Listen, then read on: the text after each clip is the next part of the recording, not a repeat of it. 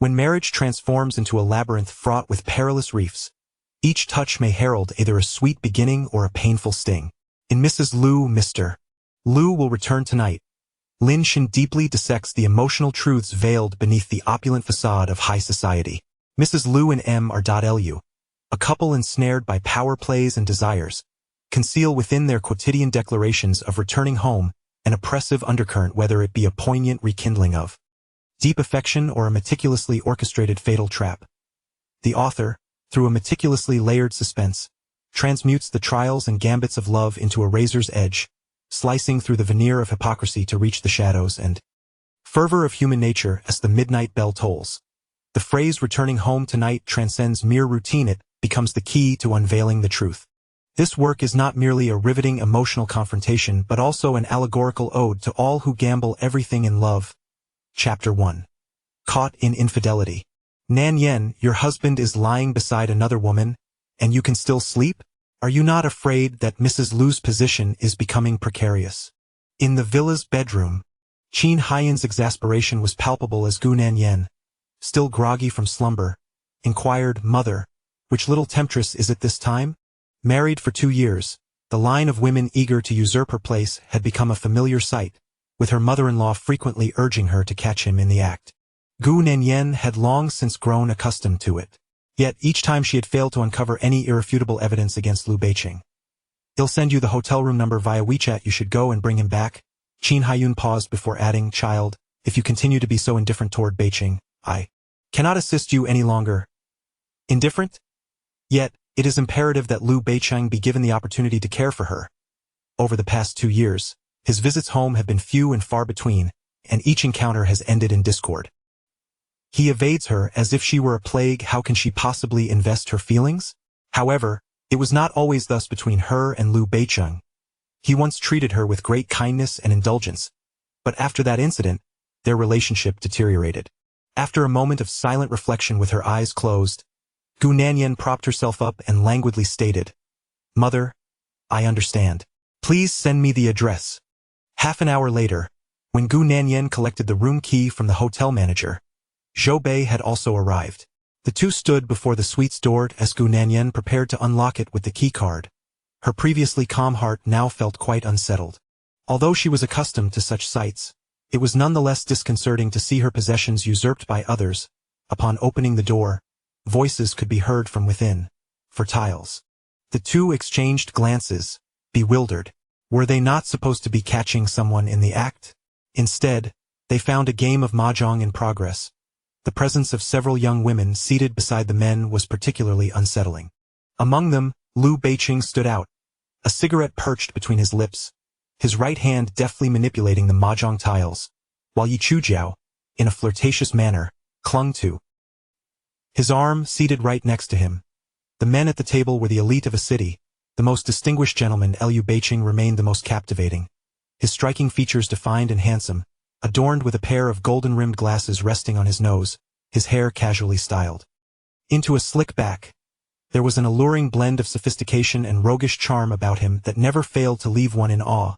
No matter how many times one beheld him, his appearance was such that not only would one spend lavishly to seek companionship, but countless women would willingly sacrifice everything for him. 2 years after he took the helm, the Liu group had ascended to become the preeminent leader in City A, commanding respect from all who crossed his path.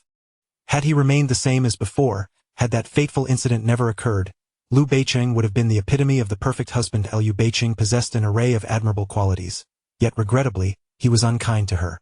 Seated with his back to the entrance, Su Mubai was taken aback upon seeing Gu Nanyan, but quickly replaced his surprise with a warm smile and greeting. "Sister."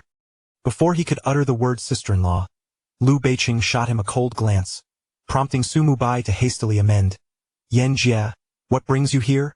Gu Nanyan responded with a composed smile, leisurely entering. "I missed you. Just thought I'd drop by." "Please don't." Sister, stealing a glance at Liu Beiqing, Su Mubai added, "Yan Jia, I dare not engage in your jest." It was clear she had come to confront his elder brother. Over the past 2 years, they had grown accustomed to it. What could his brother possibly be thinking, leaving such a stunning wife at home, neglected? This evening, Gu Nanyan donned a knee-length neck little black dress. Her flowing, Cascading black waves of hair fell effortlessly, each strand exuding an irresistible aura. As she approached the mahjong table, the young women in the room were left awestruck. Upon noticing Gu Nanyan's arrival, Yichu released Lu Biqing's arm and stood to greet her. Nanyan. Ignoring her, Gu Nanyan cast a glance at Lu Biqing's arm. Yichu hastily explained, Beiqing just won at cards, so I was happy for him. Before Yichu could finish her sentence, Gu Nanyan raised her hand and seized her wrist. Yichu, if you touch him again, I shall sever your hand. Nanyan, listen to me. Yichu furrowed her brow. Nanyan, it hurts, you're squeezing too tightly. Yichu's cries. Lu Beiqing coldly turned his gaze towards Gu Nanyan.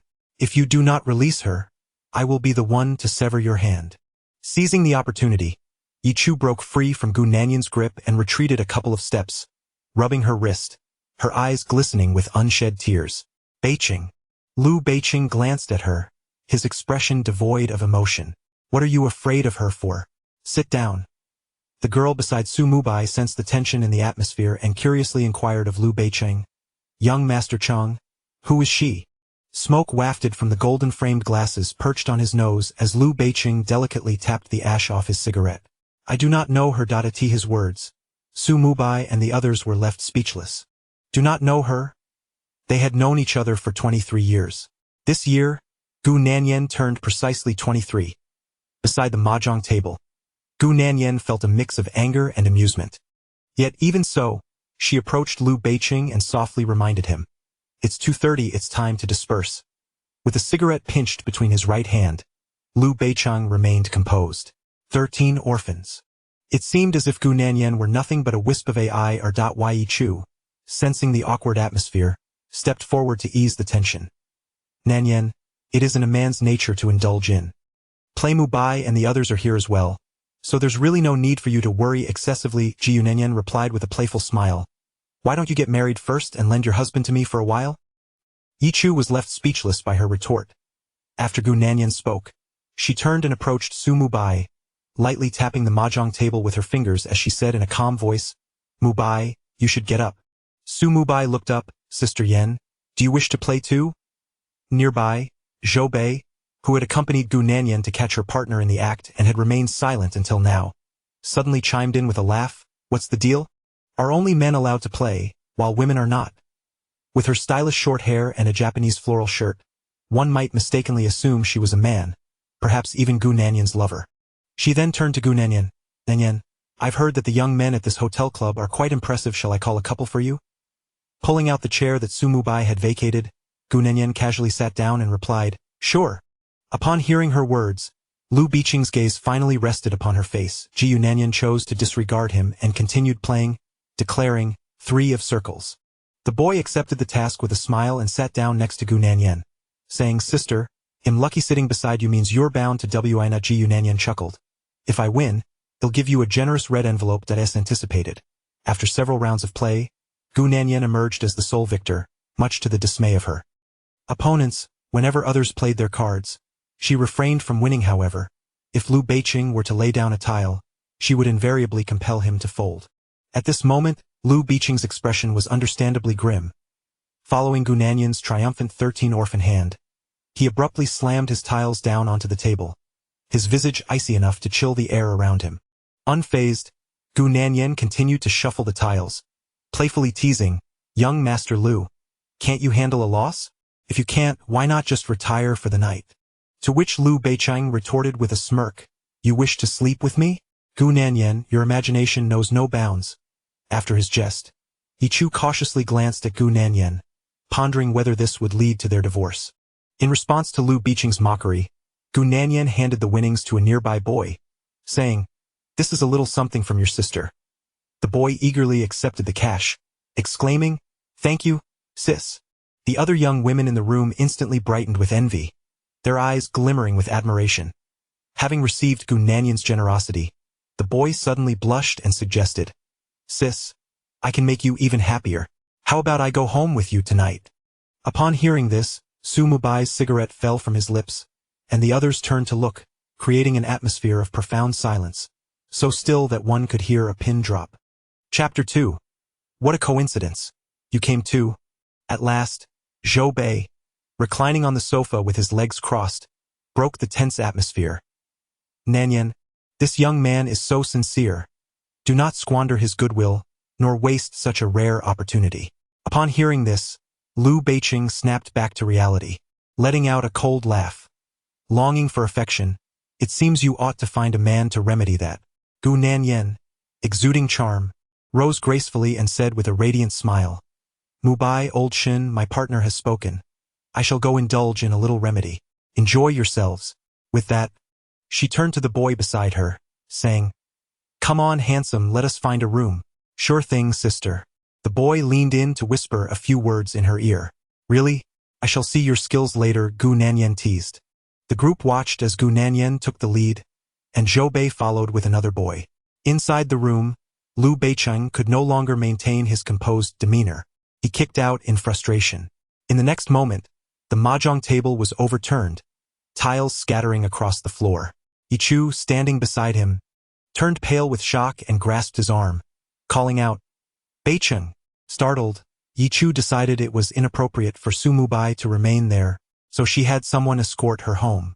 Meanwhile, by the door, Gu Nanyan, without looking back, curiously inquired about the skills of the two boys, what positions were most pleasurable, and whether this line of work was lucrative. Zhou Bei glanced back, a smile tugging at the corner of his mouth, feeling a sense of relief in his heart. In a short while, Gu Nanyan arrived at the entrance of another luxurious suite, holding the room card, when Liu Beiqing, with a stern expression, approached her. The notion of desiring other men was utterly inconceivable to him. Anything that Liu Beiqing deemed undesirable, others would not dare to touch. Upon seeing him, Gu Nanyan greeted him with a warmth akin to that of an old acquaintance. What a coincidence! Are you here to book a room as well? Where's Yichu? Perhaps you could summon her to join us. Before Liu Beiqing could respond, Gu Nanyan continued, as a married couple, even if I cannot share your bed, at the very least, let me witness your prowess in that domain. Otherwise, if we ever divorce, I would be at a loss when asked about my ex-husband's skills in bed. Gu Nanyan's teasing drew a fond smile from Zhou Bei, who watched her with affectionate amusement. Liu Beiqing retorted, Gu Nanyan, you truly are shameless. To which Gu Nanyan casually replied, If I weren't shameless, would I have married you? Would I be lying on your bed? They had only obtained a marriage certificate without holding a wedding. It was initially planned, but Liu Beiqing had abruptly cancelled it. This matter had remained a thorn in Gu Nanyan's heart. Consequently, very few were aware of their marriage.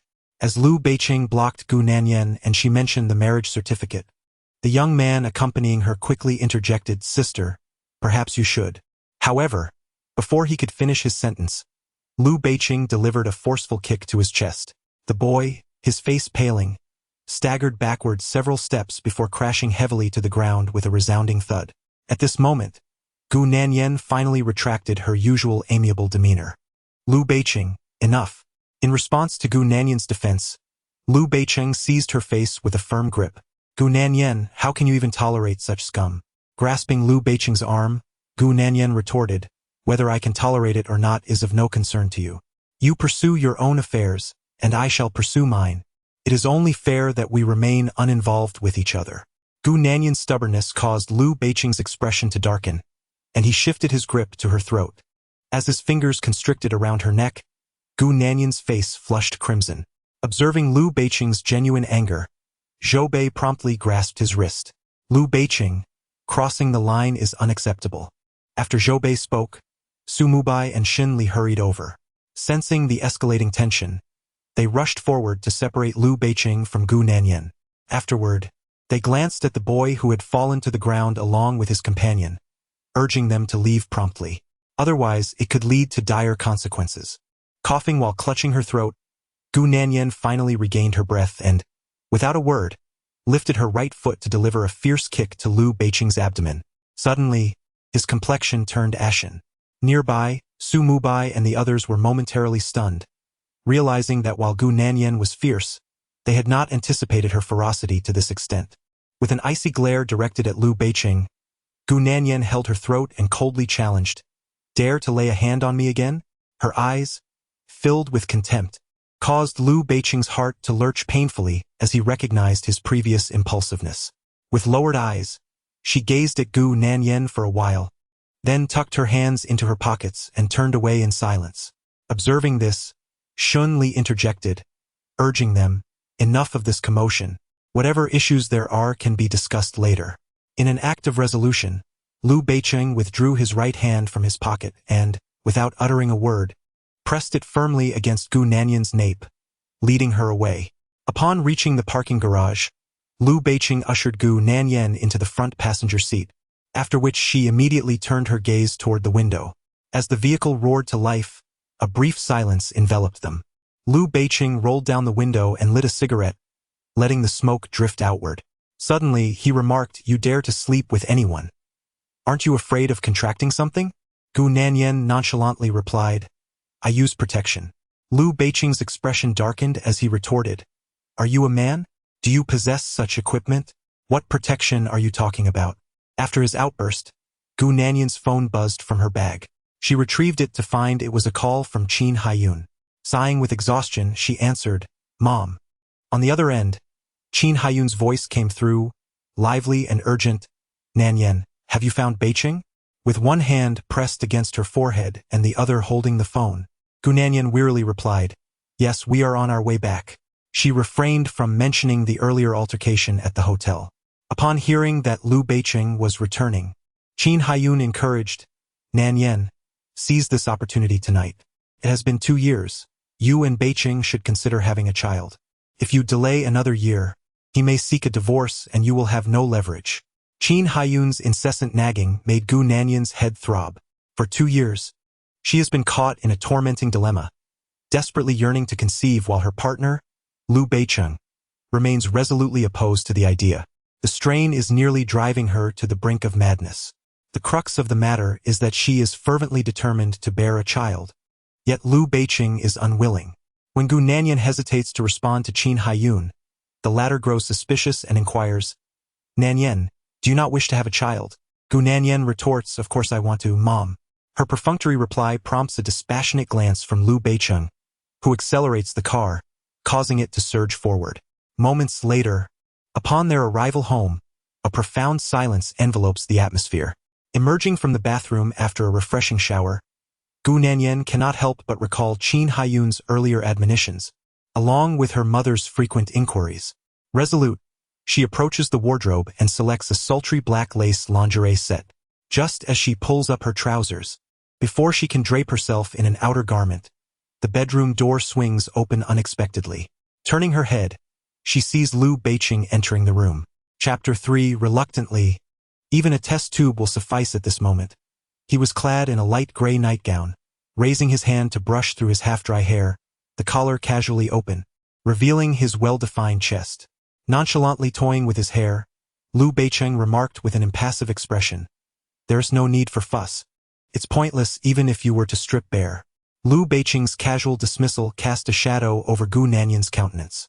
Slowly lifting the delicate veil, she calmly stated, "Liu Beicheng, please cooperate and fulfill the task. Thereafter, you can live as you wish, and I shall not intrude upon your life." Then, shifting her tone, she added, "If you truly refuse, then a test tube will suffice." Upon hearing this, Liu Beicheng flung the towel to the ground and grasped her chin, amusedly inquiring, "Gu Nanyan, do you think of me as a mobile sperm bank?" Mobile sperm bank? Left speechless in the face of Liu Beicheng, Gu Nanyan found herself at a loss for words. Their eyes locked, and as he saw himself reflected in her gaze, Liu Beicheng leaned in closer, almost brushing his lips against hers. Gu Nanyan instinctively recoiled. At that moment, Liu Beicheng snapped back to reality, straightening up and coldly stating, "Gu Nanyan, do you aspire to leverage motherhood to elevate your status? To bear my child?" After a brief pause, he continued, "You are rather unqualified for that." Unqualified? Gu Nanyan felt a pang in her heart. It was because he did not harbor feelings for her, because their union had been arranged by their families, and due to the collaboration between their companies. Thus, Liu Beicheng found her utterly unworthy in his eyes. Immediately after, he lifted his right hand and grasped Gu Nanyan by the nape of her neck, forcefully pulling her closer, locking his gaze with hers as he reminded her, "Gu Nanyan, you have 1 year. If within this year you cannot allow me to conceive a child with you, then you may leave." With that, He turned and strode to the wardrobe, selecting a dark suit to change into, donning a pair of gold-rimmed glasses before slamming the door behind him. Bang!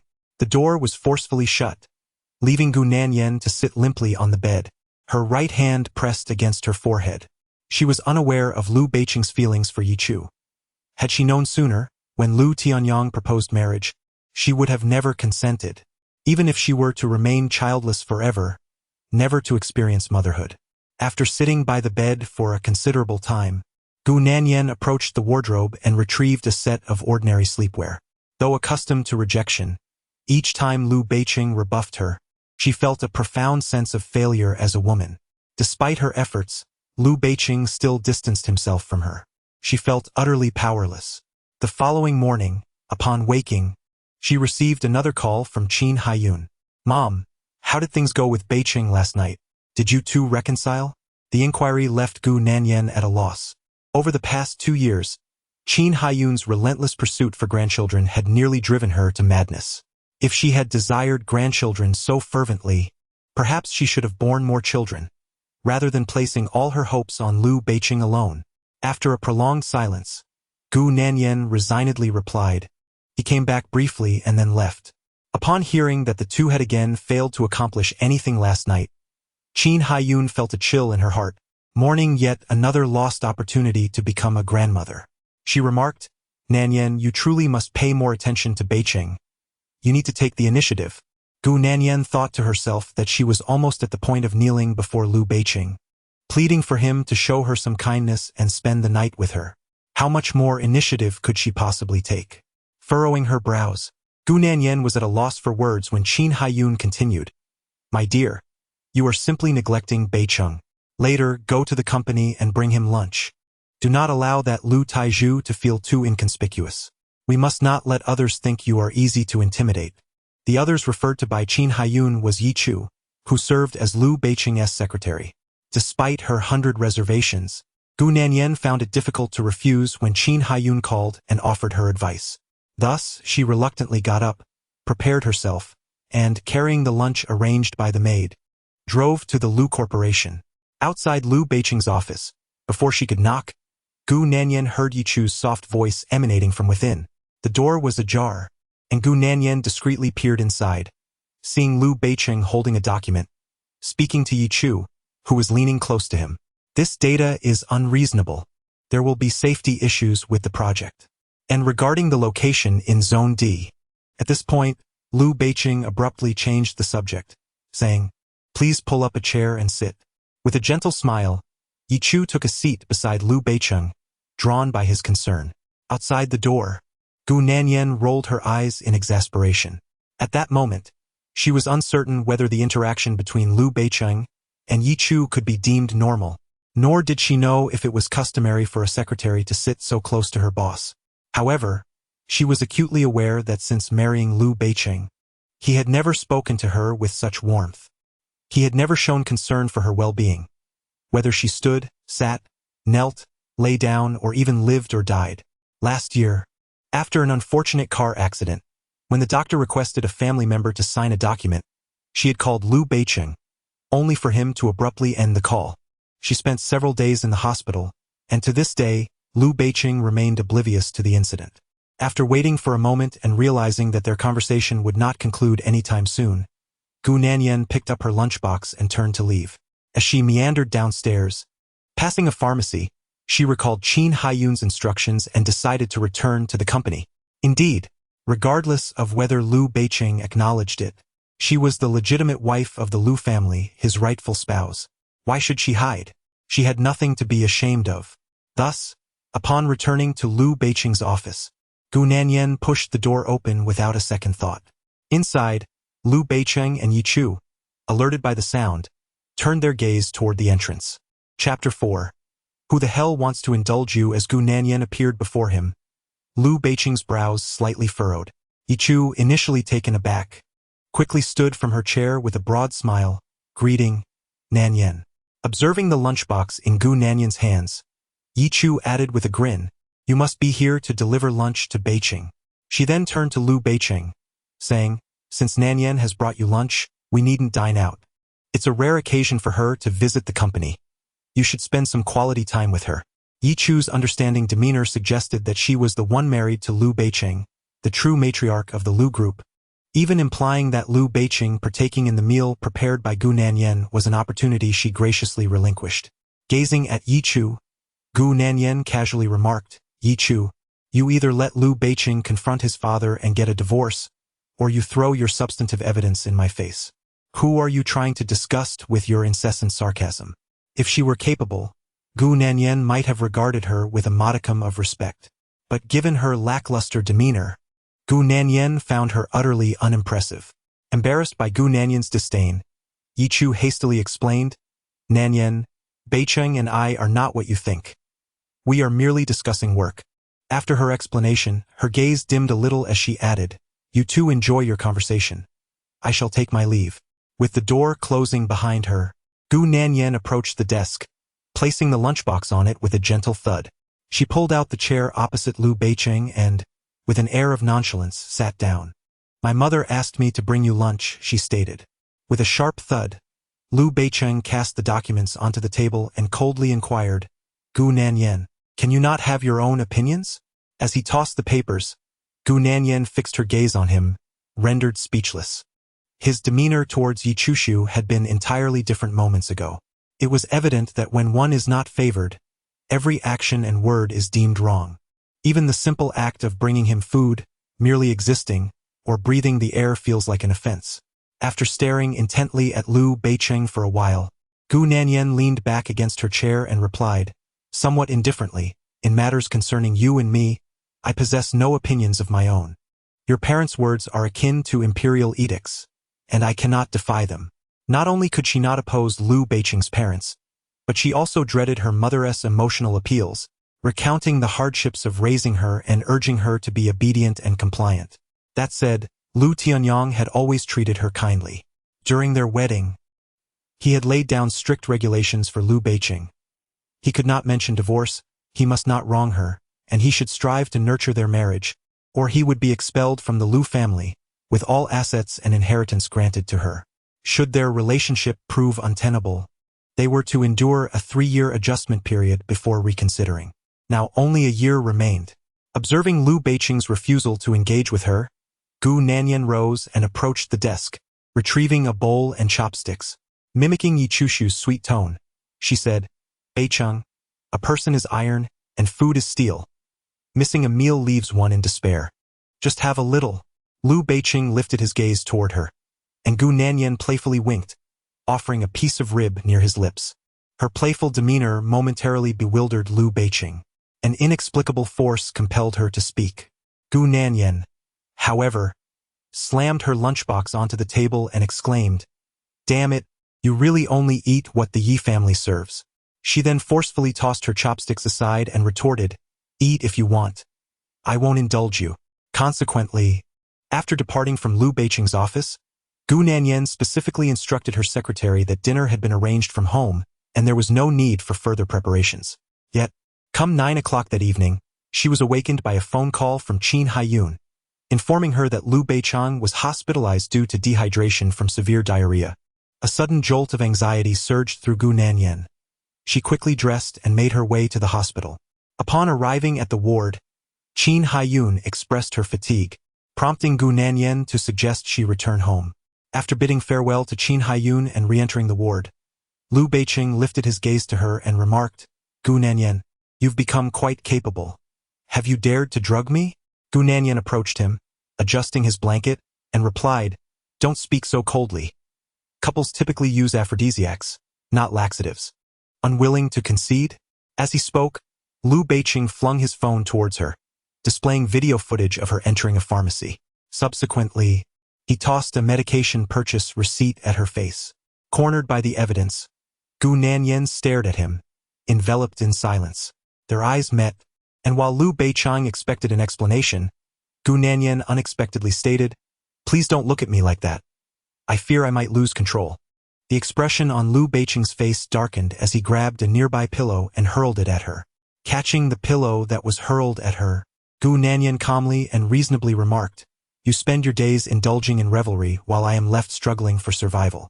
Is it too much to administer a little dose of medicine to find some psychological balance? Upon hearing her words, Liu Beiqing grasped her wrist and pulled her close, his voice deep and resonant as he inquired, Gu Nanyan, are you feeling jealous? Gu Nanyan was taken aback by his question, but then burst into laughter, saying, rest assured, I wouldn't even be envious of you if I were to eat excrement.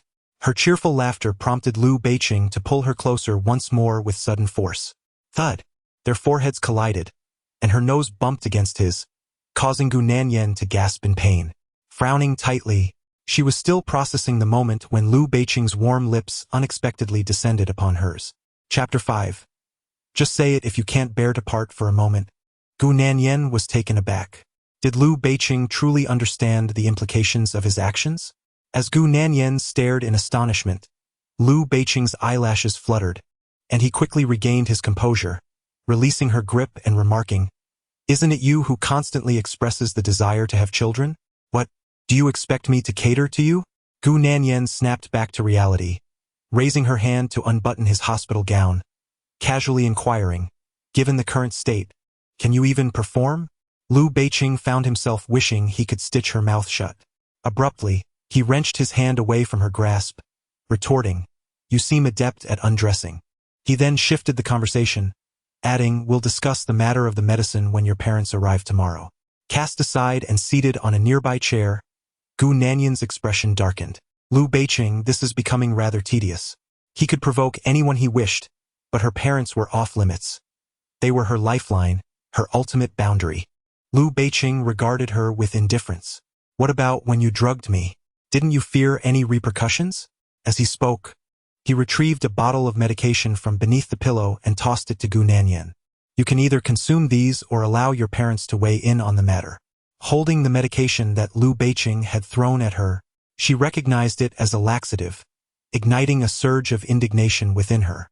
Yet, she suppressed her fury, gritting her teeth and replying, Fine, Liu Beiqing, you certainly have a ruthless streak. Rather than endure a lengthy reprimand from her mother, akin to the lamentations of Meng Jiangnu at the Great Wall, Gu Nanyan opted for a brief stay in the hospital. Immediately, she poured the medicine into her palm, preparing to ingest it. As Gu Nanyan truly felt the urge to eat, Liu Beiqing once again grasped the pillow, striking her lightly yet firmly. The medicine scattered across the floor.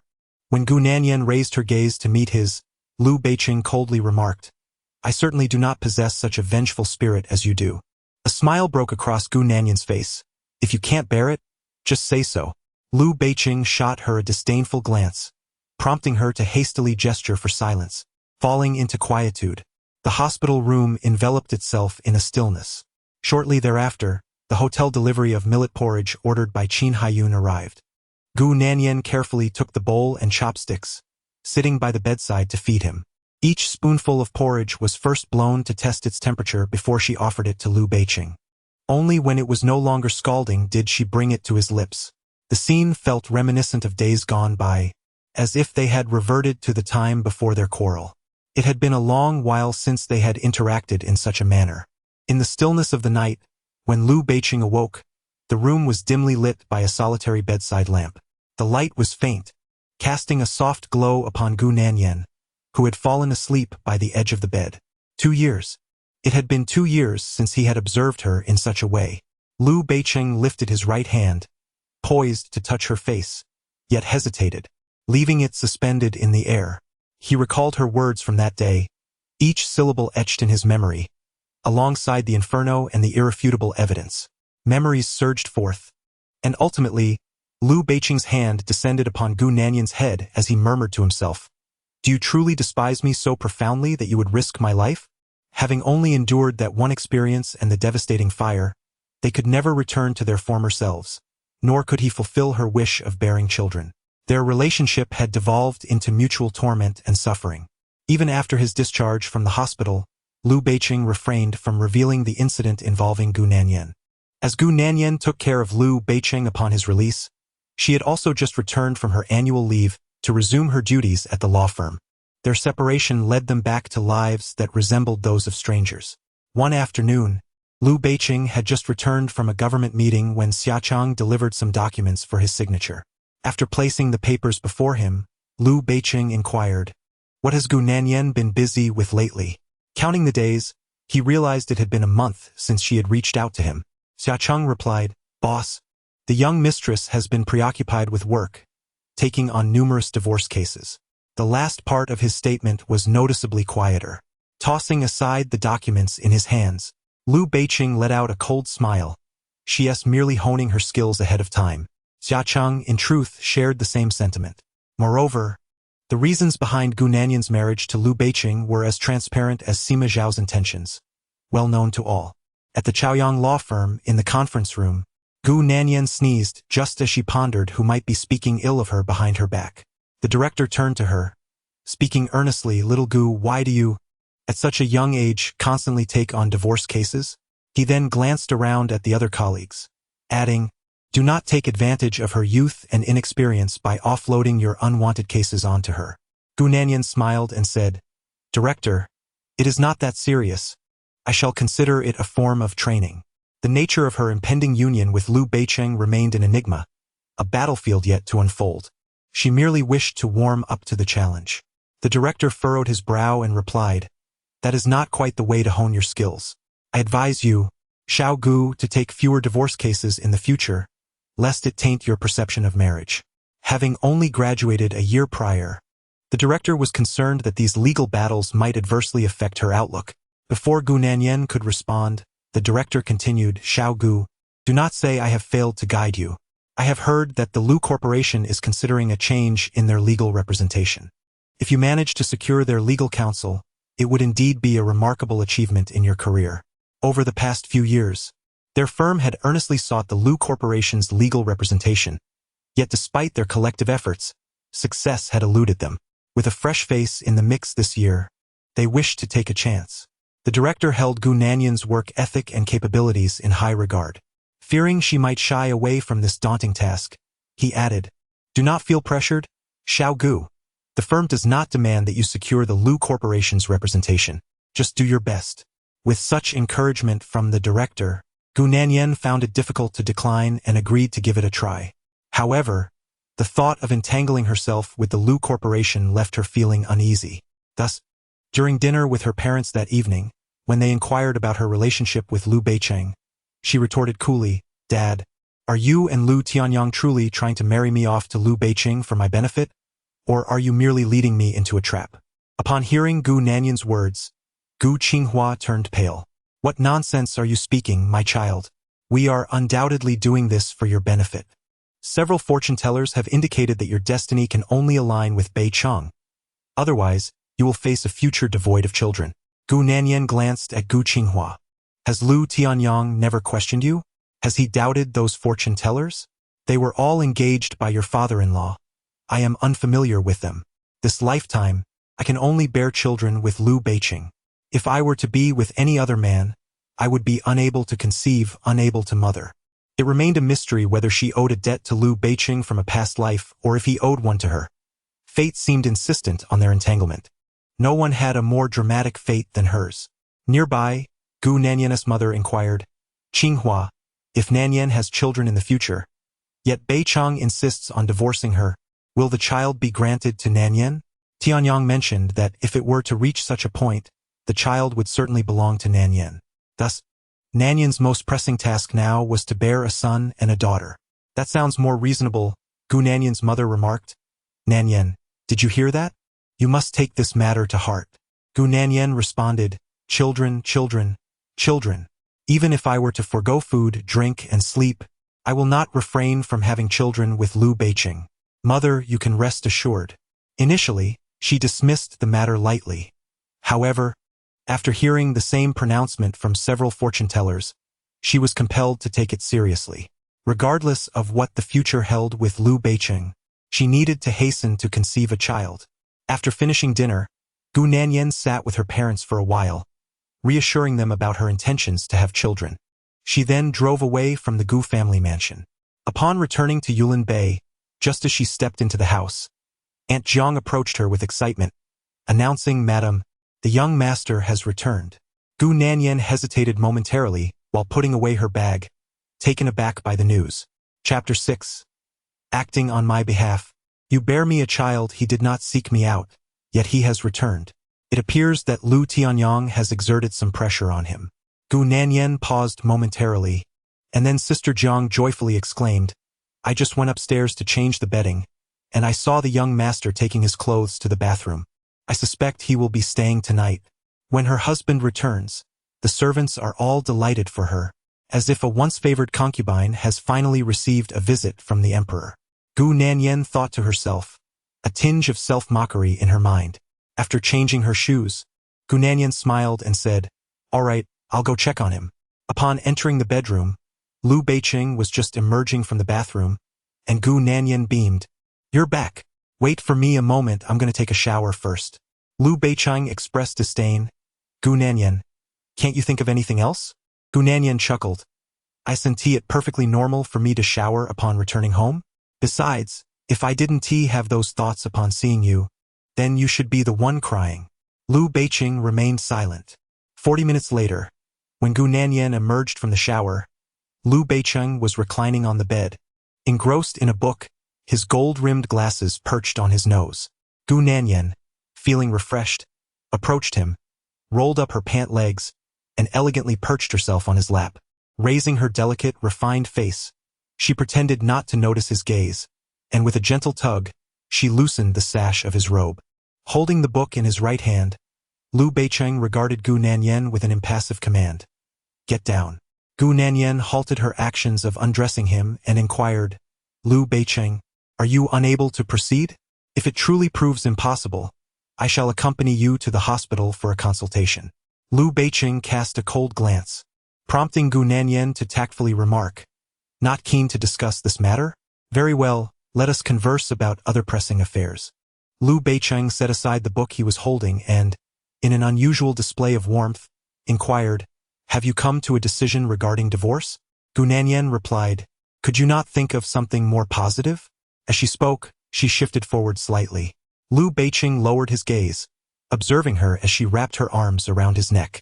Regarding the legal representation of the Lu Group, do you believe it is feasible? Before Gu Nanyan could finish her thought, Lu Beiqing interrupted. Do not even entertain such notions. Please, Gu Nanyan exclaimed. What distinguishes your representation of other firms from that of Chaoyang? Are there terms we can negotiate? Lu Beiqing appraised Gu Nanyan with a slight smirk. And how do you propose to negotiate? Through unspoken rules? Gu Nanyan, with your disposition, I wouldn't even consider such an arrangement, let alone pay for it. Gu Nanyan possessed an enchanting beauty, one that could capture your very soul. Upon encountering her, one would find themselves entranced day and night. Yet, her trivial schemes had become apparent to him the moment she entered. Lu Beiqing, with his aloof demeanor, felt Gu Nanyan's hands resting on his shoulders, her fingers teasingly playing with his earlobe. What if I were to cover your fees and in return, you grant me a child? Lu Beiqing lifted his gaze. You wish for your son to inherit my estate? How delusional. After 2 years of marriage, Gu Nanyan's persistent focus on the subject of children made Lu Beiqing feel as though he were merely a vessel for her reproductive desires. Gu Nanyan smiled brightly. How do you know it's a son? What if it's a daughter? Perhaps I should write a letter of commitment stating that my son will not inherit your fortune. Upon hearing this, Lu Beiqing's expression darkened, and he curtly replied, Leave. Gu Nanyan placed her hands on Lu Beiqing's shoulders.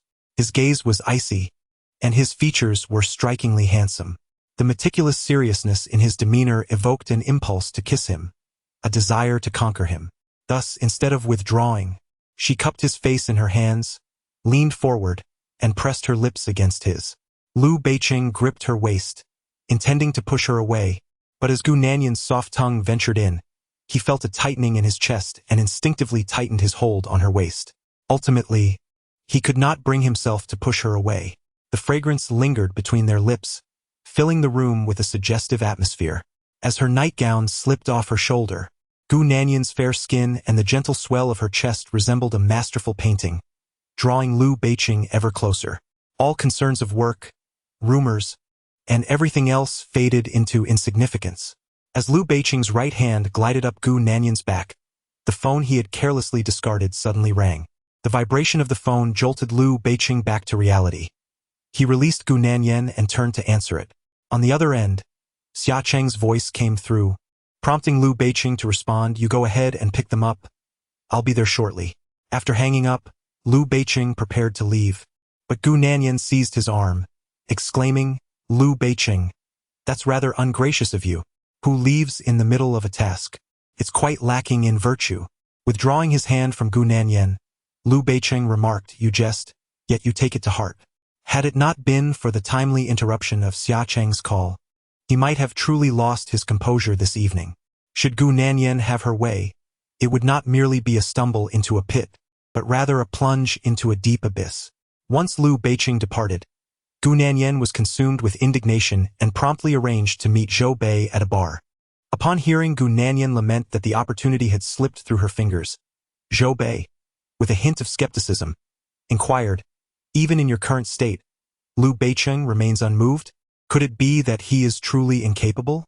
Gu Nanyan replied, "It is most likely that he finds me distasteful." Zhou Bei countered, "Let him enjoy himself for now. Should he ever truly depart, he would bear no responsibility for the child. What is he thinking? If I had a wife like you, I would ensure you never left the bed." Zhou Bei's crude remarks made it seem as if he were indeed a man of stature. The maddening part was that her casual demeanor attracted the attention of numerous girls who were watching her intently. As the two delved into such intimate discussions, Zhou Bei scrolled through his phone, his expression suddenly darkening. He then handed the device to Gu Nanyan, stating, "Nanyan, your Liu is indeed crossing the line." Upon receiving Zhou Bei's phone, Gu Nanyan's countenance also soured. While others shared bicycles and charging devices, she found herself in the unfortunate position of sharing a husband. It was one thing for him to revel in indulgence outside, but to display disdain in her presence was a blatant disrespect. With a decisive clink, she overturned her glass upon the table and stood to leave, only to be confronted by a group of girls who blocked her path. "Oh, is that not Gu Nanyan, the esteemed young lady? Your complexion appears rather poor this late at night. Are you drowning your sorrows in alcohol? Chapter 7 Are you controlling me?" The bar was dimly lit, and the cacophony of voices mingled with the music created a lively atmosphere. Before Gu Nanyan could speak, the girl continued, "Beiqing hasn't he returned home again tonight? Yes, probably with another woman." Zhou Bei, hands tucked into his pockets, smiled lightly and said, "On such a late night, Su Mingzhu, are you also drowning your sorrows in alcohol? Yet, on second thought, perhaps you should. Liu Beiqing's parameters have changed like the seasons, and after 2 years, you still haven't made the list. You." Su Mingzhu's face flushed with anger. "So what? Do you genuinely believe Gu Nanyan is Liu Beiqing's wife, Mrs. Liu? Try asking her to call Liu Beiqing's husband and see if he responds." It was originally her Su family that had a closer relationship with the Liu family. Both patriarchs had been discussing her potential marriage to Liu Beiqing, only for Gu Nanyan to seize the opportunity first. Thus, she had suffered countless defeats to Gu Nanyan, adding to her frustrations. Today, having finally encountered her, she could not let this chance slip by. Zhou Bei retorted, "Whether Nanyan calls Liu Beiqing or not, I cannot say if he would respond, but you calling him certainly would not elicit a reply." At this point, Zhou Bei raised his eyebrows. "Su Mingzhu, if you've lost, accept it gracefully and refrain from further antics." Su Mingzhu exploded, "I lost to her? Do you think Gu Nanyan is someone of significance? Were it not for old Liu's momentary lapse in judgment, would she have this opportunity? Besides, does she truly hold Liu Beiqing's affections? Does he grant her even an ounce of respect? Having held the certificate for 2 years, the wedding remains uncelebrated. Throughout this period, how many women has Beiqing been involved with? Does Gu Nanyan not have a clear understanding of this? Is this not a silent protest from Beiqing regarding their marriage and her presence in his life? How is it possible for him to cling so tenaciously? Were I in her position, I would have long since leapt into the river, utterly oblivious to the gravity of the situation." Zhou Bei's expression darkened as Su Mingzhu continued her tirade. "You, Zhou Bei, born of a mother but lacking a father, are perpetually ambiguous. Are you a woman or a man? Surely you must know within yourself." Initially, Gu Nanyan paid no heed to Su Mingzhu's provocations until she insulted Zhou Bei. Without hesitation, Gu Nanyan seized the full glass of wine before her and splashed it across Su Mingzhu's face, exclaiming, Su Mingzhu, have you caused enough chaos? If it were Yi Chu shouting at her, she might have spared a glance. For Yi Chu had the merit of remaining by Lu Beiqing's side, serving as his secretary. But what was Su Mingzhu? Lu Beiqing had never bestowed upon her a single glance. It was merely the Su family that sought to ingratiate themselves. Such a person was hardly worthy of her consideration. Infuriated by the wine splashed upon her, Su Mingzhu erupted, hurling her bag towards Gu Nanyan. How dare you douse me with wine?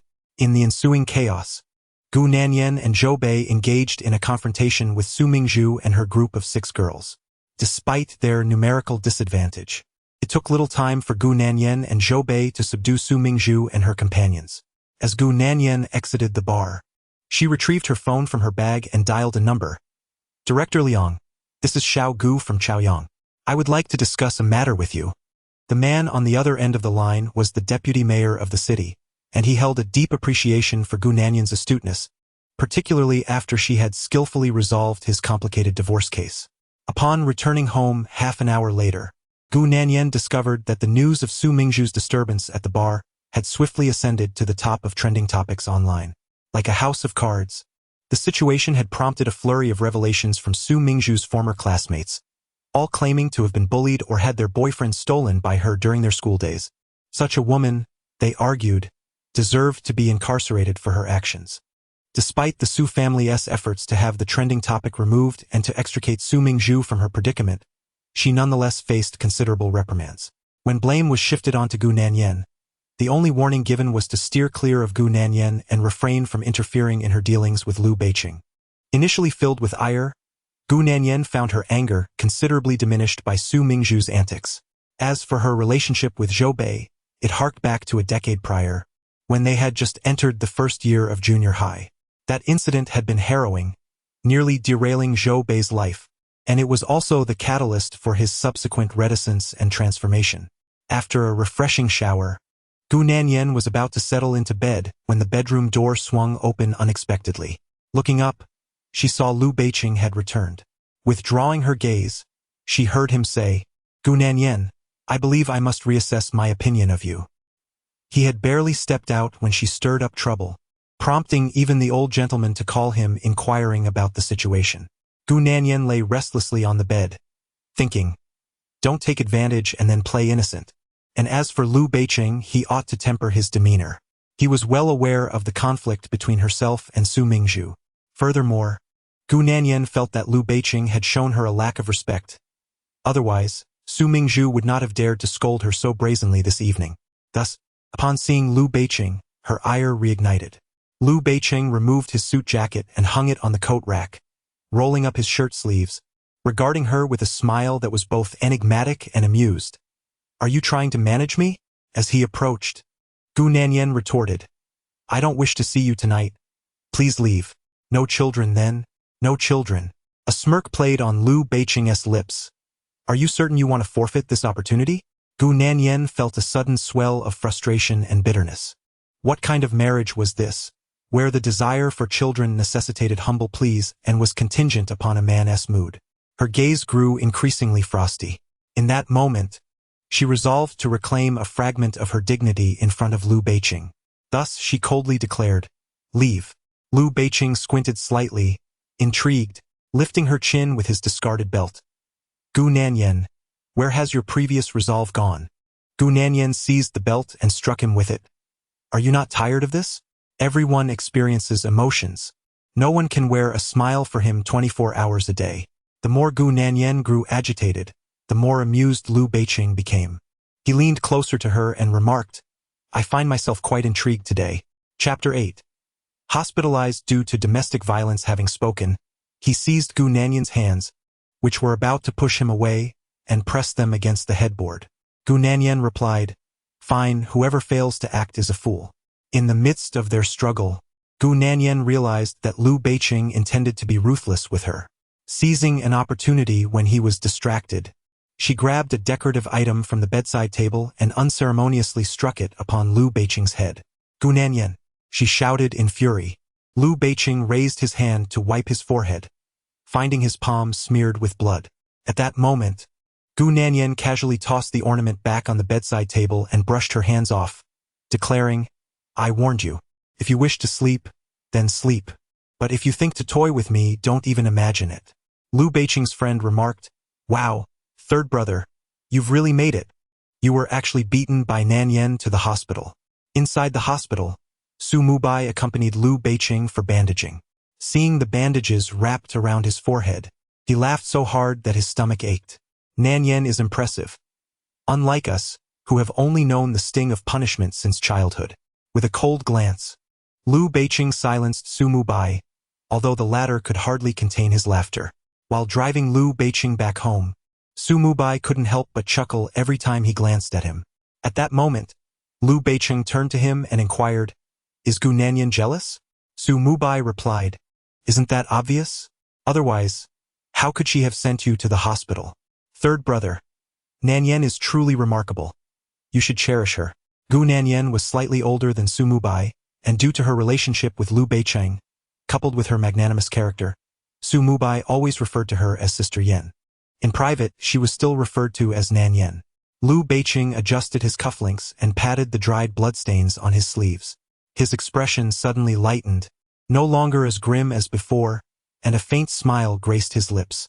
Su Mubai remarked, "Third brother, have you been struck senseless by Nan Yen?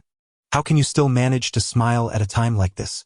Think about how you will face people tomorrow and how you will explain this injury." Lu Beiqing dismissed the concern with a wave. "What is there to explain? My wife gave me a beating, after all." In the villa's bedroom, after Lu Beiqing left with his injuries, Gu Nanyan did not wait for his return. The next morning, as she prepared to leave, she headed directly to the Lu group to discuss legal representation. In the meeting room, the secretary politely informed her, "Lawyer Gu, President Lu is in a meeting and will not discuss the legal matters today." The secretary relayed to Lu Beiqing that Lawyer Gu from Chaoyang law firm had arrived, to which he curtly replied, "Do not grant her an audience.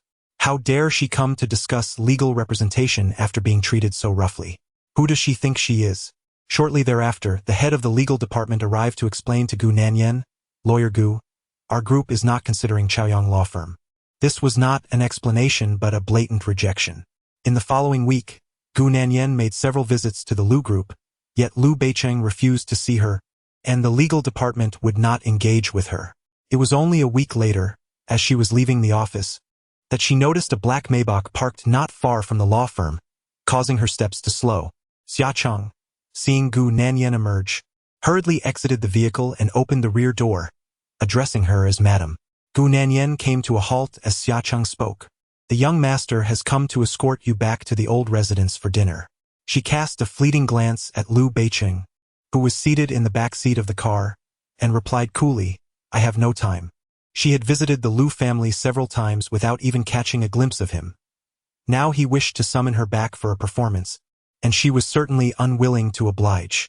In the back seat, Lu Beiqing remained poised, his expression seemingly indifferent. He remarked, "It appears you truly have no desire to become a mother." This statement irked Gu Nanyan, and she crossed her arms, lowering her gaze to meet his. "Have you ever offered me the opportunity?" Lu Beiqing brushed off an almost imperceptible speck of dust from his sleeve, responding, "If you cannot reach me, it is a matter of your own inadequacy." Then he lifted his gaze and added, "Gu Nanyan, I will return once a month. Whether you can seize the moment is entirely up to you." Once a month? What if the timing were off? That would render his visit futile, and Lu Beiqing was not one to concede easily. He would not abide by the rules. Considering this, Gu Nanyan asserted once a week with no room for negotiation. Lu Beiqing studied her for a moment, his slightly flushed lips curving into a smirk. "Get in the car." Recently, Lu Tianyang had been closely monitoring him, and both the elders had exerted considerable pressure. The question of whether or not to have children was secondary. However, his attitude needed to be proper. Lu Beiqing acquiesced, and in the next instant, Gu Nanyan flashed a charming smile, bending to settle beside him.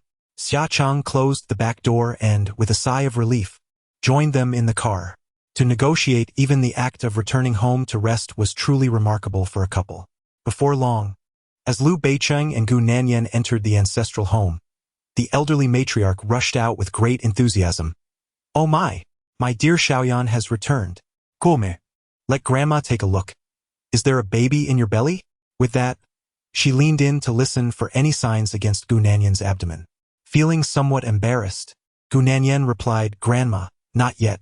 The old lady's expression soured as she straightened up and remarked, "Xiaoyan, you and Beiqing have been married for 2 years now.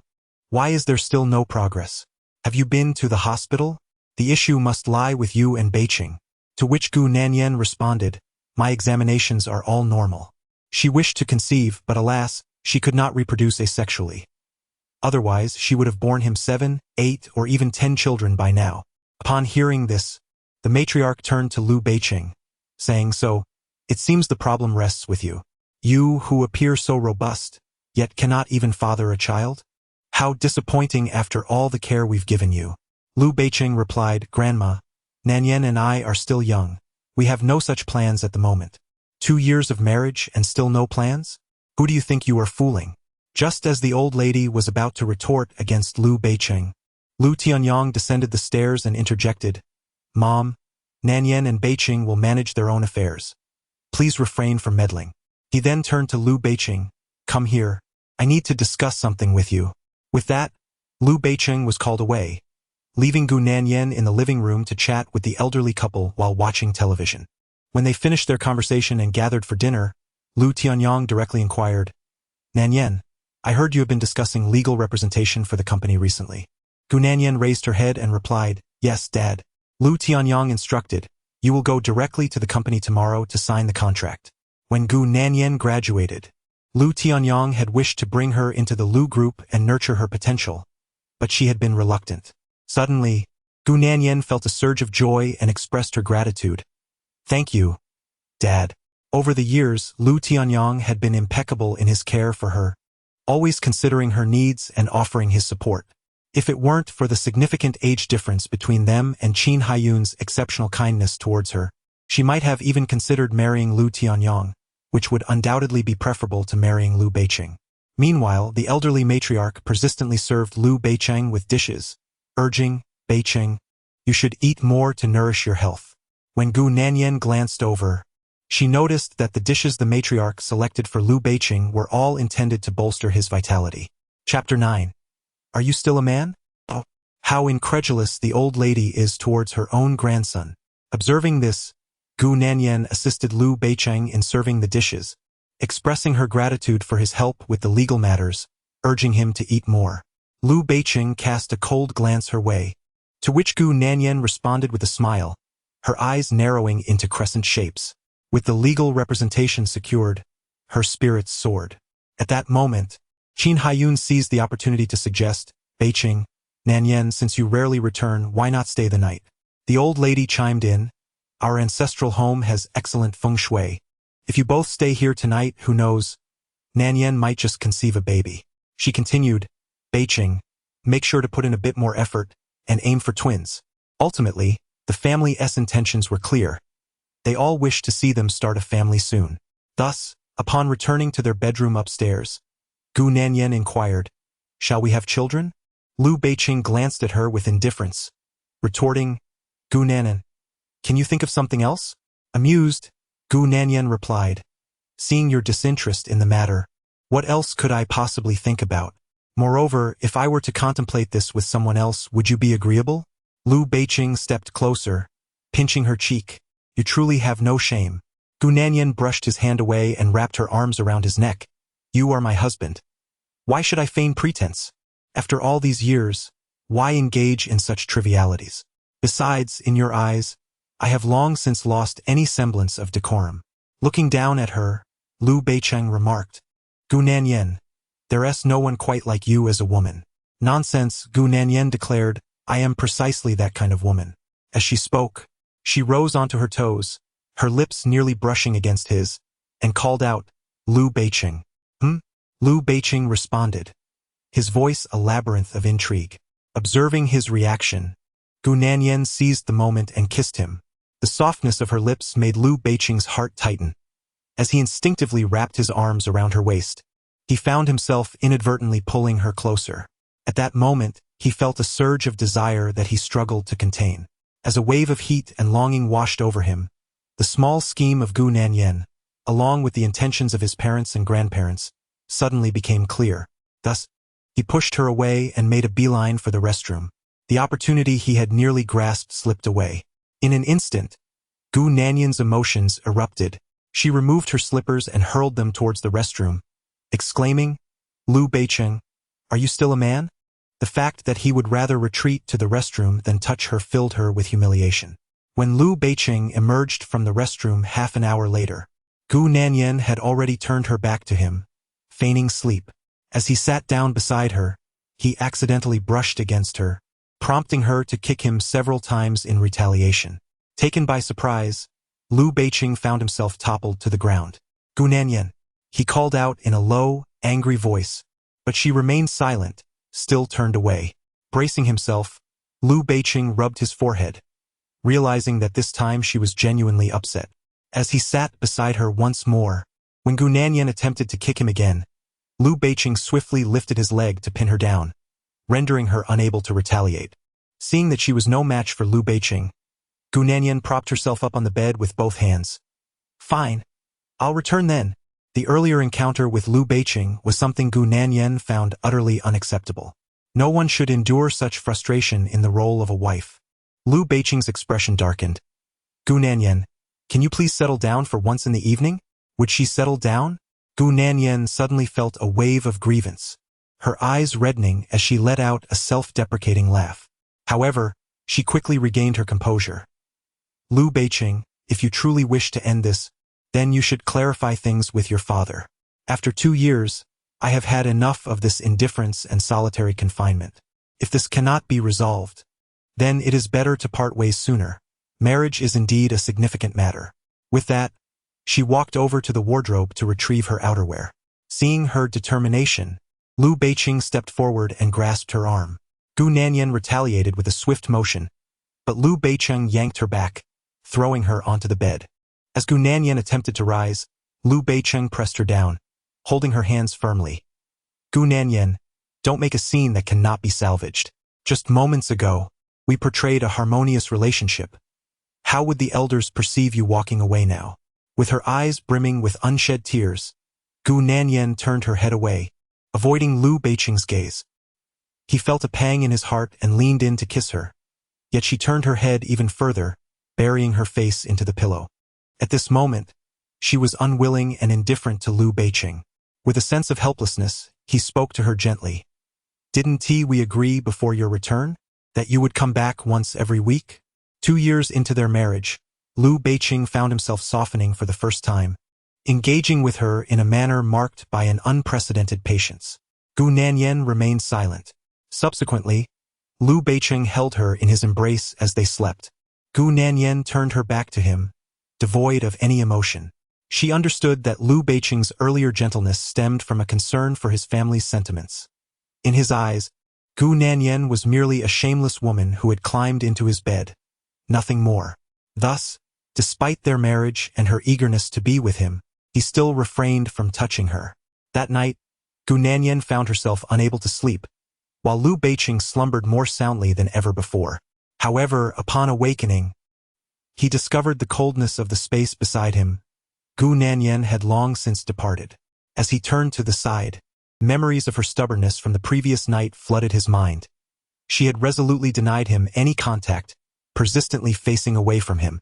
A sense of discomfort settled in his heart. In the past, no matter what he said or did, regardless of the disdain he showed her, she would respond with laughter.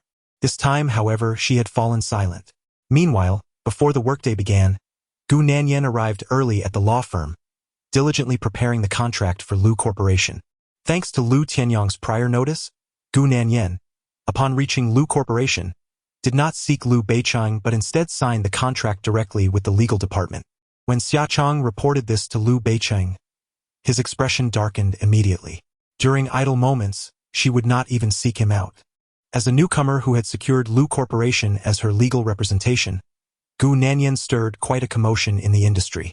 Within the law firm, there were few who harbored expectations that Gu Nanyan could secure the Liu Corporation. Rather, they merely encouraged her to give it a try. To everyone's astonishment, Gu Nanyan achieved success in no time. The director of the firm was elated, hosting a celebratory banquet for all the staff that very evening. At the dinner table, the director, brimming with joy, raised a toast to Gu Nanyan. Little Gu, you have truly exceeded our expectations and brought us such joy. Who would have thought that the collaboration we had struggled with for years would be secured upon your arrival? From the moment I first laid eyes on you, I sensed your boundless potential. Now, let us raise our glasses to you. Gu Nanyan, lifting her glass, stood and replied, Director, you flatter me. The director downed his drink in one gulp, and Gu Nanyan graciously followed suit. Nanyan, here's to you. Nanyan. Meanwhile, at Yulin Bay No. 1, in the study, Liu Beiqing, who rarely returned home, found it unsettling that Gu Nanyan had yet to come back at this late hour. Rising from his seat and moving toward the floor-to-ceiling window, he peered outside, only to be met with the absence of any sign of her return, which further darkened his expression. Chapter 10. Liu Beiqing. Am I sweet? It appears that she is not as he had imagined. Her family business operates on two fronts. Before long, when Sister Jiang brought in some pastries and tea, Liu Beiqing casually inquired about Gu Nanyan's usual circumstances.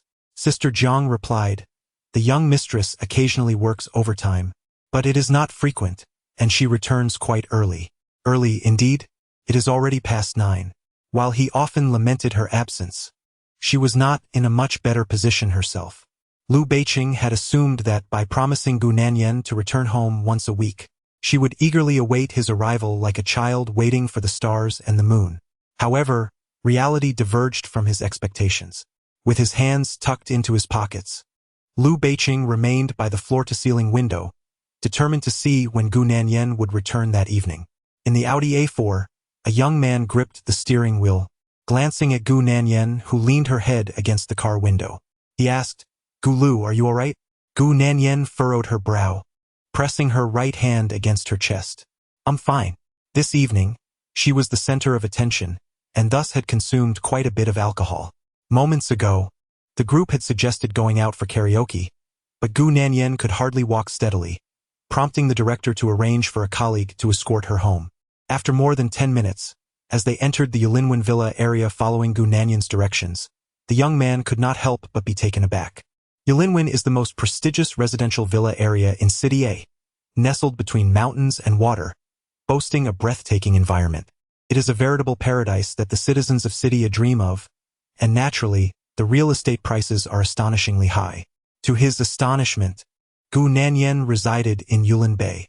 As the car came to a halt at Yulin No. 1, as indicated by Gu Nanyan, the boy was further taken aback. If his memory served him right, Yulin No. 1 was a grand villa constructed on nearly 100 acres of land, acquired by a prominent figure in City A. Just as Gu Lu was about to confirm this with Gu Nanyan, the grand gate of the villa slowly swung open, revealing a tall man clad in a dark gray robe, his expression stern as he sauntered out with deliberate ease. Upon recognizing that the man was Liu Beiqing, the boy's grip on the steering wheel tightened, the veins on the back of his hands visibly pronounced. Mr. Liu, he quickly exited the car to greet him. Liu Beiqing cast a dispassionate glance in his direction before approaching the passenger side and opening the door. The scent of alcohol wafted from Gu Nanyan, and Liu Beiqing's gaze towards her was frigid enough to cut. Gu Nanyan, who permitted you to drink outside? From the driver's seat, Gu Nanyan, upon hearing Liu Beiqing's voice, lifted her head in surprise and exclaimed, Oh, you're back. Clearly, she had forgotten their prior arrangement. After exchanging pleasantries and smiling at Liu Beiqing, she resumed her attempt to unbuckle her seatbelt, muttering to herself, Why can't I get it off? Liu Beiqing's face twisted in disdain. Yet he bent down to assist her in unfastening the seatbelt, subsequently lifting her from the car. Instinctively, she wrapped her arms around Liu Beiqing's neck, insisting, Liu Beiqing, I'm not drunk. Put me down, I can walk on my own. In response, Liu Beiqing tightened his embrace around her. It seems to be a declaration of sovereignty. At the entrance, the boy stood there, utterly astonished. It is no wonder that Gu Lu was able to secure the legal representation for the Liu family. It turns out he shares a connection with Mr. Liu. Recalling the look in Liu Beiqing's eyes just moments ago, the boy shuddered. Surely Mr. Liu would not have any misunderstandings. Hastily, he hopped into the car and retrieved Gu Nanyan's bag, saying, Mr. Liu, this is Gu Lu's bag. He further explained, Mr. Liu, The firm is having a dinner tonight, and due to my alcohol allergy, I cannot drink, so I am responsible for driving my colleagues home. Liu Beiqing accepted the bag handed over by the boy, replying nonchalantly, "Thank you." It was a rather curt response from Mr. Liu.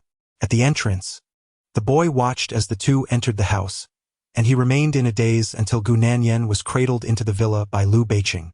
It dawned on him that Gu Lu had such an impressive background. It appeared that their law firm was about to ascend several tiers. Upon returning to the upstairs bedroom while still holding Gu Nanyan, Liu Beiqing unceremoniously placed her on the sofa, then pulled up a chair to sit opposite her, adopting an inquisitorial demeanor. "Gu Nanyan, are you certain that man is your colleague? Did he bring you back alone, or did he drop off others as well?" That man had a fair complexion and an elegant demeanor, the type Gu Nanyan would likely glance at more than once. Clutching a cushion, Gu Nanyan gazed at Liu Beiqing with hazy, intoxicated eyes. "Liu Beiqing, are you feeling jealous?" The more he sought to know, the less she was willing to divulge. After all, he often irked her with his persistent meddling and various rumors. Liu Beiqing gazed intently at her, lighting a cigarette for himself. Noticing Gu Nanyan's furrowed brow, he took a puff before extinguishing the cigarette. "Gu Nanyan, stop feigning ignorance and answer my earlier question."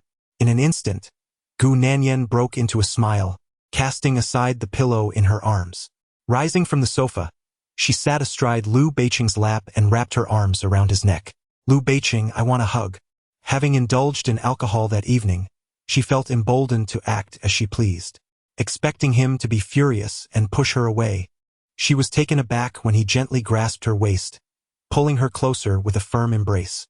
As the irritation within him began to dissipate, Liu Beiqing lifted her chin with his fingers, studying her face as a smile graced his lips. "Feeling guilty, are we? Acting coy?" Gu Nanyan wriggled free of his grasp, burying her face in the crook of his neck.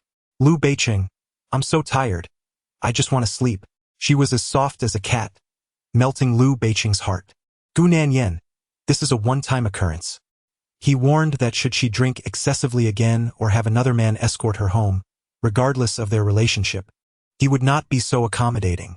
Disregarding his warning, Gu Nanyan leaned against his shoulder like a boneless doll, her soft lips brushing against his cheek. "Liu Beiqing, I want a kiss." Liu Beiqing grasped her arms and gently pushed her away. "Do not overstep." "No kiss?"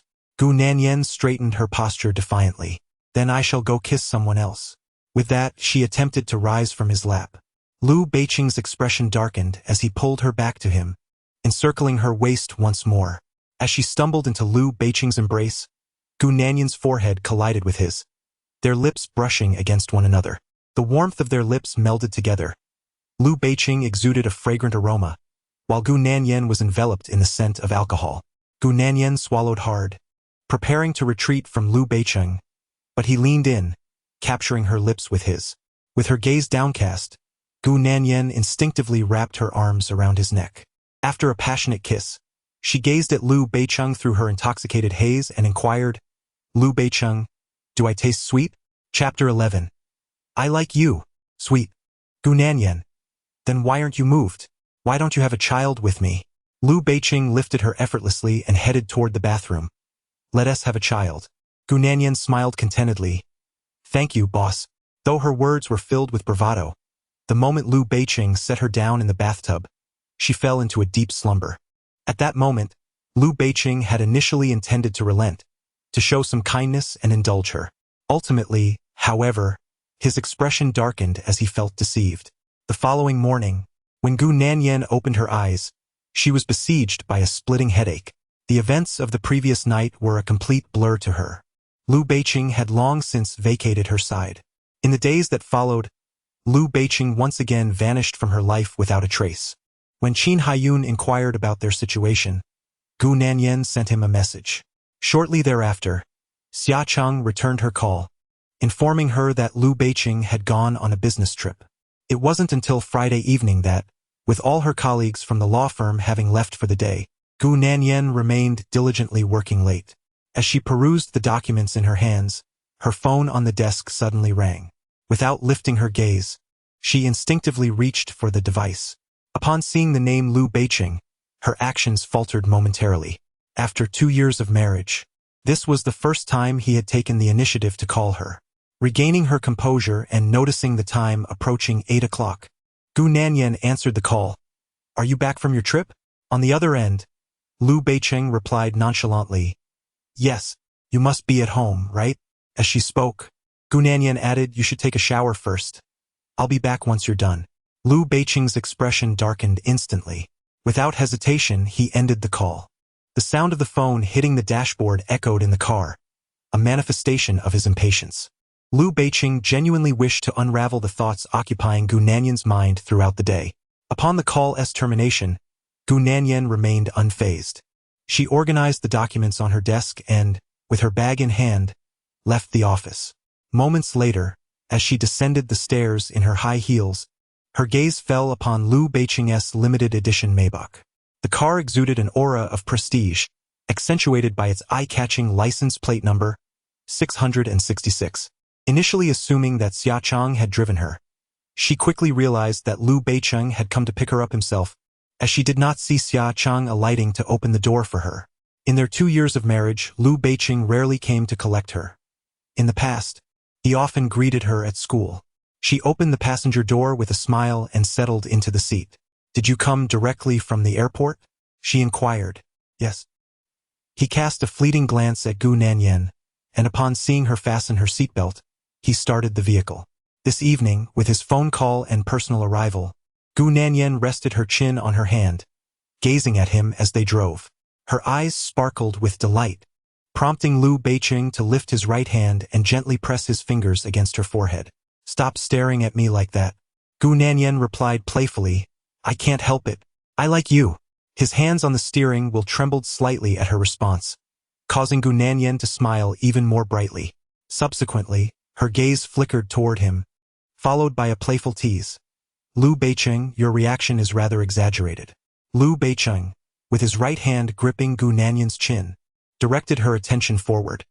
"Are you still a woman?" Gu Nanyan retorted. "Perhaps you should verify that when we return." Liu Beicheng scoffed. "You truly have no sense of modesty." The faint blush creeping up his ears was enough to send Gu Nanyan into fits of amusement. Despite being a formidable figure capable of commanding the winds and tides, he turned bashful at a couple of suggestive remarks. Liu Beicheng's palpable disdain for Gu Nanyan's laughter was evident. Thus, each time she gazed at him, he would push her away, refusing to meet her eyes. Gu Nanyan's law firm was approximately an hour's drive from Yulin Bay.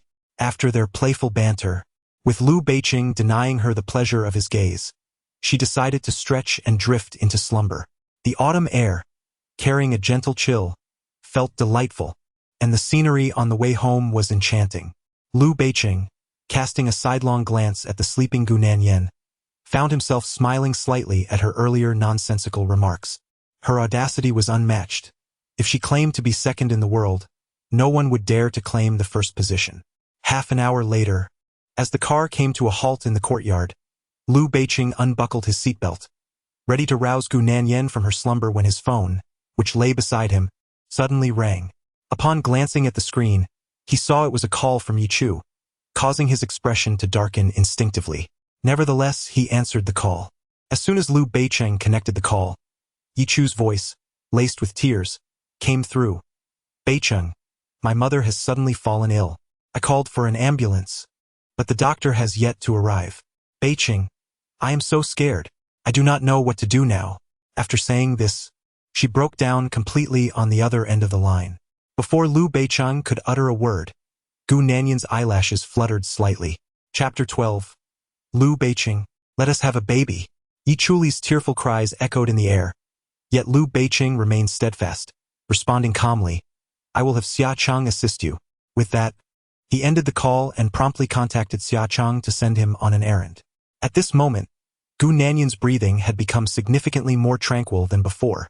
She had assumed that tonight would mark Liu Beicheng and Appo's departure.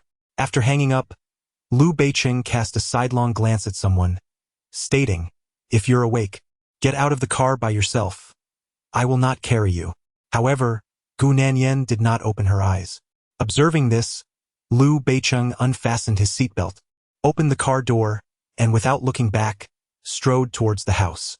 Seeing that Liu Beicheng was indeed leaving, Gu Nanyan hurriedly unfastened her seatbelt and exited the vehicle as well. Once she caught up, she intertwined her arms around Liu Beicheng's.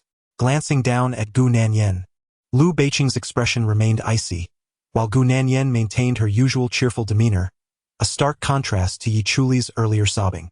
Their eyes met, prompting Liu Beicheng to quicken his pace, which Gu Nanyan mirrored, exclaiming, "Liu Beicheng, let us have a baby." Liu Beicheng replied, "No." Though he verbally rejected the idea, he did not remove Gu Nanyan's hands from his arm. Moments later, they entered the house, where Aunt Jiang, noticing their arrival together, beamed brighter than the flowers in the courtyard and instructed the kitchen to prepare dinner. Today, Gu Nanyan appeared to be in particularly good spirits, engaging more with Liu Beicheng than usual, glancing at him and conversing with him more frequently than before. After dinner, as the two returned to the upstairs bedroom, Liu Beicheng observed that Gu Nanyan was still in high spirits. He coldly reminded her, "Gu Nanyan, do not rejoice too soon." Though he had promised to return once a week, he had not committed to anything beyond that. Unfazed, Gu Nanyan replied, "I will take a shower first."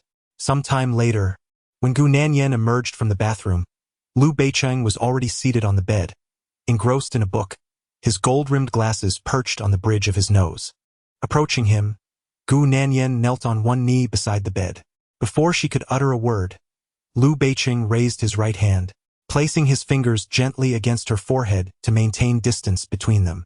Just as Gu Nanyan prepared to speak, her phone buzzed from her pocket. It was a voice call from a client. Casting a glance at Liu Beicheng, she stood up from the bed. "I need to take this call," she said hurriedly, connecting the call. "Hello, Sister Chow."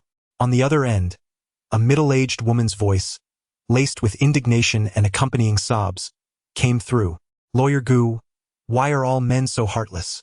When I married him, he didn't even possess a decent outfit. I have endured so many hardships alongside him, nurturing this family and caring for our children, only for him to turn his back on me and demand a divorce. Does he not realize what those little vixens are after? Is he not afraid of retribution for his actions?" At this point, the woman on the other end broke down in tears. Upon hearing this, Gu Nanyan immediately deduced that it was yet another quarrel with her husband regarding their impending divorce. With one hand clutching the phone and the other pouring herself a glass of water, she consoled, "Sister Chow, at this juncture, we have exerted all possible efforts. We have strived, invested, and attempted to salvage this marriage. If Mr. Zhang remains unwilling to continue, we must approach the matter with rationality, striving to secure the utmost financial benefits for ourselves, for it has not been easy for you all these years." At her words, Liu Beicheng lifted his gaze towards her. Chapter 13. You are more despicable than I am. Thus, we must adopt a rational approach, striving for the greatest economic benefit for ourselves. After all, it has not been easy for you all these years. Gu Nanyan's words prompted Liu Beicheng to lift his gaze towards her.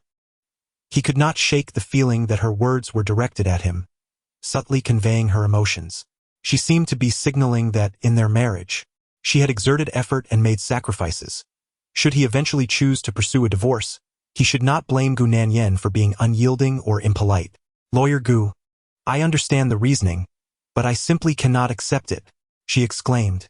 "That man with the surname Zhang swiftly divorced and married a younger woman. Yet what about me? What does my decades of youth and sacrifice for this family amount to? Am I to seek out a younger partner as well?" Gu Nanyan replied, "Of course. As the saying goes, a woman 3 years older than a man is worth her weight in gold. A woman 30 years older can offer an empire. Sister Chow, you too can find a younger companion." On the other end of the line, the woman chuckled softly, "Lawyer Gu, you possess a high emotional intelligence, making it particularly enjoyable to converse with you. I truly relish our discussions." Gu Nanyan responded, "I have learned from your experiences, Sister Chow." Meanwhile, in bed, Liu Beicheng's expression darkened. It seemed she was indeed honing her skills through these divorce cases. Her relentless pursuit of wealth appeared to be a preparation for a future with a younger partner. "Lawyer Gu, you are still young and perhaps do not understand. My husband and I have known each other since we were in our 20s. At that time he was..." As the other party's need for confiding surged, Gu Nanyan earnestly listened, feeling a slight discomfort in her neck, so she laid down on the bed with her phone. Once prone, she covered the phone, gazing at Liu Beicheng, and whispered, "Client in distress over a divorce. I shall offer some comfort." Liu Beicheng cast a fleeting glance her way, continuing to peruse the book in his hands. As the conversation unfolded, the client recounted how she and her husband had met 30 years ago, their struggles together, the several postpartum recoveries, and the births of their children. The dialogue extended from 8 o'clock until nearly midnight, during which Gu Nanyan unknowingly dozed off on the bed, while the middle-aged woman continued to express her hardships over the years. Meanwhile, Liu Beicheng remained wide awake, nearly on the brink of mental collapse. At that moment, he profoundly appreciated Gu Nanyan's rare composure and her penchant for brevity. Otherwise, he might have been driven to madness. As the antique clock on the side table struck 12, the middle-aged woman finally exhaled deeply. "Lawyer Gu, I truly apologize for making you listen to me all night. It is getting late and you have work tomorrow, so please rest early." Picking up Gu Nanyan's phone, Liu Beicheng replied nonchalantly, "Yes." On the other end, the woman, engrossed in venting her emotions, was oblivious to the fact that a man was conversing with her. She continued to ramble to Liu Beicheng for a moment longer before finally ending the call with a decisive click. Casting aside Gu Nanyan's phone, he observed her as she succumbed to slumber, reminiscent of the time she returned, entwining her arm with his, beaming as she playfully suggested, "Liu Beicheng, let us have a child." His expression soured at the thought.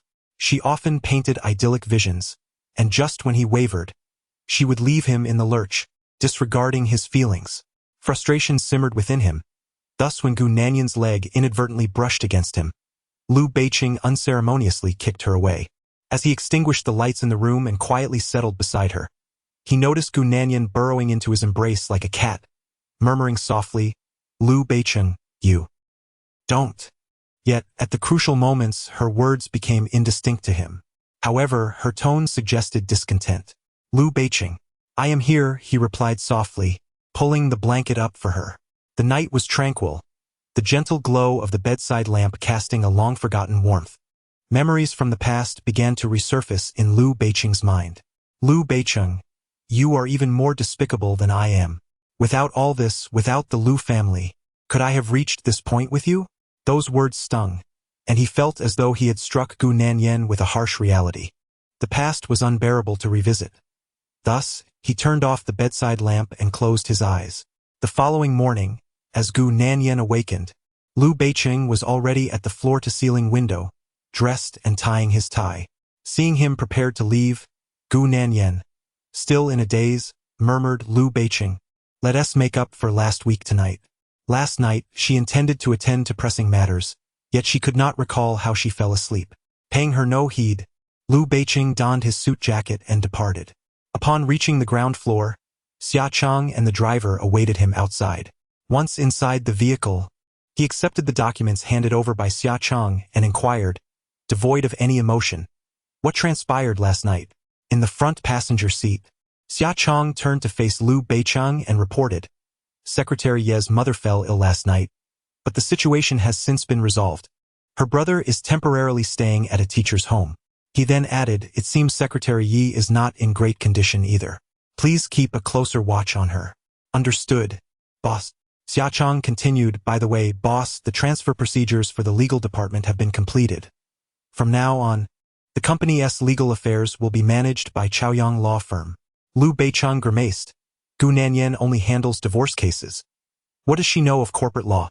Henceforth, all legal matters must pass through my scrutiny." "I understand, boss."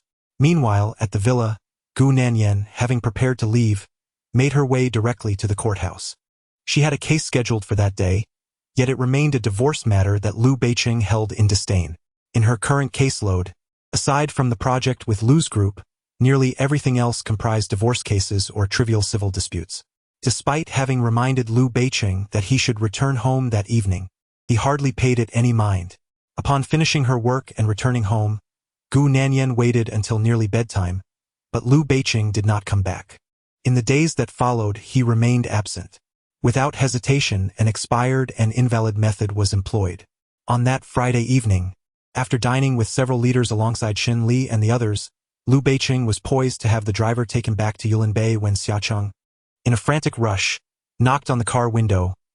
"Boss, Secretary Yi is in trouble." Chapter 14. Having taken a refreshing bath and changed into fresh attire, Gu Nanyan returned home after a long day at work. With an air of excitement, Aunt Jiang approached her. "Madam, the young master just called, saying he would return later today." Aunt Jiang understood that he felt too shy to inform Gu Nanyan directly, hence the call to the household. Handing her bag to Aunt Jiang, Gu Nanyan smiled. "All right, I shall go tidy up." However, despite her fragrant bath and the new nightgown she donned, she found herself waiting interminably for Liu Beiqing's return.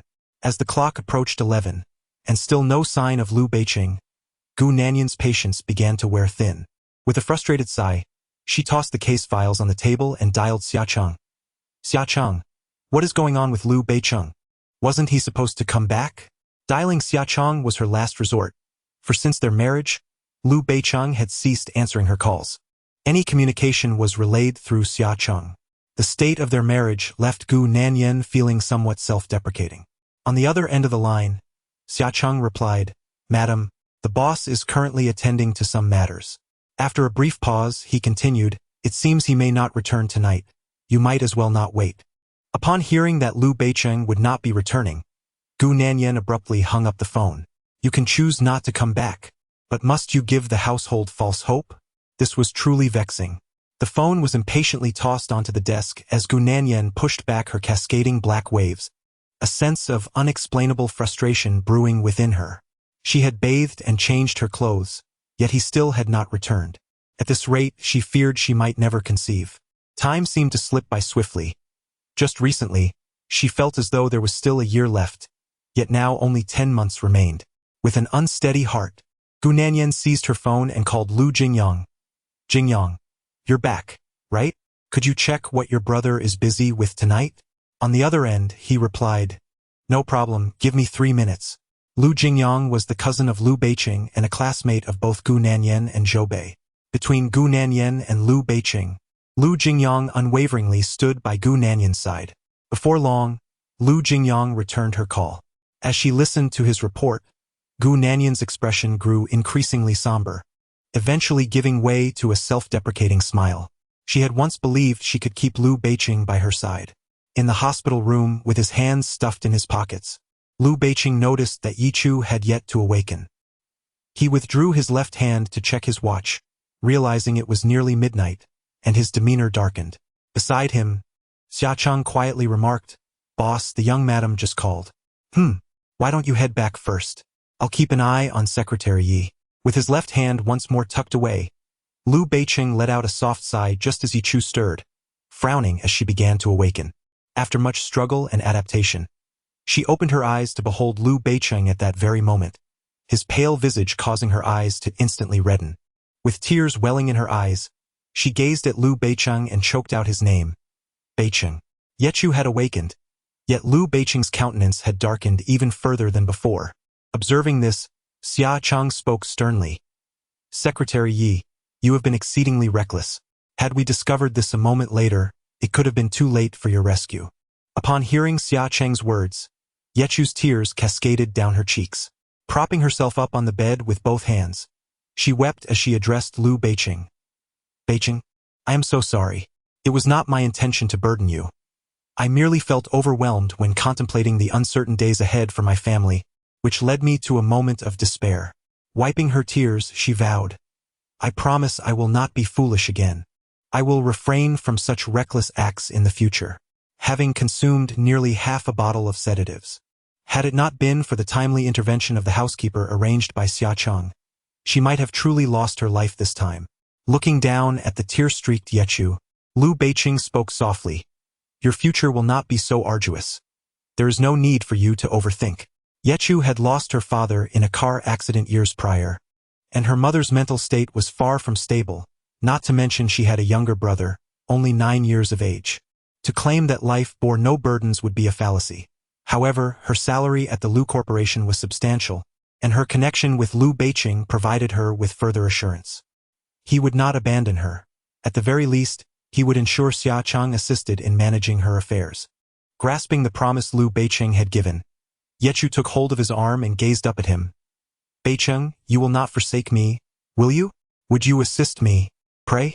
Observing Yichu clutching onto him as if grasping a lifeline, Lu Beicheng shifted his right hand within his pocket, yet ultimately refrained from withdrawing it or displacing Yichu's hand. He lowered his gaze upon her and remarked, if there is anything amiss, you may directly approach Xia Cheng.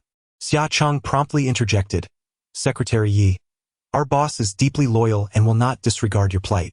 You may consult me for any matters in the future. She had bestowed a life-saving favor upon the boss, and he would undoubtedly assist her with her personal concerns. Her continued presence in the secretarial office was a direct result of this bond. The mutual vows exchanged between the two. Yichu gradually withdrew her hand from Lu Beicheng's arm. She expressed, Beicheng, I am grateful, and then turned to Xia Cheng, adding, I apologize for the inconvenience. Upon Yichu's awakening, Lu Beicheng lingered in the hospital room for a while before departing. It was now 1 a.m. Initially intending to return to Yulin Bay, he reconsidered, recalling the previous incident at the Cheng mansion that had displeased her, causing her to turn her back to him for a night.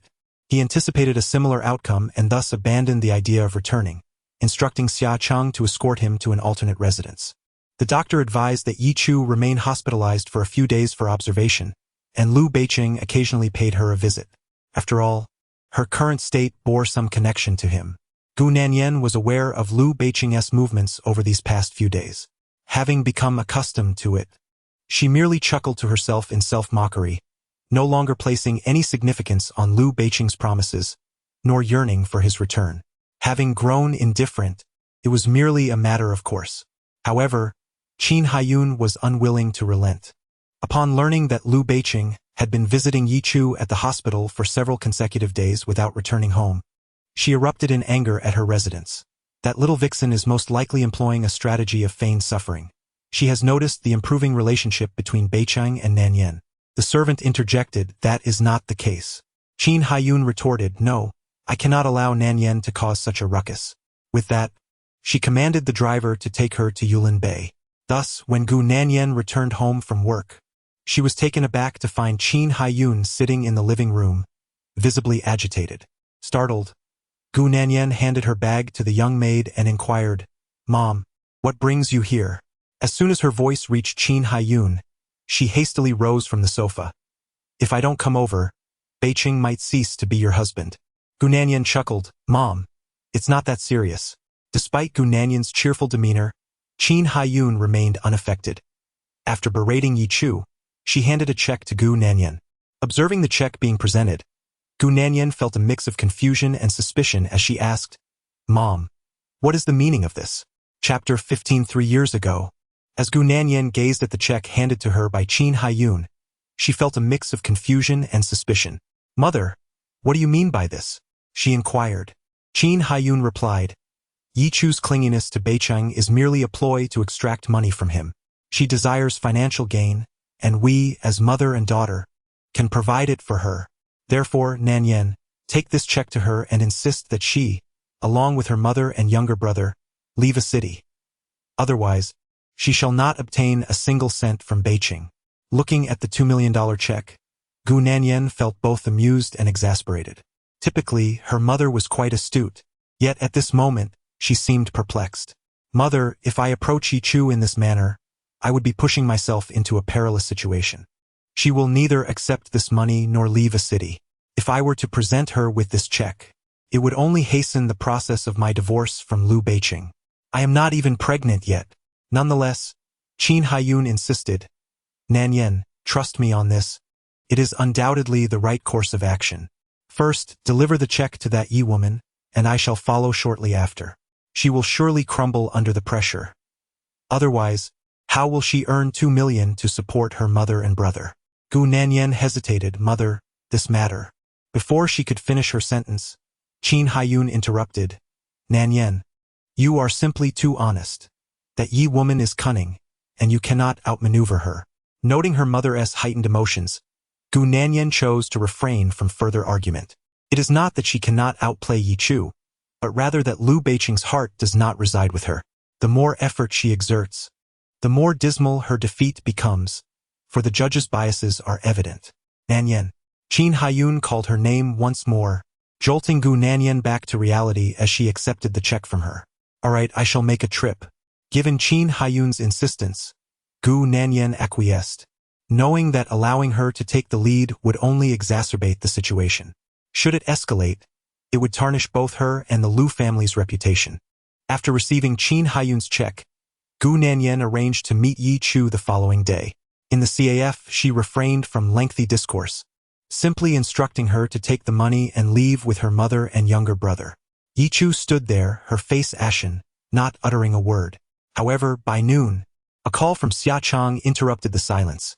Young madam, the boss requests your presence at the company this afternoon. After hanging up, Gu Nanyan could only smile wryly. She had already surmised why Liu Beiqing was seeking her out. True to her intuition, when she opened the door to Liu Beiqing's office half an hour later, she found Yi Chu standing beside his chair, looking utterly dejected. As she entered nonchalantly, Liu Beiqing coldly tossed the check onto the desk before her. Is this what you gave her? The moment the check hit the surface, Yi Chu began to defend herself, her voice tinged with grievance. Nanyan, it's not as you think between North City and me. You have truly misunderstood us. Yi Chu wore an expression of a victim, but Gu Nanyan couldn't be bothered to pay her any mind. Nonchalantly, she pulled out a chair opposite Liu Beiqing and sat down. Crossing her legs with a smile, she remarked, "What's the matter? Is your little paramour not to your liking?" Then, she added, "How about you give me 20 million?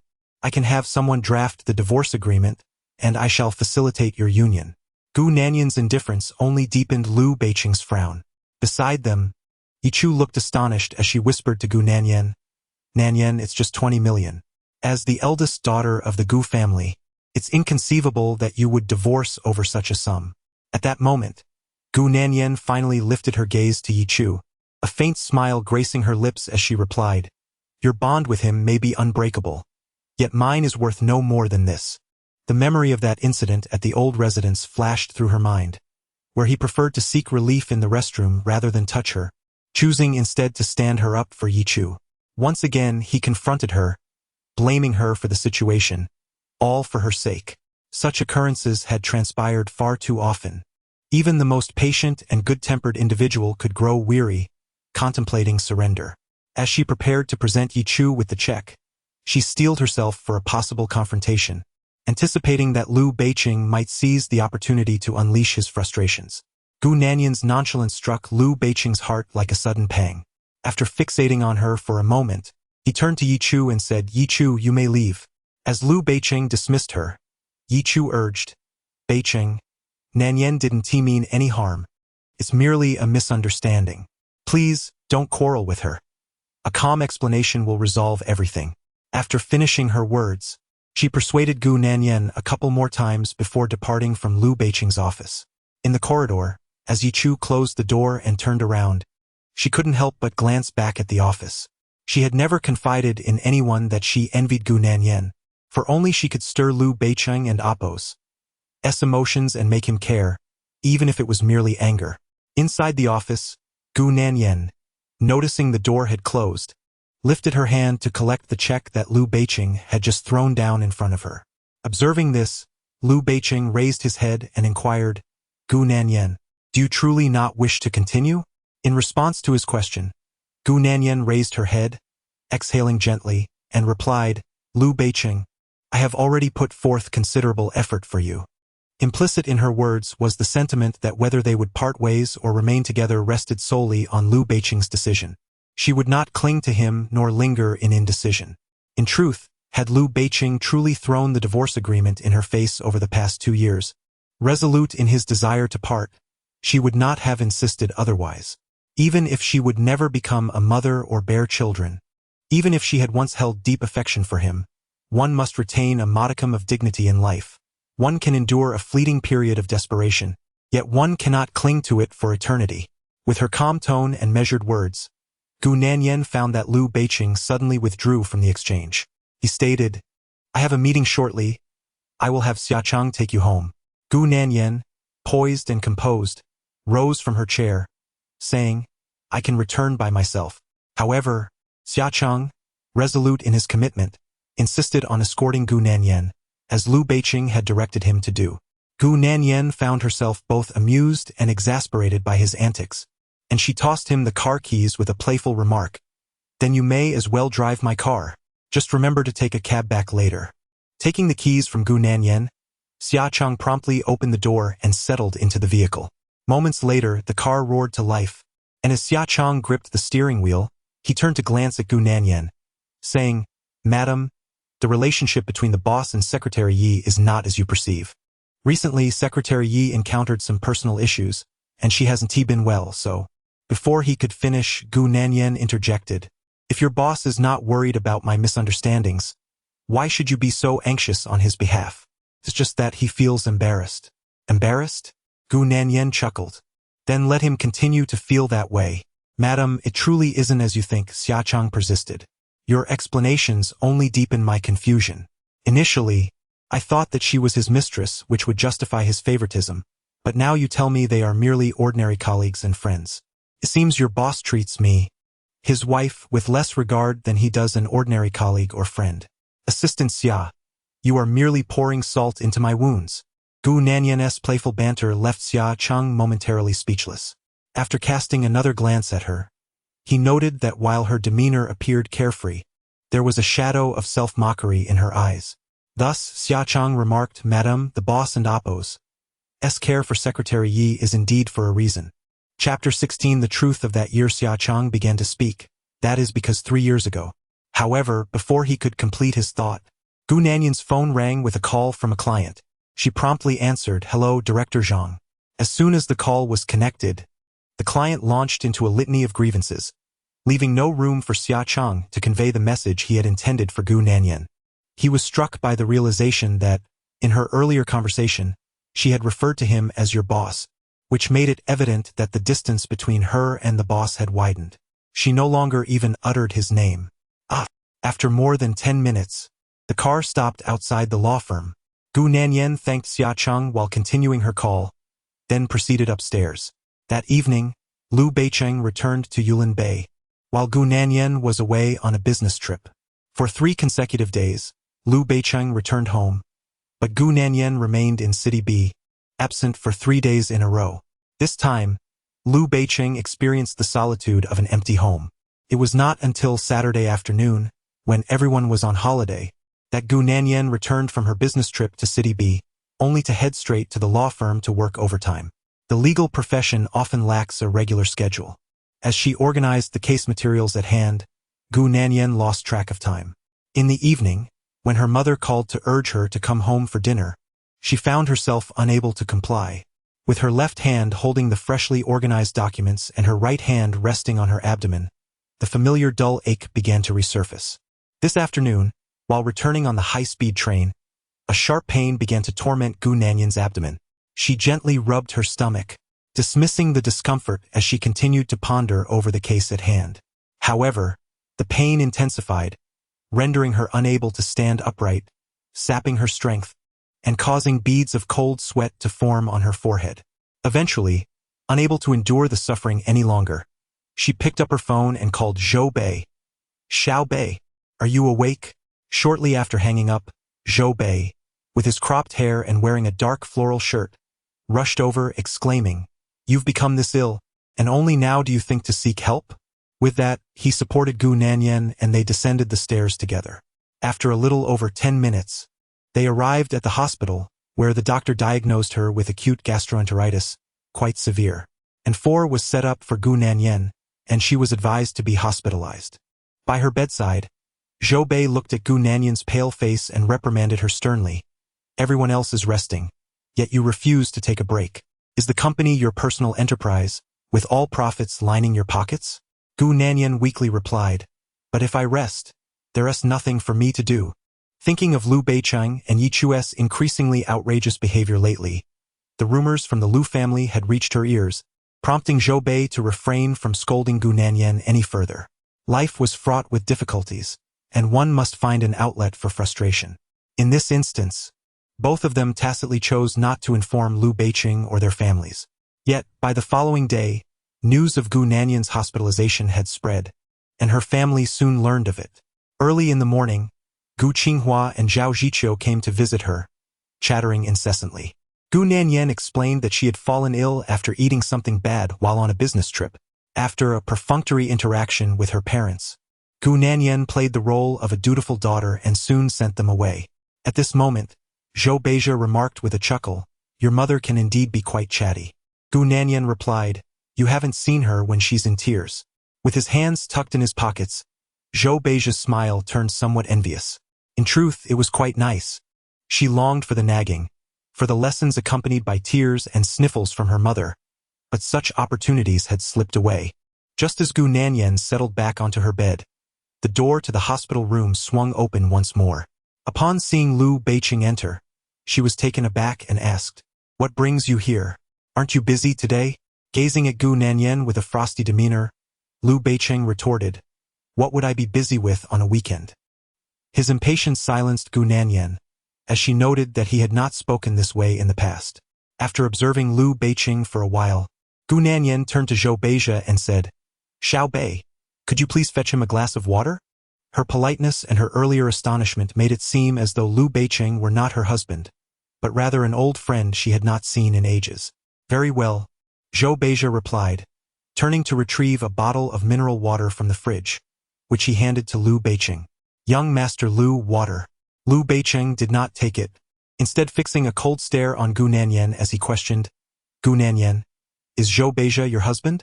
The previous night, he had waited for her at home only to learn from Liu Jingyang that she was ill and had been hospitalized. Everyone knew of her condition and had come to visit her, yet Liu Beiqing had remained in the dark. In response to his accusatory tone, Gu Nanyan smiled and said, "Isn't it just to avoid causing you trouble?" Liu Beiqing thought that as long as he could show a bit of kindness and father a child with her, he would be eternally grateful. He had no other expectations. However, his expression darkened even further. "Gu Nanyan, do not speak in such a sarcastic manner." Despite addressing him with a gentle tone, Liu Beiqing remained unyielding, which began to irritate Gu Nanyan. Yet she did not mirror his stern demeanor. Instead, she laughed lightly and said, "Liu Beiqing, have you fulfilled your duties as a husband? Why the arrogance now?" Liu Beiqing retorted, "I have not, but can Zhou Bei?" Upon hearing this about Zhou Bei, Gu Nanyan's expression shifted dramatically. "Liu Beiqing, are you certain you want to confront me?" Typically, she would overlook his remarks about her, but he could not speak ill of Zhou Bei, especially since they were bringing up Zhou Bei's pain. Just as Gu Nanyan was about to defend Zhou Bei stepped forward with his hands in his pockets and spoke coldly. "Liu Beiqing, now you choose to criticize Nanyan? Where were you when she needed you?" Before Liu Beiqing could respond, Zhou Bei continued, "Yes, Nanyan did not call you last night. But do you know why? It is because she called you last year after her accident, asking you to come and sign, and you hung up on her. She spent over 10 days in the hospital, and you never once visited her." Gu Nanyan was involved in a car accident last year? Liu Beiqing's expression changed abruptly, disbelief washing over him. Yet it had been a year and she had never mentioned it to him. In an instant, Liu Beiqing's mind was filled with the image of Gu Nanyan's usual demeanor. Every time he gazed upon her, her face was adorned with a smile. As long as he did not pressure her, nor tread upon her boundaries, regardless of his words or expressions, she effortlessly alleviated any awkwardness with just a few words. Chapter 17. The check was given to me by Nanyan. I recall the incident from last year when Nanyan called him. He was in a meeting at the time and subsequently had Xiaocheng return her call, to which she replied that it was nothing. Later, he went on a business trip. Observing Liu Beiqing's change in demeanor, Zhou Bei finally voiced the words he had been holding back and looked at Gu Nanyan, saying, "Nanyan, you should rest for now. I will come back to see you later." Once Zhou Bei departed, Gu Nanyan noticed Liu Beiqing's continued silence and stern expression. She regained her usual composure and remarked, "All right, stop frowning. With such a considerate wife as me, you ought to feel a sense of joy." After saying this, she added, "However, in the future, refrain from using Xiaobei as a topic of conversation. There are many things you are unaware of, and your words serve only to reopen her wounds. It is unacceptable for outsiders to speak, and even more so for her closest companion." Gu Nanyan's dismissive tone prompted Liu Beiqing to raise his right hand and grasp the back of her neck, pulling her close with intensity. "Gu Nanyan, Do you still have a heart? Looking down at her, he reflected on how she had suffered from a particular situation and how her stubborn nature had led her to navigate carefully around it, never wanting to be ensnared again. A sudden concern washed over him, as he feared he might one day become the obstacle she would wish to avoid. In response to his question, Gu Nanyan chuckled softly. If I had no heart, how could I survive? She continued, here I am, unwell, and you come empty-handed to see me while displaying such a sour expression. Liu Beiqing, do you have no shame? With her light-hearted reproach, Liu Beiqing gradually released his grip on her neck. His right hand gently caressed her face as he inquired, such a significant matter. Why did you not inform me later? If this were to happen with another woman, she would undoubtedly bring it up repeatedly, resurrecting old grievances for a lifetime. Yet, Gu Nanyan remained silent on the subject. Dressed in a striped hospital gown, she nonchalantly smiled and replied, it's all in the past. Besides, I was not hurt. The more casually she treated the matter, the more it pricked at Liu Beiqing's heart. Regardless of their strained relationship, he was still her husband. With his right hand resting on Gu Nanyan's wrist, she was about to withdraw the hand that had been tenderly placed against her face. However, Liu Beiqing exerted a gentle pressure, drawing her closer. She stumbled forward, her body pressing against his.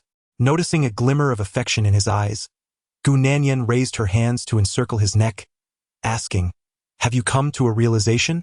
Are you thinking of having children?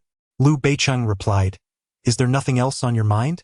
Gu Nanyan retorted, why not have one? Otherwise, life would be rather dull. Liu Beiqing firmly stated, no children. Gu Nanyan stood on her toes, brushing her forehead against his. We should have one. A hint of amusement danced in Liu Beiqing's eyes. No children. She was still a child herself, having yet to understand her own heart.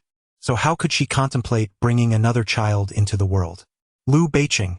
At that moment of tender intimacy, the hospital room door was abruptly pushed open once more, and Qin Haiyun's voice burst forth with urgency. Nanyan, why are you unwell? Inside the room, the two quickly released each other. At the doorway, Qin Haiyun stood momentarily stunned. After observing the two for a while, she hesitantly inquired, are you two fighting or being affectionate? Gu Nanyan chose not to respond and instead remarked, Mom, you came.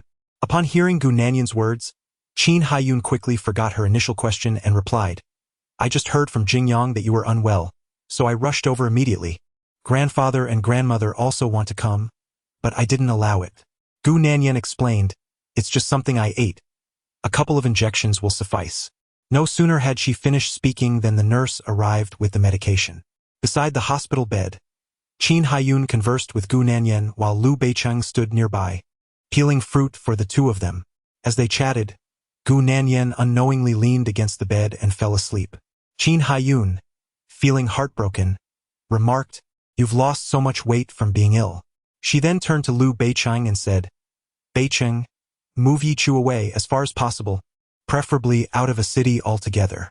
Liu Beiqing handed her half an orange and replied, I have no issues with Yichu. Why do you always have a problem with her? Qin Haiyun responded, it's not that I have an issue with her. I'm just concerned about Nanyan's feelings and don't want her to be upset. Imagine if Liangzhou returned and was constantly hovering around Nanyan. Wouldn't that make you uncomfortable? At the mention of Shen Liangzhou, Liu Beiqing's expression noticeably shifted. He stuffed the half-orange into his mouth and glanced up at Gu Nanyan, who lay on the hospital bed. As Liu Beiqing remained silent, Qin Haiyun softly remarked, since you are married to Gu Nanyan, you ought to rein in your heart and maintain distance from other women. Moreover, I must inform you, the one named Yi is not as simple as she appears. Do not be deceived by her facade. In summary, apart from Gu Nanyan, Qin Haiyun found fault with every other young woman. Liu Beiqing replied mildly, I harbor no such intentions towards her. Qin Haiyun continued, yet you hesitate to transfer her away. Moreover, when I asked Nanyan to give her a check, that little enchantress had the audacity to return it to you. It seems Nanyan's judgment is astute. She believes my suggestion only serves to push her into a perilous situation. In retrospect, I indeed underestimated the young woman named Yi. Liu Beiqing turned to Qin Haiyun, questioning, it was you who instructed Nanyan to give the check to Yichu? He thought it improbable that Gu Nanyan would act thus. assuming instead she was deliberately trying to irritate him. The truth was, it was his mother who had conspired from behind the scenes. What struck him was that when he had thrown the check at her, she hadn't even mentioned his mother. Gazing back at Gu Nanyan, who lay in the hospital bed, Liu Beiqing often found himself wishing she would argue with him, bicker with him, or behave like other women. In such cases, he would feel a degree of comfort. Her unwavering generosity made him feel superfluous. Qin Haiyun interjected, "That is indeed my private savings." However, as Qin Haiyun continued her incessant chatter, Liu Beiqing paid little heed. By noon, when Gu Nanyan awoke from her slumber, Qin Haiyun had already departed, leaving Liu Beiqing still present. With her arm resting upon her forehead, Gu Nanyan inquired, "Are you not busy today?" In the past, he would always claim to be occupied. Thus, it was rather surprising to find him with time to spare. "Not busy," he replied, before further questioning. "Did your mother instruct you to give the check to Yichu? Why did you not inform me?" As he posed this question to Gu Nanyan, Liu Beiqing recalled her earlier remark about him providing her with 20 million, after which she would have someone draft the divorce agreement. Whether it was a sincere sentiment or merely a jest, Liu Beiqing found himself uncertain. Chapter 18. Have you lost control? When Liu Beiqing suddenly brought up the matter of the check, Gu Nanyan chuckled and replied, "Does it really matter who provided it? What difference does it make to inform him? He probably already knows the truth and is merely pretending to be oblivious." Gu Nanyan's indifference held Liu Beiqing's gaze for a while, before he coldly remarked, "Gu Nanyan, if you truly wish to lead a fulfilling life rather than superficially pleasing me, then mere effort devoid of sincerity is not genuine effort." Liu Beiqing's words only elicited further amusement from Gu Nanyan. She retorted, "Someone who doesn't even return home has the audacity to instruct me on how to manage a marriage." Liu Beiqing felt the implication of her words. Clearing his throat, he softened his tone considerably and said, "Did I not promise you that I would return home once a week?" "Please," Gu Nanyan exclaimed. "You've only upheld that promise once. I shall consider this matter as never having been mentioned." He should not expect her to act in the old residence again. Liu Beiqing replied, "I will make it up to you, principal and interest included."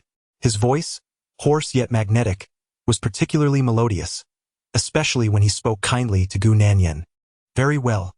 Gu Nanyan laughed joyfully, "But my interest comes at a steep price." Liu Beiqing displayed a look of disdain and playfully pinched her cheek, saying, "Gu Nanyan, do not let your little schemes be so plainly visible." Though Gu Nanyan did not explicitly state her desires, Liu Beiqing understood her intentions. She shifted closer to him, wrapping her arms around his neck. "Do you not wish to indulge?" Gu Nanyan's captivating gaze met Liu Beiqing's unwavering expression. "I don't want to." Gu Nanyan, incredulous, retorted, "You are being insincere." As she spoke, she leaned in closer. "Gu Nanyan, check your temperature and draw a blood sample." Just as their lips were about to meet, the nurse pushed open the door to the ward. Startled, Gu Nanyan quickly recoiled, tucking her long hair behind her ear, sitting in the center of the bed as if nothing had transpired. Beside her, Liu Beiqing chuckled softly. He rose leisurely from his chair, hands tucked into his pockets, his gaze fixed on her as he remarked, "Aren't you going to hide?" Gu Nanyan's fair legs emerged from under the covers, delivering an unceremonious kick to Liu Beiqing. At the doorway, the nurse's face flushed crimson. After taking her temperature and drawing blood, it was confirmed that Gu Nanyan still had a fever, and the inflammation had not subsided. She would need further injections and observation. In the afternoon, Liu Jingyang arrived, accompanied by several cousins from the Liu and Gu families. While everyone visited Gu Nanyan, Liu Beiqing quietly attended to them, occasionally answering work-related calls. By evening, the ward finally fell silent. Just as Gu Nanyan finished her evening routine and prepared for sleep, she noticed Liu Beiqing pulling out a chair beside her. She shifted over and patted the left side of the bed, saying, "I've saved a spot for you." Liu Beiqing glanced at her, his tone indifferent. "I won't sleep." Gu Nanyan, bemused, replied, "I won't bite you." Liu Beiqing countered, "I genuinely fear that you might." Perched upon his nose were a pair of golden-rimmed glasses, and Liu Beiqing exuded a blend of elegance and roguish charm that was undeniably captivating. However, the more pronounced Gu Nanyan's intentions became, the more resolute Liu Beiqing was in thwarting her efforts. Gu Nanyan, I am quite unwell, lacking the strength to engage, she declared. Fear not. Even if you sit beside me, I shall find no rest, she replied. You seem to sleep quite well this morning and afternoon, Liu Beiqing retorted. Stop with the banter. I shall do nothing. You may come up, Gu Nanyan insisted. After several assurances from her, Liu Beiqing reluctantly removed his clothing and climbed into bed. He had promised not to act recklessly, so once in bed, Gu Nanyan refrained from touching him. Yet, as fate would have it, Liu Beiqing turned over and embraced her from behind. Gu Nanyan, perplexed, wondered what had transpired. Had he not just insisted she refrain from contact? Just as she was about to inquire, Liu Beiqing's deep voice resonated softly. You've lost weight. Your figure has diminished. As he spoke, his right hand nestled against Gu Nanyan's softness. She made no effort to remove his hand and smiled. Do you prefer ample bosoms? I could opt for an F cup. I assure you one hand would not suffice. Liu Beiqing seized the moment to tease further. I find no allure in the artificial. Gu Nanyan nestled closer into his embrace. Well, once I am discharged, I should regain some of my former fullness. In truth, her figure was not lacking, boasting a generous C-cup. Pulling Gu Nanyan tighter into his arms, Liu Beiqing rested his chin on her shoulder, his face brushing against hers. Let us sleep, he murmured. Gu Nanyan crawled backward, her finger gesturing playfully. Such a delightful atmosphere. It would be a pity not to indulge in something. Liu Beiqing seized her restless hand. I haven't even begun to act on you, yet you're already losing control? Gu Nanyan turned her face to him. Given your current state, how could I remain unaffected? I am not afflicted by any dysfunction. Liu Beiqing retorted. Gu Nanyan, do you dare to test whether I might throw you out the window? Gu Nanyan regarded him with suspicion. Liu Beiqing, I can't shake the feeling that you're doing this on purpose, deliberately stirring my restless heart and preventing my sleep. Sleep, he commanded, tightening his embrace around her. Though Gu Nanyan protested vocally, it wasn't long before she succumbed to slumber, her soft snores filling the air while Liu Beiqing, gazing down at her, mused that had she not been unwell, he might have indeed lost all restraint that day. A week later, once her blood tests returned to normal, Gu Nanyan was discharged from the hospital, with Liu Beiqing coming to collect her. After returning home, she took a refreshing shower and donned her usual nightwear, finally regaining her vitality. As she emerged from the bathroom, tidying her hair, Liu Beiqing informed her, Old Master Shun's 70th birthday is this Saturday. The invitation arrived yesterday. Gu Nanyan replied, Isn't he turning 70 this year? In previous years, they had always attended the celebrations to join in the festivities. Indeed, Liu Beiqing affirmed as she approached him. He raised his hand to check her forehead. Are you still feeling unwell? Gu Nanyan wrapped her arms around his neck, a playful smile gracing her lips. Are you truly concerned about me? Liu Beiqing naturally held her slender waist. Do you not like it? I do, Gu Nanyan replied, her smile growing more radiant. I like it very much. With that, she rose on her toes and pressed her lips against Liu Beiqing's. In recent days, their atmosphere had been quite pleasant, and Gu Nanyan had been contemplating how to seize the moment and take action. Liu Beiqing did not push her away. Instead, he tightened his embrace around her waist, drawing her closer.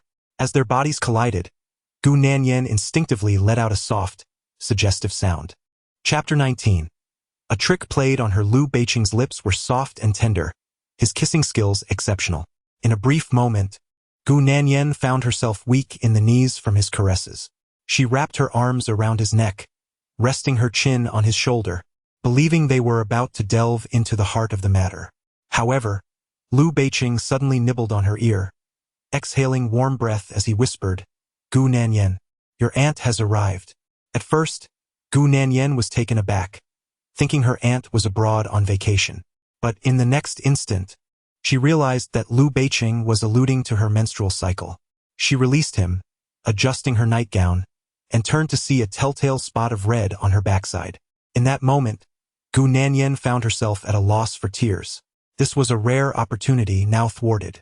Glancing up at Liu Beiqing, who nonchalantly picked up a book and sat on the bed, she comprehended that he had known about her condition all along and had merely been toying with her for amusement. Resolutely, she declared, You can evade the first day, but not the 15th. Lu Beiqing looked up, urging her. Aren't you going to change your clothes? What could Gu Nanyan do if he was unwilling?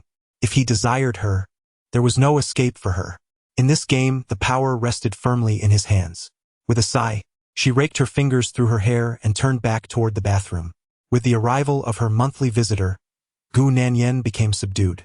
Though Lu Beiqing had returned home these past few days, she refrained from teasing him, focusing solely on her work. At this point, he had seen through her. When there was no ulterior motive, she hardly spoke to him at all. Moreover, apart from teasing him, she devoted nearly all her time and energy to her work. Even though the cases she handled were rather ordinary, she approached them with utmost seriousness and dedication. Su Mubai was not mistaken. Gu Nanyan was indeed an exceptional individual. If one were to pinpoint a flaw, it would be that her heart did not belong to him. Gu Nanyan, what hour is it, and you still haven't gone to bed? Sitting on the edge of the bed, Lu Beiqing set his book aside. I'll finish up shortly, you should rest first. That little lawyer is busier than I am, he remarked before picking up his book once more. Even a little lawyer must fulfill her duties, she retorted. After a considerable time, as Lu Beiqing resumed reading, Gu Nanyan suddenly leaped over, straddling him. Lu Beiqing looked at her indifferently and said, Your aunt has left, and now you seek comfort in my embrace? Gu Nanyan replied, Am I not allowed to snuggle into your arms until she departs? With that, she playfully wriggled a bit. Lu Beiqing set his book down again, his hands gently encircling her waist. Speak plainly if something is on your mind. Gu Nanyan smiled. Nothing's wrong. I simply feel elated. I landed a significant case today. Her clear and playful demeanor melted Lu Beiqing's heart. In times past, she enjoyed engaging in such playful antics with him. Embracing Gu Nanyan, he listened to her discuss work matters until drowsiness overtook her, at which point he turned off the lights in the room. It had been a long time since they had conversed so peacefully. On Saturday, the day of the old Master Shin's birthday, Gu Nanyan was still occupied with client meetings and overtime. As Xia Chang called her, Gu Nanyan had just exited the client's company, preparing to return home for a change of attire. Upon arriving downstairs, Lu Beiqing's car was already parked by the roadside. A few days prior, at the hospital, Zhou Bei had scolded him, and Qin Haiyun had mentioned the matter of the check. Their relationship had since improved significantly. Opening the door to the passenger seat, Gu Nanyan raised an eyebrow. Oh, you look quite handsome today. Lu Beiqing replied. When am I not handsome? Gu Nanyan laughed. Such vanity. By 6 o'clock, when the two arrived at the hotel, the other guests had already gathered. Together with Lu Beiqing, they celebrated the elder's birthday, with Lu Beiqing consistently keeping Gu Nanyan by his side. After 2 years of marriage, this was their first time appearing so close in public. Moving Zhao Ziqiu to the brink of tears, believing that Gu Nanyan's days of hardship had finally come to an end. Their simultaneous appearance sparked considerable speculation, though, as it was the birthday banquet for Old Master Shun, everyone merely exchanged curious glances without delving into excessive discussion. Being from the same social circle, all those acquainted with Lu Beiqing were also known to Gu Nanyan, enabling them to engage comfortably in conversation. At that moment, having just finished greeting a group of elders, Lu Beiqing and Gu Nanyan were suddenly approached from behind by Su Mingzhu, who wrapped her arms around Lu Beiqing and Oppos. Beiqing Gij, you've arrived. I waited for you at the entrance for quite some time. Su Mingzhu's boisterous demeanor immediately darkened Lu Beiqing's expression, as he raised his hand to pat the arm she had encircled. Do you despise me, Beiqing Gij? After playfully flirting with Lu Beiqing, Su Mingzhu discovered Gu Nanyan standing beside him, and her brows furrowed in surprise. Gu Nanyan? It was quite astonishing to see the two of them together, especially considering their ongoing discord. She quickly wrapped her arm around Lu Beiqing's, indignantly reporting, Beiqing, Gu Nanyan is utterly despicable and insidious. Not only did she throw the first punch at the bar last time, but she also had the audacity to report me first. With a fierce expression, she continued, Beiqing, a woman with such ulterior motives is dangerous. You must sever ties with her immediately, or misfortune will surely follow. Gu Nanyan cracked her knuckles, remarking, I believe I went easy on you last time. Su Mingzhu, startled, hurriedly hid behind Lu Beiqing, exclaiming, Beicheng, look how fierce she is. If you don't divorce her, who knows what kind of domestic violence she might inflict on you in the future.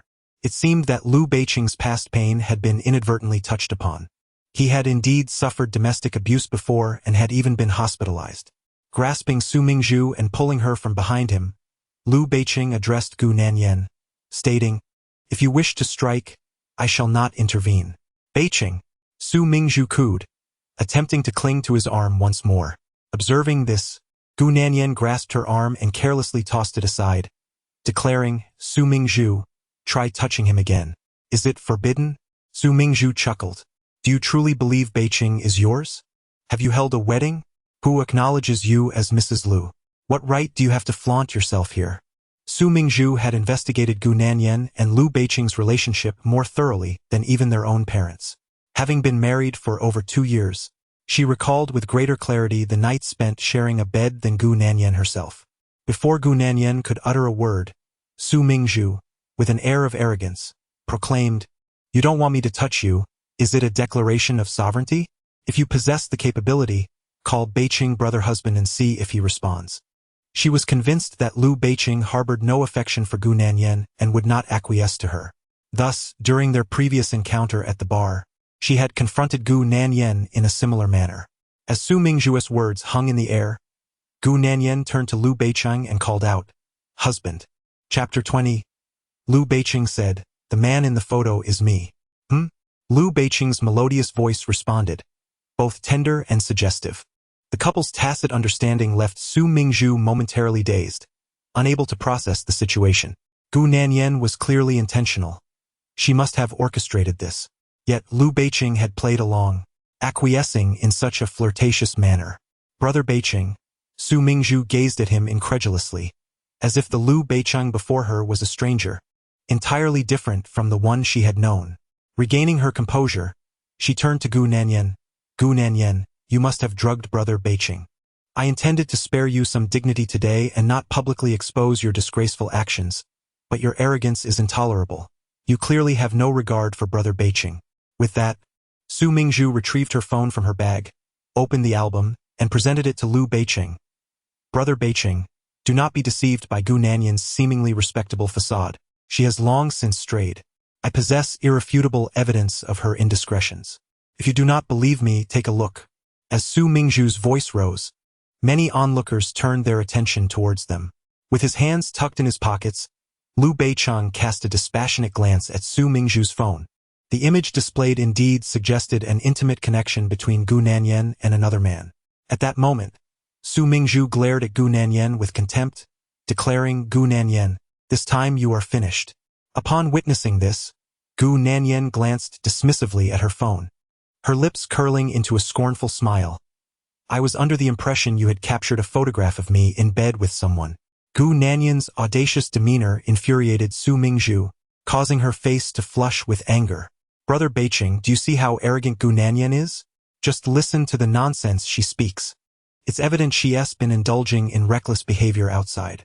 In her exasperation, Su Mingzhu caught a glimpse of Liu Beicheng, who, with his hands casually tucked into his pockets, cast a leisurely glance in her direction. "The man in the photograph is me." "What?" Su Mingzhu was taken aback. "The person in the photo is you, Brother Beicheng?" In astonishment, she scrutinized her phone, gradually realizing that the figure bore a striking resemblance to Liu Beicheng. How could this be? Stammering, Su Mingzhu found herself at a loss for words. Meanwhile, Gu Nanyan stood with her arms crossed, a sly smile playing on her lips. "Su Mingzhu, if you cannot even recognize your own Brother Beicheng, it seems I have overestimated your affection for my husband." Upon hearing this, the onlookers erupted into laughter. The moment Su Mingzhu had revealed her phone, Gu Nanyan recognized the photos depicting Liu Beicheng coming to pick her up upon her discharge from the hospital. How dare she flaunt such trivial images? Gu Nanyan genuinely perceived Su Mingzhu's intellect to be lacking. "Gu Nanyan, you." Su Mingzhu, her face pale with fury, raised her hand to strike Gu Nanyan. "How dare you mock me? I shall teach you a lesson." Yet before her arm could descend, she found herself restrained. Turning around, she saw Liu Beicheng gripping her wrist. With tears welling in her eyes and ready to speak, Liu Beicheng abruptly released her. You are not worthy to lay a hand on her. Tears welled up in Su Mingzhu's eyes as she implored, Beiqing Gij, do not be deceived by Gu Nanyan. She is far from virtuous, and her marriage to you is merely. Before Su Mingzhu could finish her sentence, Lu Beiqing's phone buzzed in his pocket. Indifferent, he turned away from her and answered the call. Meanwhile, whispers circulated among the crowd, with those in the know informing the uninformed that Gu Nanyan had wed Lu Beiqing 2 years prior. Su Mingzhu felt aggrieved, while Gu Nanyan stepped forward, leaning slightly closer to Su Mingzhu's ear and said, Su Mingzhu, I appreciate your assistance in vindicating my reputation. Initially, few were aware of her relationship with Lu Beiqing, but Su Mingzhu's outburst that evening likely spread the news throughout their social circle. Su Mingzhu looked up at Gu Nanyan, her anger palpable, retorting, so what if you are married? There are countless divorces nowadays. It could very well be you next. Gu Nanyan smiled serenely. That is still preferable to having never possessed anything at all. Su Mingzhu responded, Gu Nanyan, you. Gu Nanyan calmly adjusted her hair. Conserve your energy. The more you struggle, the more Lu Beiqing will side with me. Su Mingzhu's expression darkened, and she promptly fell silent. In a huff, she pushed through the crowd to find her parents. Once Su Mingzhu had departed, Lu Beiqing concluded his call and turned to Gu Nanyan, stating, I have some matters to attend to and must leave. Noticing his intent to depart, Gu Nanyan grasped his arm, asking, Must you go? Lu Beiqing's demeanor upon turning back told Gu Nanyan everything. The call had been from Yi Chu. Lowering her gaze to catch a glimpse of Gu Nanyan, Lu Beiqing remarked, Old Li will be here to pick you up. With that, he gently clasped her wrist with his right hand. Observing this, Gu Nanyan couldn't help but mock herself internally. Sensing that Lu Beiqing's grip lacked firmness, she wisely released his hold. Her heart was not in this moment, so what was the point of lingering? Watching Lu Beiqing depart, she recalled her recent minor victory over Su Mingzhu and let out a sardonic smile. Once Lu Beiqing had left, Gu Nanyan sought refuge in a corner, engrossing herself in her phone. As she perused relevant legal documents, a sudden commotion erupted in front of the banquet hall. Secretary Shin. Secretary Shin. Gu Nanyan lifted her head to see a familiar figure. In the next instant, she was taken aback. Shin Liangzhou. He had returned. Liangzhou, I never anticipated your presence today. I am truly delighted. The old gentleman grasped his hand and inquired, By the way, when did you return? I just disembarked from the plane. Hearing that Grandpa is celebrating his birthday today, I came straight here to offer my congratulations. You are such a thoughtful child. It is only right, especially since our families share the same lineage. Indeed, indeed. After observing the scene for a while, Gu Nanyan chose not to join the festivities and redirected her focus. After a short time, as the crowd in front of the banquet hall began to disperse, she exchanged pleasantries with the old gentleman before making her exit. At the hotel entrance, a cool breeze swept by, prompting Gu Nanyan to instinctively wrap her arms around herself. She had just arrived with Lu Beiqing, who left ahead of her, leaving her feeling abandoned. Disinclined to wait for Old Li to pick her up, Gu Nanyan decided to hail a cab herself. However, at this hour, finding a car proved to be quite challenging. After waiting for a while at the hotel entrance, a sudden voice broke the silence. Chapter 21. The person he cared about most has returned. Gu Nanyan raised her eyes and saw a black Hongqi car parked in front of her.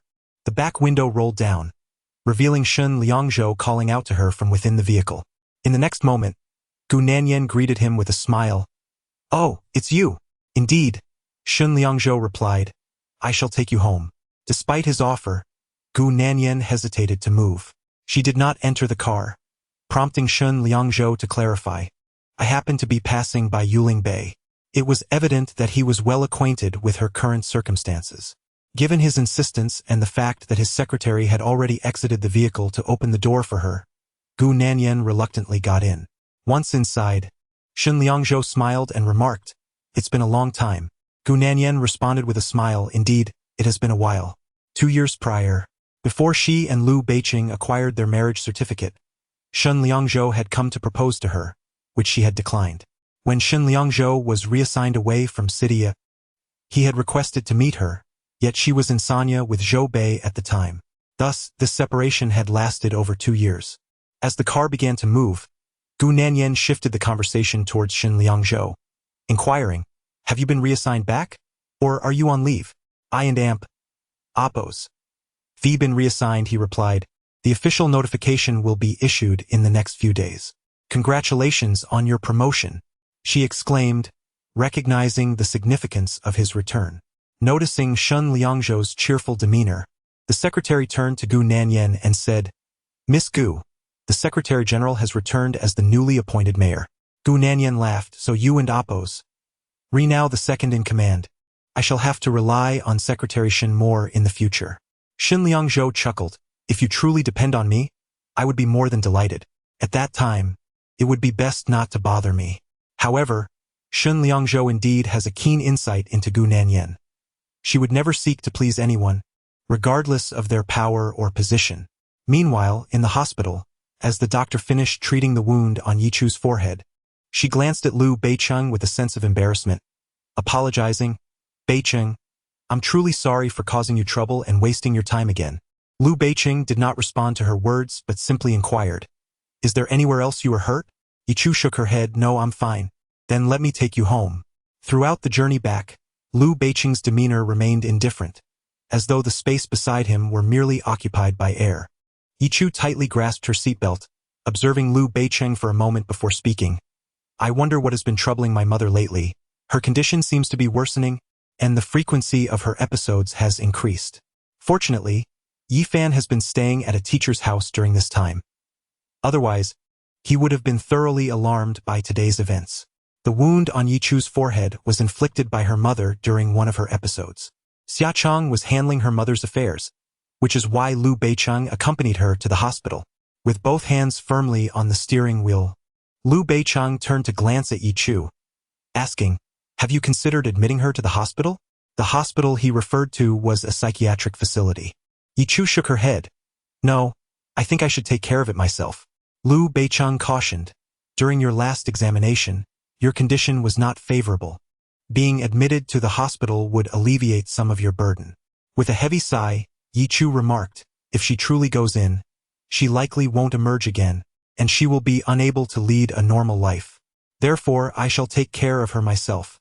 I firmly believe my mother will recover." Upon hearing this, Liu Beicheng refrained from offering any further suggestions. As silence enveloped the two, Liu Beicheng's phone suddenly rang. Answering the call, Su Mubai's voice came through. "Third brother, Shin Liangzhou has returned." At the mention of Shin Liangzhou's return, Liu Beicheng's expression shifted dramatically, his mood darkening. Su Mubai continued, "I just saw him take Nan Yen away." In that moment, Liu Beicheng's countenance spoke volumes. He hung up the phone, slamming it onto the dashboard. In the passenger seat, Yichu was startled. "Beicheng, what is wrong?" Liu Beicheng ignored her, pressing the accelerator and swiftly delivering Yichu to her apartment. As Yichu exited the vehicle, she barely had time to greet Liu Beicheng before he sped off, leaving a cloud of dust in his wake. Watching his departure, Yichu felt a pang of sorrow. It was undoubtedly related to Nan Yen. Having known Liu Beicheng for over a decade, she had never witnessed him so incensed over anyone other than Gu Nanyan. If it were for someone else, it would still pertain to Gu Nanyan. There was indeed another woman, a formidable one. Yichu stood at the foot of the building for some time, until Liu Beicheng's car vanished from her sight, before finally turning to head home.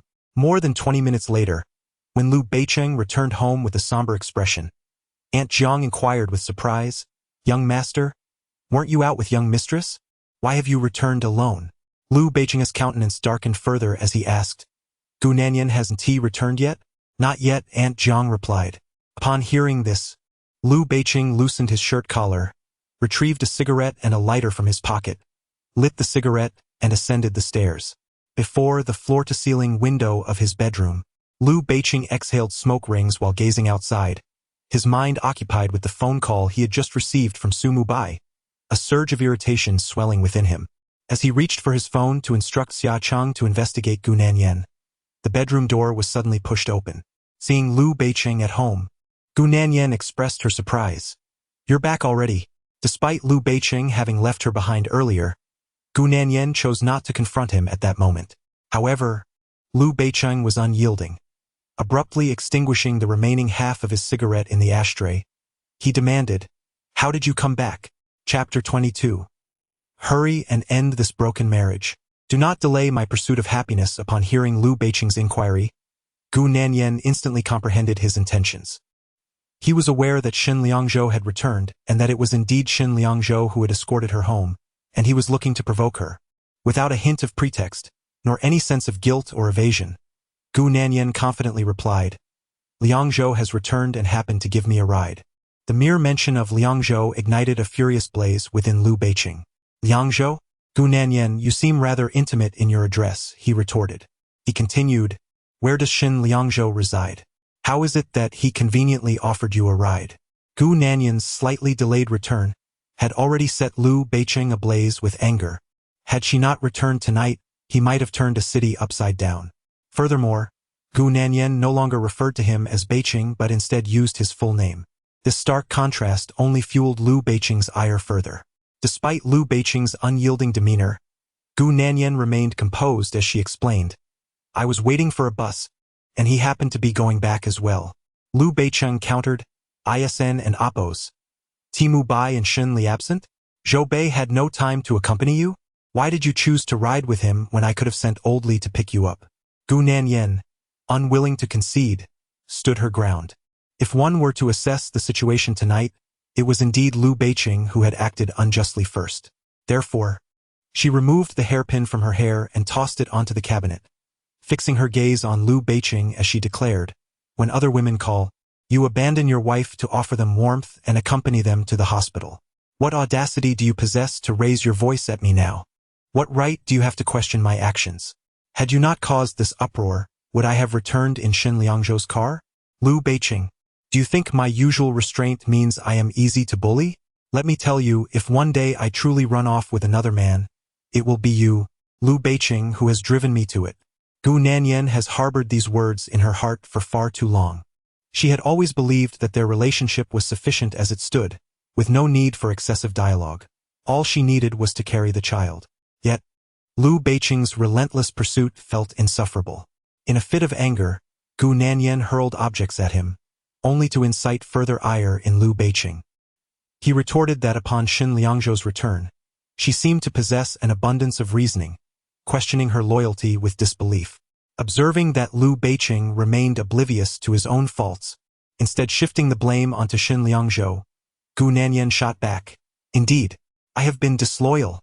She continued, "If you no longer wish to endure this life together, then spare me the drawn-out drama. If you do not want to bear the stigma of divorce, then assign me any title you wish. I have no objections. I can no longer endure this existence, not even for a single day. Accompanying Yi Chu to the hospital was inconsequential, yet you incessantly make an issue out of it. This double standard is intolerable. To hell with this man. I will no longer serve him. Regardless of his lineage or the number of children he believes I should bear, I refuse to be at his beck and call." When Gu Nanyan once again broached the subject of divorce, Liu Beiqing's frustration grew palpable, a sardonic smile curling his lips, yet his gaze remained chillingly fierce. Approaching Gu Nanyan, he raised his right hand and grasped her face, stating, "If you regret not agreeing to Xin Liangzhou back then, and wish to pursue him now, do not hide your intentions. If you were to openly acknowledge it, I might still be able to facilitate your desires." Gu Nanyan abruptly removed his hand, declaring, "Yes, I regret not accepting his proposal back then. I wish to reconcile with him, especially since he once saved my life. I must thank you for your involvement in this matter." Before Liu Beiqing could retort, Gu Nanyan continued, her voice laced with irritation, "Moreover, Liu Beiqing, I am not afraid to tell you that marrying anyone would be preferable to marrying you. Therefore, swiftly dissolve this wretched marriage and do not hinder my pursuit of happiness." Having been married for over 2 years, the couple had quarreled numerous times, and Liu Beiqing had often uttered hurtful remarks. She believed herself immune to his provocations, yet his venomous words this evening truly vexed her. Despite her usually placid demeanor, everyone has their breaking point. Thus, unlike in previous instances where she would placate him with a few words, she chose to engage in a heated argument instead. Gu Nanyan's pointed remarks cast a deeper shadow over Liu Beiqing's countenance than the darkest of pots. Clenching his fists in his pockets, The veins on the back of his hands bulged ominously. Looking down at Gu Nanyan, he sneered, "I hinder your happiness? Very well, Gu Nanyan. Let me see how you find happiness without me." With that, he turned on his heel and slammed the door behind him. Had he lingered, Liu Beiqing could not guarantee that their exchange would not escalate into an even more dire situation. Thus, he chose to suppress his temper and depart. Inside the room, Gu Nanyan heard the resounding echo of the door slamming shut, and she lifted her right hand to rest against her forehead, her emotions in turmoil, unable to find tranquility. Damn it, life has been anything but tranquil. At the bar, Liu Beiqing downed several glasses of liquor, yet his inner fury remained unabated. With a cold smirk, he remarked, "If she wants my acquiescence, Gu Nanyan is merely daydreaming." Lu Jingyang, unabashed, interjected, "Brother, if you continue on this path, Sister Yen will not require your approval. She will inevitably find someone else." Liu Beiqing cast a frosty glance in his direction, prompting Lu Jingyang to hastily amend his words, your family, of course." Nearby, Su Mubai observed, "Third brother, it's merely a matter of convenience for Liangzhou. You needn't take it to heart." Liu Beiqing remained silent, for he did indeed care, and was, in fact, rather petty about it. As he refrained from speaking, Lu Jingyang continued to shell nuts, stating, "What is there to be concerned about? Sister Yen is merely hitching a ride. You, on the other hand, are the one truly lacking in shame, accompanying that Miss Yi to the hospital and even seeing her home. How can you be angry with Sister Yen while neglecting your own wife in such a manner? If it were me, I would have cast my brother aside countless times already. I mean, really, how foolish can one be? What do other women have to do with you?" As Lu Jingyang expressed this candidly, Su Mubai could only watch, powerless to intervene. Had this fool forgotten that his last stint in the Northwest lasted 3 months precisely due to his indiscreet tongue? After only a few days back, did he already wish to be reassigned? Once Lu Jingyang finished his unrestrained tirade, Su Mubai lamented, "You're the only one with a mouth here. Lu Jingyang, I must stand up for my sister Yen. Otherwise, my brother will think he has a great deal of justification." "Master Lu, you are impressive." Su Mubai's praise made Lu Jingyang beam with pride. However, when his gaze inadvertently fell upon Liu Beiqing, his demeanor immediately wilted, and the smile on his face faltered. Chapter 23. The divorce agreement is ready for signature at this moment. Liu Beiqing's gaze was as piercing as an ice blade. "Brother, I merely spoke impulsively. Please do not assign me to those remote locations again. Otherwise, I shall truly find it impossible to make a living with this face." Liu Beiqing chuckled, causing Lu Jingyang to feel a shiver run down his spine. With a forced smile, Lu Jingyang implored, "Brother, please do not transfer me. I will go undercover for you at Sister Yan's place to investigate her true intentions."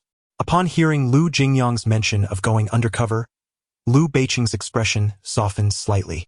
The very next day, Lu Jingyang sought out Gu Nanyan. In the law firm, Gu Nanyan was diligently working late to organize documents when Lu Jingyang pulled up a chair and sat beside her. Noticing that he had followed her all morning, Gu Nanyan, with a hint of annoyance, remarked, "If you have something to say, just say it. Don't cling to me like a sticky plaster. I still have work to do." Lu Jingyang inched his chair closer and, with an air of mystery, asked, "Nanyan, what are your current thoughts and plans regarding my brother?" Gu Nanyan replied, "He is an ancestor. What thoughts or plans could I possibly have?" She understood that Lu Jingyang had come precisely for this matter. Lu Jingyang pressed, "Great ancestor, please do not be so ambiguous. You must provide me with the truth so that I may prepare myself. Are you my man? What preparations could you possibly need?" Gu Nanyan retorted, resuming her examination of the case files. "If you know what your brother is thinking, just tell me directly. I can handle this much." Upon hearing Gu Nanyan's words, Lu Jingyang became animated. He rolled up his sleeves and indignantly exclaimed, "My brother, he is utterly insufferable. Last night, I chastised him for neglecting Yichu, for failing to escort her home properly. Instead of appreciating my concern, he was ungrateful and even shot me a glare that could flay me alive. Let me be frank with you, Yen, my brother is unequivocally contemplating divorce. If I fail to persuade you to agree to it today, he will certainly hold it against me." Before Gu Nanyan could respond, Lu Jingyang continued, He's no paragon of virtue, so why don't we simply let this be? We can extract a little more from him later. As for the predictions of fortune-tellers, do not take them too seriously. They are mere charlatans. Besides, having been a child for over 20 years, do you not have a sense of your own worth? If worst comes to worst, I shall play the role of your son. At this point, Gu Nanyan cast him a languid glance and replied, No, I wouldn't want your kind of son even if you paid me. Lu Jingyang then asked, Nanyan, what are your current thoughts? Do you wish to continue with my brother? Typing nonchalantly, Gu Nanyan replied, Inform your brother that if the divorce agreement is ready, I will sign it at any time. Lu Jingyang's eyes brightened with understanding. Now that's the Gu Nanyan I know. A three-legged man is not hard to find. Rest assured, I will strive to secure the utmost benefits for you from my brother. Gu Nanyan has granted her consent, stating that she is ready to sign the divorce agreement at any time. Lu Jingyang offered her some words of comfort before humming a tune and heading off to report to Lu Beicheng. In the presence of his brother, Lu Jingyang nonchalantly crossed his legs and, with a self-satisfied demeanor, declared, Brother, my sister Yen has said that if you have the divorce agreement prepared, she is ready to sign it. She has long wished to escape this dismal life with you. Should you desire to pursue a relationship with that young woman surnamed Yi, she would be more than willing to facilitate your union. Within the confines of his desk, Lu Beicheng snapped the signature pen he held in his grasp with a sharp crack. He inquired, what else did Gu Nanyan say? Observing his brother's reaction, Lu Jingyang cleared his throat, adjusted his posture, and continued, Sister Yen also mentioned that it is you who no longer wishes to continue this marriage, causing her to transition from a young lady to a divorced woman without justification. Thus, you must provide adequate financial compensation. She expects the funds to be sufficient, ensuring that she will never approach you again. If she encounters you on the street, she will take great pains to avoid you, and she will never speak of your shared past, sparing you any discomfort. With each word Lu Jingyang spoke, Lu Beicheng's heart grew heavier. The remarks sounded strikingly similar to those made by the two of them when they criticized him. In reality, Gu Nanyan had only uttered 3 sentences, yet Lu Jingyang believed he had accomplished a great feat and was fervently embellishing the narrative. Noticing his brother's silence, which seemed to indicate submission to his persuasive arguments, Lu Jingyang added, Brother, my sister Yen has already been quite accommodating. After all, you are affluent and possess a remarkable talent for making money. It would be wise for you to approach this divorce with generosity. In the future, should others bring it up, they might still commend your generosity, otherwise, they would only remember your infidelity. Moreover, you have not found anyone with better qualities than my sister Yen. How can I save her face? You ought to provide some financial support to ease her heart.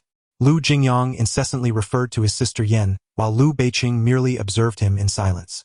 Why did he feel that Gu Nanyan was eager to divorce him, and that he appeared so exhilarated and pleased? As Lu Beicheng remained silent, Lu Jingyang raised an eyebrow and asked, Brother, did I handle this matter splendidly for you? You have failed to finalize the divorce for 2 years, yet I have managed to settle it in one go. Splendid, Lu Beicheng replied, his smile not reaching his eyes, rendering his true emotions indiscernible. Lu Jingyang continued, Brother, please keep in mind the compensation I just mentioned, considering I have known Sister Yen for so many years. Certainly, Lu Beicheng responded. As Lu Jingyang gazed intently at him, he sensed that the atmosphere was somewhat off. His brother did not seem to be genuinely happy about the impending divorce. With a hint of suspicion in his eyes, Lu Jingyang noted Lu Beicheng rhythmically tapping his fingers on the table and said, Jingyang, not only did you handle this matter well, but I am also quite pleased with your recent work attitude and achievements. Lu Jingyang was momentarily taken aback by the sudden shift to work-related matters. Nevertheless, he quickly replied, Thank you, brother. I will certainly continue to strive for excellence. Lu Beicheng then added, Recently, the company has decided to undertake the charitable construction of 50 primary schools in high-altitude regions. I believe you would be a suitable candidate to lead this initiative. Lu Jingyang was momentarily stunned. Brother, no, President Lu, Lu Beicheng cast him a glance. Do you have any objections? That gaze sent a chill down Lu Jingyang's spine, and he hastily shook his head. No, absolutely not. How could I possibly have any objections? You will depart with the team this afternoon at 3. What? Leaving this afternoon? Lu Jingyang had anticipated at least a few days to prepare, to seek assistance, or to wait for the temper of this ancestor to cool down. But instead, he was given no time whatsoever. This was utterly ruthless. It was already past noon, and he barely had enough time to pack his belongings. Observing Lu Jingyang's despondent expression, Lu Beiqing added, "To embody the company's commitment to charity, I expect you to be fully involved in the construction of these 50 primary schools. You will return only once the project is completed."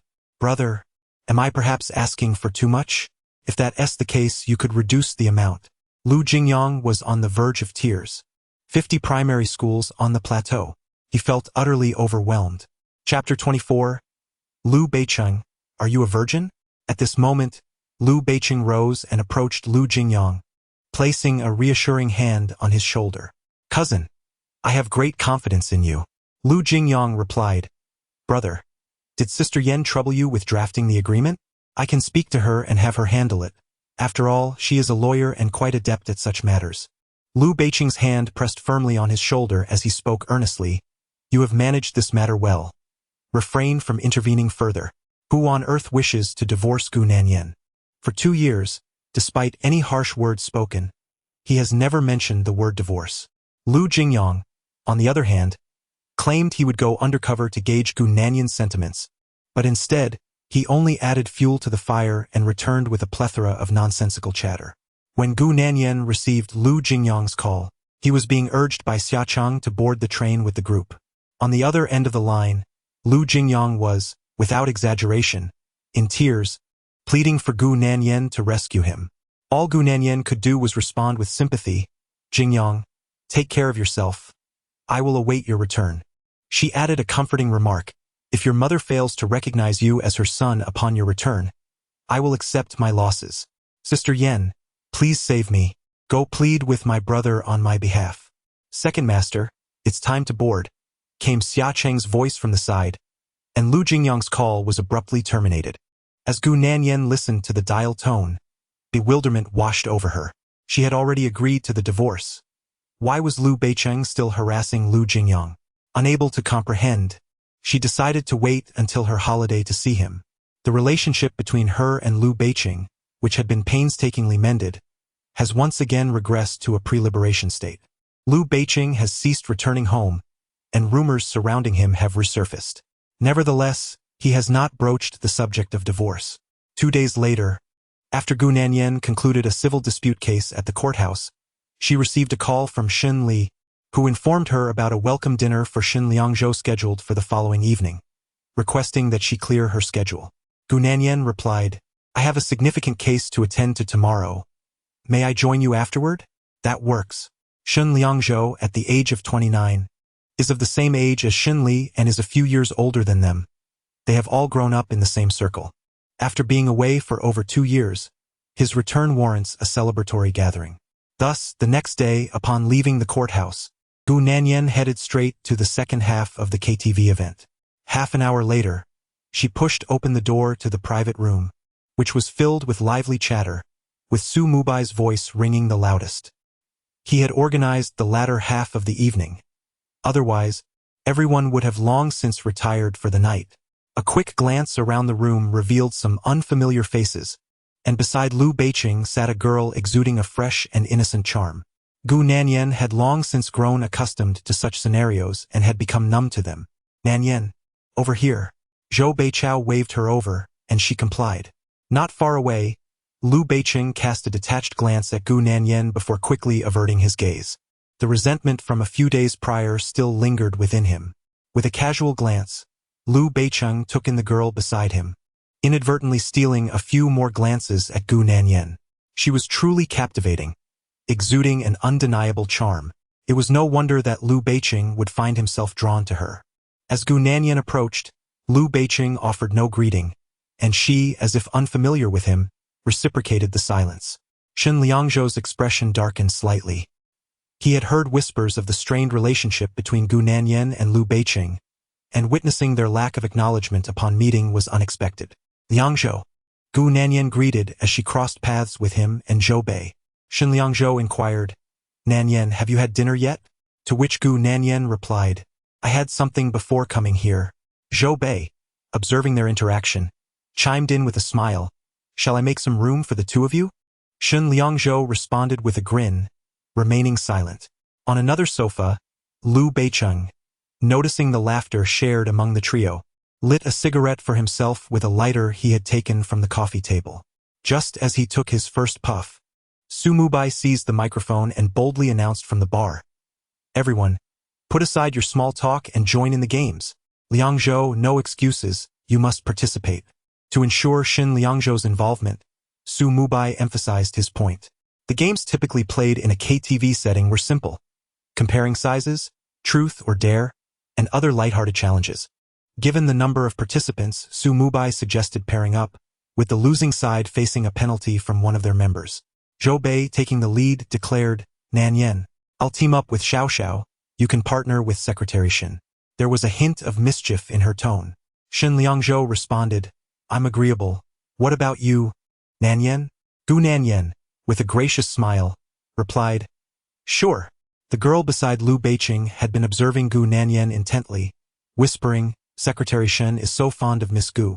His eyes are filled with her image. Gu Nanyan was indeed strikingly beautiful, and the girl found herself captivated by her throughout the night.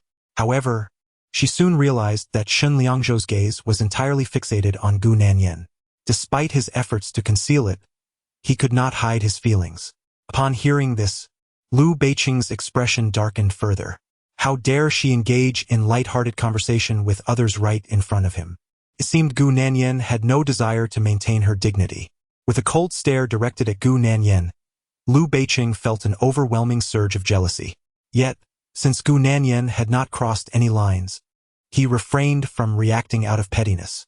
Before long, the pairs were formed, and the group began to roll the dice.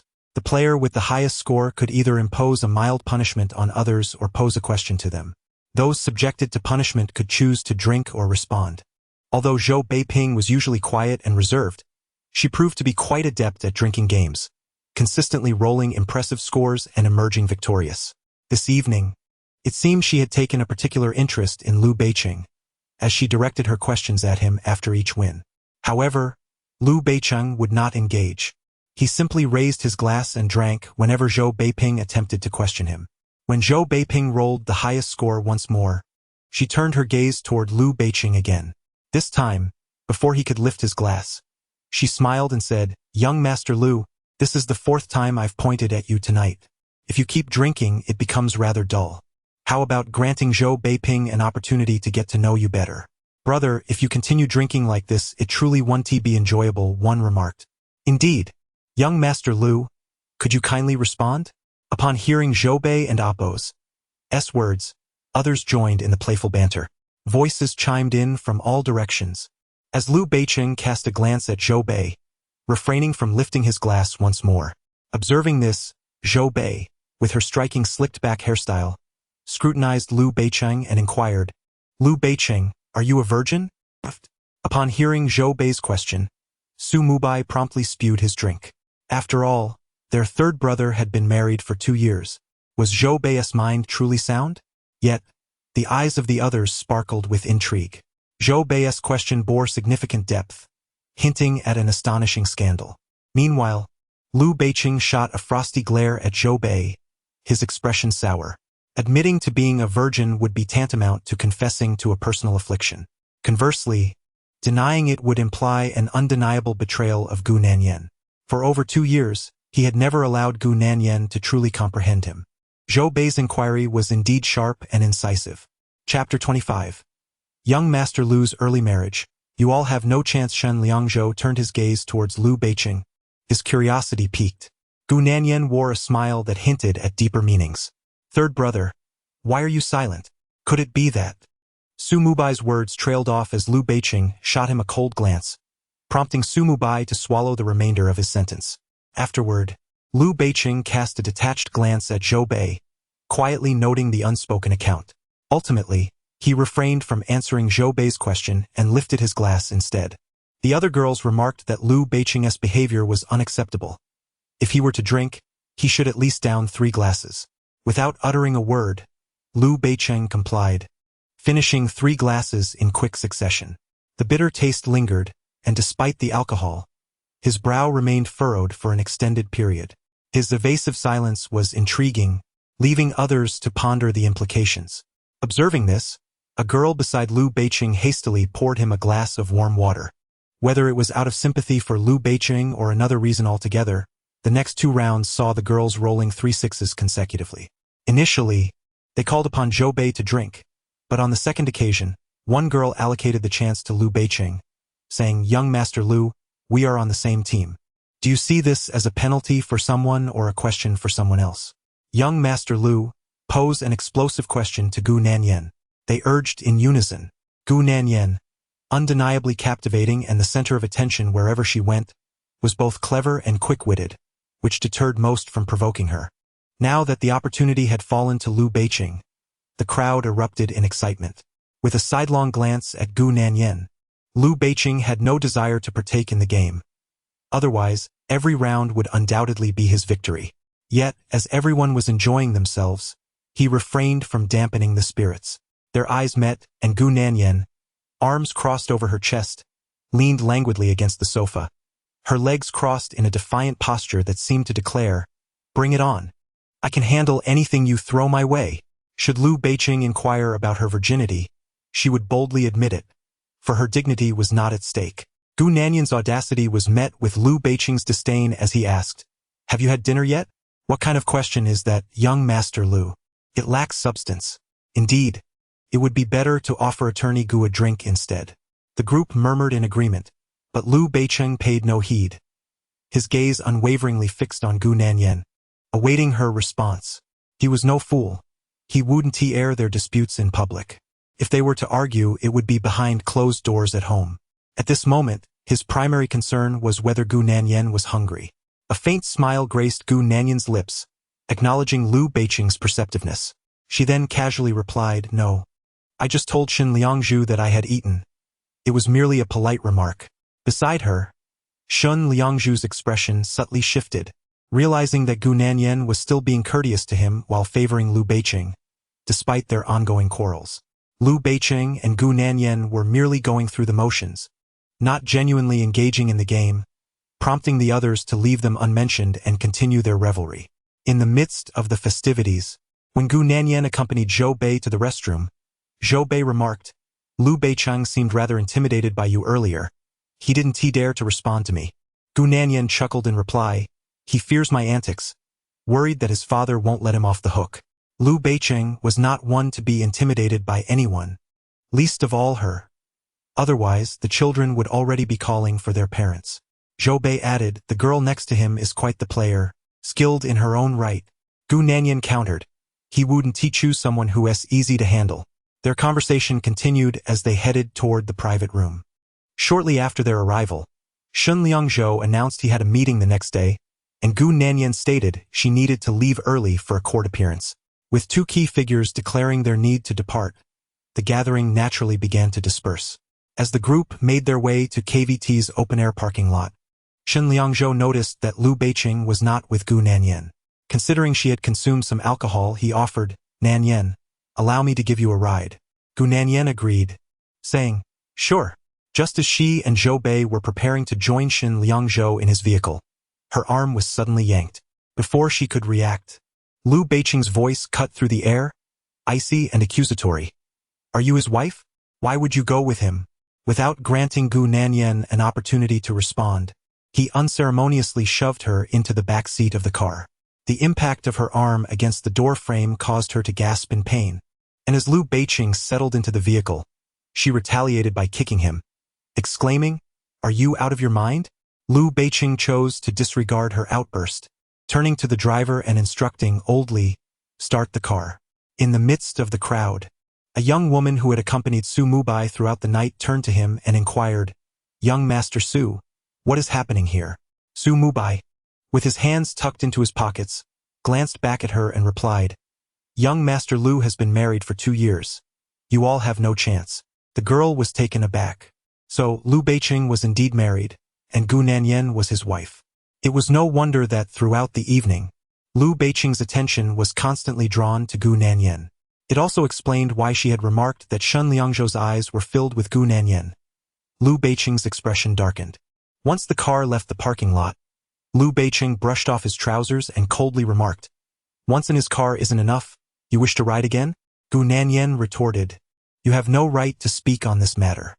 Lu Beiqing was fully aware that Gu Nanyan referred to his previous visit to the hospital with Yichu, and he explained, "I owe her a favor." Gu Nanyan chuckled, "Indeed, with such a substantial excuse, you can do as you please from now on." Gu Nanyan's relentless attitude warmed Lu Beiqing's heart. After 2 years of marriage, it was the first time she had held him accountable for right and wrong rather than brushing matters aside. This side of Gu Nanyan made Lu Beiqing feel as though he had a true wife. "I will be more mindful in the future," Lu Beiqing unexpectedly promised. Gu Nanyan paused, taken aback by his sudden assurance. He continued, "I do not know that woman from tonight, but she was indeed trying to provoke you." When Shen Liangzhou returned, Lu Beiqing, still somewhat perturbed, was concerned about leaving any openings for others to exploit, and thus he lowered his head before Gu Nanyan could offer him an out. Gu Nanyan cast a disdainful glance at him, turning her face away in disinterest. Ignoring him, Lu Beiqing leaned back in his seat, exhaling heavily, lamenting his headache. Gu Nanyan remained silent. With a sidelong glance at her, Lu Beiqing requested, "Give me a massage." "I won't," she retorted. "Just a little," he insisted, taking her hand and placing it against his forehead. Reluctantly, Gu Nanyan complied with a slight squeeze, all the while harboring disdain, yet she still held onto the hope of him fathering her children. Half an hour later they arrived home, where Aunt Jiang and the others had already retired for the night. As Gu Nanyan ascended the stairs, she noticed Lu Beiqing heading towards the kitchen instead, prompting her to tease, "Realizing your mistake, are you planning to sleep in the kitchen?" Chapter 26. Some bargains are not meant for you. Lu Beiqing cast a detached glance at her, as if to say that she should not overstep her boundaries. "Are you really going to prepare a meal for me?" Gu Nanyan replied, "Be careful not to cut yourself. I'll have to take you to the hospital for bandaging." Having never set a table in his life, what could he possibly cook? Moreover, she was unworthy of such good fortune bestowed upon Lu Beiqing. If he truly felt indebted to her, he could simply give her a child. Suddenly, Lu Beiqing shot her a sidelong glance, prompting Gu Nanyan to hurriedly respond, all right, I'll accept your good fortune. I'm off to take a shower now." She added, "I didn't eat lunch either, so make sure to prepare plenty, with some meat included." After relaying her instructions to Lu Beiqing, Gu Nanyan yawned and ascended the stairs. In the kitchen, Lu Beiqing's phone played a short video while he rummaged through the refrigerator for ingredients. During their last meal at the Gu family's home, Zhao Zhiqiu mentioned that Gu Nanyan had a weak stomach and urged her to eat 3 meals a day at regular intervals. Though Lu Beiqing had remained silent at the time, Zhao Zhiqiu's words resonated deeply within him. Now, in the dead of night, lacking any culinary finesse, Lu Beiqing decided to simply boil some noodles. He sliced the pre-cooked beef, adding a touch of ginger, garlic, and scallions, contemplating whether to season it with some pepper oil. However, considering Gu Nanyan's preferences, he ultimately returned the bottle to its place. Gu Nanyan, clad in a pale pink nightgown with a large bow headband adorning her hair, descended from her shower at an unknown time. Leaning against the doorframe with her hands clasped in front of her chest, she bore an enchanting smile that hinted at mischief. Lu Beiqing sprinkled a handful of chopped scallions into the pot. As he turned to fetch a bowl for the noodles, he caught sight of Gu Nanyan, who was silently observing him from the doorway. His expression darkened. "Could you not make a sound?" Gu Nanyan beamed, her arms still crossed over her chest as she sauntered towards him with a leisurely pace. The 2 locks of curly hair cascading over her chest swayed with her movements, and tonight she appeared particularly enchanting, like a sprite or a fairy. Upon reaching Lu Beiqing's side, she glanced at the rather mediocre beef noodles simmering in the pot and nudged him lightly with her backside. "I have a question for you." Lu Beiqing glanced at her but continued to serve the noodles without acknowledging her. Gu Nanyan's smile widened as she inquired, "Why aren't you answering the question that Xiao Bei posed to you tonight?" As Lu Beiqing poured broth into the bowl, he remained unresponsive. Gu Nanyan's amusement grew. "Could it be that you are truly as innocent as a blooming flower?" She then added, "Perhaps I should give you a test." Lu Beiqing's expression darkened further. If there were such a fortunate opportunity, it certainly wouldn't be your turn. Gu Nanyan replied, why let the bounty flow to others when it could benefit you? Besides, who could match my skills? A good mentor is essential. Once Gu Nanyan spoke, Liu Beiqing's face darkened even more than the soy sauce he had just poured into the pot. Gu Nanyan, are you certain you still wish to bear my child? The way she spoke suggested she had encountered countless men, yet in reality, she had no practical experience whatsoever. Gu Nanyan replied, of course I do. It's the very thought that occupies my mind from dawn till dusk. Liu Beiqing was amused yet concealed his laughter, merely carrying his noodles towards the dining area as he said, you should restrain that sharp tongue of yours. With a naturally eloquent disposition, one might wonder why she chose to pursue a legal profession. For now she struggles to find a worthy opponent in verbal sparring. Accompanying Liu Beiqing to the restaurant, he graciously pulled out a chair for her, and she sat down with poise. As he handed her the chopsticks, she accepted them and casually inquired, have you added that ingredient that makes one feel all hot and bothered, wishing to shed their clothes? Is that what you use in your noodles? Liu Beiqing lifted his gaze to Gu Nanyan, bemused by how this fine young woman wielded her words. Indeed, I add it every day at every meal. Enough of your nonsense. Hurry up and finish so you can rest. Gu Nanyan sampled the noodles Liu Beiqing had prepared and exclaimed, I had no idea you possessed such culinary talent. A clever person excels in all endeavors. Childbirth should be no exception. Liu Beiqing was exasperated. Her incessant thoughts of him were truly relentless, leading him to believe she genuinely wanted to part ways last time. Noticing Liu Beiqing's silence, Gu Nanyan ceased her playful banter and suddenly adopted a serious tone, saying, I need to discuss something important with you. Go on, he replied. You should bring Jingyang back. He is about to lose his sanity over there. Can he even still contact you? It seems his phone must have been confiscated. He is your own cousin. How can you treat him so harshly? He has been suffering from the local conditions, experiencing severe illness. What purpose would it serve to bring him back? To encourage your divorce? Liu Beiqing countered, and Gu Nanyan, who had been brimming with confidence moments ago, was momentarily taken aback. After a moment of surprise, she spiritedly exclaimed, so you don't wish to divorce? Why didn't you say so earlier? If you've had the child, then separation is out of the question. Each word from Gu Nanyan seemed to indicate that it was Liu Beiqing who had carried the burden for 10 months.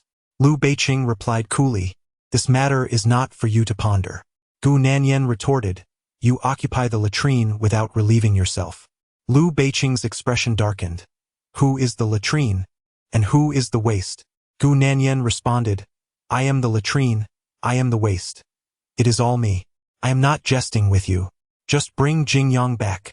Otherwise, if anything were to happen to him, your uncle would not spare you. I want to release him. Why can't you heed even the most reasonable of words? Gu Nanyan urged, if you plead for him a little more, he will linger here for another month. Gu Nanyan quickly silenced herself. Not long after, having finished her meal, the two ascended the stairs together. A little over 10 minutes later, when Liu Beiqing emerged from the bathroom, towel drying his hair, he caught sight of the couple's intimate film playing on Gu Nanyan's computer. His expression was, predictably, one of incredulity. Pausing mid-dry, he glared at Gu Nanyan. Gu Nanyan. Unfazed, she chuckled. All done. I found you an educational film to watch. Otherwise, if rumors circulate that you are inadequate, it would tarnish my reputation. Liu Beiqing demanded, what are you trying to do? Gu Nanyan approached him, grasping the sash of his robe, and gently rose on her toes, leaning in to whisper in his ear. After a hearty meal and drink, desires awaken.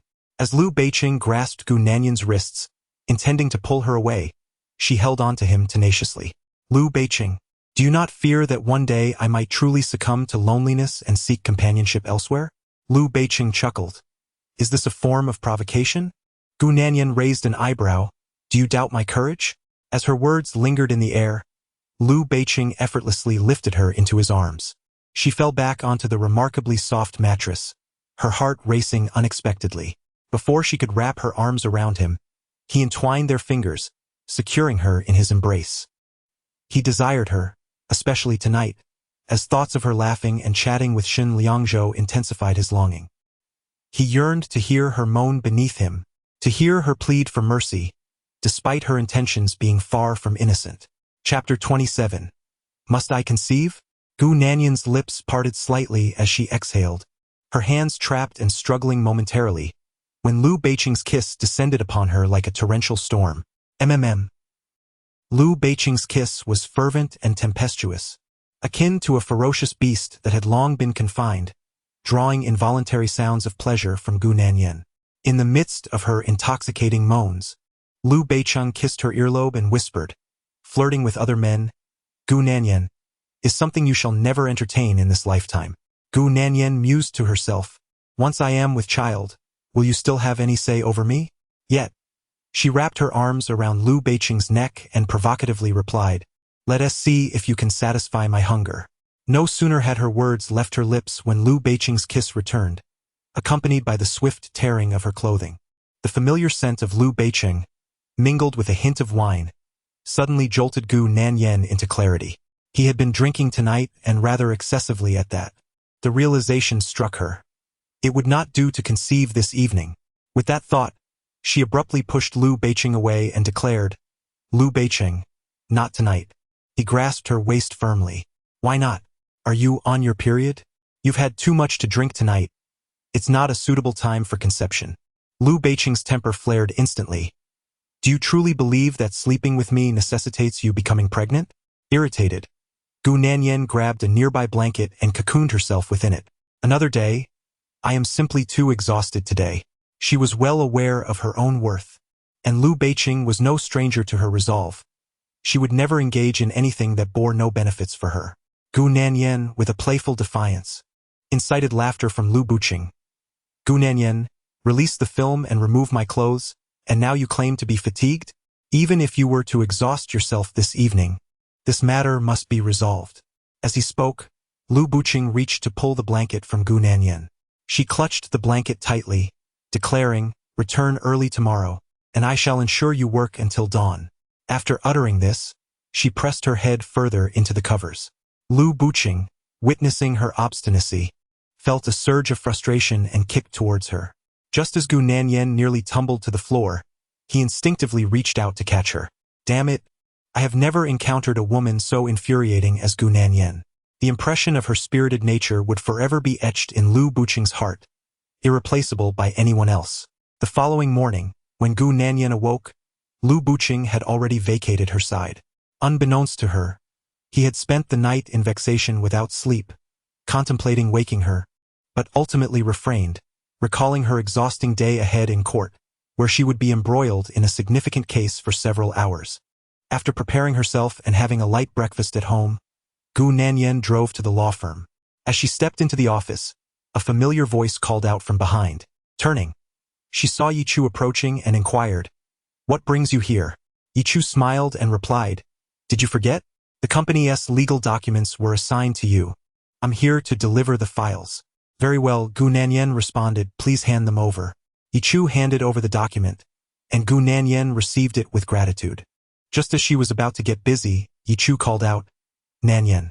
Gu Nanyan turned back and asked, do you have something else? Yi Chu replied, can we have a chat? With ulterior motives, Yi Chu followed Gu Nanyan to the reception room, where she prepared a cup of coffee for her.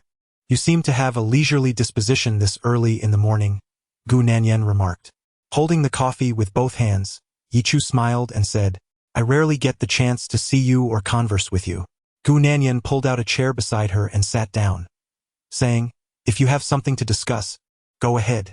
Yi Chu tightly cradled the coffee cup, gazing at Gu Nanyan for a moment before speaking.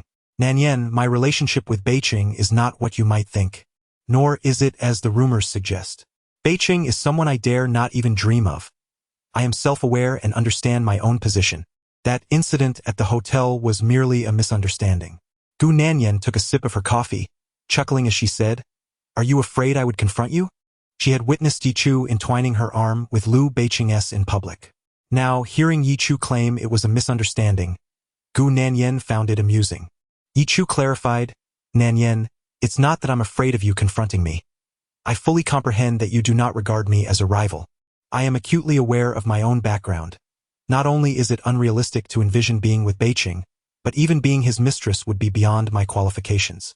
At this point, Yi Chu suddenly appeared troubled. She furrowed her brow in contemplation before continuing, "In truth, I am merely a pawn in the game between Beiqing and you." On that occasion, she merely feigned intimacy at Liu Beiqing's behest.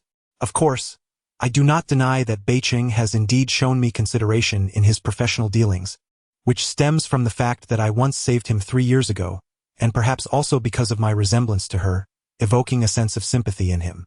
After a brief pause, Yi Chu summoned her courage to articulate. Every action Beiqing takes and everything he does is beyond my influence.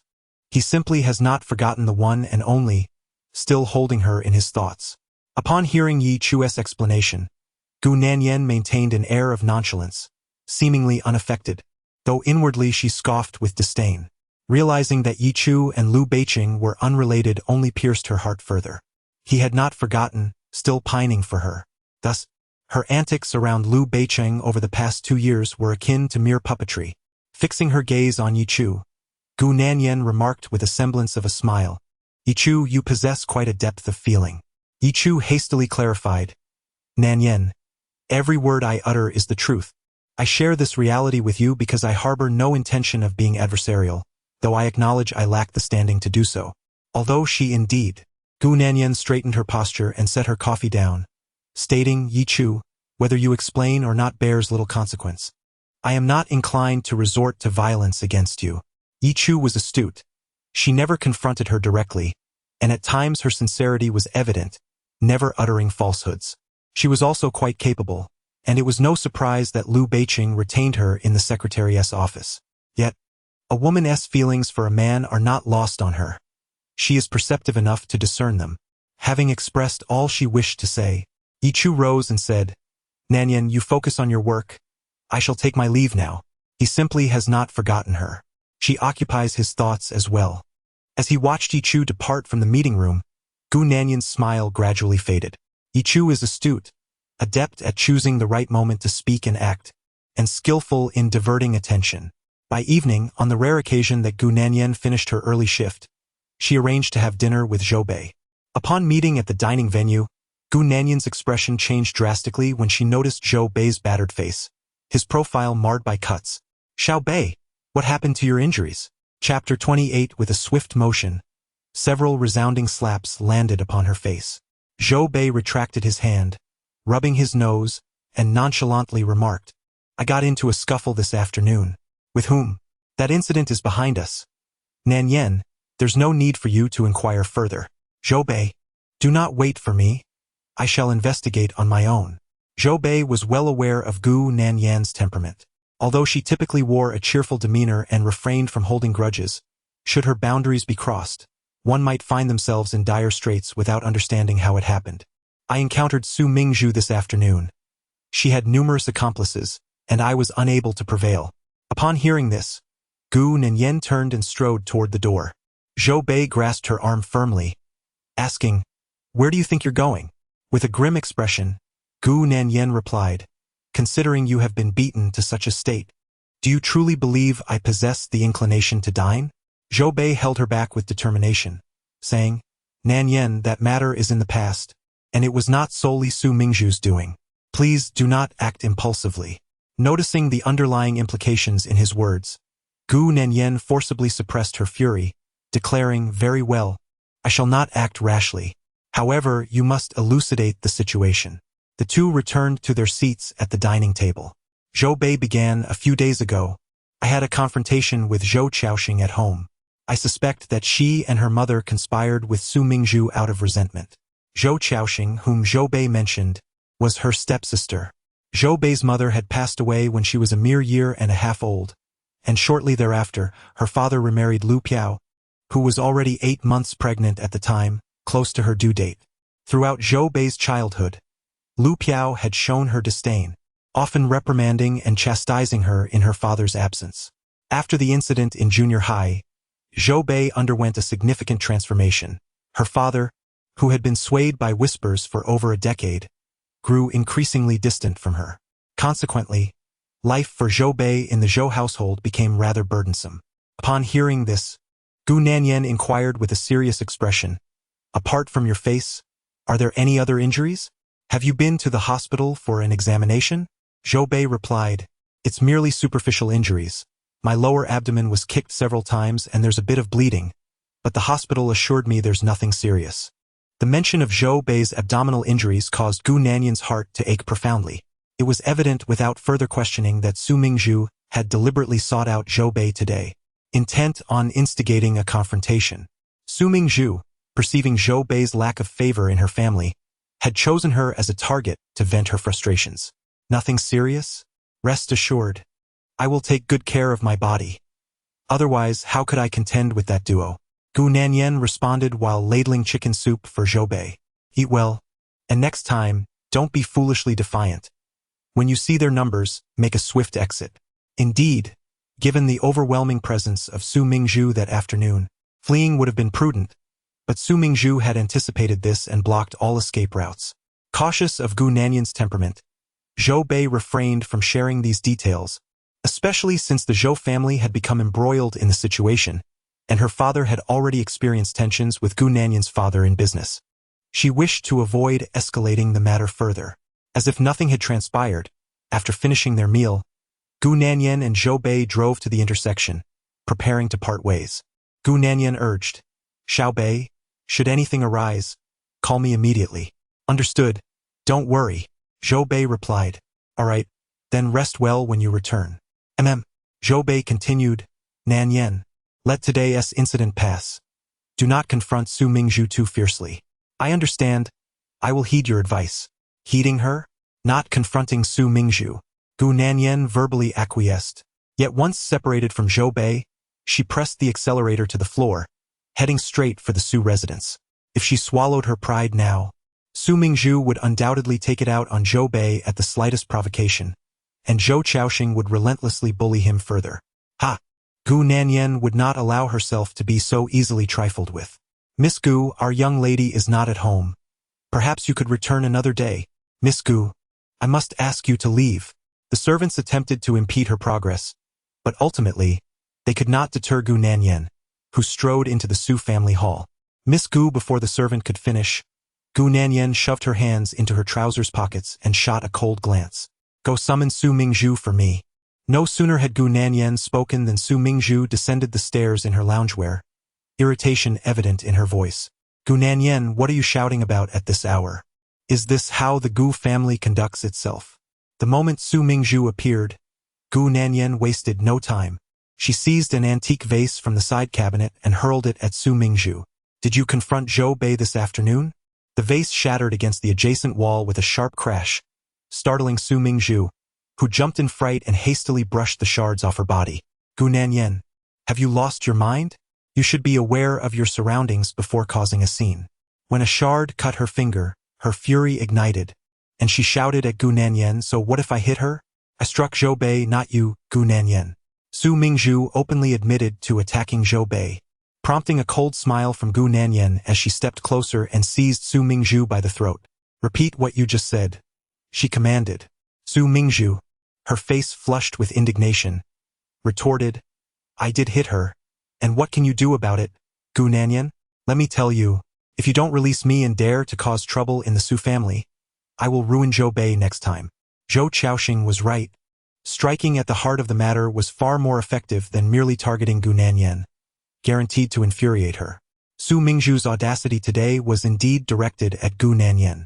As Su Mingzhu's arrogance swelled, Gu Nanyan's grip on her throat tightened, and she seized Su Mingzhu's disheveled hair, dragging her down the steps. Overwhelmed by this humiliation, Su Mingzhu stumbled to her feet, attempting to claw at Gu Nanyan's face. You shameless wretch, you dare to hit me in the Su family? I will not let this go. However, before her hand could reach Gu Nanyan, the latter lifted her leg and delivered a harsh kick to Su Mingzhu's abdomen, causing her to gasp in pain and tumble to the ground. In a physical confrontation, she was utterly no match for Gu Nanyan. With both hands clasped over her abdomen, Su Mingzhu wept profusely. Gu Nanyan, this isn't over. Next time, I will kill Zhou Bei. Su Mingzhu spoke fiercely, but Gu Nanyan retaliated with 2 swift kicks to her stomach. In essence, for every blow Su Mingzhu inflicted upon Zhou Bei, she would receive an equivalent in return. The only regret was that she was not adorned in high heels today, but rather in modest mid-heeled shoes. After a brief warm-up, Gu Nanyan knelt before Su Mingzhu, seizing her hair. "Are Zhou Qiaoxing and Lu Piao colluding with you?" Su Mingzhu, amidst her tears, retorted. "What does it matter who is colluding with me? In any case, I—" Before she could finish, Gu Nanyan delivered several sharp slaps across her face. Still stubborn? With those strikes, Su Mingzhu's face not only swelled, but blood also trickled from the corner of her mouth. When it came to facing Gu Nanyan alone, she was destined to be the one on the receiving end of the blows. Chapter 29. He comes to defend her, supporting her. "Gu Nanyan, you dare." Slap. Gu Nanyan swiftly delivered 2 resounding slaps, demanding, "Still not speaking?" The series of her fluid actions left the servants of the Su family utterly astounded. They had never anticipated that Gu Nanyan would audaciously confront their young lady all alone. "Are you all utterly useless? Why aren't you calling my parents and grandfather from the back courtyard? Why do you linger here to watch this spectacle?" It was only when Su Mingzhu, crying and cursing at them, that the servants finally scrambled into action, pushing one another as they hurried to fetch help. Before long, when the patriarch of the Su family arrived in a flurry, Gu Nanyan had already finished her business, casually dusting off her hands while delivering a swift kick to Su Mingzhu. The old man, witnessing his granddaughter bruised and battered on the ground, nearly succumbed to a fit of rage, feeling as though he might faint from the sight. Finally, he gripped his cane tightly, striking it forcefully against the ground, his voice trembling as he exclaimed, "Gu Nanyan, you are utterly unrestrained. You show no respect for the Su family at all. Is this how your parents raised you?" With her hands casually tucked into the pockets of her tailored trousers, Gu Nanyan regarded the old man with indifference. "The Su family's upbringing leaves much to be desired. Let me assist you in instilling some discipline." The old man was furious, his voice shaking as he retorted, "No matter how poor my family's upbringing may be, it is not for you, Gu Nanyan, to take it upon yourself to teach us." He then turned to Su Mingzhu, commanding, "Mingzhu, stand up. Whatever she did to you, you shall repay in kind." "Gu Nanyan, you are exceedingly audacious." Su Mingzhu's mother was utterly distraught, brought to tears, while her father appeared ashen-faced. Upon the arrival of her family, Su Mingzhu's cries intensified. The old gentleman barked, "What are you crying for? Get up and retaliate." Wiping her tears, Su Mingzhu rose, her gaze fixed on Gu Nanyan as she picked up an ashtray from the coffee table. Gu Nanyan, calm and composed, turned slightly and challenged, "Go ahead, try to make a move." Su Mingzhu, still shaken from being struck by Gu Nanyan earlier, instantly withdrew her raised hand, her tear-streaked face pleading with her grandfather, "Grandpa, I cannot win against her." Observing her hesitance, the old gentleman turned to her father and said, "Jiaqing, why are you still standing there? Go fetch my whip.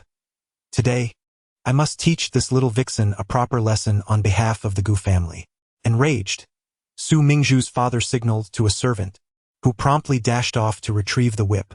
Gu Nanyan, unfazed, seized a tall vase from the coffee table, shattering it with a resounding crash, and brandished the remaining half, coolly addressing the elderly gentleman and his family, "Do not fear the consequences. Feel free to strike." Su Mingzhu stared at the broken vase in her hand, retreating in fright. This time she was genuinely terrified of Gu Nanyan. You scoundrel, you." The old gentleman was so incensed that words failed him. What has happened to her? At that moment, a voice unexpectedly echoed from the entrance.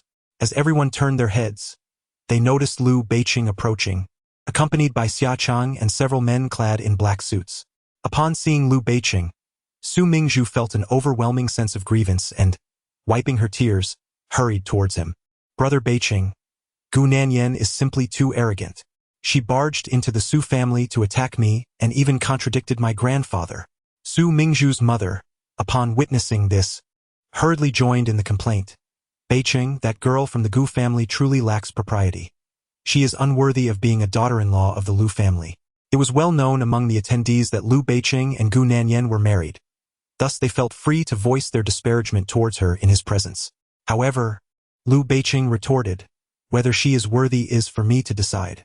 After saying this, he cast a glance at the whip just taken by the elderly gentleman and approached Gu Nanyan, asking, "Did they strike you?" Gu Nanyan tossed aside the broken piece of vase in her hand. Your timing is impeccable. Su Mingzhu's mother was unwilling to relent. Beiqing, are you protecting her? You should first see what she has done to Mingzhu. And moreover, she intruded into our Su family to do this. It's utterly excessive. Lu Beiqing raised his gaze. So what if she struck her? Do you intend to retaliate? His words rendered the Su family members visibly distressed, the servants casting complicated glances at their employers. Su Mingzhu, who usually held herself in high regard, treating them as mere subordinates, found herself in a predicament, as someone had come to their door to intervene on their behalf. The old man's expression shifted between crimson and pallor as he addressed Lu Beicheng, saying, Beicheng, the girl from the Gu family is your wife. She came to my Su family to strike someone. If you do not provide an explanation today, we shall undoubtedly be left with grievances. Upon concluding his statement, Lu Beiqing turned to Gu Nanyan, remarking, You truly are quite audacious to charge in here alone to assault someone. In the future, direct your confrontations outside. Do not intrude upon others' homes. Lu Beiqing's blatant defense of Gu Nanyan finally provoked Su Mingzhu's father, who could no longer contain himself. Beiqing, must you antagonize my Su family over Gu Nanyan? Lu Beiqing surveyed the room before addressing Su Mingzhu's father, stating, I will compensate for the items damaged by Nanyan at their full value. However, as for the medical expenses, I must trouble the Su family to cover those, as she bore the costs herself when dealing with Zhou Bei this afternoon. Lu Beiqing was not one to suffer losses easily. While Gu Nanyan had indeed struck someone, it was Su Mingzhu's daughter who had instigated the conflict first. Upon mentioning Zhou Bei, the faces of the Su family darkened, surprised that Gu Nanyan would come to his defense so fiercely. With the matter clearly laid bare, Gu Nanyan turned to Su Mingzhu, delivering a calm yet firm warning. Su Mingzhu, should you lay a hand on Zhou Bei again, I shall be the one to incapacitate you. Su Mingzhu's complexion paled at the threat. Meanwhile, Lu Beiqing reached out to ruffle Gu Nanyan's hair, asking gently, Have you vented your anger? If so, we can return home. If not, then continue. I shall stand by your side. Just as Gu Nanyan was about to respond, Zhou Bei rushed in, his disheveled short hair a testament to his haste, calling out, Nanyan. Zhou Bei arrived, and Gu Nanyan glanced at Lu Beiqing before saying, Let us go back. When she approached Zhou Bei, she gently patted her on the back, reassuring her, It's all right, we're going home. Seeing Su Mingzhu's pitiful state and the pale faces of the Su family, Zhou Bei's eyes reddened. Although born into the wealthy Zhou family, her early life had not been particularly fortunate. Her only stroke of luck was encountering Gu Nanyan and forming a friendship with her. With tears brimming in her eyes, Zhou Bei felt comforted as Gu Nanyan affectionately tousled her hair, proclaiming, As long as I'm here, no one dares to bully you. Yes, let us go back. Witnessing Lu Beiqing escorting Zhou Bei away, Su Mingzhu seethed with anger, exclaiming, Mom, Dad, Grandpa, am I just going to let Gu Nanyan hit me without consequence? The old man clenched his teeth and declared, This matter with the Gu family is far from over. Su Mingzhu's mother added, Let us wait until your brother returns to discuss this. Inside the Maybach, Zhou Bei held Gu Nanyan's hand and said, Didn't you say this was all behind us? Why did you bring me to the Su family? Thankfully, I sensed something was off and called Lu Beiqing. It was rare for Zhou Bei to be so talkative.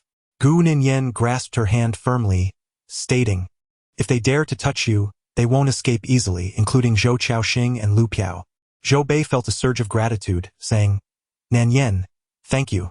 Just as the sisters shared a heartfelt moment, Lu Beiqing's phone suddenly rang. Chapter 30. Lu Beiqing. I offer myself as Lu Beiqing answered the call. His grandfather's serious voice immediately resonated. Beiqing, are you currently with Nanyan? You both need to return to the old residence. Lu Beiqing remained silent, abruptly ending the call and tossing his phone aside.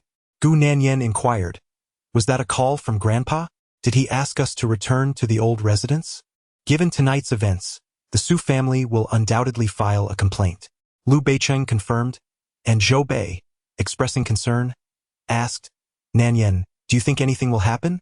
With a smile, Gu Nanyan replied, If nothing happened at the Su family, what could possibly go wrong at our own home?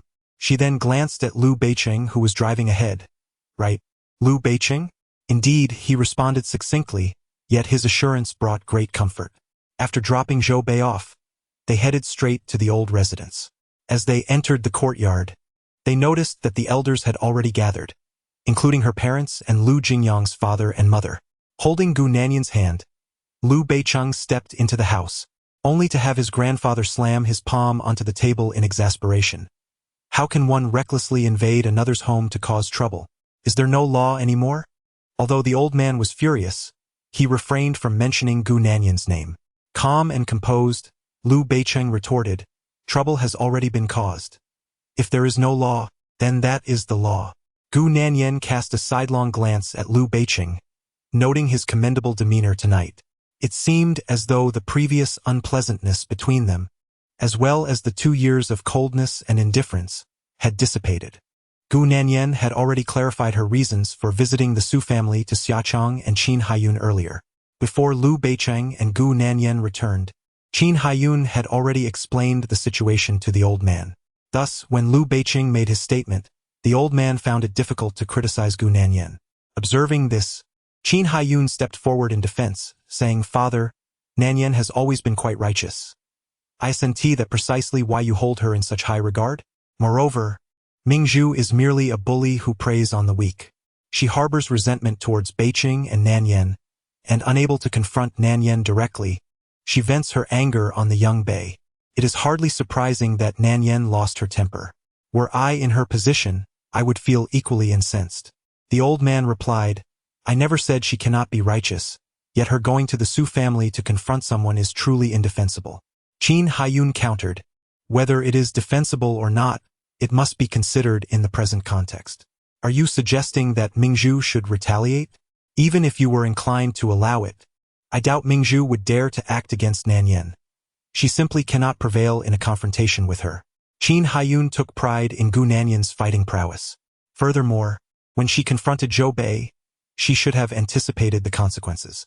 With Qin Haiyun stirring the pot, the old man found himself at a loss and simply turned to Liu Beicheng, saying, "Beicheng, since it was your wife who was involved, perhaps you should address the matter."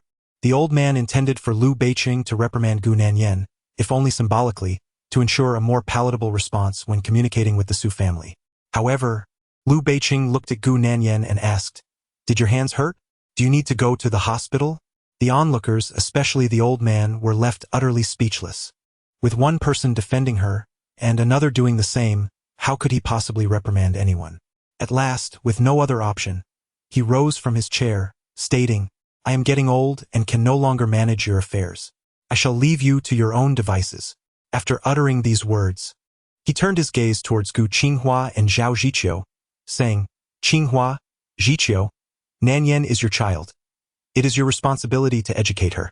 Gu Qinghua and Zhao Zhiqiu promptly responded, "Rest assured, esteemed elder, we shall certainly discipline Nanyan properly and ensure she does not act recklessly in the future."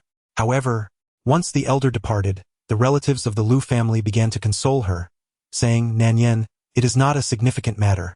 Do not take it to heart. Indeed, it was just a scuffle." They initiated the altercation. "Have you been well treated at the Su family? Have you suffered any losses?" Gu Qinghua and Zhao Zhiqiu, realizing the situation, decided it was best to take their daughter home for proper guidance, lest the entire household spoil her further.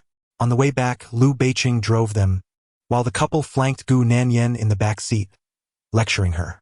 Zhao Zhiqiu remarked, "Child, your father and I encouraged you to study law so that you would abide by the law.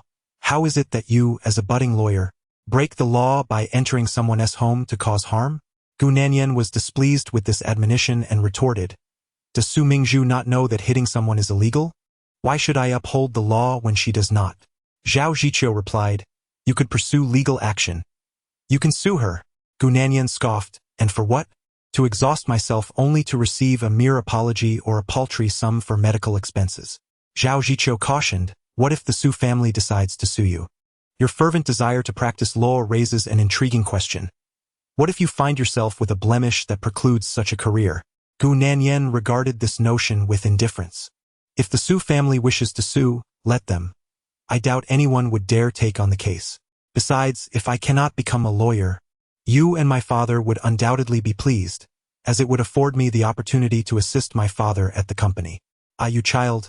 Gu Nanyan's succinct remarks left Zhao Ziqiu at a loss for words. This child has never been a paragon of virtue. When she is amiable, she surpasses others in kindness. Yet when provoked, she exhibits a mischievous temperament reminiscent of a rogue. Gu Qinghua, furrowing his brow, interjected, "Suing the Su family is out of the question. However, I fear that business competition will intensify in the future." Before Zhao Ziqiu could express his concern, Gu Qinghua continued, "Let us not dwell on what has transpired. It is evident that the Su family has likely acted with intent, seeking a pretext to engage in competition with us." Their impatience became apparent during the discussions regarding the 11 projects. He suspected the involvement of the Zhou family in these machinations as well. Having spent many years in business, Gu Qinghua possessed a keen insight into such matters. The Su family had initially intended to marry Su Mingzhu to Liu Beicheng, yet he declined. It was the Liu family that approached the Gu family for the union, claiming that if Nanyan refused to marry, Beicheng would remain a bachelor for life. The crux of the matter was that Beicheng himself was amenable to this arrangement. Furthermore, Nanyan was. Looking back, the seeds of rivalry had long been sown, and it was now time for a direct confrontation. Zhao Ziqiu, alarmed, exclaimed, "The Su and Zhou families are joining forces? What shall we do about Qinghua?" Gu Qinghua reassured him, "But I am here, are I not? I remain unperturbed. Why should you be so anxious? I am not yet averse to them. You may live your life as you see fit. Gu Nanyan will continue to go about her work as usual, and should she ever come to understand the situation, she may return to the company to assist me." When Gu Qinghua mentioned the prospect of returning to the company, Gu Nanyan chose not to engage with the topic. She finds her current state quite satisfactory and comfortable. Shortly thereafter, she escorted Gu Qinghua and Zhao Ziqiu back to the Gu residence, after which the couple returned to Yulin Bay. Gu Nanyan's actions this evening have stirred quite a commotion within the social circle, with individuals of all ages engaged in fervent discussion. Gu Nanyan is truly formidable. She is my idol. Su Mingzhu deserves what she gets, always preying on those who are easy to bully. If she were to meet her demise, I would celebrate with fireworks. The Su family has indeed suffered embarrassment this time, yet Su Mingzhu has brought it upon herself. Is Gu Nanyan not equally fierce? Having offended so many, she may not know how her fate will unfold in the future. The crowd chattered animatedly, but Gu Nanyan remained indifferent, her thoughts lingering on Zhou Qiaoxing and Lu Piao, who still had not been dealt with, leaving her somewhat discontented. A moment later, when Liu Beicheng emerged from the bathroom after his shower, Gu Nanyan concealed her emotions and, with a smile, remarked, "You have been so protective of me today. Perhaps I should offer myself in return?" Chapter 31. Do you also wish to bear a child? Liu Beicheng's expression darkened. Here it came again, her little schemes resurfacing. As he continued to dry his hair with the towel, he coldly remarked, "You expect me to protect you, and now you wish for me to exert effort in fathering a child? Your aspirations are quite fanciful."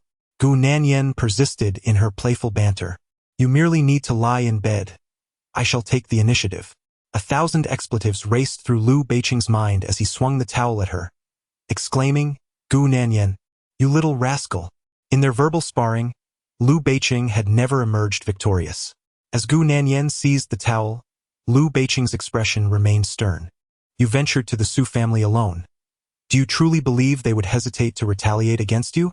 Gu Nanyan replied with a composed chuckle, "I never engage in ventures without assurance."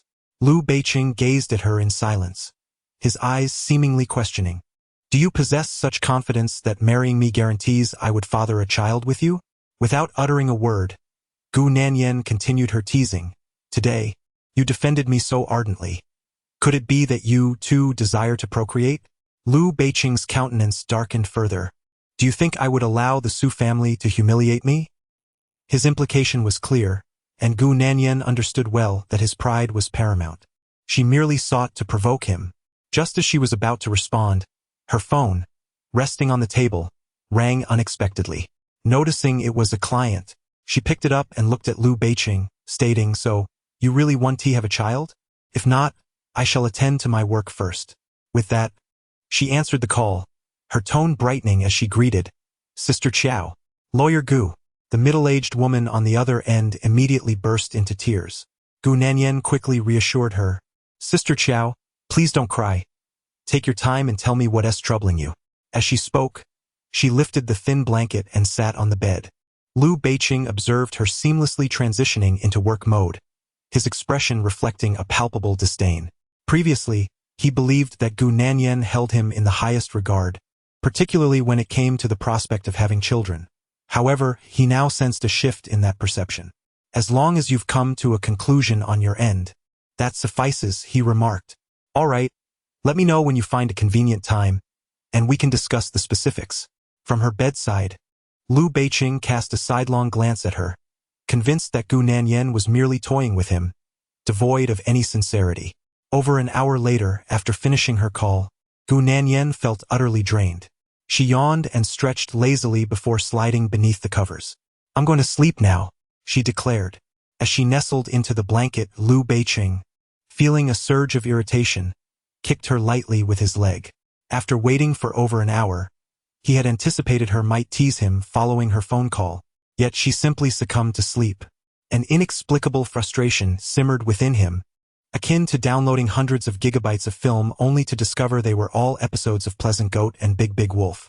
Meanwhile, at the Zhou residence, Zhou Chaoxing and Lu Piao had heard whispers of Gu Nanyan storming into the Su household and striking Su Mingzhu. The mother and daughter duo had remained in hiding for over 10 days, only daring to emerge once they felt that Gu Nanyan and Zhou Beixiao had reconciled, believing the matter had been laid to rest. However, as soon as they stepped outside, they were unceremoniously enveloped in burlap sacks and taken to the hospital. 2 days later, as the nation enjoyed an extended holiday, Gu Nanyan was summoned to a CAF by a client surnamed Qiao to discuss procedures. They finally emerged from the CAF shortly after noon.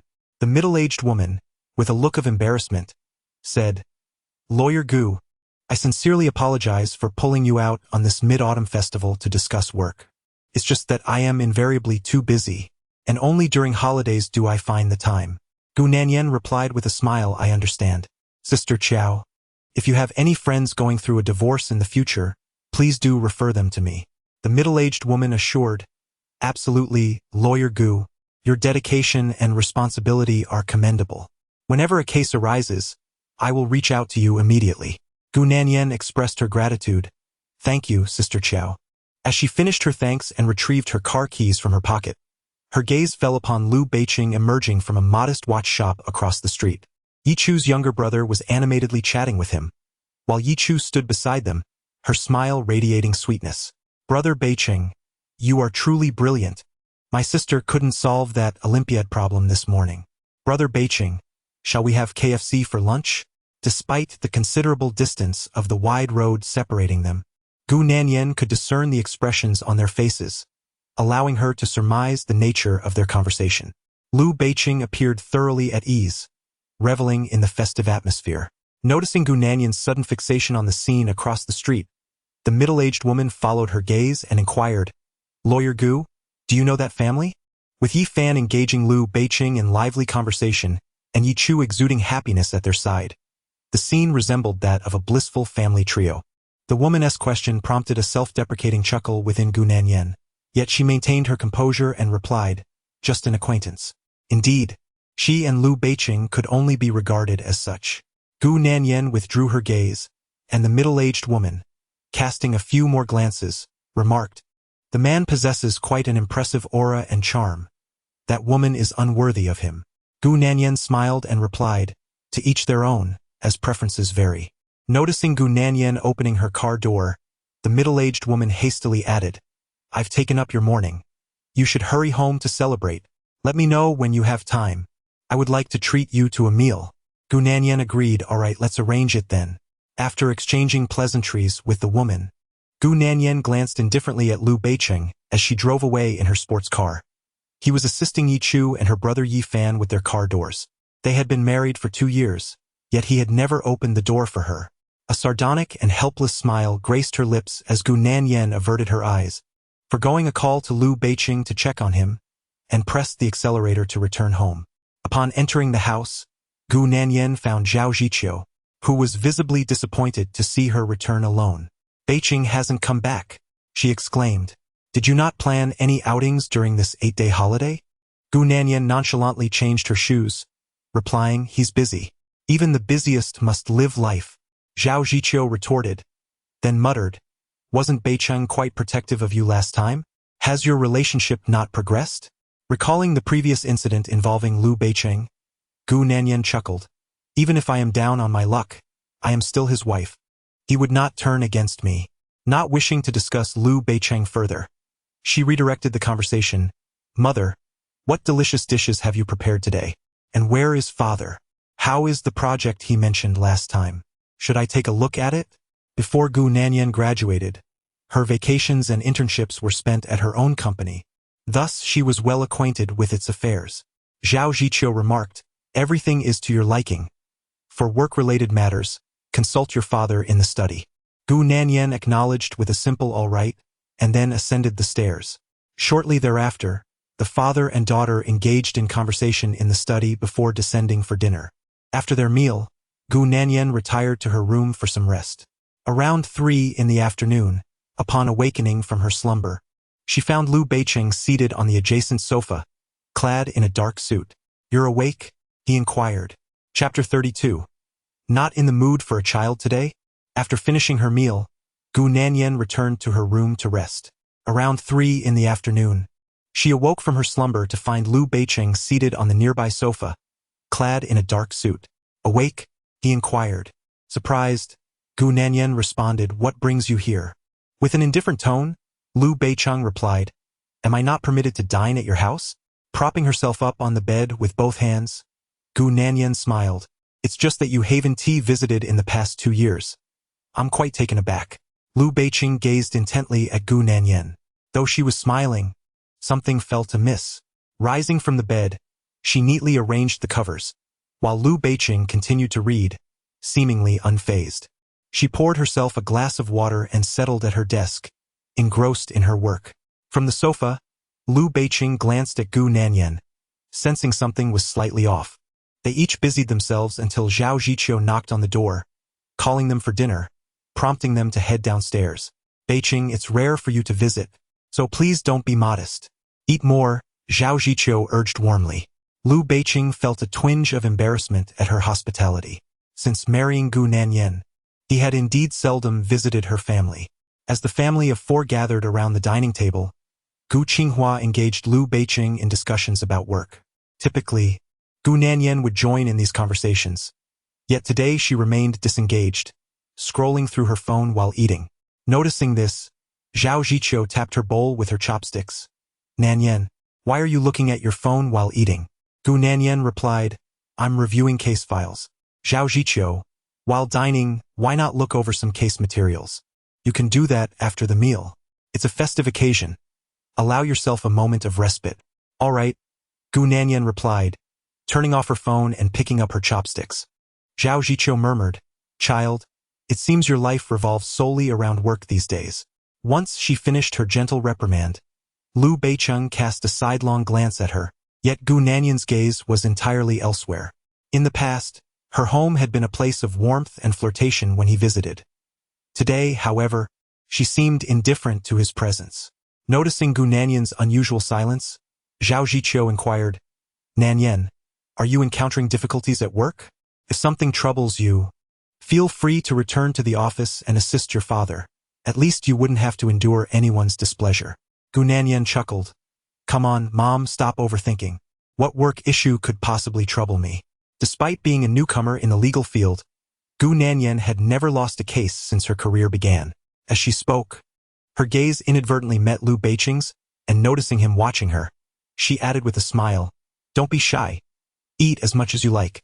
Around 8 o'clock, after the family finished their meal, the couple lingered downstairs for a while with Gu Qinghua and Zhao Ziqiu before ascending to their room.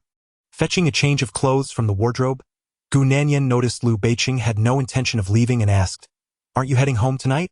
In the 2 years of their marriage, Liu Beicheng had never spent the night at her family home. With a neutral tone, he replied, am I unwelcome to stay here? Gu Nanyan smiled. Not at all. You are most welcome. With lips proclaiming welcome, her demeanor nonetheless bore a marked difference from the past. The playful teasing directed at Liu Beiqing had ceased. In times gone by, she would have effortlessly uttered some cheeky remark, leaving Liu Beiqing's ears flushed with embarrassment. She then stated, "You may use the restroom in that room. I shall take the guest room." Ordinarily, she would have suggested, "Why not shower together?" As she watched Gu Nanyan depart the bedroom, Liu Beiqing, with hands buried in his pockets, felt a growing sense of gravity. This was not the usual Gu Nanyan. Something weighed on her mind. Though her face remained adorned with a smile, her warmth was tinged with an undercurrent of concern. After a considerable interval, when Gu Nanyan returned from the guest room, Liu Beiqing had already finished his wash and was seated on the bed. Observing this, Gu Nanyan pulled out a chair from the desk and remarked, "I have some case files to organize. You should rest for now." Liu Beiqing set down the book he had been holding and inquired, "Aren't you going to tease me about having a son today?" For 6 hours since his arrival, she had not uttered a single teasing word, nor mentioned the topic of children. In previous encounters, she would have flirtatiously mused about the beauty of a joyful night together. He had anticipated her playful lines, only to be met with her insistence on organizing case files. In response to his question, Gu Nanyan smiled and replied, "How could one think of such matters every day? We must occupy ourselves with other pursuits." With that, she resumed sifting through the case documents in her hands. Liu Beiqing, maintaining an air of calm, descended from the bed and approached her, gently grasping her face to direct her gaze towards him, saying, "Gu Nanyan, something is troubling you." Having known her for 23 years, he had been acquainted with her since the very day of her birth. Gu Nanyan's emotions were not difficult for him to decipher. Grasping Liu Beiqing's wrist, Gu Nanyan playfully remarked, "You're not accustomed to my not pestering you today, are you?" She continued, "Women do have their days." However, before she could finish her thought, Liu Beiqing pinched her cheek and abruptly yanked her up from the chair. Gu Nanyan stumbled slightly before regaining her balance and looked at him, saying, with such enthusiasm, "Do you intend to resort to force?" Liu Beiqing retorted, "Gu Nanyan, stop being so cryptic." Amused, Gu Nanyan responded, "I've barely uttered a few words today. How am I being cryptic?" She was too disinterested to engage further, dismissing the notion that she was being anything but straightforward. Their gazes locked, and seeing Liu Beiqing's insistence on clarification, Gu Nanyan chuckled. "Must I earnestly plead with you to play along?" Liu Beiqing's expression darkened further as he tightened his grip on her face and lifted her slightly. Feeling the discomfort, Gu Nanyan brushed his hand away and said, "I saw you this morning while discussing matters outside." She stated only this, offering no additional information. Liu Beiqing immediately connected the dots, realizing she had witnessed him in the company of Yi Chu and Yi Fan. Withdrawing his hand, he formed it into a loose fist before relaxing it again. His earlier intensity diminished as he explained, "I told you, I owe her a favor." Gu Nanyan replied, "That is your concern. However, Liu Beiqing, I reserve the right to feel displeased and do not wish to flatter you." This statement did not sit well with Liu Beiqing, who responded, "Gu Nanyan, if you continue like this, you're being unreasonable." Gu Nanyan was instantly infuriated to the point of laughter. "Liu Beiqing, who gave you the audacity to think that upon seeing you celebrate with another woman, I would humbly seek your favor? Have I taken a single cent from you, or have you been supporting me in any way?" She had no intention of arguing with him, nor did she wish to bring up the matter. She simply desired to ignore him, yet he relentlessly pursued her. Since when had it become a fault for her not to placate him or tease him? Liu Beiqing, however, coldly retorted, "Gu Nanyan, have you merely been toying with me all this time?" Chapter 33. The Forceful Kiss in the Past. Gu Nanyan would always approach him with a smile. Yet this time, when he visited her at the Gu residence, she refrained from her usual antics. Liu Beiqing found it difficult to accept this stark contrast, feeling as though Gu Nanyan had merely toyed with him before. She would tease him when in good spirits and leave him aside when she was not. It was only now that Liu Beiqing realized that, although Gu Nanyan had always taken the initiative, the power in their relationship seemed to lie not in his hands, but rather in hers. She acted according to her whims, dictated solely by her mood.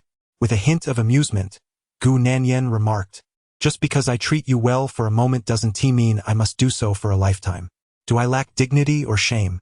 Lu Beiqing grasped the nape of her neck and forcefully pulled her closer, retorting, "Being with me means abandoning both dignity and shame?" The pressure on her neck caused her discomfort, prompting Gu Nanyan to look up at him and say, "Lu Beiqing, if you continue like this, it loses all meaning. Let go." Furthermore, she mused, when had she ever held any semblance of dignity in his eyes? Lu Beiqing did not relent. His anger intensified. Gu Nanyan tugged at him a couple of times in vain before fixing her gaze on him. "Lu Beiqing, do not forget that it was your father who came to propose to me, and it was you, Lu Beiqing, who consented to this engagement. Do not make it seem as though I owe you something." Before she could finish her thought, Lu Beiqing yanked her into his embrace and leaned down, capturing her lips in a fervent kiss.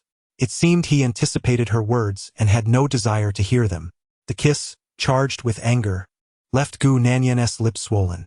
She raised her hand to wipe her mouth, while Lu Beiqing turned and walked to the wardrobe, changing his clothes without a backward glance. In the room, Gu Nanyan felt a surge of frustration. Damn it! She couldn't comprehend why every time it was her fault. He was out celebrating the holidays with other women, yet somehow it was still her fault? Weary, she sank back into her chair when suddenly, Zhao Ziqiu opened the door, inquiring, "Nanyan, I thought I heard a sound coming from here. What's going on?" She glanced into the room. "Where's Beiqing?" As Zhao Ziqiu stepped inside, Gu Nanyan quickly concealed her emotions and nonchalantly replied, "He had to step out for some work." Zhao Ziqiu entered further, commenting, "Everyone seems so busy even during the holidays." After chatting briefly with Gu Nanyan, Zhao Ziqiu remarked, "Nevertheless, Beiqing is doing much better this year than the previous two. At least he knows to come home for a meal." Gu Nanyan yawned. "Mom, it's nearly midnight. You should head back to your room and rest." Zhao Ziqiu rose from the chair. "All right, I'll go rest, but Nanyan, don't hold a grudge against Beiqing. He's just busy with work." Gu Nanyan replied, "I know." After more than 2 years of marriage, she had long since grown accustomed to it. Otherwise, she would have made herself ill from worry. Bang!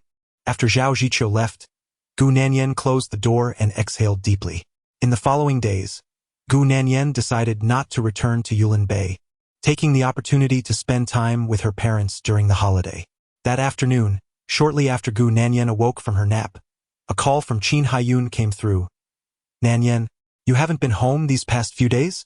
While pouring herself a glass of water, Gu Nanyan replied, "I've gone back to my parents' home to spend some time with them." Qin Haiyun remarked, "No wonder when I passed by earlier, Sister Jiang mentioned you were away." Before Gu Nanyan could respond, Qin Haiyun inquired, "When do you plan to return to Yulin Bay?" Gu Nanyan answered, "I'll head back after dinner." Though Qin Haiyun did not explicitly state it, Gu Nanyan understood that this call was a subtle nudge for her to return. In truth, even without this call, she would have returned, as Zhao Ziqiu had been nagging her for days. On the other end of the line, upon hearing Gu Nanyan's intention to return after dinner, Qin Haiyun breathed a sigh of relief and exchanged a few more words before concluding the call. Having assured Qin Haiyun, Gu Nanyan drove back home after dinner. "Young madam, you're back." "Indeed," Gu Nanyan responded nonchalantly as she changed her shoes. The house remained eerily quiet during the festive season.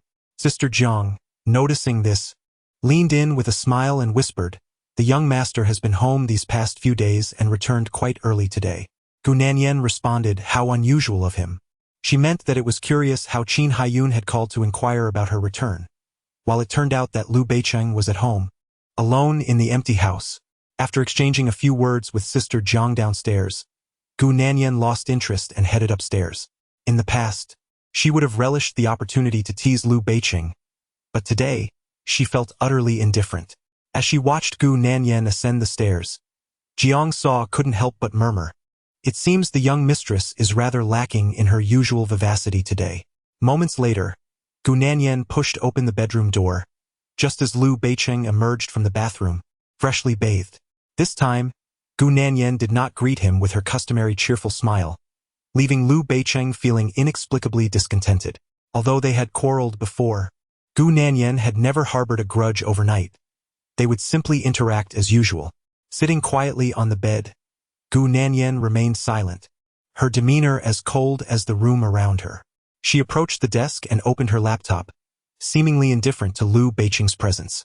In the past, It was always Gu Nanyan who initiated conversation, but her current silence rendered Liu Beiqing unable to break the ice. As she accessed the case files, her phone, placed beside her, suddenly rang. It was a call from Xin Liangzhou. Gu Nanyan picked up the phone, her face lighting up with a smile as she greeted Liangzhou. At that moment, her tone exuded the same poise and confidence as ever. On the bed, Liu Beiqing's eyes brightened at the mention of Liangzhou, and he instinctively looked toward Gu Nanyan. However, she appeared oblivious to his gaze, rising to approach the floor-to-ceiling window. On the other end of the line, Xin Liangzhou inquired, "Nanyan, I have a matter regarding a migrant worker's wages and project payments. Would you be interested in taking it on?" Gu Nanyan replied eagerly, "Absolutely. I'm quite adept with labor law." Her studies in law had provided her with a solid foundation, though her greatest passion remained international law. Gu Nanyan expressed her willingness to take on the case, prompting Xin Liangzhou to add, "Let me briefly outline the situation for you." As Xin Liangzhou briefly outlined the case to Gu Nanyan, he instructed his secretary to send the relevant documents to her email. This matter did not fall directly under Xin Liangzhou's responsibilities. Rather, it stemmed from an incident yesterday at the government office, where a group of migrant workers had blocked his vehicle, claiming they were owed wages and project payments. Xin Liangzhou contemplated whether Gu Nanyan could assist in navigating the legal procedures involved. After concluding the call with Xin Liangzhou, Liu Beiqing finally spoke. His tone icy as he remarked, "The mayor of a city cannot find a lawyer and insists on seeking your help, Gu Nanyan? Such matters can be resolved with a single phone call from Xin Liangzhou's secretary. Would the construction site owner not settle the wages and payments immediately? Is your involvement truly necessary?" Gu Nanyan chuckled softly. "Am I not the nearest lawyer to him?" Yet, Liu Beiqing remained unconvinced. He set aside the book he had been holding, but before he could voice his thoughts, Gu Nanyan interjected. She stated, "Liu Beiqing, I have not provoked you this evening. I have scarcely even exhaled loudly. Please do not seek a quarrel." Chapter 34. Must be pregnant before the year ends. She clung desperately to him, while he accused her of being eccentric. She shamelessly flirted with him, and he labeled her as brazen and shameless. In summary, he held her in disdain. No matter what she did, it was wrong. So, she decided to remain silent. Whatever he desired, she would comply. Gu Nanyan's declaration only deepened Liu Beiqing's discomfort. He would rather endure their loud quarrels than this stifling silence. Gazing at Gu Nanyan, he remarked, "Gu Nanyan, how can I believe that Xin Liangzhou harbors no ulterior motives?" Gu Nanyan found it amusing. After all, he hadn't returned for 2 years. With her arms crossed over her chest, she looked at Liu Beiqing and chuckled lightly. "Liu Beiqing, should I not inquire why, given your capabilities, you couldn't arrange a job for Yichu elsewhere? Why must it be in the Liu family's secretariat? Do you believe that everyone else operates as you do?" Liu Beiqing's gaze softened slightly as he asked, "You still care about her?" Gu Nanyan smiled. "What am I even? If I could be concerned about so many of your affairs, I would be grateful if you simply left me in peace." For more than 2 years, Gu Nanyan had never quarreled with him over external matters. Her principle was to prioritize the significant over the trivial, never sweating the small stuff. Yet, at this moment, she lacked the spirit to engage in conflict with him.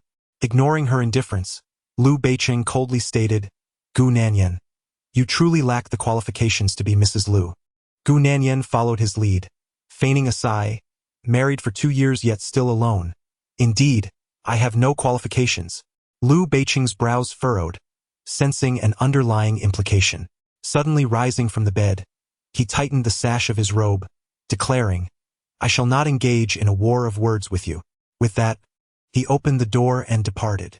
Gu Nanyan glanced toward the doorway, a sardonic smile gracing her lips as she pulled out a chair and settled down at the table. After a brief period of busyness, her phone, resting atop the table, rang. An incoming call from Qin Haiyun. "Mom," she answered, her voice tinged with familiarity. "Nanyan, have you returned home? Beiqing should be there." Qin Haiyun's voice resonated on the other end, filled with concern. "I just stepped out," Gu Nanyan replied. Upon hearing that Liu Beiqing had left again, Qin Haiyun's tone sharpened. "Why has he gone out again? Hasn't he been behaving himself at home these past few days?" Before Gu Nanyan could respond, Qin Haiyun continued earnestly, Nanyan, this situation between you and Beiqing cannot persist. If it continues this way, it may lead to irreparable consequences. You must devise a plan for both of you to live harmoniously. She intended to elaborate further but swallowed her words, realizing they might hurt Gu Nanyan. Gu Nanyan tapped at her keyboard softly, replying, "Mom, I understand. I am mindful of it. Live harmoniously? How could she even dare to think such thoughts?" She had run out of ideas. Qin Haiyun then proposed, "I shall call Beiqing and have a word with him." With that, she ended the call and promptly dialed Liu Beiqing. Once the call connected, she launched straight into it. "Beiqing, have you left again? You walk away just as Nanyan returns. What is your intention? Do you still wish to continue living these days? Let me tell you, aside from Nanyan, my daughter-in-law, there shall be no other. Put aside your cunning schemes. If you dare to mention divorce to Nanyan, just wait and see how your father will deal with you. You won't receive a single penny." Qin Haiyun's clamorous voice echoed as Liu Beiqing pressed his fingers against the bridge of his nose, replying, "She's still here, at home." Initially taken aback, Qin Haiyun soon regained her composure, saying, "If she's at home, then go and appease Nanyan. It's not shameful for a man to comfort his wife. Moreover, with the Mid-Autumn Festival behind us and the year drawing to a close, I surely cannot expect to embrace a grandchild this year, but at the very least, ensure that Nanyan is pregnant before the new year. Otherwise, the gossip from others will be intolerable. Even if others do not speak, she will begin to have her own thoughts. It has been more than 2 years. Why has there been no pregnancy yet? Nanyan's examinations have all come back normal. Could it truly be that there is an issue with my son?" Liu Beiqing remained silent, prompting Qin Haiyun to continue. "Beiqing, have you even taken my words to heart? Hurry and go comfort Nanyan. Quarrels between couples are often resolved in bed." Before Qin Haiyun could finish her lengthy admonition, Liu Beiqing abruptly ended the call. It was clear that Qin Haiyun could go on until the break of dawn. He tossed his phone with moderate force onto the bedside table and glanced towards the door, recalling Gu Nanyan's indifferent demeanor earlier. He reclined on the bed, feeling disinclined to rise. Just a few days prior, he had humbly visited the Gu household, who would continue to bow down to her every time. In the opposite bedroom, Gu Nanyan, with a pair of black-framed glasses perched on her nose, was deeply engrossed in her case, oblivious to Liu Beiqing. The following morning, as Gu Nanyan prepared to head to the law firm to retrieve some items, she opened her bedroom door only to find Liu Beiqing emerging from his room in his pajamas. Startled, she exclaimed, "You stayed home last night. I unjustly accused you to your mother." True to her forthright nature, she spoke candidly, prompting a disdainful glance from Liu Beiqing. At that moment, Gu Nanyan initiated the conversation, and Liu Beiqing, seizing the opportunity, inquired, "Everyone else is resting. Where are you off to so early?" With a playful smile, she replied, "Some people are fortunate, while I have no one to care for me or support me, so I must earn my own living." Liu Beiqing's expression darkened, feeling the sting of her underlying implication. He chose not to respond to her jab, and as Gu Nanyan approached him to adjust his pajamas, she teased, "Are you feeling guilty about what I said? Then why not grant me a small favor? You won't be at a loss. It'll be a bit of fun." Liu Beiqing's expression shifted instantly as he pinched her cheek, retorting, "Gu Nanyan, if you were a man, no woman would escape your mischief." Though he mocked her, a sense of relief washed over him. The audacious Gu Nanyan had finally returned, putting their previous quarrel during the Mid-Autumn Festival behind them. After their argument, Gu Nanyan continued to banter, yet her actions remained largely unchanged. She refrained from excessively leaning on Liu Beiqing, leaving him feeling somewhat dissatisfied, as if something vital were missing. Consequently, his mood soured. In the dead of night, as Gu Nanyan was deep in slumber, she was abruptly roused by a commotion emanating from downstairs. Wrapping herself in a light blanket, she opened the door to find Liu Beiqing, in a state of inebriation, being escorted home by Su Mubai. A frown creased Gu Nanyan's brow as she inquired, "Mubai, what has transpired?" "Yenjia, you've finally come out. Please lend me a hand. I cannot manage to carry Sangu any longer," he replied, adding, "We all gathered for a little reunion tonight, and Sangu and Lauda drank excessively." Gu Nanyan made her way downstairs, pondering. He has never been one to disregard his well-being. What could have happened? Ever since their marriage, she had never witnessed Liu Beiqing inebriated. The last time, during the welcoming banquet for Xin Liangzhou, he had merely sipped a glass, but nothing to this extent. Observing the situation, Su Mubai leaned closer to Gu Nanyan and whispered a few words in her ear. Chapter 35. I am not out there being unfaithful. What heartbreak could he possibly be experiencing? Gu Nanyan's expression changed immediately upon hearing this. Heartbreak? I am right here, perfectly fine, not being unfaithful. What is he heartbroken over? Su Mubai replied, perhaps the person of interest is not you. Gu Nanyan pondered this. She had been curious about why Liu Beiqing returned home every single day, even in the dead of night. It turned out he had faced some disappointment outside, and someone was ignoring him. No wonder he wore such a sullen expression all day.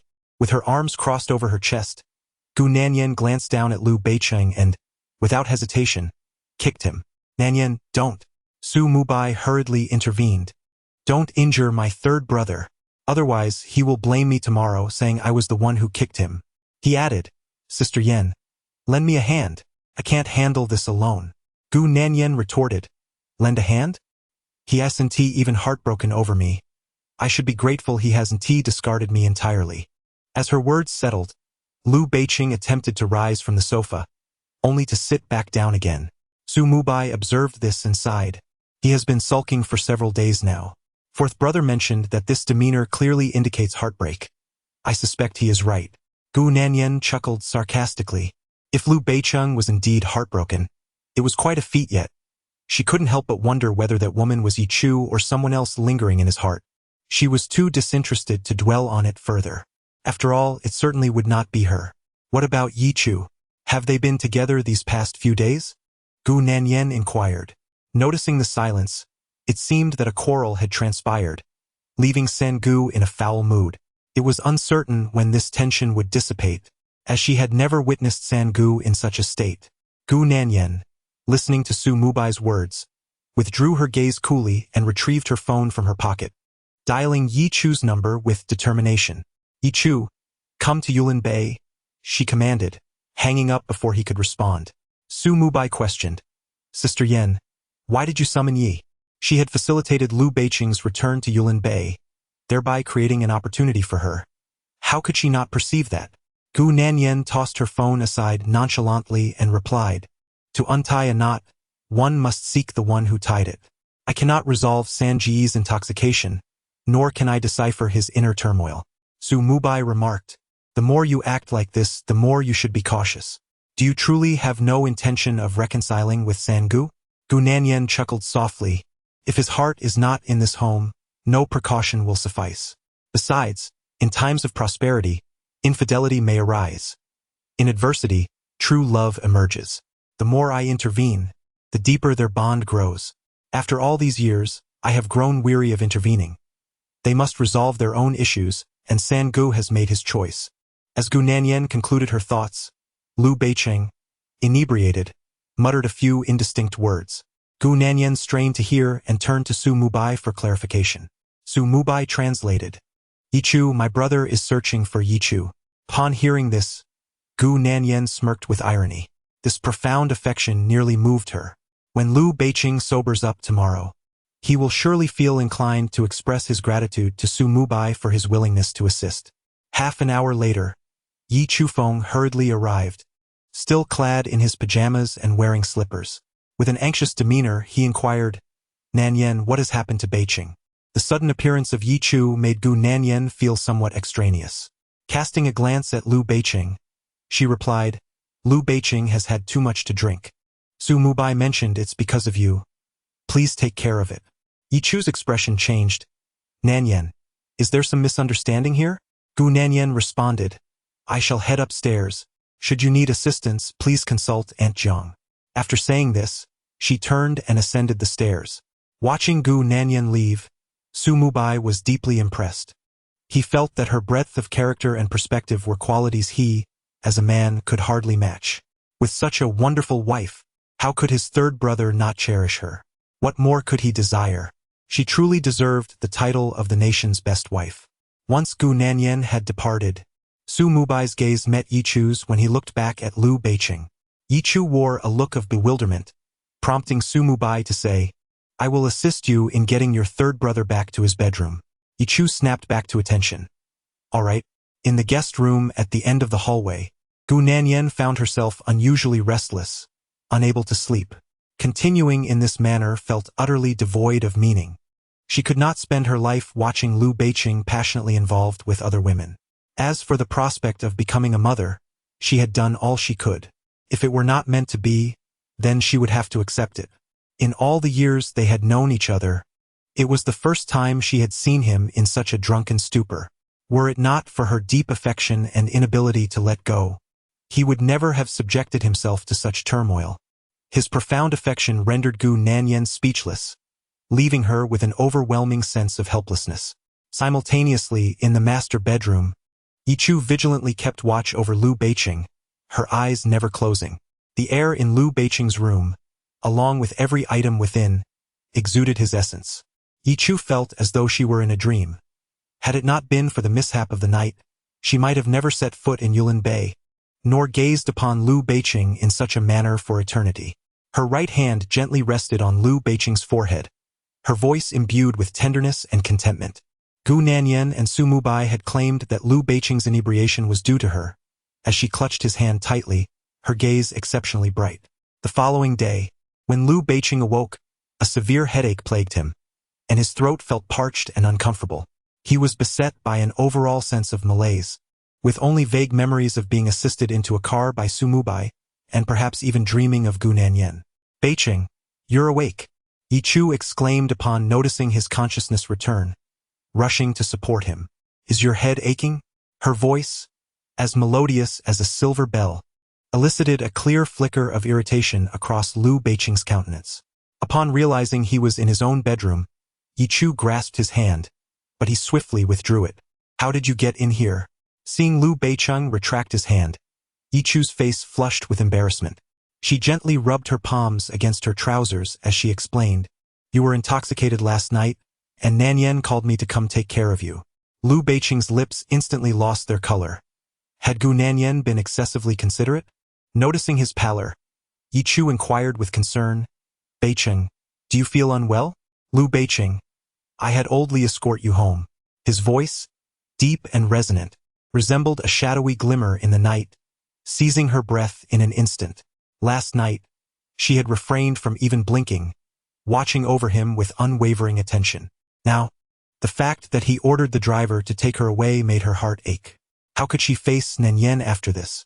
Yichu swallowed hard, forcing a smile as she said, "I will return after you have had your breakfast." Liu Beiqing paid her no heed. He rose from the bed and picked up the phone on the table to call the driver. Yichu clenched her fists gently, pondering how much longer it would take her to inch closer to him, to capture even a sliver of his concern. Several times she had contemplated inquiring about Liu Beiqing, yet she ultimately hesitated, succumbing to his wishes and departing from Yulin Bay. As Yichu left the master bedroom, Liu Beiqing made his way to the bedroom at the end of the corridor. Chapter 36. Pack your belongings and depart as far as possible. When a bucket of cold water was suddenly poured over her, Gu Nanyan sprang up from her bed like a startled cat, shaking off the droplets clinging to her. The young maid, trembling with fear, clutched the bucket with both hands and stammered, "Madam, it was young master who instructed me to do this." After speaking, she cast a wary glance at Liu Beiqing.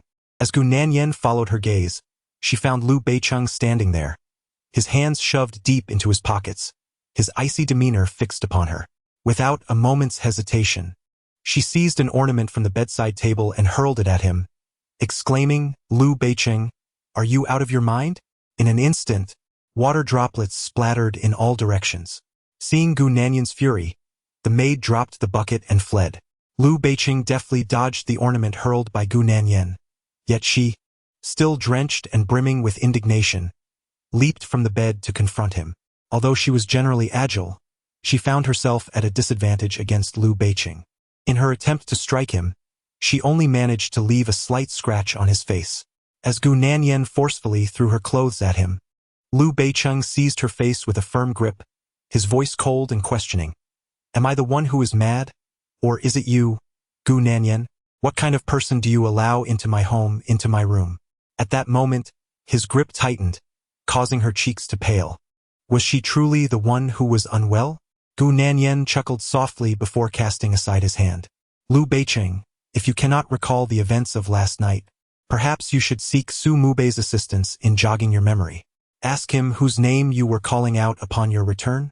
As she alluded to his inebriation, Lu Beiqing's expression shifted slightly. Nevertheless, remembering how Gu Nanyan had pushed him away, he felt a surge of irritation and retorted, Gu Nanyan, are you attempting to play the magnanimous one? Very well, I shall oblige. I will ensure that you have him back completely today. Prepare your space and vacate as far as you can. It had been over 2 years, and while he had yet to pursue anything with Yi Chu, she had already brought another into the fold. Fine, he would play along. As he commanded her to leave, Gu Nanyan scoffed. Leave? I shall depart this very moment. With that, she slammed the door behind her. Without a glance back, Gu Nanyan exited, prompting Lu Beiqing's fury to erupt as he smashed everything within reach. Half an hour later, as Gu Nanyan was packing her belongings to leave, a servant intercepted her.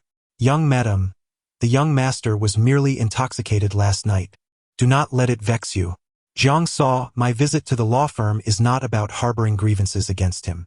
After 2 years of marriage, how many times had she shamelessly sought him out, soothed him or seduced him?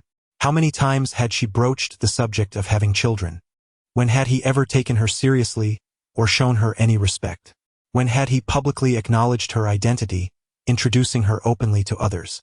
Each festive season, she returned to her family alone. Had she ever made a fuss about it? Recently, his family has exerted pressure upon him.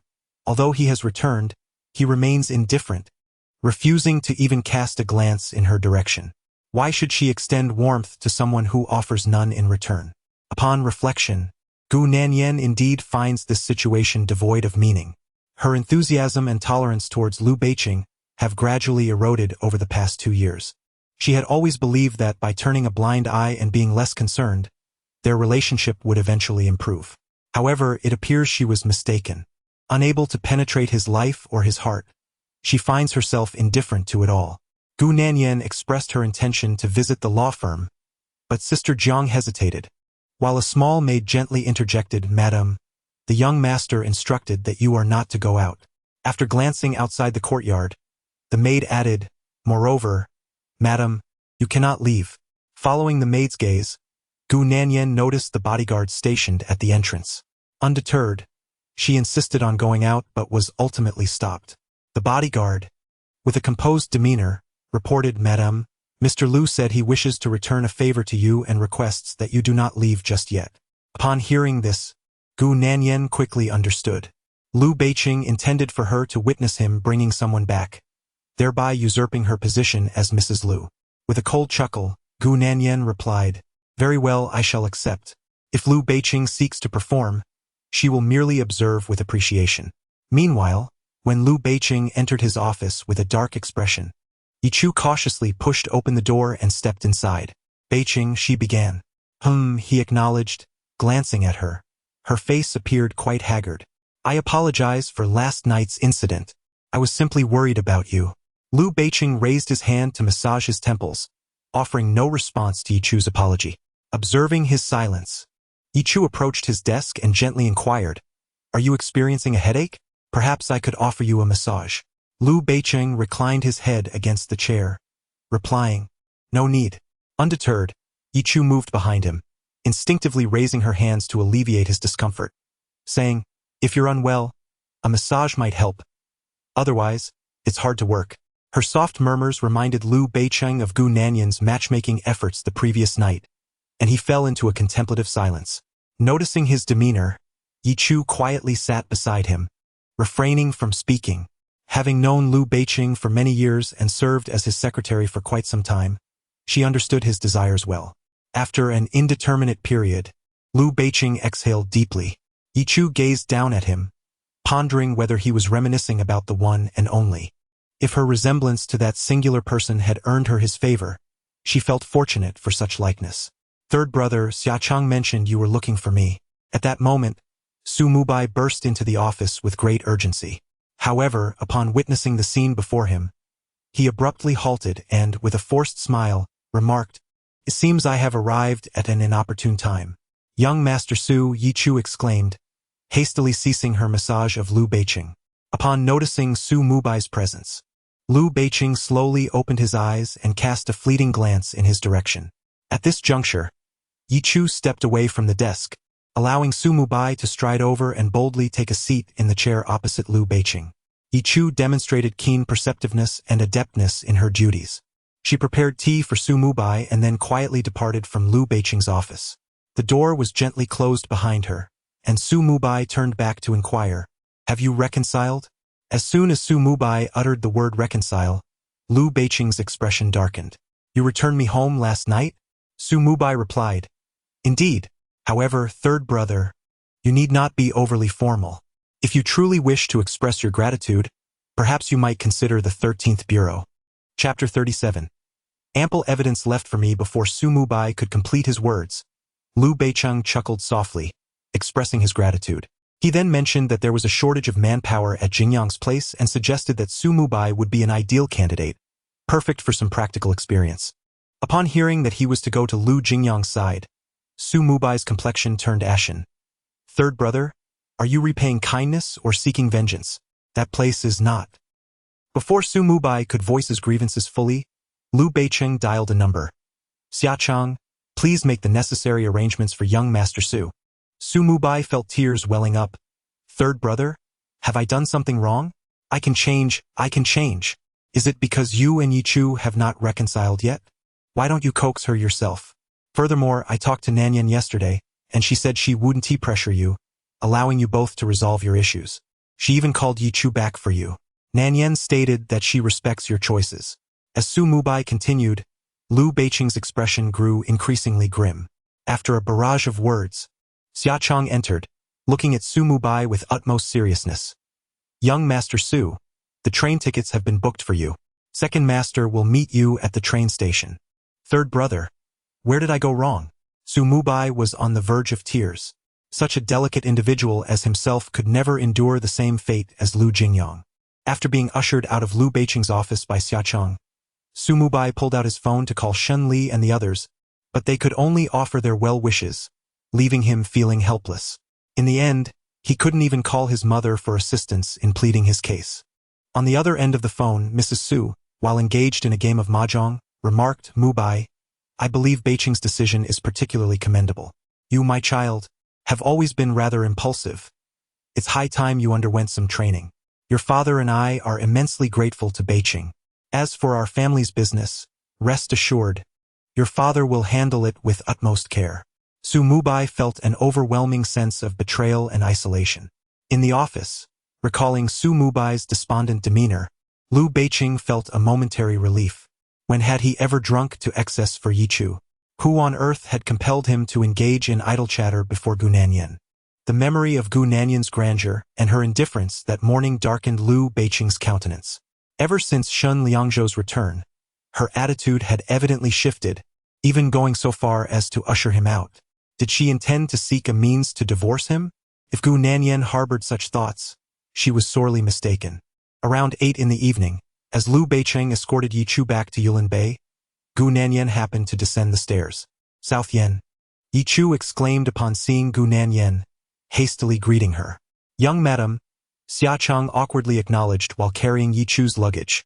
Gu Nanyan cast a detached glance at the group, nonchalantly descending the stairs and pouring herself a glass of water, ignoring everyone present. Observing this, Yi Chu took the initiative to clarify, "Nanyan, Beiqing mentioned that you weren't feeling well, and he asked me to come and keep you company." Yi Chu understood perfectly well why Liu Beiqing had sent her, but at the moment, she was merely attempting to alleviate the awkwardness. Xiachang trailed awkwardly behind the two, utterly perplexed by his boss's antics. Liu Beiqing, however, wore a stern expression as he inquired, "What are you afraid of her for?" He then turned to Xiachang, commanding, "Xiachang, take the luggage to the master bedroom." "Ah, the master." Xiachang's words were cut short by a chilling glare from Liu Beiqing, prompting him to quickly comply. "Understood, boss." As Xiachang brushed past Gu Nanyan while carrying the luggage, his eyes were filled with pity. Alas, it seemed this time it would truly come to an end. At that moment, Aunt Zhang emerged from the kitchen, softly announcing, "Young master, the late-night snack is ready." Liu Beicheng, devoid of any expression, directed his gaze towards Yichu, suggesting, "Go and have something to eat first." Yichu's attention remained fixed on Gu Nanyan as he inquired, "Nanyan, have you had dinner yet? Let us eat together." Gu Nanyan halted her ascent up the stairs and turned to face Yichu, stating, "Since Liu Beicheng has brought you back to Yulin Bay, it signifies your worth in his eyes. Rather than pondering how to navigate around me, you would be better off investing your efforts in securing his affection." When Liu Beicheng was less overt, she could afford to voice her sharp remarks. Now that he had brought her back, if she still considered herself as Mrs. Liu, it would only diminish her standing. After delivering her admonition, she prepared to leave but paused to add, "By the way, make sure to leave me ample evidence." With that, she ascended the stairs. In the living room, Liu Beicheng stood with his hands stuffed in his pockets, his expression exceedingly grim. Gu Nanyan's reaction struck Liu Beicheng like a heavy punch landing on soft cotton. Beside Liu Beicheng, Yichu cast a furtive glance at him, noting his silence, which prompted her to maintain her own quietude. Half an hour later, as she accompanied Liu Beicheng to the master bedroom upstairs, his suggestion that she spend the night there filled her with alarm. "Beicheng, this may not be appropriate. Is there some misunderstanding between you and Nanyan? If so, you should clarify it. Women appreciate kind words. A little flattery will suffice." Liu Beicheng disregarded Yichu's concerns and approached the bedside cabinet, where he moved a vase aside to unearth a pinhole camera. Subsequently, he retrieved several more pinhole cameras from various locations. The sight of these cameras, tossed onto the coffee table by Liu Beicheng, drained the color from Yichu's face, leaving her frozen in place. In the guest bedroom, Gu Nanyan had just finished her shower when a flustered maid knocked urgently on the door. "Come in," Gu Nanyan called out. The maid rushed in, breathlessly reporting, "Madam, young master has discovered the cameras and removed them all." Gu Nanyan responded calmly, "I understand, you may return to your duties." Once the maid departed, Gu Nanyan opened her laptop, and the live feed from the master bedroom materialized on her screen. On the other side of the lens, while Liu Beicheng busied himself, Yichu sat foolishly at the vanity, too apprehensive to lie on the bed or touch anything belonging to Gu Nanyan. Perhaps due to a restless night, she soon succumbed to slumber, her head resting on the vanity. On the other side of the desk, Liu Beicheng observed Yichu peacefully asleep. His gaze, vacant and distant, lingered ahead for a while before he set aside his work and casually draped a thin blanket, unused by both him and Gu Nanyan, over her. He then turned and approached the bookshelf. Raising his hand, he selected a book and gently flipped through its pages. From within, he retrieved an old photograph, a collective memory from many years past. Gu Nanyan, seated before the computer, watched Liu Beicheng's every move. When he uncovered the photograph, she found herself momentarily stunned. If her memory served her right, that picture must have been taken 7 or 8 years ago. How had Liu Beicheng managed to keep such a relic? Whom did he hold dear within that image? Gazing at her own room from a third-person perspective, and at the photograph in Liu Beicheng's hand, Gu Nanyan suddenly realized that despite their lengthy marriage, they had never taken wedding photos or shared any portraits together. Liu Beicheng remained engrossed in the photograph, and after a while, Gu Nanyan withdrew from her observation to take a rest. As the night deepened into silence, Gu Nanyan, though asleep, was plagued by a sense of unease, feeling as if someone were following her, watching her even in her dreams. Awakened by a disconcerting pressure, she abruptly opened her eyes to find a shadowy figure seated on the sofa in the pitch-black room, fixated upon her. Chapter 38. Sweet words don't work. Just pounced directly upon witnessing the scene, Gu Nanyan abruptly sat up in bed and swiftly pressed the switch on the bedside. She was relieved to see Liu Beicheng lounging on the sofa, but her expression quickly turned stern. "Why are you awake at this late hour, staring at me? Besides, didn't Tu bring Yichu back? Are you just going to leave her there unattended? Is this how you conduct your affairs?" As she spoke, she stifled a yawn and added disdainfully, "Hurry back over there. Don't linger here like a doorman. It's late, and while you're awake, others still need their rest." Just as Gu Nanyan was about to lie back down and resume her slumber, Liu Beicheng coldly interjected, "Gu Nanyan, dare to sleep again." Her back, which had begun to bend, straightened once more as she looked at Liu Beiqing. What do you intend to do at this hour? Am I not allowed to sleep? Liu Beiqing gritted his teeth. Can you truly sleep? You've brought her back, yet you snore away while I'm here, utterly unconcerned. How can you be so carefree? I can indeed sleep. Gu Nanyan squinted at Liu Beiqing. Are you unable to? She then inquired, haven't you managed to soothe her yet? Liu Beiqing, let me tell you, you need to temper that temper of yours. Just because you possess a modicum of wealth and power doesn't grant you the right to act recklessly, expecting everyone to revolve around you. Everyone has their limits. If you don't return to Yichu soon, come dawn, you'll find even this facade difficult to maintain. Women are not difficult to please. If sweet words fail, just charge in directly and settle matters with an embrace. After Gu Nanyan finished speaking, she yawned lazily and said, I've shared all the key points with you. Now it's up to you to ponder them. As she reached for the light switch, Liu Beiqing swiftly grasped her wrist. Gu Nanyan looked up, and Liu Beiqing took a couple of steps forward, leaning down to her. Gu Nanyan, are you instructing me on how to coax you? Amused, Gu Nanyan chuckled. Liu Beiqing, your words seem rather distant.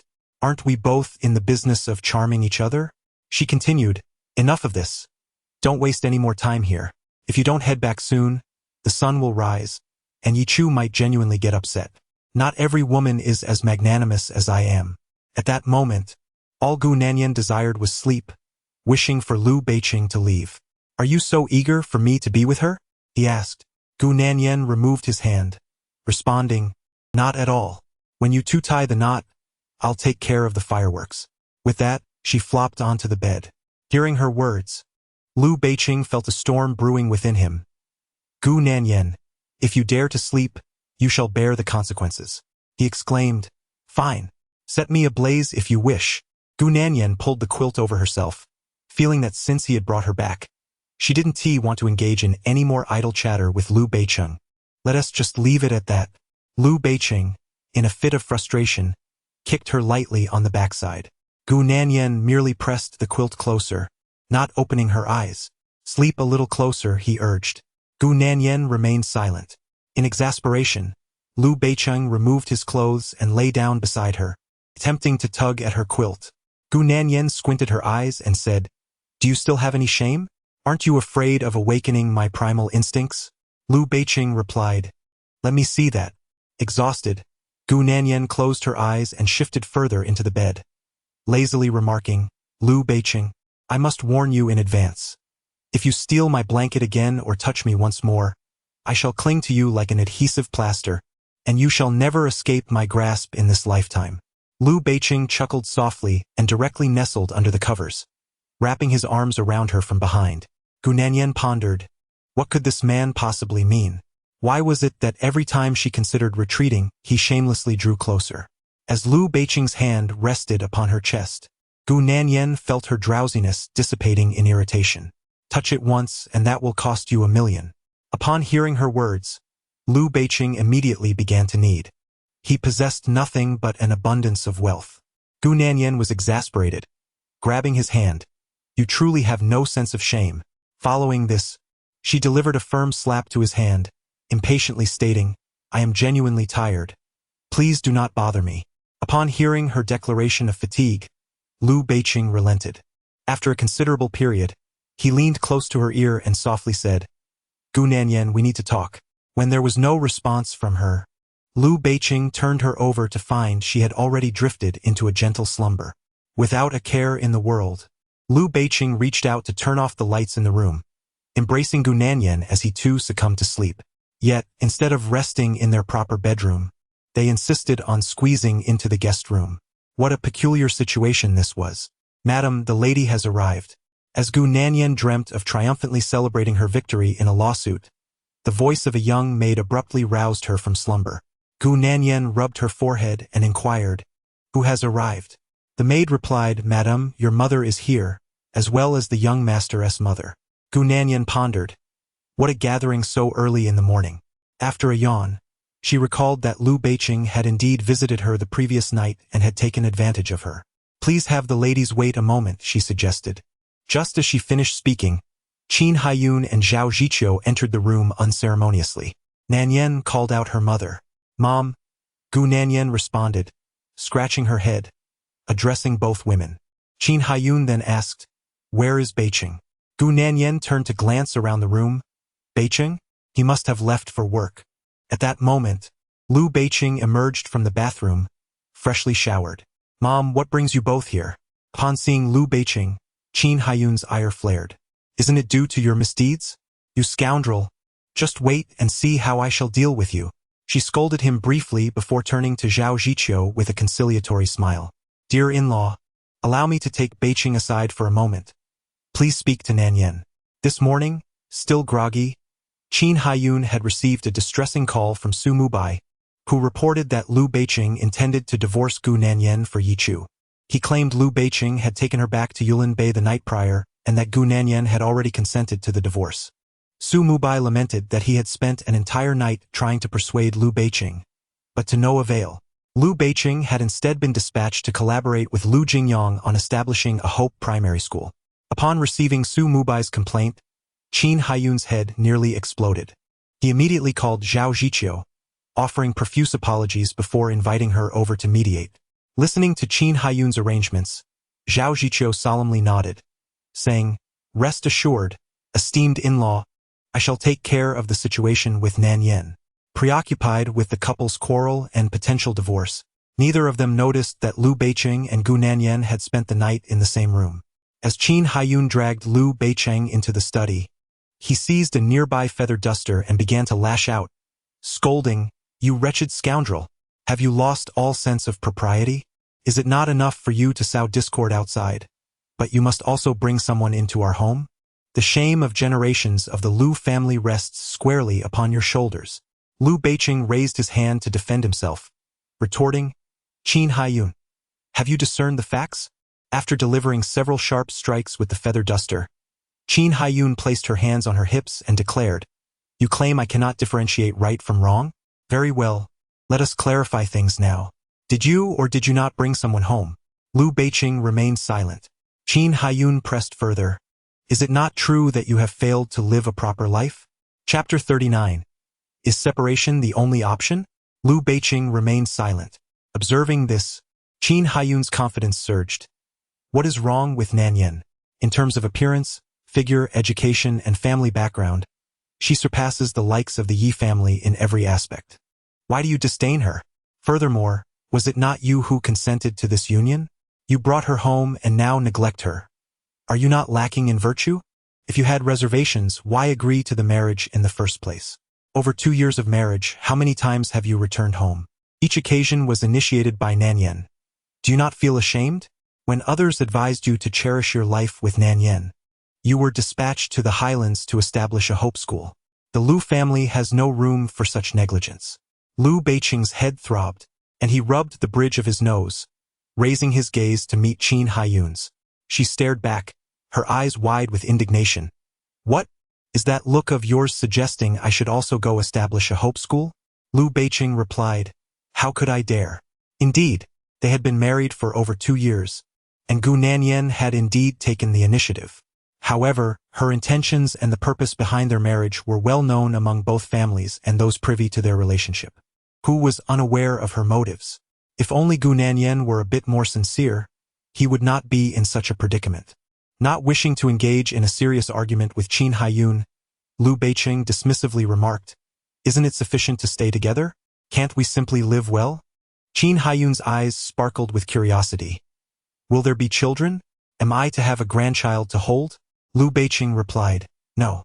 Qin Haiyun erupted in anger, delivering a few sharp reprimands.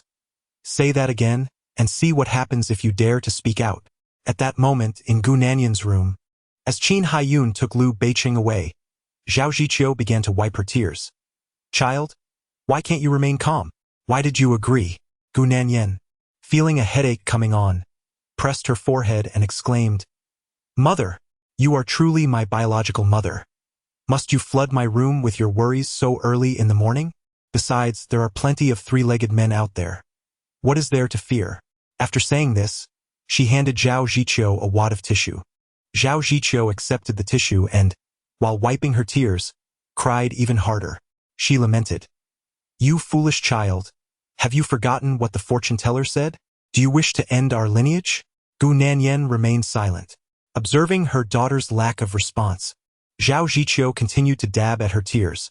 Although Beiqing has a tendency to stray, we women also bear some responsibility. It is our failure to secure our husbands' hearts. Gu Nanyan chuckled. Truly, you are my dear mother. You excel at self-blame more than anyone else. Zhao Ziqiu paused her tears and asked, What did you say? Gu Nanyan waved her hand dismissively. I said it is all my fault. I failed to hold onto your son-in-law's heart. Yet she mused internally, thankful that her father was not causing chaos. Otherwise, addressing anyone as mother would be a perplexing matter. Gu Nanyan refrained from retorting, allowing Zhao Ziqiu to continue. This cannot all be blamed on you. Beiqing has his share of responsibility, and those women outside bear some blame too. Gu Nanyan replied, This matter cannot be laid at my doorstep. Zhao Ziqiu disregarded Gu Nanyan and continued, Nanyan, to capture a man's heart, a woman must bear his child. Otherwise, he will always remain unanchored and restless. Gu Nanyan found Zhao Ziqiu's perspective utterly disagreeable, as her child was to be born for her own sake, not for anyone else. Silent, Gu Nanyan's reticence prompted Zhao Ziqiu to stifle her tears and inquire, Why have you ceased to speak? Gu Nanyan replied, You are correct. Zhao Ziqiu resumed her weeping, Nanyan, I have come today to be forthright with you. Do not entertain thoughts of divorce. Your father and I will certainly not provide you with the household registration book. He has stated that no matter how arduous life becomes, you must carry the child to term. Otherwise, when we are no longer around, what will you do? You cannot leave yourself without support in your old age. Gu Nanyan acquiesced. All right, I will heed your words. Upon hearing her compliance, Zhao Ziqiu's tears ceased abruptly. Nanyan, remember, this is a promise you have made. Do not go back on your word. Gu Nanyan tilted her head, massaging her temples with one hand. It is indeed my promise. Fearing that Gu Nanyan might be deceiving her, Zhao Ziqiu added, Your father has been quite troubled with matters concerning the company lately. Do not distract him further or add to his burdens. Instantly, Gu Nanyan straightened her posture. What is wrong with the company? A child may not be born, and I can endure hardship, but no one shall obstruct my family's path to prosperity or hinder our ability to earn. Every penny that Gu Qinghua earns now contributes to her future pension. Zhao Ziqiu, I am uncertain about the specifics. It certainly pertains to the Su family, so please refrain from causing your father any trouble. Gu Nanyan, understood. Since Gu Nanyan did not insist on a divorce, Zhao Ziqiu wiped away her tears. As long as you have clarity and discernment, it is sufficient. Try to avoid quarrels with Beiqing and indulge him a little more. Gu Nanyan, I will soothe him. Zhao Ziqiu, then I shall say no more. Let us see how Beiqing is faring. As the two women stepped outside, they fortuitously encountered Qin Haiyun and Lu Beiqing emerging from the study, the latter's face bearing remnants of a feather duster's marks. Upon seeing Gu Nanyan and Zhao Ziqiu, Qin Haiyun approached with a beaming smile. My dear in-laws, have you completed your heart-to-heart? Zhao Ziqiu, I delivered a stern reprimand. Noticing this, Qin Haiyun took Gu Nanyan's hand, offering comfort. Nanyan, I just gave Beiqing a thorough scolding. That girl Yi Chu has also returned. I have instructed the staff to refresh every corner of the house for you. If you still have reservations, we can arrange for a different residence. Gu Nanyan yawned. I haven't even changed myself, so there is no need to change the house. Qin Haiyun, in a good-natured tone, reassured. Whatever you decide, we shall comply. It is entirely up to you.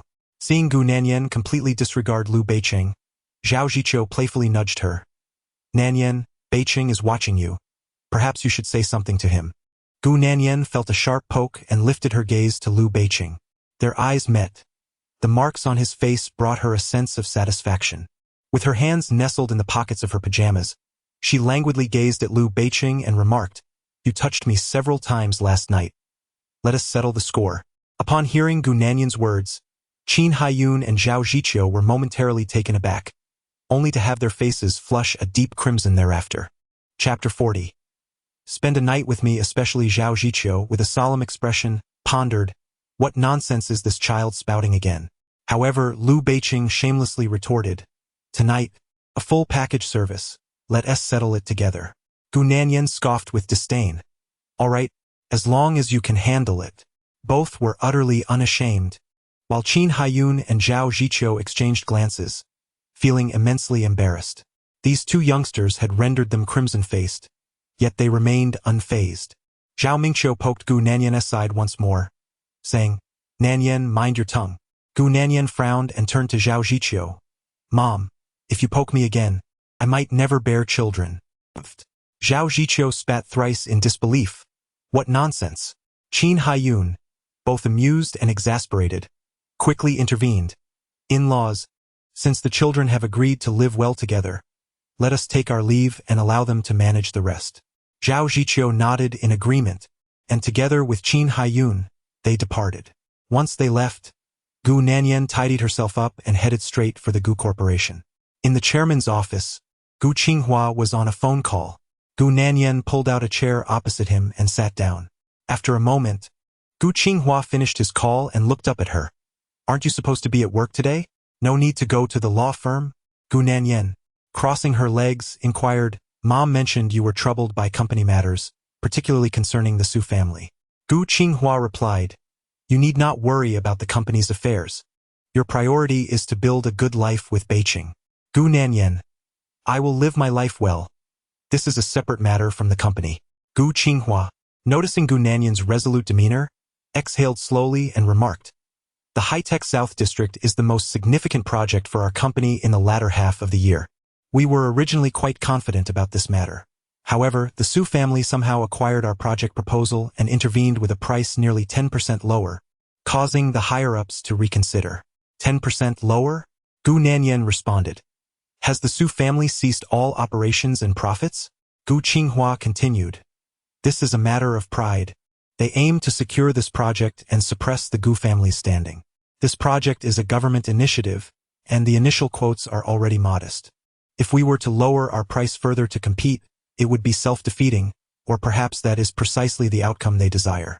At this juncture, Gu Qinghua sighed again. If we fail to secure the South District project, the Gu family's status may regress to a secondary tier, impacting us for the following years. Upon finishing his statement, Gu Nanyan replied, Please have someone send me a copy of the project proposal and quotation to my email. I wish to review it first. Gu Nanyan, being a law major, understands the intricacies of the industry and has also served as the company's legal representative while interning, making the proposal and bidding documents manageable for her. Gu Qinghua inquired, Do you have the spare time and energy for this? Can you manage your own workload? Gu Nanyan replied, I can make time if needed. With that, she stood up from her chair. I must take my leave now, Dad. Please remember to have the documents sent to my email. Gu Qinghua rose to see her off. Very well. After departing from the Gu Group, Gu Nanyan did not return to the law firm but headed directly to the Planning Bureau. The development in Gaoxin South necessitates a visit to ascertain the situation. Xiao Gu, what a rare visitor. What brings you here? Xiao Ju remarked, surprised to see her at the office today. Gu Nanyan smiled brightly. I found myself with some spare time and thought I would stroll around, take an interest in our city's future development, and see where it might be prudent to invest in real estate. Although Gu Nanyan primarily handled divorce and inheritance cases, as well as a few minor issues, these experiences had allowed her to forge numerous connections, given that ordinary individuals seldom resort to legal proceedings in matters of divorce. Xiao Gu, you are truly distinctive in your wisdom. While others seek new properties at real estate developments, you come to the Planning Bureau to scout for a potential purchase. Are you contemplating acquiring an entire building? Xiao Ju inquired with a grin. If you have any prime locations in mind, I would certainly consider it. The middle-aged man chuckled. Come, let us discuss this in my office. I will show you some promising developments. Thank you, Xiao Ju, Gu Nanyan replied appreciatively. She had previously assisted him with a minor dispute, persuading the parties to settle amicably rather than pursue litigation, which earned her his admiration for her adept approach and intelligence. After more than half an hour, Gu Nanyan exited the office, having gleaned valuable information from their conversation. Just as she was about to leave the Planning Bureau, she heard someone call her name. Looking up, she was greeted with a smile. Brother Mingchen, are you here for business as well? Su Mingchen, with his hands tucked in his pockets, replied with a smile, I'm done with your divorce cases. Are you planning to return to your father's company to lend a hand? Gu Nanyan. It is thanks to your Su family that I am nearly compelled to change my profession. Gu Nanyan's indifference prompted Su Mingchen to take a couple of steps forward, leaning slightly to whisper in her ear, You possess quite the audacity to storm into my Su family and confront Mingzhu. Clad in a meticulously tailored suit and a striped tie, his tall, slightly slender frame exudes an air of elegance and grace. Su Mingchen embodies the quintessence of a refined gentleman, akin to a glass of warm water, his smile both pleasing and delightful. Gu Nanyan turned to face him. Mingzhu deserves this generous gift from me. Su Mingchen gazed at Gu Nanyan with a tender expression, his smile gentle as he remarked, Have you displaced your discontent with Beiqing onto Mingzhu? Gu Nanyan replied, She lacks the capability to merit such a designation. Observing her response, Su Mingchen returned to the previous topic with a smile. Assisting your father in gathering information? He then added, Nanyan, why don't you spend an evening with me? If the Su family withdraws from the competition in the Gaoxin South District, and if you can bring me joy, I will ensure the Su family's legal representation is at your service. With an outwardly harmless demeanor, Su Mingchen exudes warmth and kindness to all. Yet he is, in truth, a wolf in sheep's clothing. Gu Nanyan turned her face away, having yet to respond. When Su Mingchen again softly spoke near her ear, It must be quite lonely for you to guard an empty house while Beiqing remains away for long periods. Gu Nanyan looked at him and asked, Are you daring enough to wear the green hat of Liu Beiqing? Indeed, if it weren't for his swift actions, Mingzhu should be calling you sister-in-law by now. A subtle smile graced Su Mingchen's lips, his expression remaining gentle and warm. Su Mingchen's intentions were all too clear to Gu Nanyan. He merely sought to toy with her, aiming to compete with Liu Beiqing. Such a man possesses a heart that can harbor nothing beyond himself and his own interests. Gu Nanyan gently tugged at his tie, rising on her toes to whisper into his ear, her breath warm, I hope Brother Mingchen will satisfy me tonight. Su Mingchen encircled Gu Nanyan's waist with both arms, taking advantage of the moment, before retrieving a room card from his pocket and placing it in the palm of her hand. I'll be waiting for you, he declared. Gu Nanyan glanced at the room card Su Mingchen had given her, then raised her gaze to meet his. Well then, let us not part ways. Su Mingchen adjusted his tie, as if already unable to contain his eagerness. Chapter 41. After arranging for 10 companions for him, Gu Nanyan opened the car door and entered the vehicle, tossing the room card given by Su Mingchen onto the dashboard. It was audacious of Su Mingchen to engage in such frivolity. With a sardonic smile, Gu Nanyan started the engine and headed back to the law firm. Upon returning home around 9 in the evening after a long day at work, she found Liu Beiqing already there. As Gu Nanyan pushed open the bedroom door, Liu Beiqing emerged from the bathroom, freshly bathed. Noticing him, she placed her phone on the table and said, Reformed? You returned even earlier than I did. Liu Beiqing replied with indifference, Perhaps you should contemplate a career change. He had been coming home more frequently lately, discontent with how Gu Nanyan devoted most of her time and energy to her work. Gu Nanyan laughed, I thought you were going to support me. Liu Beiqing retorted, Dream on. As he dismissed her suggestion, Gu Nanyan approached him and playfully untied the sash of his bathrobe, saying, If you please me, I could support you instead. Liu Beiqing raised his gaze, regarding her with a cool demeanor. Do you truly believe your Gu family has limitless wealth for me to squander? Gu Nanyan teased. Why not give it a try? Liu Beiqing made a face of disdain, urging her, Hurry and take a shower. Gu Nanyan chuckled in response, So impatient. Wait for me a moment. With that, she tidied his sleepwear and cheerfully made her way to the bathroom. After some time, as Gu Nanyan emerged from the restroom, her hair damp from drying, her phone, which she had left on the table, began to ring. Approaching it, she picked it up and smiled knowingly. With a leisurely manner, Su Mingchen answered the call, his voice laced with ire. Gu Nanyan, are you playing me for a fool? On the other end, Gu Nanyan settled into a chair before her, languidly responding, I have rather grand tastes and fear you may not be able to satisfy them, so I sought a few ladies to test your prowess.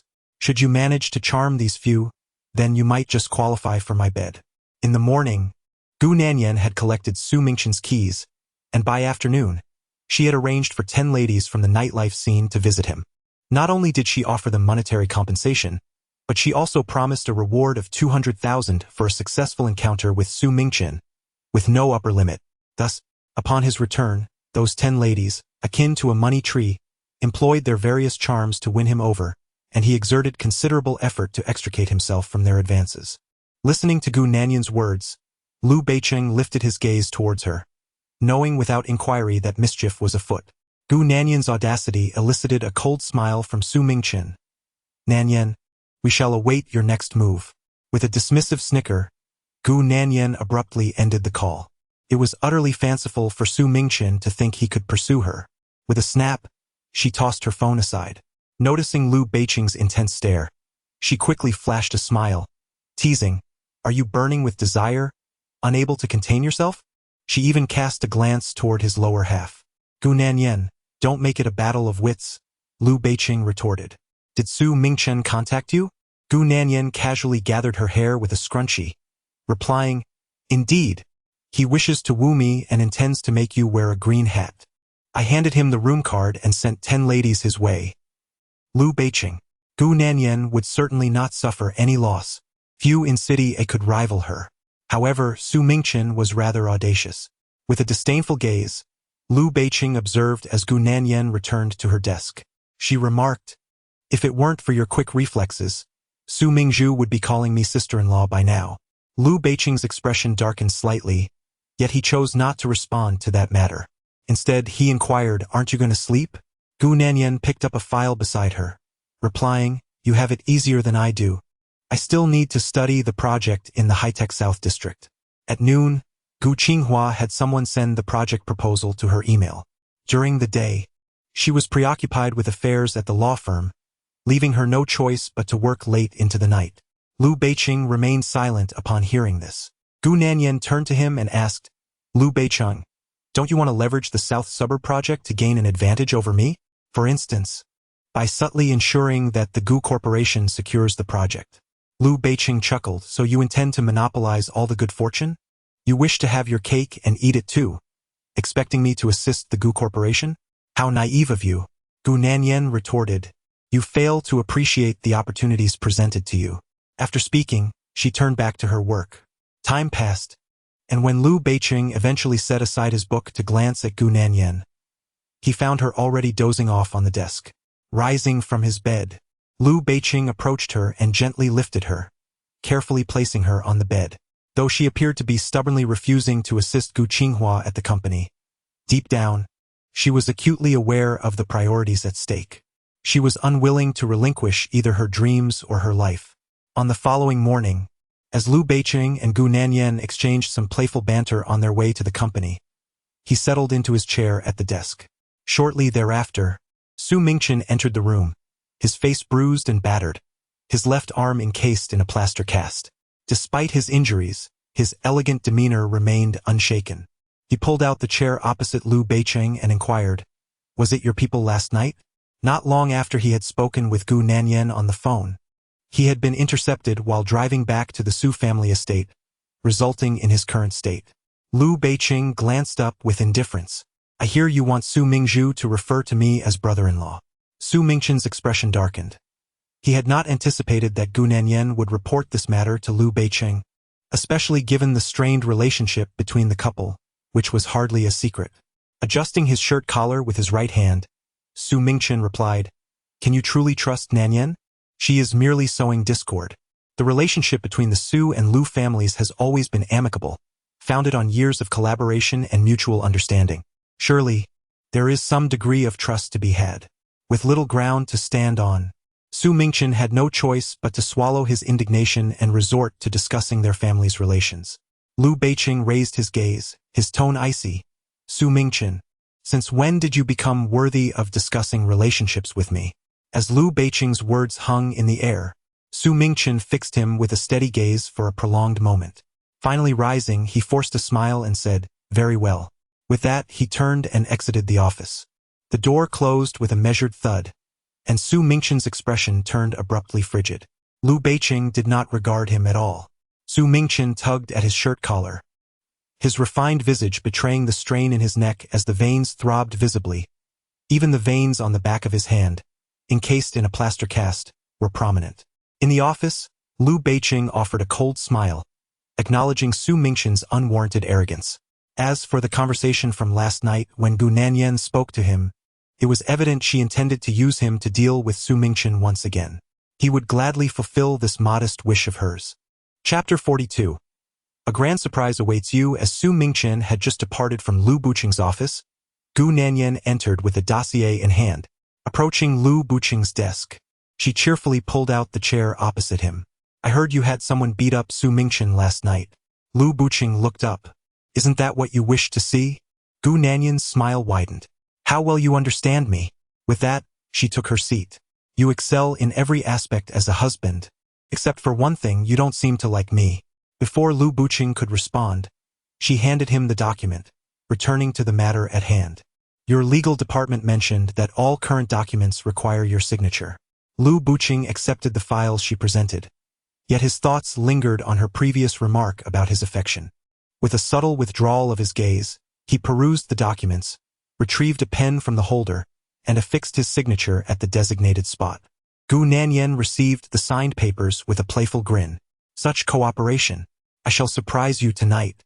Liu Beiqing replied, no need for that. Gu Nanyan's surprises were often akin to shocks. We've been together long enough. No need for formalities, she said with a bright smile as she rose from her seat. No sooner had she finished speaking than Liu Beiqing's phone rang. Observing his busy demeanor, Gu Nanyan quietly greeted him with the signed documents and left with an air of satisfaction. In the corridor, just as Gu Nanyan exited Liu Beiqing's office, Yichu appeared from around the corner. She spotted Gu Nanyan, raised a smile, and swiftly approached. Nanyan. Gu Nanyan responded with a soft Yichu glanced at the documents in her hand and remarked, You're here to have Beiqing sign the papers, aren't you? After saying this, she grasped Gu Nanyan's arm and gently added, By the way, when I was in your room last time, I didn't touch anything. I merely sat in front of your vanity for the entire night. Beiqing, Yichu's words trailed off when Gu Nanyan interrupted her. Yichu, you should have your own life and not self-sabotage. Almost forgetting that matter, Yichu was unsure if she was genuinely trying to clarify. She knew best. With a troubled expression, Yichu softly replied, I understand. I just fear you might misunderstand. Seemingly genuinely concerned about Gu Nanyan's feelings, Yichu quickly lifted the lunchbox in her hand. I made soup for Beiqing. Why don't you have some too, Nanyan? With Yichu's constant self-effacing demeanor, Gu Nanyan replied with a smirk, Then I shall not be polite. As she spoke, Gu Nanyan directly took Yichu's entire insulated container. Rising early to prepare soup was certainly more thoughtful than she had anticipated. No wonder Liu Beiqing wanted to keep her close. Seeing this, Yichu hesitated and cautioned, Nanyan, you can't finish this all by yourself. There is still. Gu Nanyan interjected confidently, Don't worry, I have a hearty appetite. Yichu appeared conflicted, and Gu Nanyan remarked nonchalantly, Yichu, I'm not a man who would fall for your pitiful act. Liu Beiqing is not someone you should be concerned about. Don't overextend your heart. Yichu grew anxious. Nanyan, I am merely grateful to Beiqing. Gu Nanyan, uninterested, walked away. Young madam. At that moment, Xia Cheng emerged from the adjacent office. Gu Nanyan thrust the thermos into his arms. Dispose of this in the trash, and if Liu Beiqing consumes her food, Assistant Xia, you shall have no need for meals henceforth. Xia Cheng felt a pang of concern and quickly replied, Young madam, rest assured, I will personally oversee the boss's dining. Gu Nanyan, a formidable figure, intimidated even Sumu Bai and his peers, leaving a mere assistant like Xia Cheng with no choice but to comply. After Gu Nanyan departed, Xia Cheng reiterated to Yichu that she need not worry about Liu Beiqing's meals. Yichu remained silent, and once Gu Nanyan and Xia Cheng had left, she turned to seek out Liu Beiqing. Hesitantly, she knocked on the office door, and Liu Beiqing, sensing something amiss, inquired, Did you encounter Nanyan? Yes, replied Yichu. I had prepared soup for you, but Nanyan. In the next moment, she swallowed the remainder of her words. Liu Beicheng's gaze lingered on her for a moment before she swiftly redirected the conversation. Beicheng, are we still going to the cemetery this afternoon? Yes. Then I shall go prepare the items. However, Liu Beicheng suddenly stated, keep your distance from Gu Nanyan. Yichu paused, then softly replied, understood.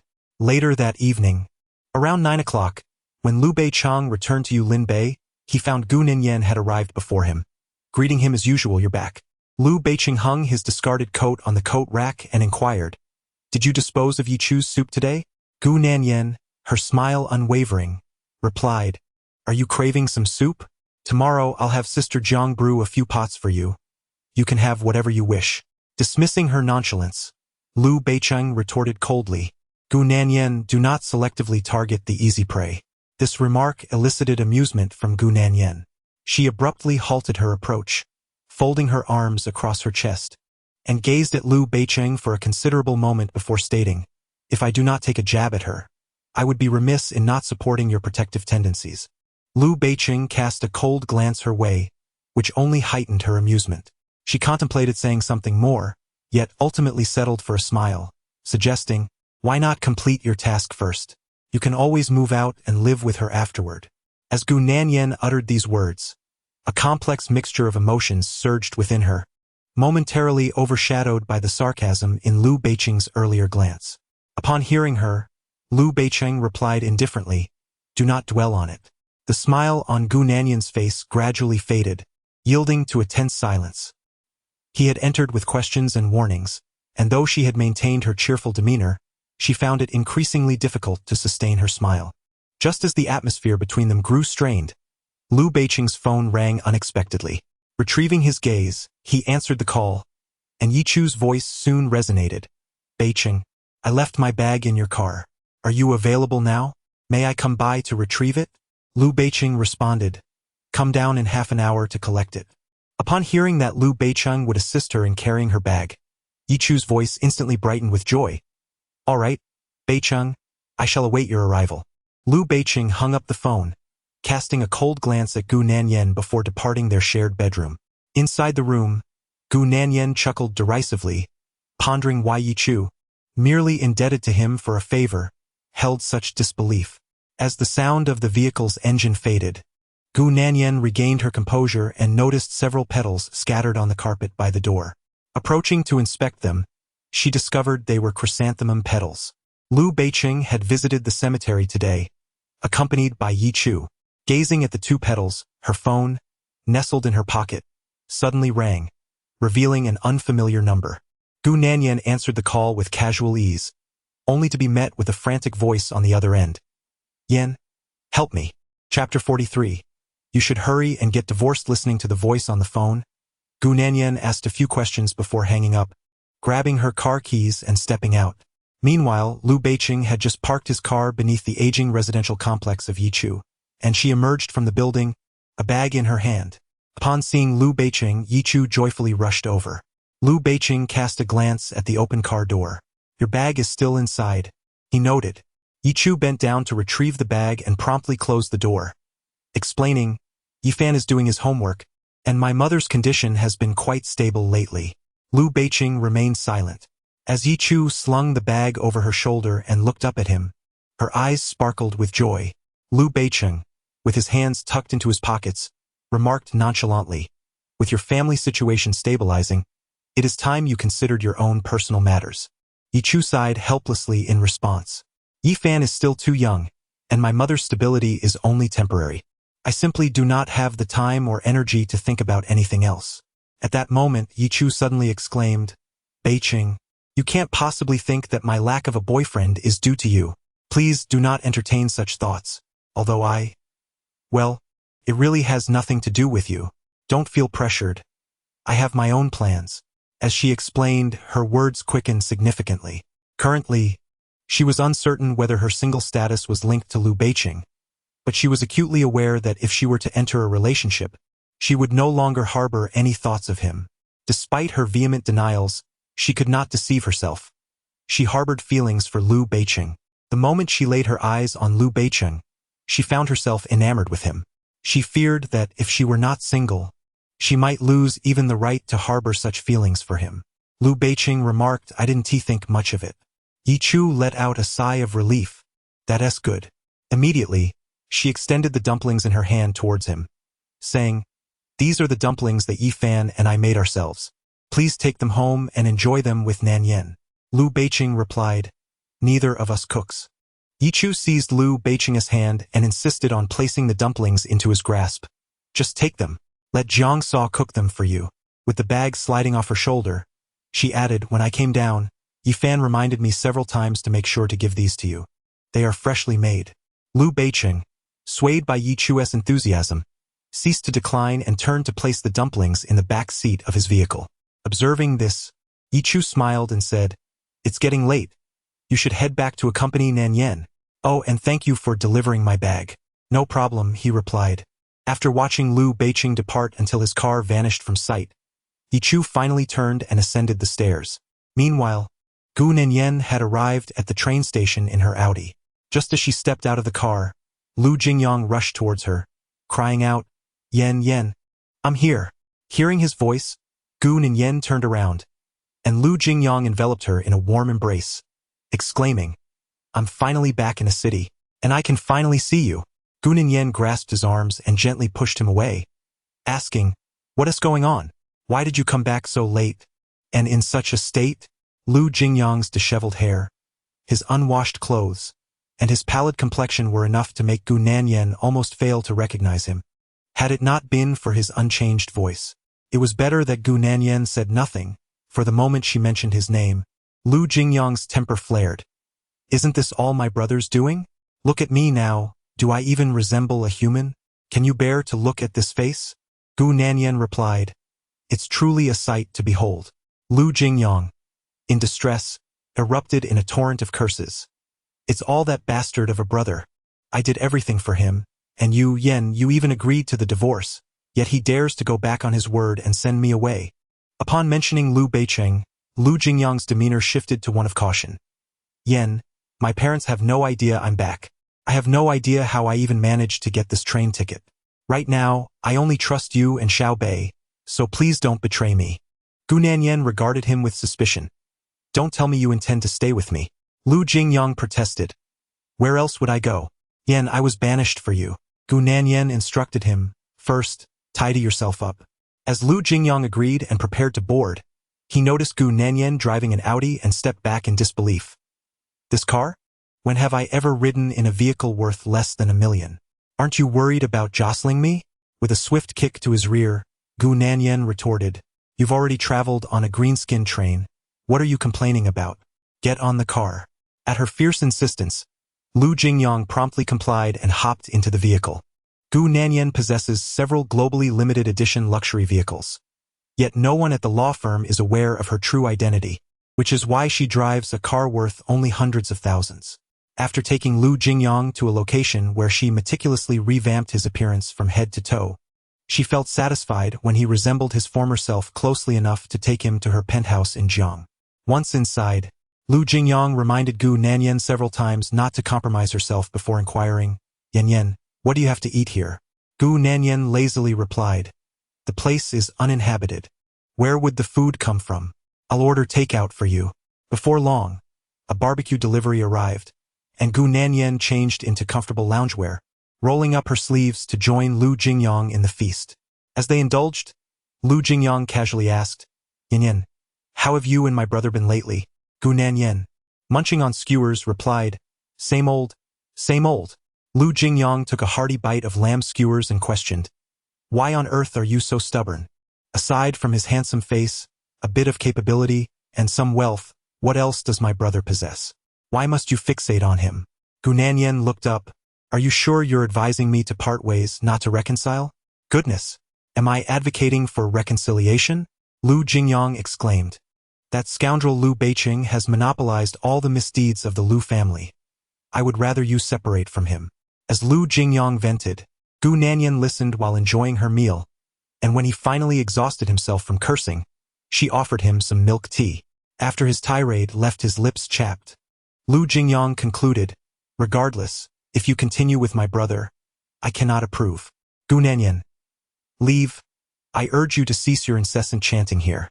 As her words fell, Lu Jingyang narrowed his eyes in suspicion. Yen, is something amiss? Has my brother once again failed to return home, leading to another quarrel between you two? Gu Nanyan paused. Did she truly exhibit emotions? Were her feelings so overt that Lu Jingyang could perceive them? Taking a sip of his milk tea, he remarked, "Isn't this merely a routine occurrence?" Lu Jingyang countered, "No, today you are markedly different from the usual." Gu Nanyan chuckled. "Oh, look at you, quite perceptive indeed." Lu Jingyang abandoned his casual demeanor, resting his right foot upon the chair, and with a serious expression, he addressed Gu Nanyan. "Speak, what has transpired?" Lu Jingyang's sudden display of earnest masculinity prompted Gu Nanyan to reveal, "Your brother visited the cemetery today." Chapter 44. Either bear a child or divide the property. Lu Jingyang set aside his irreverence, resting his right foot upon the chair, and with a solemn expression, gazed at Gu Nanyan, inquiring, "Pray tell what transpired." Lu Jingyang's sudden display of earnest masculinity prompted Gu Nanyan to respond, "Your brother visited the cemetery today." Instantly, Lu Jingyang's countenance darkened. After all these years, does Liu Beiqing truly possess such sentimentality? If he does, why not extend some towards you? Gu Nanyan chuckled softly. "Enough of this, you're getting serious." As Gu Nanyan's laughter grew, Lu Jingyang's expression became increasingly grim. It was evident that, upon returning from the cemetery, Liu Beiqing had surely cast a cold glare in her direction. With someone in his heart, he ought not to have accepted this marriage proposal so readily. To wed her and then cast her aside. What kind of behavior is that? Thus, he fixed her with a cold stare. "Gu Nanyan, strive for a semblance of ambition. How can you ascertain the truth of those divinations if you've never tried? Must your entire life hinge solely on Liu Beiqing?"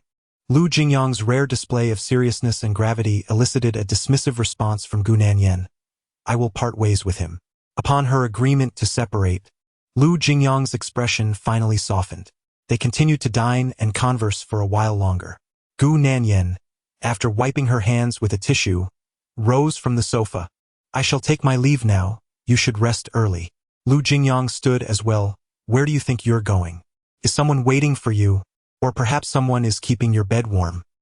Gu Nanyan turned and playfully kicked his backside. "Seems you've grown quite bold today. Haven to you?" Unfazed, Lu Jingyang patted his rear. "Quickly, go wash up and get some rest." Upon Lu Jingyang's reminder, Gu Nanyan indeed felt that returning home was rather pointless.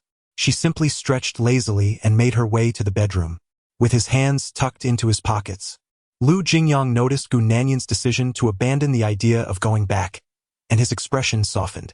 Meanwhile, Liu Beiqing had already departed from the residential complex where Yi Chu resided, parking his car alone by the roadside. "Beiqing, even in silence, I comprehend your thoughts. I shall not report this to the authorities. Beiqing, Yi Chu has saved both you and me. She is an innocent party in this incident. Should I fail to endure this calamity, she will become my replacement, and you must take her into consideration." With his left arm resting on the car window, he lifted a cigarette and lighter with his right hand, igniting one for himself. Liu Beiqing inhaled deeply and exhaled a smoke ring.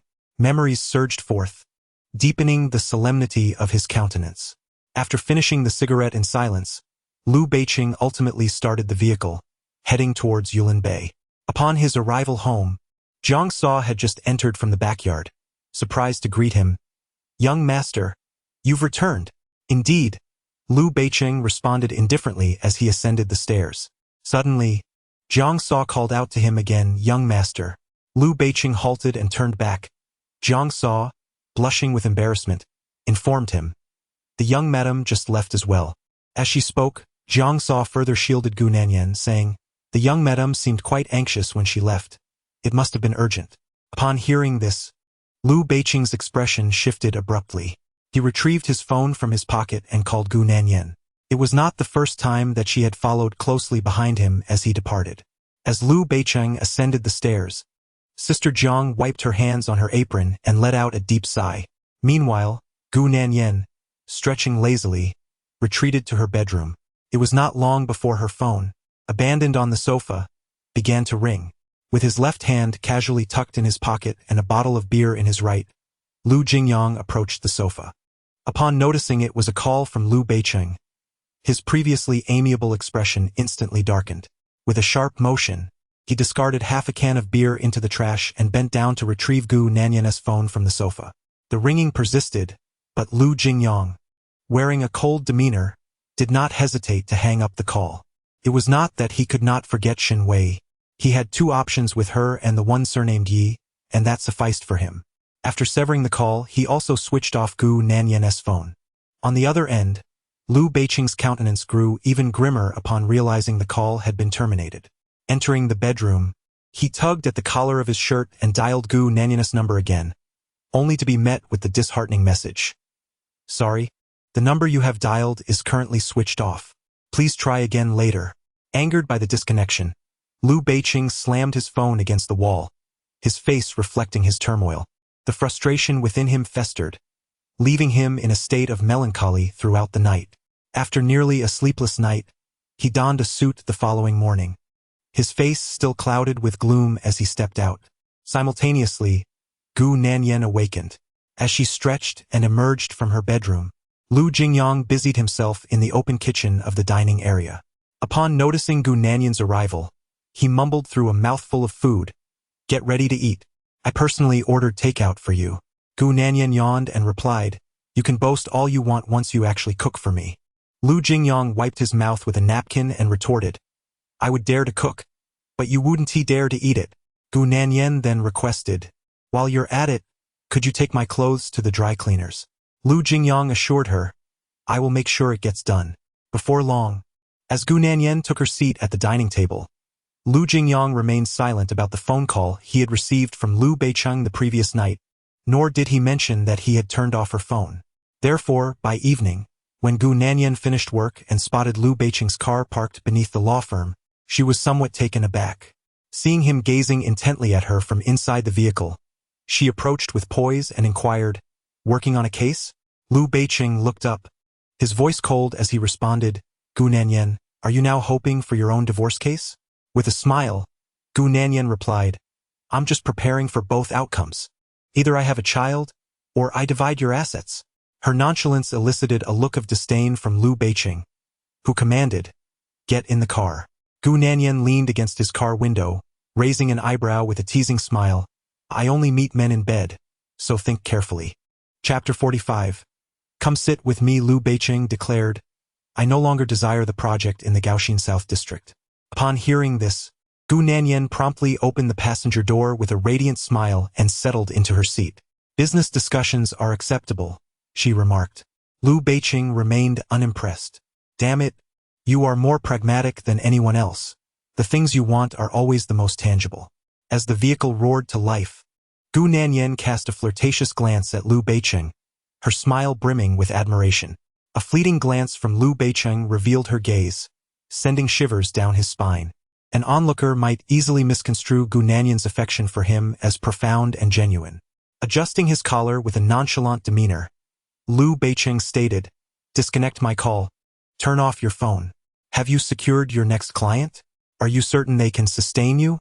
Gu Nanyan's smile faltered momentarily. It was evident that Lu Jingyang was behind this predicament. Having sneakily returned by train, he truly had a short memory.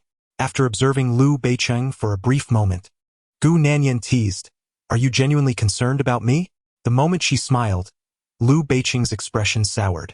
Shifting the topic, he inquired, "Where did you go last night?" Sitting up straight and facing forward, Gu Nanyan replied, "I was feeling down, so I went to Nanjing." With her simple admission of feeling unwell, Liu Beicheng fell silent. Gu Nanyan had long since grown accustomed to his demeanor. She was merely engaging in idle chatter with him. When Liu Beicheng remained reticent, Gu Nanyan turned to him and asked, "Are you feeling guilty?" Before he could respond, she continued, "If you truly feel remorseful, why not lend a hand with the Gaoxin South District project?" Liu Beicheng gripped the steering wheel with indifference and remarked, "You're dreaming." Gu Nanyan, unwilling to yield, retorted, "So, you were just toying with me?" Liu Beicheng remained silent. Observing his lack of response, Gu Nanyan seized a nearby bottle of mineral water and hurled it at him. After more than 20 minutes, the two returned home for dinner. Once Gu Nanyan finished her bath, she sat before her computer, immersed in her work. The project for the high-tech South District demanded her urgent attention. Before long, Liu Beiqing emerged from the bathroom, towel in hand, drying his hair. Seeing Gu Nanyan, clad in black-rimmed glasses, diligently engaged in her tasks, Liu Beiqing felt an unexpected sense of contentment. Approaching her, he enveloped her in his arms, nonchalantly observing the project plan she was holding. Not long after Liu Beiqing leaned in, Gu Nanyan's phone, resting nearby, suddenly rang. As she reached for it, startled by Liu Beiqing's proximity, she quickly stood up and swiftly regained her composure, playfully stating, "I'm working, not sneaking around behind your back. There's no need for such scrutiny." Afterward, she picked up the phone, glanced at the caller ID and said, "If you want to see, then seriously help me out. I'll just take this call." Upon realizing she intended to take the call away from him, Liu Beiqing turned to her, insisting, "Gu Nanyan, just take it here." Unable to contain herself, Gu Nanyan bantered as she dashed into the bathroom. Just as she entered and answered the call, the boisterous voice of Liu Jingyang burst forth. "Gu Nanyan, are you telling me everything I say is nonsense? During the day, I made several calls urging you not to involve yourself with my brother and to refrain from returning to Yulin Bay. Have you not been listening? I must inform you that my brother's temperament is entirely a result of your indulgence. You are to return immediately without delay." Liu Jingyang's reprimand was punctuated with exasperation. And just as Gu Nanyan was about to respond, Liu Beiqing's voice resonated from outside. "Gu Nanyan, if you do not emerge after 3 counts, you shall bear the consequences." Liu Beiqing's intuition suggested that this situation was far from straightforward. Inside the restroom, Gu Nanyan, disinterested in Liu Beiqing's admonitions, addressed Liu Jingyang directly. "Liu Jingyang, do you intend to hide away for eternity?" On the other end of the line, Liu Jingyang, sensing the weight of Gu Nanyan's threat, felt his bravado wane. "Yan, I am doing this for your own good. You do not understand, as you are not a man. Men tend to be fickle. The more you pursue them, the less they value you. If you do not regard him with importance, he may, paradoxically, start to think of you." Gu Nanyan retorted, "Are you here to lecture me? Why don't you go get married first, and then we shall see." Seeing that Gu Nanyan was unyielding to both kind and harsh words, Liu Jingyang quickly wilted. "Yan, this room is too large and I am frightened. Please return at once to keep me company." Meanwhile, outside the restroom, Liu Beiqing, feeling neglected, wore an increasingly grim expression and called out in a low voice, "Gu Nanyan." Gu Nanyan glanced towards the door and said to Liu Jingyang, "Your brother is about to kick the door down. I must hang up. Is my brother back?" Liu Jingyang exclaimed in surprise, then added, "In that case, do not remain at Yulin Bay. My brother is rather dull. Come over to keep me company." Disinterested in bargaining with Liu Jingyang, Gu Nanyan promptly ended the call. Subsequently, she leisurely opened the bathroom door. Observing Liu Beiqing with a scowl, poised to kick the door, she lazily leaned against the doorframe, arms crossed over her chest, and asked him with a smile, "Aren't you supposed to be counting? Why have you stopped?" Liu Beiqing raised his hand and pinched her cheek, demanding, "Whose phone call was that?" No matter how much he typically disregarded Gu Nanyan, he could not tolerate the notion of her truly associating with another. The fury in Liu Beiqing only made Gu Nanyan's smile more radiant. She dismissively brushed his hand away, teasing, "If you're this agitated now, what would happen if I truly betrayed you one day?" "Stop with the clever tongue," Liu Beiqing retorted, extending his hand towards her, insisting, "The phone." Gu Nanyan replied defiantly, "I want to give it to you." Liu Beiqing warned, "Don't make me uncover it myself." Gu Nanyan laughed. "Liu Beiqing, even if I had someone outside, I could only take a call behind your back to spare your feelings." Her words blatantly referenced his delivery of a package to Yi Chu the previous night. Their gazes locked.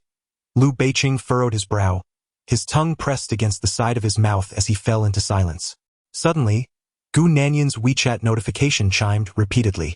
Coldly, Liu Beiqing extended his hand towards her, this time without uttering a word. Gu Nanyan slowly moved away from the doorframe, standing upright, her smile fading away. Chapter 46.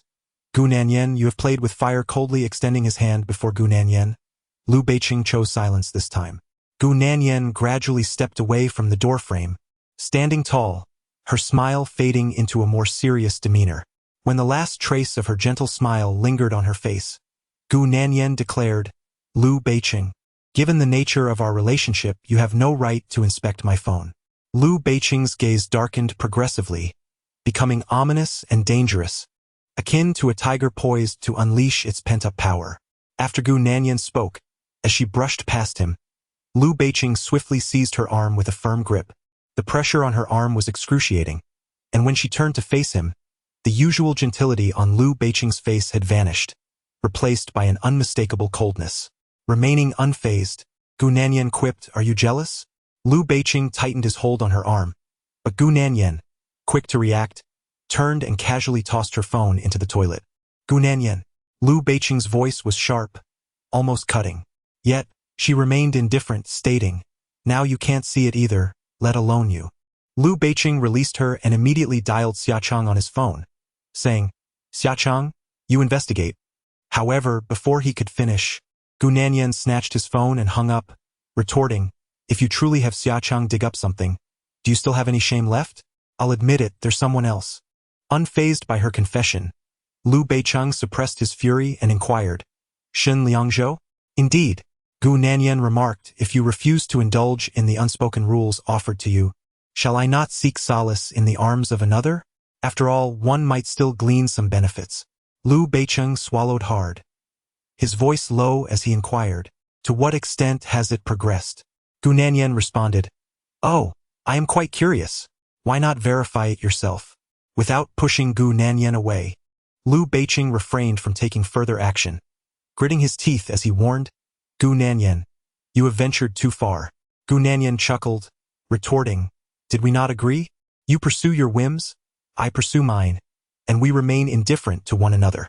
Suppressing the fury that surged within him, Liu Beiqing raised his right hand, methodically prying Gu Nanyan's fingers from around his neck.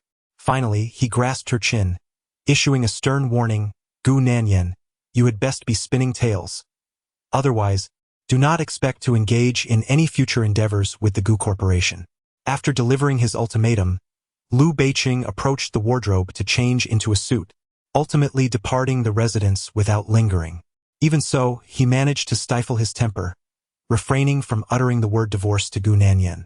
With a resounding slam, the door was shut, prompting Gu Nanyan to chuckle softly before retrieving her phone from beside the toilet. She had nothing to hide regarding her connection with Liu Jingyang.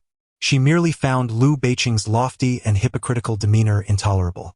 Furthermore, after his brusque demeanor the previous evening, Gu Nanyan's interest had waned considerably. However, the sight of him maintaining such an air of superiority compelled her to provoke him deliberately. After drying her phone, Gu Nanyan removed the SIM card and requested Sister Jiang to bring her a new phone. Just as the card was replaced, Liu Jingyang inundated her with dozens of messages, either urging her to come over or inquiring why she hadn't replied, along with several voice messages. With a face full of disdain, Gu Nanyan found herself receiving a voice call from Liu Jingyang. Upon answering, Gu Nanyan launched into a tirade.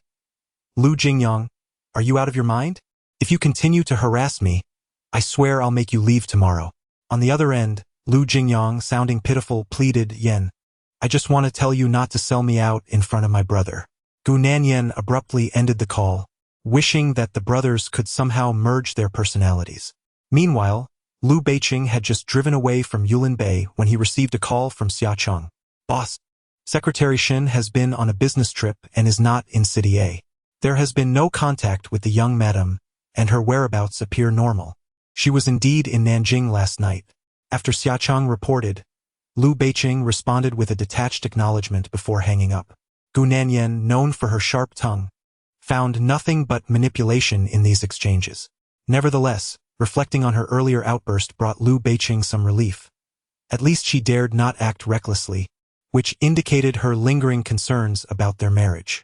In her bedroom, after terminating Liu Jingyang's voice call, Gu Nanyan dialed Gu Qinghua, sharing her thoughts on maintaining the project price while enhancing the quality further.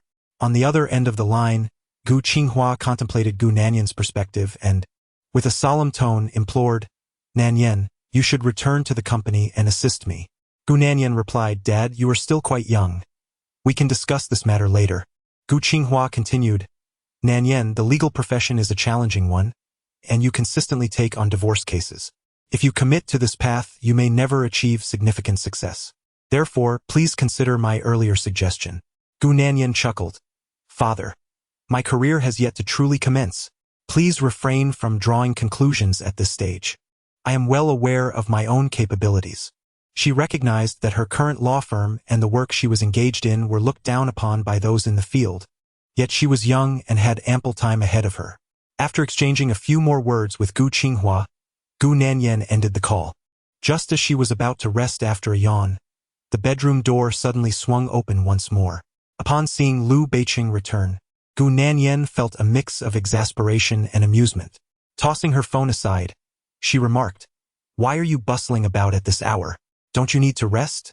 Liu Beiqing shrugged off his coat and tossed it onto a nearby cabinet, mulling over Gu Nanyan's earlier nonsensical remarks and her deliberate attempts to irritate him. Just before arriving, Aunt Jiang had pulled him aside for a lengthy conversation, expressing that Gu Nanyan, aside from visiting her family or traveling for work, rarely returned home late. She described her as a wonderful woman, noting that if she were like other women, she would have long since spent her time elsewhere. She explained that Gu Nanyan's occasional sharp words were merely a reflection of her discomfort and frustration with him. As Jiang Sa advised, Liu Beiqing's heart softened. He remained silent, and Gu Nanyan teased, Haven't you seen your phone? Is there something you cannot swallow? Gu Nanyan's nonchalance prompted Liu Beiqing to cast a cold glance in her direction. They stood very close together, and when Gu Nanyan noticed his indifference, she stifled a yawn and prepared to retire for the night. In a swift motion, Liu Beiqing extended his arm and encircled her waist, exerting just enough force to draw her into his embrace. Before Gu Nanyan could fully comprehend the situation, Liu Beiqing leaned down and pressed his lips against hers. Chapter 47. Fulfill you, solidify the marital relationship. Gu Nanyan had yet to comprehend the situation when Liu Beiqing leaned down and captured her lips in a kiss. Confusion clouded Gu Nanyan's mind as she pondered Liu Beiqing's intentions. Did she mistakenly assume he was drafting a divorce agreement? As Liu Beiqing pressed his lips against hers, she stumbled backward and fell onto the soft bed. He intertwined his fingers with hers and whispered in her ear, Gu Nanyan, no matter how many arguments you present, you merely wish for me to return more often. You desire to solidify our marital bond, do you not? Turning her face towards Liu Beiqing, Gu Nanyan questioned, Is this desire of mine a crime? He exhaled warm breath against her ear, declaring, I will fulfill you. With that, he kissed her once more. As Liu Beiqing's passionate kiss enveloped her, Gu Nanyan's thoughts drifted to the memory of Yi Chu serving him soup, their visit to the cemetery, and the lingering shadow of Shun Wei in his heart. Gu Nanyan, how can you ascertain the truth of those fortune-telling words without trying? Must you truly hang your hopes upon a single tree? Forget about having children. Neglecting Liu Beiqing's rare initiative that evening, Gu Nanyan found herself contemplating whether she truly wished to continue this path with him. Even if they were to divorce in the future, even if she witnessed Liu Beiqing marrying and starting a family with another, would her heart remain balanced? Would she willingly embrace the role of a single mother, all for his happiness? In a sudden revelation, Gu Nanyan recognized that her mindset had shifted unconsciously over time. Throughout these past months, she had even entertained thoughts of parting ways with Liu Beiqing on several occasions. Upon contemplating these matters, Gu Nanyan abruptly pushed Liu Beiqing away from her. I have no feelings for you today. Despite her earnest desire to complete the most significant task of her life, Gu Nanyan realized that she could not force herself to comply. She suddenly found herself unable to make concessions. Moreover, given Liu Beiqing's temperament, he might very well toss her a few pills by the following morning, which would leave her in a predicament, losing both her dignity and composure. Gu Nanyan's rejection prompted Liu Beiqing to grasp her chin, questioning, Do you not wish to be seduced? Amused, Gu Nanyan retorted, Liu Beiqing, do you truly believe that I am incapable of handling matters without your assistance?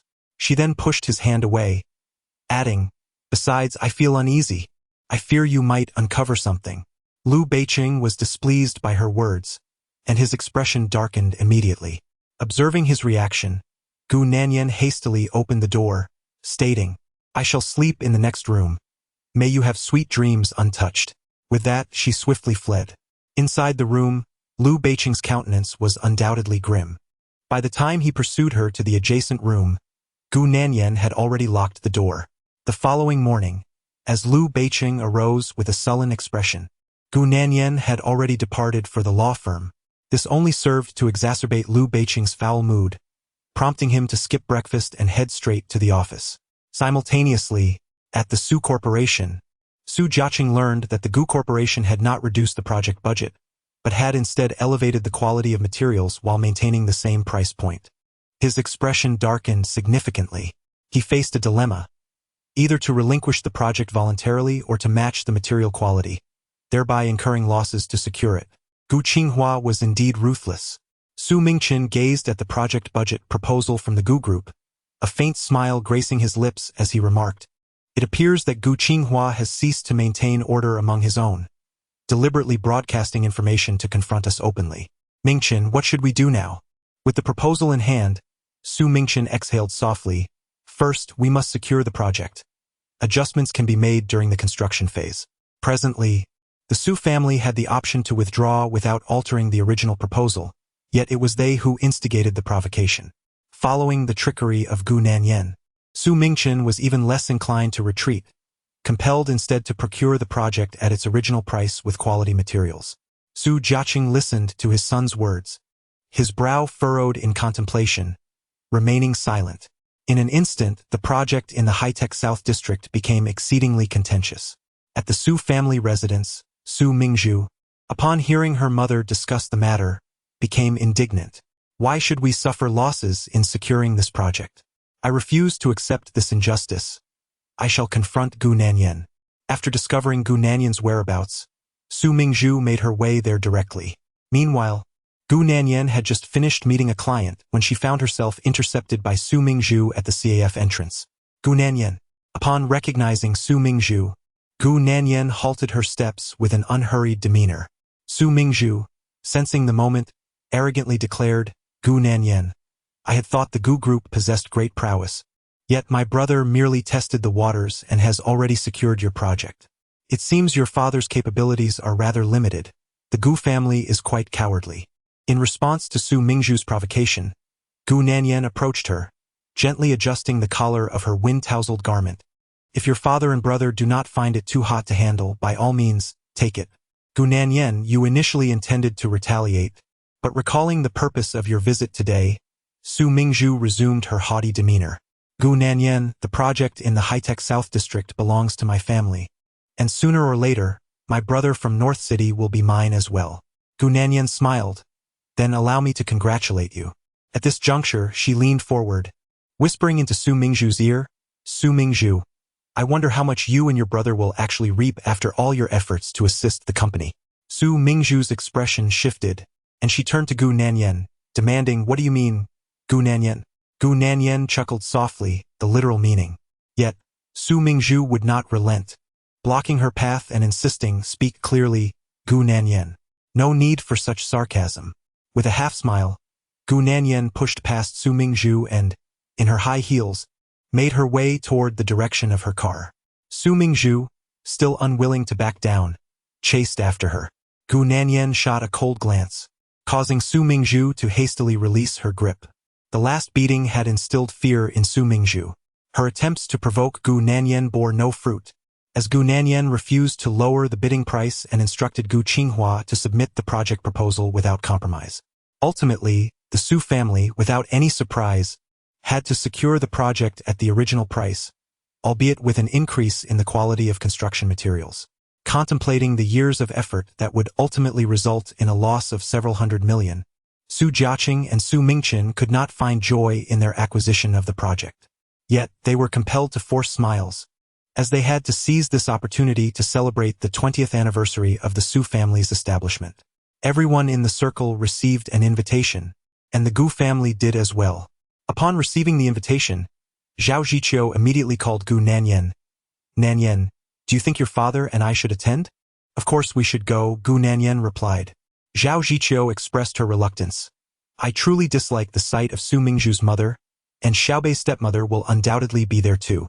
I can hardly stand the two of them." Gu Nanyan chuckled and reassured her. "Mom, Just consider it an opportunity to witness some excitement. There are bound to be surprises. Zhao Ziqiu, intrigued by her daughter's words, responded, Nanyan, what do you mean by that? Are you concealing something? Chapter 48. He shines so brightly. Gu Nanyan's words left Zhao Ziqiu in a state of suspicion. Nanyan, what do you mean by that? What are you scheming? Zhao Ziqiu had long recognized that Gu Nanyan was not to be trusted, having seen her true nature since childhood. Gu Nanyan replied, what could I possibly be scheming? I'm currently enduring torment, almost subject to unwelcome advances. Zhao Ziqiu's heart tightened at her words. Nanyan, what has transpired on your end? Gu Nanyan chuckled softly, reassuring her mother, Mom, there's no need to worry. Just accompany Dad that day. Otherwise, others might accuse you of being petty. With a resigned sigh, Zhao Ziqiu agreed. Then I shall go with your father. Thus, on the evening of Saturday, Zhao Ziqiu attended the banquet alongside Gu Qinghua. Since Gu Nanyan had rebuffed Liu Beiqing a few days prior, he had not returned to Yulin Bay. The Su family's invitation did not include her, prompting Gu Nanyan to attend with Zhou Bei, clad in a sleek black cocktail dress, and Zhou Bei sporting a smart suit with short hair. The two exuded a formidable aura that drew the attention of many guests. Gu Nanyan, do you still have the audacity to show your face here? If I were you, I would dig a hole and bury myself. Su Mingzhu approached them as soon as they entered the banquet. With her right hand clutching her handbag, Gu Nanyan responded with a wry smile. It seems you are thriving in a losing venture. The Su family truly is prosperous. Gu Nanyan, you. Su Mingzhu struggled to suppress her temper. You are simply envious and cannot bear it. Besides, my brother is exceptionally intelligent. He would never engage in a losing deal. Gu Nanyan, my eyes are constantly fixed on the high-tech projects. It seems that the Su family may find it challenging to avoid losses.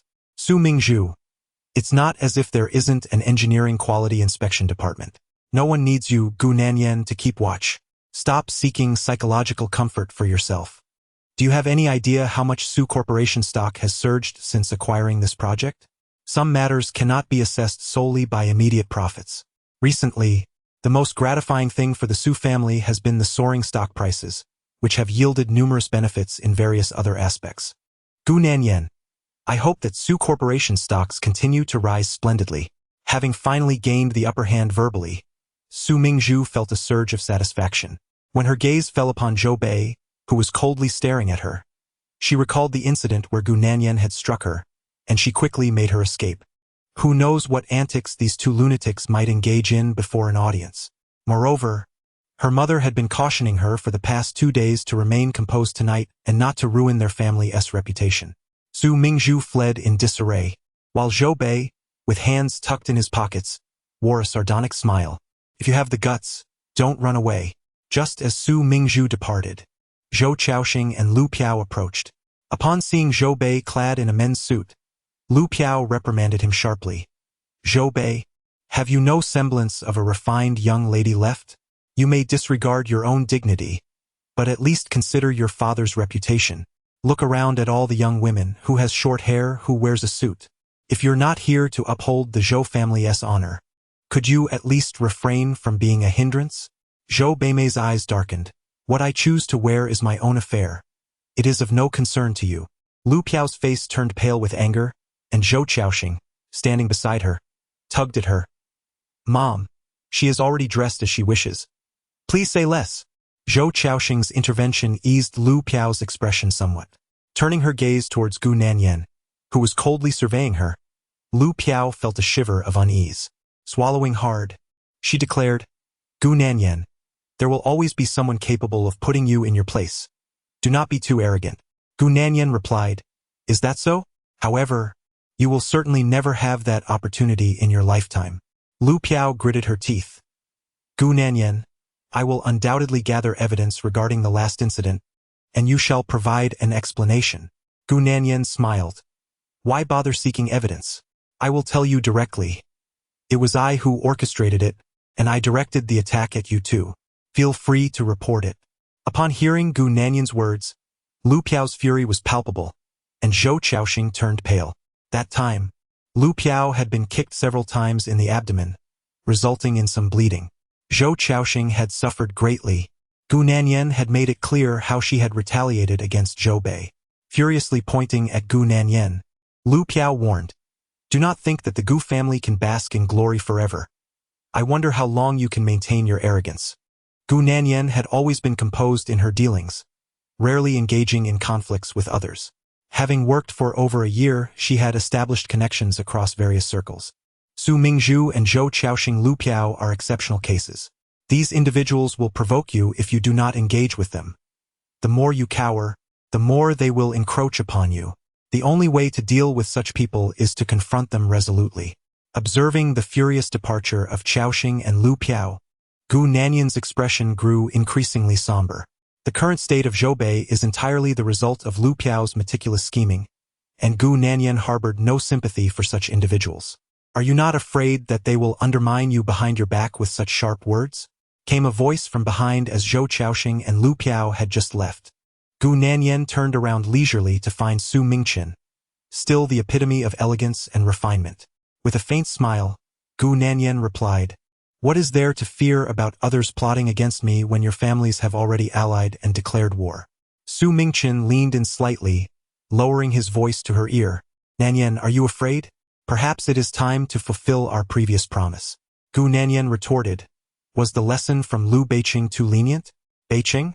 Su Mingchen straightened up, slowly slipping his hands into his pockets. "Did you not come together today? Have you quarreled again?" His voice was magnetic and melodious, yet the words spoken were far from endearing. "Indeed, perhaps you should go to Yulin Bay, and I shall honor our previous agreement," Gu Nanyan suggested. Su Mingchen gradually withdrew his smile, his gaze firmly locking onto Gu Nanyan's eyes. "What if I wish to do so right now?" Present, they find themselves in a hotel, where every endeavor is exceedingly convenient. Gu Nanyan raised her hand and grasped Su Mingchen's tie, pulling him closer. "Then by all means, you may attempt to carry me away in public. It just so happens. I too am curious to see how capable you truly are, Mingchen." Their eyes were locked onto each other's faces, as Gu Nanyan wagered that Su Mingchen possessed not an ounce of courage. A broad smile spread across Su Mingchen's face, for Gu Nanyan certainly had a talent for setting traps for others. "Young Master Lu is here, and he is so handsome, absolutely striking. How could Lu Beiqing be so remarkably handsome?" Chapter 49. I excel in divorce cases. If Mr. Lu is divorcing, he will certainly seek my assistance. Just as the two were locked in a stalemate, a sudden commotion erupted in the banquet hall. Gu Nanyan followed the gaze of the crowd and spotted Lu Beiqing's arrival, accompanied by Yi Chu, who was adorned in a delicate light blue dress. Lu Beiqing was truly captivating. But who was the enchanting woman by his side? She appeared to be his personal secretary, rumored to be favored by him, accompanying him wherever he went. How enviable it was to be a personal secretary, having the privilege to behold Lu Beiqing every day. The chatter among the surrounding women grew louder, and Zhou Bei turned to glance at Gu Nanyan, exasperated. Could he not maintain a semblance of modesty and spare Nanyan some dignity? A significant portion of the attendees were aware of their relationship. Beside Gu Nanyan, Su Mingchen wore a knowing smile, remarking, "Nanyan, it seems you are not worth it in Beiqing's eyes." Gu Nanyan took a couple of steps forward, playfully hooking her arm around Su Mingchen's belt. "Let us see if you dare to challenge Lu Beiqing." Su Mingchen stiffened momentarily but ultimately removed her hand, leaning closer to her ear as he whispered, "If you cannot swallow this grievance, I shall accompany you tonight." Not far away, Lu Beiqing effortlessly spotted Gu Nanyan amidst the crowd. Observing her in a playful contest with Su Mingchen, a hint of intimacy lingering between them, his expression grew suddenly sharp. Noticing his change in demeanor, Yi Chu gently tugged at his sleeve, reminding him, "Beiqing, Nanyan is over there." Lu Beiqing diverted his gaze, pretending not to notice Gu Nanyan, seemingly indifferent to her presence. As they navigated their way through the gathering, the two soon found themselves in proximity. Presently engaged in conversation with Lu Beiqing were several businessmen from Hong Kong, invited by the municipal government of City A for investment opportunities. Gu Nanyan was also in attendance at the Xie family's annual celebration when one of the men, astonished yet delighted, greeted her. "President Zhang." Gu Nanyan turned and smiled in acknowledgement. The middle-aged man, upon noticing her, raised his hand and beckoned Gu Nanyan over, saying, "Little Gu, come here. I would like to introduce you to a few business owners who could potentially become your clients." Gu Nanyan replied, "Thank you, President Zhang." Seeing her approach, the man was visibly pleased and introduced her to Liu Beicheng and the others, stating, "Little Gu is a lawyer, and our company's legal representation is handled by her firm. Although she hasn't directly worked on matters for my company, I have a profound appreciation for her work ethic and capabilities. 2 months ago, my son accidentally hit an elderly man while driving. The elderly man's son was quite intimidating, and even my son, who was rather unruly, was frightened. Fortunately, Lawyer Gu came to assist us. It turned out that my son hadn't actually struck the elderly man. As you might say, it was a case of staged injury. Thanks to Lawyer Gu's courage and intelligence, I highly recommend her for any future legal matters." The man praised Gu Nanyan as if she were his own daughter. After hearing this, the others remarked that once their legal contracts expired, they would prioritize considering Chaoyang Law Firm and Lawyer Gu. Gu Nanyan expressed her gratitude with a polished smile. Meanwhile, Liu Beicheng stood nearby, scoffing in disdain, his gaze cool and indifferent. For a long time, Liu Beicheng believed that Gu Nanyan's involvement in those trivial cases was sheer nonsense, offering her no personal growth whatsoever. However, he was taken aback to discover that Gu Nanyan, through these minor investigations, had made numerous acquaintances. Remarkably, those who had interacted with her held her in high regard, particularly the elders. Liu Beicheng found this connection with the elder generation perplexing. His own father was a prime example, insisting vehemently that he marry Gu Nanyan. As for the claim that Gu Qinghua had assisted him, Liu Beicheng never believed it, considering it mere fabrication. After Mr. Zhang introduced Gu Nanyan to everyone, he turned to her with a hint of embarrassment, inquiring, "My dear Gu, has my son been bothering you lately? He insists he has fallen head over heels for you, declaring that you are his destiny, which has led him to act rather foolishly. To be honest, if you weren't out of his league, I would have genuinely considered this union, as your capabilities could undoubtedly help manage my company in the future."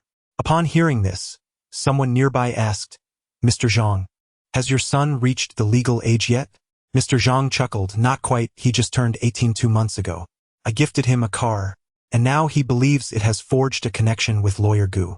After Gu Nanyan wrapped up that case, the boy named Zhang Fifan began to cling to her, spending his days with a group of boys waiting for her outside the law firm, insisting they call her sister-in-law. During those days, Gu Nanyan was escorted by a convoy, which became quite overwhelming. Eventually, she managed to deal with the group of children, and with Mr. Zhang's stern reprimand, Zhang Fifan finally ceased his incessant pursuits. However, at that moment, he had declared that he would undoubtedly return. Nearby, Liu Beicheng, who had initially displayed no expression, lifted his gaze towards Gu Nanyan upon hearing that a mere adolescent was pursuing her. One Shin Liangzhou was not sufficient. She did not even spare children, showcasing her remarkable capabilities. As Liu Beicheng's scrutinizing gaze swept over, Gu Nanyan could hardly muster the energy to glance at him, until President Zhang intervened to introduce them. "Xiao Gu, this is President Liu of Liu Corporation." "President Liu," Gu Nanyan greeted, extending her hand towards Liu Beicheng. Observing her as if she were an utter stranger, Liu Beicheng unexpectedly grasped her hand, and when Gu Nanyan attempted to retract her hand, he held on firmly. Gu Nanyan looked up, and Liu Beicheng wore a smile that was neither here nor there. "Lawyer Gu." Gu Nanyan met his gaze directly. "It is a pleasure to meet President Liu. My expertise lies in divorce cases. Should you ever find yourself in need of such services, do not hesitate to seek me out." Liu Beicheng tightened his grip on Gu Nanyan's hand. "Certainly." Gu Nanyan inhaled sharply, her nails digging fiercely into the back of his hand as she locked eyes with him. The onlookers were left bewildered by the unfolding scene. President Zhang glanced from Liu Beicheng to Gu Nanyan, inquiring, "Do President Liu and Xiao Gu know each other?" Both released their hold simultaneously, and Gu Nanyan spoke first, "We do not know each other." At that moment, Gu Nanyan's right hand was flushed red, while Liu Beicheng's hand bore the marks of her nails, his expression unusually grim. "Do not know each other?" From the very day she was born, he had known her. With a sullen expression, Liu Beicheng shoved his hands into his pockets, having forgotten how many times he had claimed ignorance of Gu Nanyan in front of others. President Zhang chuckled. Well, now you are acquainted. We are all young people, so let us communicate more in the future. Gu Nanyan smiled and replied, Thank you for the introduction, President Zhang. After exchanging pleasantries with him, she prepared to leave. However, just as she exited the restroom, she happened to encounter Liu Beicheng, who was also there. After taking a couple of paper towels to dry her hands, Gu Nanyan greeted him with a calm demeanor. Hello, President Liu. Counting the days, it had been over 10 since they last met. Liu Beicheng, who had always preferred to avoid any association with her in public, was met with her courteous address of President Liu. His brows furrowed, and he blocked her path, leaning down to inquire, You don't recognize me?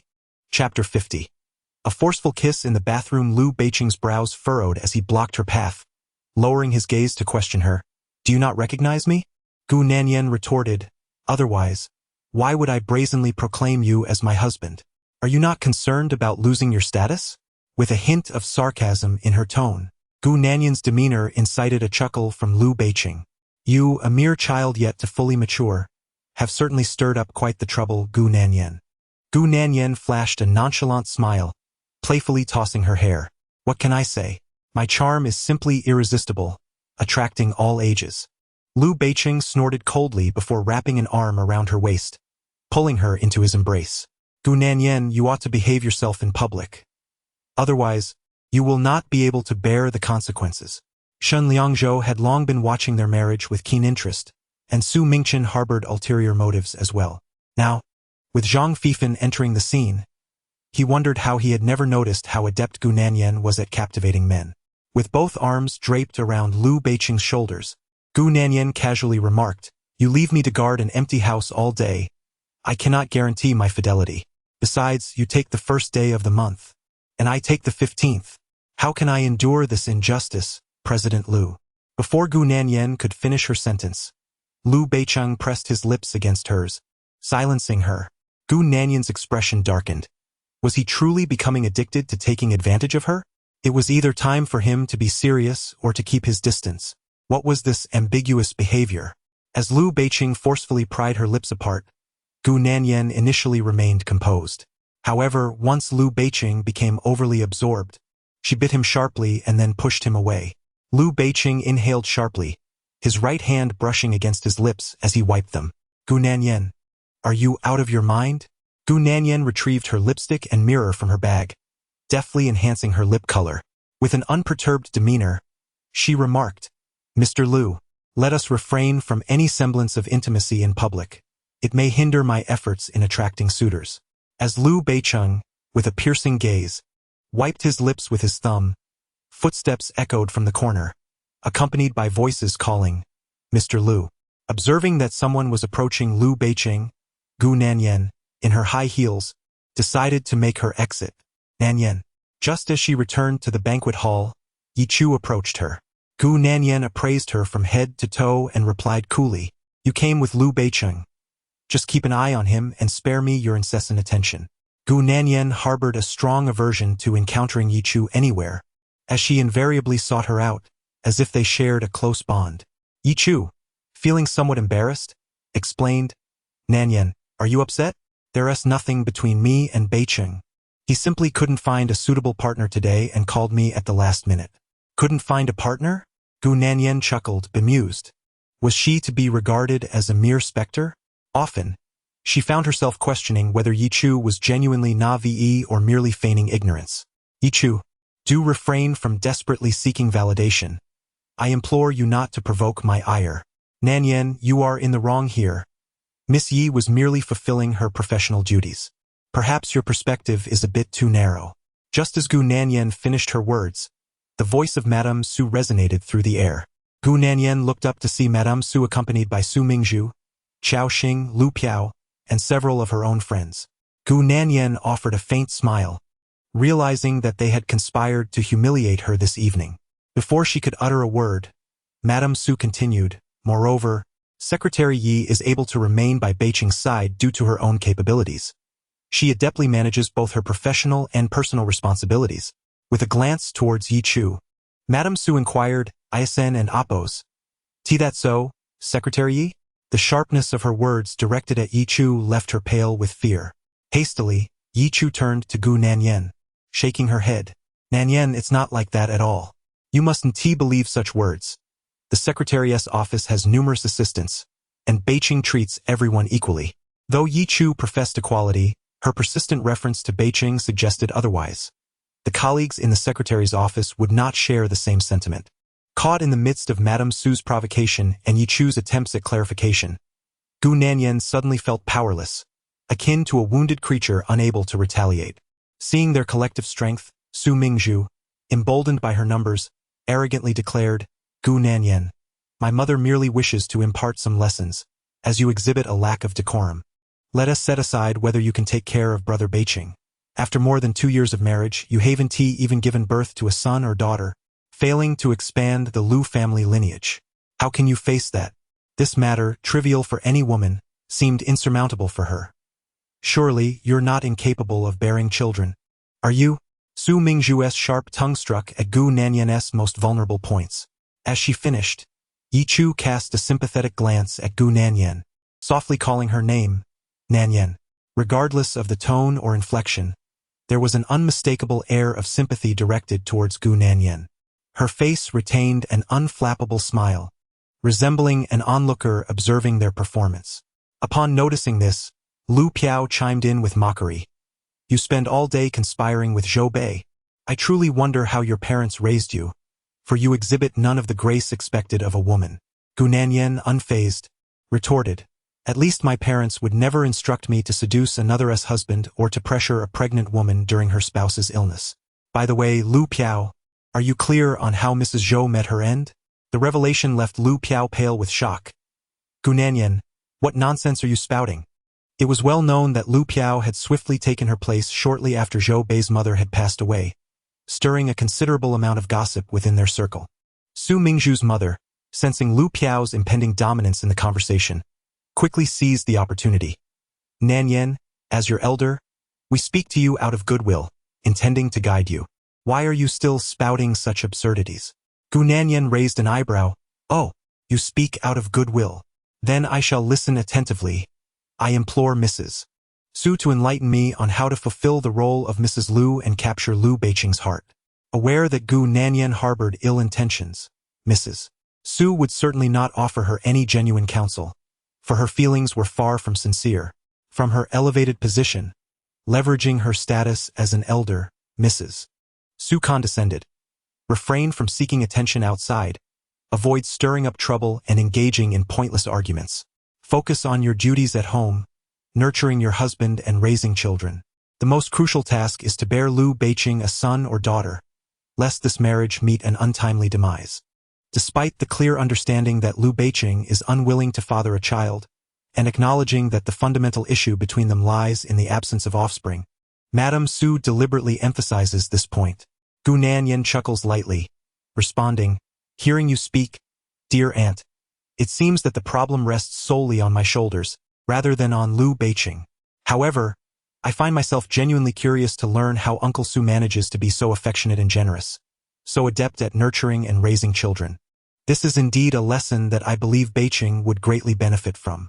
Upon hearing Gu Nanyan's words, Madame Su's expression shifted dramatically, mirrored by the confusion etched on the faces of those nearby.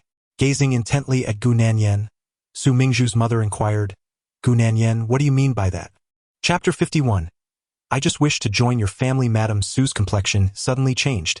Gu Nanyan, unhurried, retrieved her phone from her bag, opened the album, and presented it before her. Aunt Su, the person in the photograph is Uncle Su, right? Madame Su glanced at Gu Nanyan and then took the phone from her. Gu Nanyan prompted, swipe left to see more. Madame Su lifted her gaze and looked back at the phone. In the next moment, her face turned ashen. Her entire body shuddered violently, and the hand holding the phone trembled as well. The images depicted Su Jiaqing accompanying Tang Wanru on shopping sprees and dining together, and more significantly, they were with a pair of twin boys around 5 or 6 years old. That scene exuded the essence of a blissful family of 4. Madame Su flipped through several more photos, each showing Su Jiaqing with Tang Wanru or with her and the children, most of which were taken abroad. In an instant, Madame Su felt as if her mind were about to explode. Su Jiaqing and Tang Wanru, how could this be possible? Tang Wanru was her close friend, and in a broader sense, her cousin, younger by a decade. She had always been so docile and obedient to her. She had even professed to be opposed to marriage, claiming she had no desire to wed, yet it seemed she had clandestinely nurtured an affair with her husband, even bearing children, all the while coveting Madame Su's position.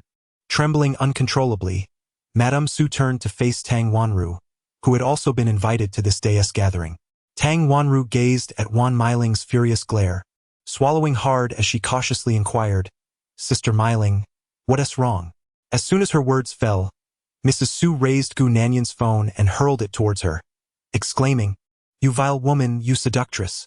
I trusted you so deeply, regarded you as my own sister, yet you dared to entice Jiaqing and betray me." Mrs. Su's voice trembled with rage, her entire being quaking with fury. Nearby, Lu Piao and the others were momentarily stunned. Once they regained their senses, they hurriedly pulled Mrs. Su aside, asking what happened to Meiling. Su Mingzhu also rushed to grasp her mother's arm. "Mom, what on earth is happening? Please don't frighten me." With a trembling finger, Mrs. Su pointed at Tang Wanru, declaring, "This wretched woman, she has seduced your father, and they have even fathered a pair of twin sons together. Tang Wanru, you despicable creature, may you meet a dreadful fate." Never had she imagined that Su Jiaqing would betray her, nor that his illicit partner would be Tang Wanru. Upon discovering this shocking truth, Mrs. Su, who was usually adept at feigning composure, found herself unable to contain her emotions in this moment. Listening to her mother, Su Mingzhu picked up the phone she had just thrown, witnessing the undeniable evidence of her father's affair with this woman. Without a second thought, she lunged at Tang Wanru, exclaiming, "You shameless wretch, I will tear your face apart." She had spoken with conviction. That day when she sought Gu Nanyan, the peculiar things Gu Nanyan had said about how much she and her brother could gain suddenly made sense. "Mingzhu, please, let me explain, hear me out." Tang Wanru shielded her face, pleading fervently. "You vixen, how could you betray my mother's kindness by seducing my father?" Mrs. Su, equally incensed, approached and struck Tang Wanru several times. "Tang Wanru, I will not let this go. Neither will I spare your son." Tang Wanru, cradling her face, implored, "Sister Meiling, I never intended to hurt you. My love for Jiaqing is genuine. I never wished to disrupt your family. Seeing your happiness and Jiaqing's kindness, I only wish to be part of your family. Sister Meiling, I will not allow Jiaqing to divorce, nor will I take him from you." However, her explanations only fueled Mrs. Su and Su Mingzhu's anger, leading to even fiercer blows. Onlookers, witnessing the escalating situation, felt compelled to comment on Tang Wanru's ingratitude, while only Lu Piao maintained her composure, attempting to intervene. "Meiling, Mingzhu, let us discuss this after the banquet. Tonight is the Su family's anniversary celebration." Yet, Mrs. Su and Su Mingzhu, consumed by rage, disregarded Lu Piao's counsel and continued to assault Tang Wanru mercilessly. Their commotion drew the attention of all the guests present. Journalists, initially focused on capturing the essence of the banquet, turned their cameras toward the unfolding altercation. Realizing the gravity of the situation, Lu Piao could no longer contain it and dispatched Qiu Chaoxing to inform Su Jiaqing and Su Mingchen. Upon hearing that the mother and daughter were confronting Tang Wanru, the father and son hurried over to intervene.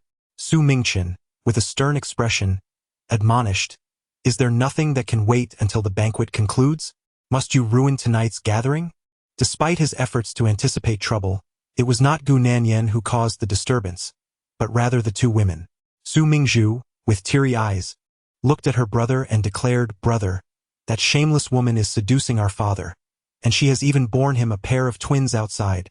Su Mingchen's expression darkened, a tempest of fury swirling within him, yet he stifled his rage, replying coldly, "We shall discuss this matter later." With Su Mingchen and Su Jiaqing's arrival, the farce came to an end. As Su Mingchen's gaze fell upon Gu Nanyan, he noticed her leisurely reclining against a pillar, thoroughly enjoying the spectacle. Without needing to inquire, he understood that her influence was undoubtedly at play in this incident. The farce concluded, and the Su family's banquet ended on an unfortunate note. Compounded by the scandal that had erupted across all platforms, Su Mingchen found himself powerless to contain the flood of information. What should have been a joyous evening had tragically transformed into a night of ridicule for the Su family. As Gu Nanyan hummed a cheerful tune while descending the stairs with Zhou Bei and his parents, her spirits were particularly high. Zhao Ziqiu observed her demeanor, his expression grave as he remarked, "I told you, this child is certainly up to no good. Just look at the chaos that has unfolded in the Su family today." It is no wonder she insisted on attending the banquet, claiming there would be a surprise. Gu Nanyan, "Mother, I assure you that I am in no way involved in this matter. I did not encourage Su Jiaqing to seek companionship outside, nor did I incite Wan Meiling and Su Mingzhu to resort to violence. I merely adhered to the principles of fairness and justice as a lawyer, allowing the truth to unfold before everyone's eyes." Zhao Ziqiu, regardless of how you articulate your perspective, it seems you possess the upper hand in this discourse. I cannot seem to prevail against you. Zhou Bei interjected. Aunt, Nanyan has committed no wrongdoing this evening. In fact, it was they who instigated her first.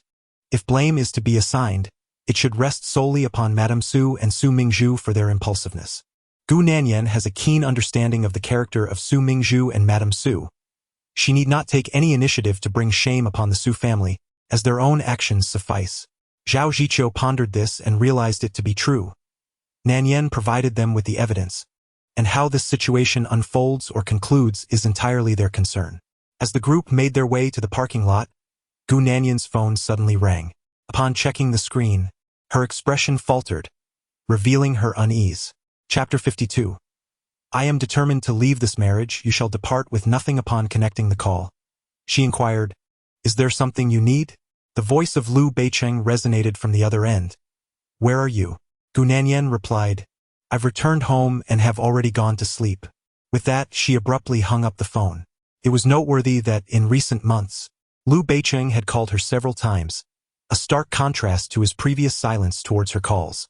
After ending the call, Zhao Ziqiu looked at her and asked, "Nanyan, who was on the line?" Gu Nanyan responded, "Liu Beicheng." Zhao Ziqiu remarked, "What was with your tone and attitude just now?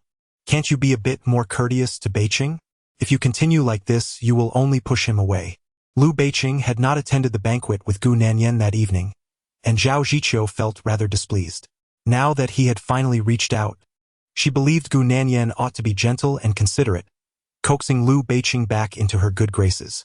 Gu Nanyan, feeling a headache coming on, replied, "You just happen to be encountering my father.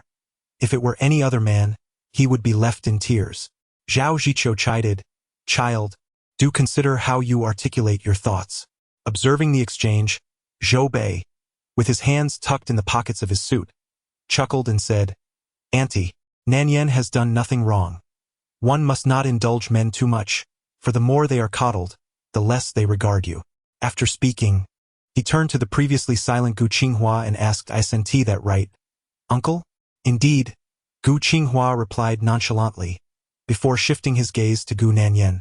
"How you and Beicheng navigate your relationship is your own affair, but do strive to avoid reaching the point of divorce. It would be best to have the child soon." "Understood." Gu Nanyan responded with a dismissive tone, opened the car door, and entered the vehicle. After greeting Zhou Bei and her parents, she pressed on the accelerator and departed. As soon as the car left the hotel, her phone, which she had placed beside her, buzzed again. It was a call from Liu Jingyang. "Nanyan, when will you return?" Gu Nanyan's expression soured. "Damn it, it's one thing for Liu Beicheng to scrutinize my position, but now you're watching me too. The event has just concluded. Come over tonight and keep me company." Gu Nanyan felt an unsettling ambiguity in his words. She hesitated to reply, prompting Liu Jingyang to continue, "I haven't seen a living soul for 5 days, nor have I spoken to anyone. Nanyan, don't you feel any pity for me?" Gu Nanyan retorted, "Liu Jingyang, perhaps you should return to build that Hope Primary School. Hiding at home all day, what is the point of that? No way, even if it kills me, I won't go back to that wretched place. Hurry over to keep me company. Otherwise, I'll just be alone at home, and it's better for us to be together. I'll order some takeout." Gu Nanyan felt as though Liu Jingyang was merely coaxing her, akin to comforting a 3-year-old child. However, considering that Liu Beicheng hadn't returned home in over 10 days, and was tonight taking Yi Chu to the Su family's venue. Gu Nanyan felt disinclined to go back. Thus, she let Lu Jingyang wait and ended the call. At that moment, at the Su residence, the family of 4 had just entered the house. Before Mrs. Su could express her displeasure, Su Mingzhu's father exploded in anger, directing his ire at the 2 women. Could you not exhibit some decorum? Are you unaware of the significance of today's occasion? Despite numerous warnings to ensure that Gu Nanyan does not disrupt the evening, the outcome was a calamity that befell both of you. Wan Miling's face turned pale with fury as she rushed towards Su Jiaqing, exclaiming, Su Jiaqing, how dare you speak of me and Mingzhu? Is this not all a consequence of your actions? You have been clandestinely involved with that wretched Tang Wanru, and now you've fathered a pair of twin sons. How can you face me, Mingzhu and Mingchen? As Mrs. Su broached the subject of his infidelity, Su Jiaqing felt a pang of guilt, yet his countenance remained marred by anger, still seething from the earlier events. Noticing his silence, Mrs. Su's indignation flared. Weren't you just brazenly defending yourself? Why the sudden silence? Shall we not discuss how you and that wretched Tang Wanru became entangled? Su Jiaqing, let me make my stance clear. I am resolute in my decision to divorce. You are to vacate this house with nothing. No matter how ferociously Wan Miling lashed out, Su Jiaqing remained unfazed, for the fate of this household lay within his grasp, as did the shares of the company. Any desire for him to relinquish them would require his consent. Dad, you have gone too far. How could you treat Mom this way? How can you have illegitimate children? And 2 at that? Why do you not reflect upon your own failings instead of blaming me and Mom? Su Mingzhu retorted, her voice filled with indignation. Su Jiaqing glanced at Su Mingzhu and Su Mingchen, his expression softening, for he could not disregard the feelings of his children, especially Su Mingchen. Su Jiaqing remained silent for a moment, then slowly exhaled and said, Wanru needs someone to care for her in City A. I cannot bear to see her struggling alone. Miling, Wanru possesses a gentle disposition and has never harbored any ambitions. Why must you persist in opposing her? As for the marriage, I assure you, I will not divorce you. There will always be only one Mrs. Su. I hope you can adopt a more generous mindset and make room for Wanru. Upon hearing Su Jiaqing's words, Mrs. Su was overcome with tears, cascading down her cheeks as she sarcastically retorted, opposing her? When have I ever done so? What good fortune have I failed to consider for her? It is precisely because I have been too kind that you both have grown so presumptuous. And now you ask me to be more magnanimous and to accommodate her? Su Jiaqing, tell me, how am I to expand my heart and make space for her? Mrs. Su regarded her husband's remarks as mere nonsense, a case of standing tall while others bore the burdens. Su Mingzhu was infuriated by Su Jiaqing's attitude, yet felt powerless against her father. She longed for him to send that wretched woman and her troublesome twins away, but given his stance, that seemed implausible. Consequently, she turned to Su Mingchen and implored, Brother, such a significant issue has arisen at home. At least you should say something. Do not remain silent. Su Mingzhu called out to her brother, and Wan Miling, with tears streaming down her face, also looked to Su Mingchen, pleading, Mingchen, your father's actions are utterly oppressive. You must speak on behalf of your mother and stand by her side. Wan Miling understood very well that any words exchanged with Su Mingzhu were futile. The only one who could truly contend with Su Jiaqing was his son. Observing that Su Mingzhu and Wan Miling had exhausted their quarrel, Su Mingchen took 2 steps forward and addressed Su Jiaqing, saying, Dad, I have taken care of Tang Wanru and her twin sons for you. Please sign these 2 equity transfer agreements. Su Mingchen's words struck directly at the core, causing Su Jiaqing's expression to shift dramatically. He glanced at the equity transfer agreements laid out on the table before looking back at Su Mingchen, inquiring, Mingchen, what do you mean by this? Su Mingchen replied coolly, Dad, the company and the Su family will undoubtedly belong to Mingzhu and me in the future. I believe you, Mom, and Grandpa share this sentiment as well. Since it is an inevitable reality, you might as well sign it now. Upon hearing this, Su Mingzhu quickly picked up the 2 agreements to examine them. Su Mingchen had divided their father's shares equally into 2 portions, one for each sibling. Beneath her agreement, there was an additional clause. Chapter 53. Ensuring your bliss tonight, her shares would be managed by her brother, a point on which Su Mingzhu had no objections. She had never been involved in the affairs of the company, As long as the funds were adequately provided, she cared little about who held the shares or who managed them. She had unwavering faith in her brother, confident that he would ensure her well-being. Upon reviewing the agreement, Su Mingzhu promptly aligned herself with Su Mingchen, declaring, "Father, my brother is correct. Please sign the document." Su Mingchen stepped forward to address the matter, bringing a sense of calm to Wan Meiling. Su Jiaqing furrowed his brow tightly, expressing, "Mingchen, my heart has always belonged to this family. Every bit of the Su family's wealth is undoubtedly yours and Mingzhu's. However, I am only 53 years old. Is it not a bit premature to have me sign over my shares?" Su Jiaqing did not acquiesce, and Su Mingchen remained composed, calmly replying, "I am not in a hurry.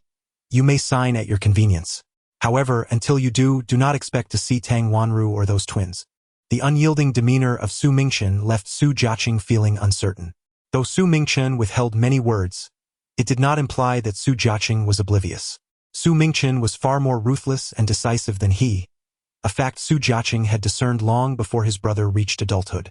Moreover, the Su group had indeed progressed significantly due to Mingchen's considerable efforts. After weighing the pros and cons and recalling that Tang Wanru and his young sons remained under Su Mingchen's control, Su Jiaqing's voice trembled as he declared, "I will sign it now." As soon as Su Jiaqing agreed, Su Mingzhu handed him the signing pen. Despite Wan Meiling's overwhelming anger and resentment, she dared not utter a word in the presence of Su Mingchen, who had already taken action. Moreover, she would have ample opportunities to vent her frustrations on that wretched Tang Wanru, now in her son's grasp. Su Jiaqing took the pen and signed, then turned to Su Mingchen and inquired, "Mingchen, I have signed, but what about Wanru and your two younger brothers?" Before Su Jiaqing could finish, Su Mingchen interrupted him. "Once the rights take effect, you will naturally be able to see them." Su Jiaqing gazed at Su Mingchen in silence for a long while, ultimately realizing he had no further words to say, and wearily left the house. Once Su Jiaqing departed, Wan Meiling began to weep again, recounting the struggles she had endured over the years. Su Mingzhu, while comforting her mother through tears, looked up at Su Mingchen and asked, "Brother, aren't you angry about our father's outrageous actions?" Su Mingchen replied calmly, "Being angry will not alter anything. Resolving the issue is what matters most." He then turned to Wan Meiling and said, "Mother, gather yourself. We need to hold a press conference tomorrow morning to clarify that tonight's events were a misunderstanding, and that you have been manipulated." Wan Meiling's tears abruptly ceased as she looked up at Su Mingchen. He further explained, "The interests of the company are paramount." Wan Meiling replied, "I understand." Having addressed the familial matters, Su Mingchen did not linger at home. He still had the messy aftermath of the evening to manage. As the vehicle roared to life, Su Mingchen's lips curled into a sinister smile. "Gu Nanyan, things are becoming increasingly intriguing." At that moment, Gu Nanyan had just stepped into the house when Lu Jingyang, abandoning his game, rushed over and enveloped her in a warm embrace. "Yen, at last, I have seen a living person." Gu Nanyan wrinkled her nose in disdain. "All right, stop looking at me like a dog eyeing a bone." She then inquired, "Are you planning to hide here for the rest of your life?" Lu Jingyang assisted Gu Nanyan with her bag and began to massage her shoulders. "If hiding here for eternity means avoiding that dreadful place, I would gladly do so. Has no one noticed your return? What about Su Mubai? Has he not exposed you?" "Mubai has secretly returned as well," Lu Jingyang assured her. "Rest easy. We have everything under control over there." Gu Nanyan pondered that if Lu Beiqing were to discover that both of them had sneaked back, he would likely be furious. The loyal aide continued to knead her shoulders, and Lu Jingyang glanced towards the living room. "I've ordered late-night snacks for you. I didn't touch anything while you were away." "Such kindness?" Gu Nanyan raised an eyebrow. "Of course. Besides, you were at the Su residence disrupting things. You surely had no time to eat." She settled back onto the sofa as Lu Jingyang arranged the late-night treats before her, handing her chopsticks while asking, "My brother went with that person named Yi today, right? Yen, shouldn't we discuss your divorce?" Gu Nanyan accepted the chopsticks with an expressionless demeanor. "You keep urging me to divorce every few days. Lu Jingyang, do you secretly harbor feelings for me?" Lu Jingyang exploded in protest. You are so fierce that I wouldn't dare to have feelings for anyone, let alone you. I cannot tolerate my brother's arrogance, especially since he has always been insufferable. Gu Nanyan took a sip of water and remarked, you should express that in front of your Lu family. I shall certainly do so. Once this tumult passes, I will unequivocally report my brother's misdeeds. Gu Nanyan chuckled, for throughout her life, she had never witnessed him triumph over Lu Beiqing. Let me tell you, my brother is the kind of man who... Lu Jingyang began to rant incessantly about Lu Beiqing. At that very moment, Lu Beiqing had just returned home when Aunt Jiang approached him with a beaming smile. Young master, you're back, Lu Beiqing inquired. Where is Gu Nanyan? Aunt Jiang replied, the young mistress did not return with you, so she hasn't come back yet? Not back. Lu Beiqing's expression darkened. Did she not say she was going home to rest? With a stern demeanor, he retrieved his phone from his pocket and called Gu Nanyan. My brother has always been insufferable. Since childhood, he has been the first to eat whatever our family had. I have never even tasted the center of a watermelon. He never hesitated to stir up trouble while pushing me into the fray. And remember that summer when I got bitten by a snake? Tell me, isn't he just a piece of work? As Lu Jingyang furiously enumerated Lu Beiqing's various faults, Gu Nanyan's phone rang. She glanced at the screen and turned to Lu Jingyang, saying, it's a call from someone in your Lu family, who is certainly not worth mentioning. Lu Jingyang abruptly fell silent, his anger momentarily quelled. Gu Nanyan smirked disdainfully at him before suddenly answering the call. Is there something you need? On the other end of the line, Lu Beiqing's voice resonated with palpable anger. Gu Nanyan, where the hell are you? Earlier, as the gathering concluded, he had intended to return home with Gu Nanyan, but she had claimed she was already home and asleep. Upon his return, he found her absence disheartening. Gu Nanyan distanced the phone from her ear, her brow furrowed in irritation as she replied, do you have something to say? You have 10 minutes. Get back here immediately. Lu Jingyang regarded Gu Nanyan with utmost seriousness. This was an opportune moment and he felt compelled to act. Otherwise, he would be remiss in his duty to his brother. Thus, adjusting his neck and lowering his voice, he remarked, Lawyer Gu, why are you still not here? The water is about to cool. Weren't we supposed to enjoy a romantic bath? Gu Nanyan looked up at Lu Jingyang, astonished by his audacity. Lu Jingyang raised an eyebrow, brimming with self-satisfaction. His brother would not be getting any sleep tonight, nor the following day or the one after that. On the line, Lu Beiqing's breath was laced with menace as he sharply inquired, is there someone with you? Gu Nanyan remained composed, responding coolly, no, you must have misheard. Seeing this, Lu Jingyang continued, Lawyer Gu, who are you on the phone with? It can't be that you have another man behind my back, right? Didn't you claim to be single? Hurry and hang up. I assure you, tonight will be an experience akin to paradise. Chapter 54. Lu Beiqing catches a cheater. Lu Jingyang's despicable demeanor elicited a gaze of profound sympathy from Gu Nanyan. On the other end of the line, Lu Beiqing gritted his teeth and declared, Gu Nanyan, you are bold. Gu Nanyan yawned and replied nonchalantly, it's quite late. I must take my rest. Before she could terminate the call, Lu Beiqing hung up first. Gu Nanyan lightly tossed her phone onto the coffee table and gave Lu Jingyang a thumbs up, exclaiming, impressive, quite audacious. Lu Jingyang, unabashedly savoring his skewers, remarked, my brother won't have a peaceful night's sleep tonight. Gu Nanyan, maintaining her composure, inquired, is there a possibility that you may never awaken again? Lu Jingyang was momentarily taken aback. After recovering, he hastily discarded the skewer in his hand and grasped Gu Nanyan's arm, asking, Yen, what should I do now? Will my brother kill me? Just moments ago, he had been so audacious. He urged, do not falter now. Was I truly that bold? He questioned. Indeed, quite impressive. She affirmed. Lu Jingyang insisted, no, you must devise a plan to save me. Subsequently, Gu Nanyan advised him to seek refuge at Zhou Bei's place temporarily. Yet Lu Jingyang insisted on changing his attire first, craving a modicum of dignity before departing. Just as he was about to leave, the elevator arrived downstairs. It must be my brother, he exclaimed. Quickly, find a place to hide. As they re-entered the house, the doorbell rang. Lu Jingyang, retreating further inside, pleaded, Yen, do not betray me. Gu Nanyan shoved him playfully, urging, "Hurry and hide. Gu Nanyan, if you do not open the door, you may as well forget about this place." Lu Beiqing's voice resonated once more from outside. Gu Nanyan reluctantly opened the door. Her arms crossed over her chest as she languidly leaned against the doorframe, a playful smile adorning her face. "Oh, what brings Mr. Lu here?"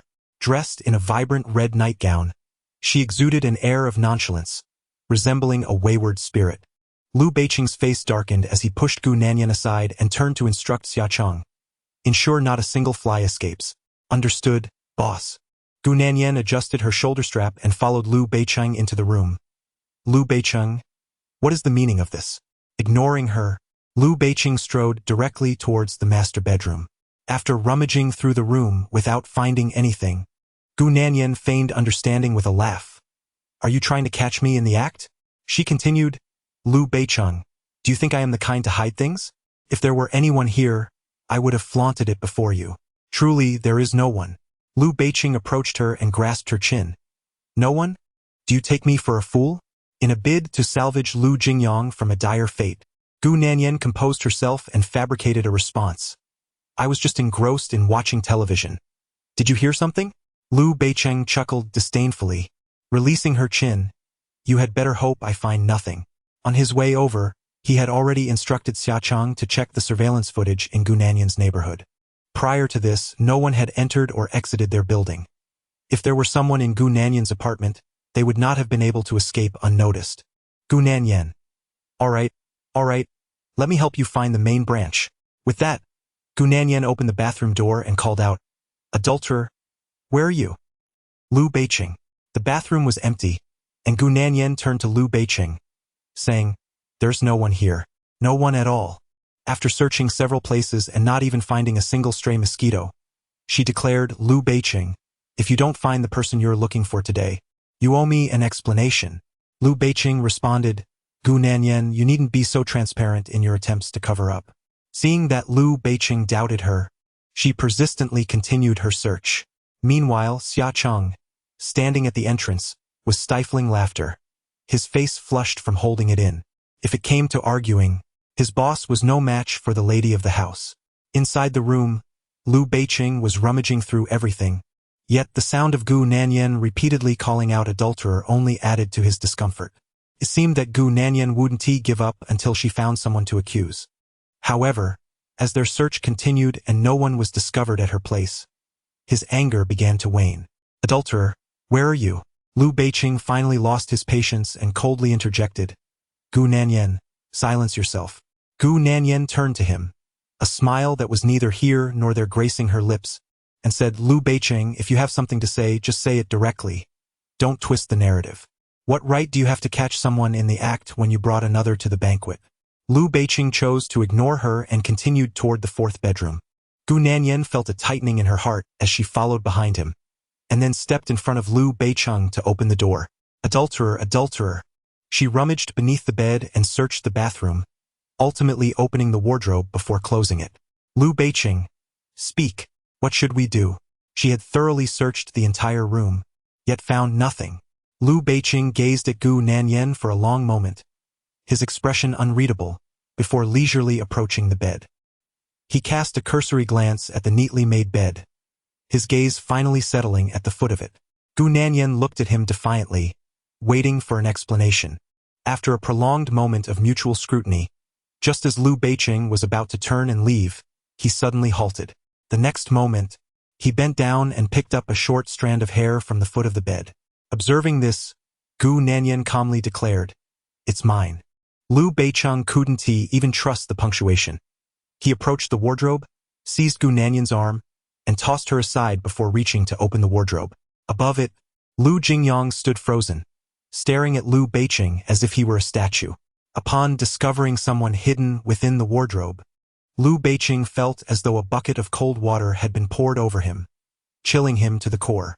However, upon realizing that the person hiding inside was Lu Jingyang, he immediately breathed a sigh of relief.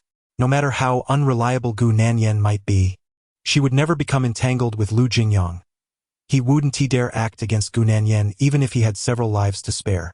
The two brothers exchanged glances, and it was Lu Jingyang who broke the silence first, calling out, "Bro." Lu Beiqing casually placed his hands in his pockets and suddenly inquired, "Will you come down on your own, or shall I assist you?" Lu Jingyang replied, "I can manage it myself." He thought that if he were to request assistance, it would be akin to inviting disaster upon himself. A moment later, the three returned to the living room, and Lu Jingyang, feeling somewhat defeated, admitted, "Brother, I was merely being reckless with my words earlier. I intended to provoke you." At the entrance, Xia Cheng was nearly speechless, exclaiming, "Second Master, are you not engaged in the construction of a Hope primary school?" Unbeknownst to him, Gu Nanyan's room indeed concealed a man. Lu Jingyang explained, "I was unwell from the unfamiliar environment and have returned to rest." Lu Beiqing, lounging confidently on the sofa, fixed his gaze on Lu Jingyang and calmly inquired, "What can you present to convince me that your words were mere folly, and that nothing transpired between you and her?" Chapter 55. Keep your distance from the unsavory. Upon hearing a man's voice emanating from the phone, Lu Beiqing's sole focus became identifying the man and eliminating him.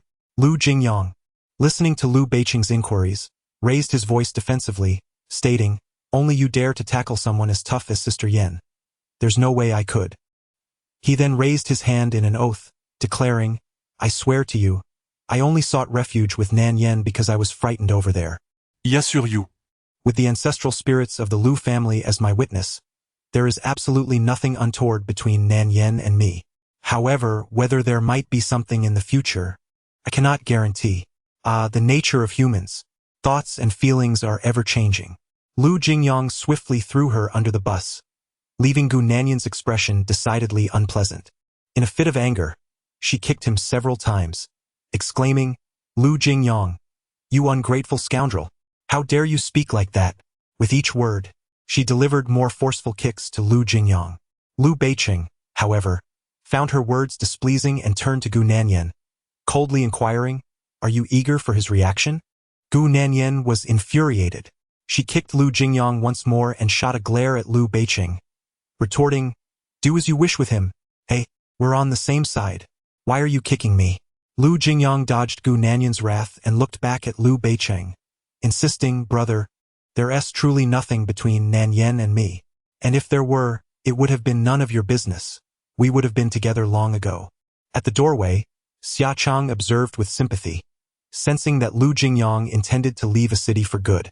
Upon hearing this, Lu Beiqing cast a cold glance, and Lu Jingyang slapped his own face twice, exclaiming, "I spoke thoughtlessly again.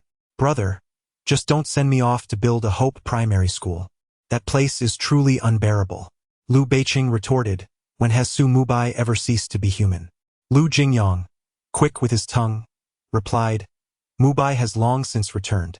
Lu Beiqing looked up, and it was only then that Lu Jingyang realized his blunder. He hurriedly clarified, "Mubai is not human. He is the white god. Our statuses are different." Lu Beiqing chuckled softly and glanced at Xia Cheng, who promptly made a call to investigate. Afterwards, he looked at Lu Jingyang with sympathy, saying, "Second Master, this time, I fear no one can assist you. You've sold yourself out completely." In a state of speechlessness, Lu Jingyang gazed innocently at Lu Beiqing.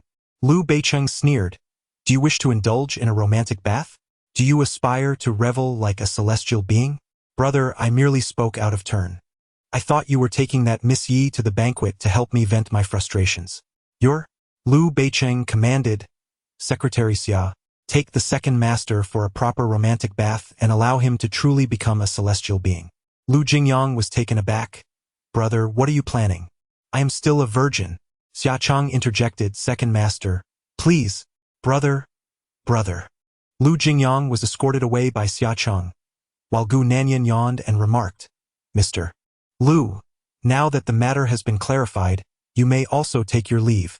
Lu Beiqing pulled Gu Nanyan into his embrace, saying, "Gu Nanyan, hiding a man from me, do you think I would let you off so easily?" Gu Nanyan vehemently disagreed with his assertion, jabbing at his chest and inquiring, "Ask yourself, does Lu Jingyang truly embody the essence of a man?" Lu Beiqing found himself somewhat taken aback by her retort. The two exchanged glances for a moment before Lu Beiqing remarked, "Let us not dwell on Lu Jingyang. Instead, Let us settle the accounts for this evening. Rising from Lu Beiqing's embrace, Gu Nanyan playfully queried, are we to account for your attendance with another woman at the banquet? With no ground to stand on, Lu Beiqing also stood, stating, I need to shower and rest. Gu Nanyan, dissatisfied with this, grasped his arm tightly. Wait, we haven't settled the matter yet. What of my claim that I do not know you? Lu Beiqing, still without a valid retort, rubbed his temples and said, Gu Nanyan, know when to stop. Gu Nanyan replied, you ought to be aware of my character. I cannot let others take advantage of me. If there are any accounts you have not settled with me. Before she could finish her sentence, Lu Beiqing turned, wrapping his arms around her waist, and forcefully drew her into his embrace, leaning down to kiss her lips. Each time he found himself outmatched by Gu Nanyan, he would resort to kissing her. With her mouth silenced, Gu Nanyan abruptly pushed Lu Beiqing away, her anger erupting. Lu Beiqing, are you truly so shameless? Coming here at night to create a scene and taking advantage of me. This is how you've been spoiled. Keep your distance if you are unclean. While venting her frustration, Gu Nanyan shoved him toward the door, ultimately throwing his suit jacket at him, declaring, go find whoever you wish, but do not approach me and disgust me. Lu Beiqing was furious. Gu Nanyan retorted, get lost. With that, she forcefully kicked his shoe outside and slammed the door shut. Outside, Lu Beiqing's face turned pale with rage. Damn it, at 26 years old. It was the first time he had ever been humiliated like this, the first time he had been thrown out. Gu Nanyan opened the door. Gu Nanyan ignored him. Gu Nanyan, still no response. After shouting for a while, Lu Beiqing had no choice but to explain. Last time you didn't agree to sleep with me. Tonight, I'm just trying to provoke you. Inside the room, Gu Nanyan had already returned to her bedroom. It was her space and she could choose who to expel.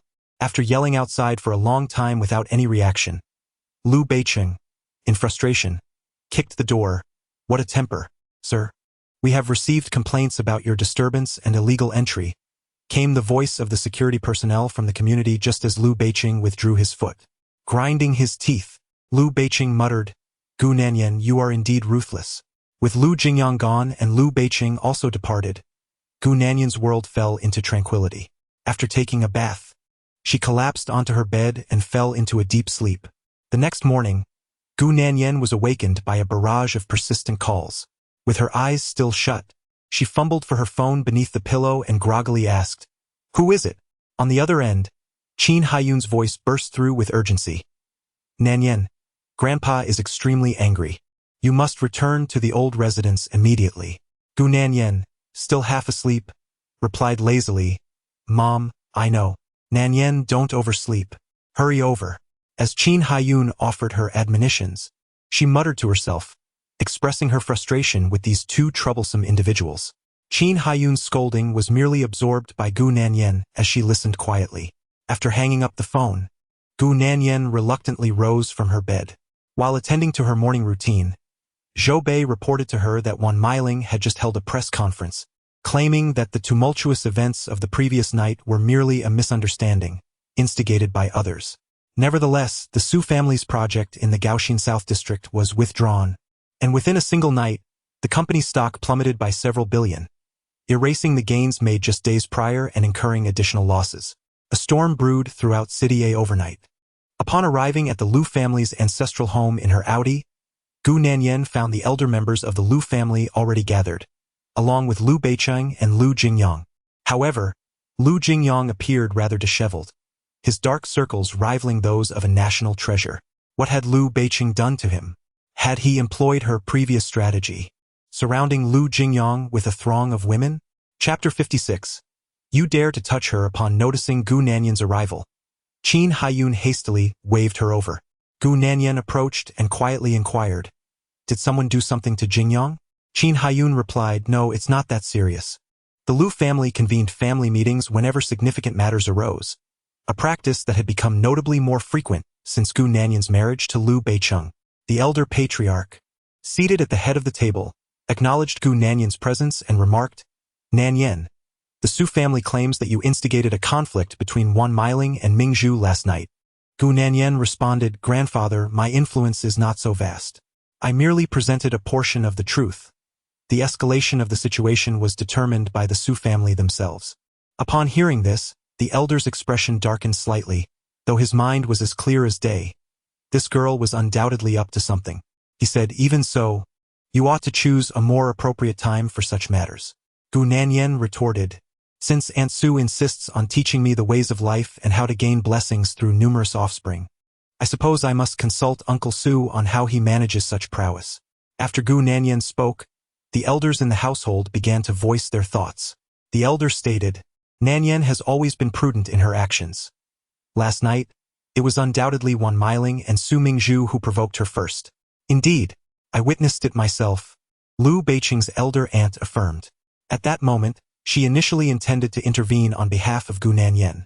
However, upon observing Gu Nanyan's demeanor, which suggested she had the situation well in hand, she refrained from stepping in. She wished to avoid disrupting Gu Nanyan's performance under the guise of an elder attempting to mediate, and thus chose to enjoy the spectacle from the crowd. It was indeed a delightful and exhilarating sight.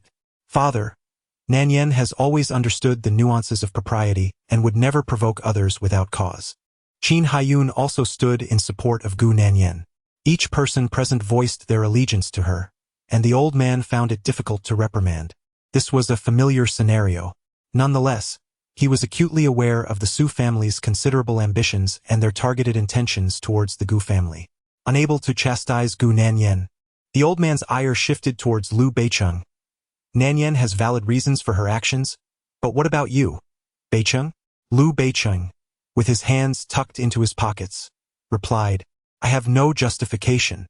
Observing this, Gu Nanyan discreetly inquired of her aunt. Aunt, what has Beicheng done to Jingyang? Her aunt whispered back, that scoundrel has subjected Jingyang to an entire night of medicinal baths and forbade him from seeking solace with women, nearly ruining him. Gu Nanyan retorted, then he might as well have forced himself upon Jingyang. Her aunt concurred, indeed. The old man remarked that all the mischief of our Lu family seems to have manifested in him alone. The old man, upon hearing this, darkened his expression and declared, you two are equally unscrupulous. I suggest you both cease your antics and simply coexist for the rest of your lives, lest you bring harm to others. He had come to realize that had they chosen different partners, none would be deserving of the level of mischief they exhibited, nor would any be their match. Lu Jingyang's father, observing Lu Beicheng's demeanor, expressed his discontent, saying, Beicheng, even if Jingyang is at fault, you should not punish him in such a manner. What if things escalate?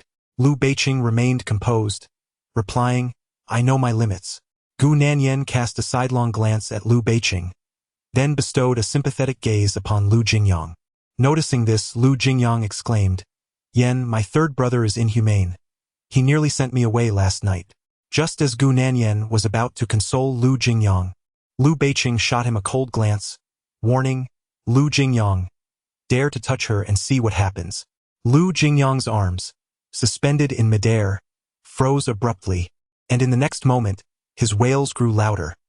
Yen, my brother won't let me embrace you. Gu Nanyan, witnessing Lu Jingyang's distress, stepped forward to hug him. I'll embrace you then. As she patted Lu Jingyang's back, she inquired, has your anger subsided? If not, I can bring you a few choices. Upon hearing Gu Nanyan's words, the others in the room blushed furiously, taken aback by her audacity.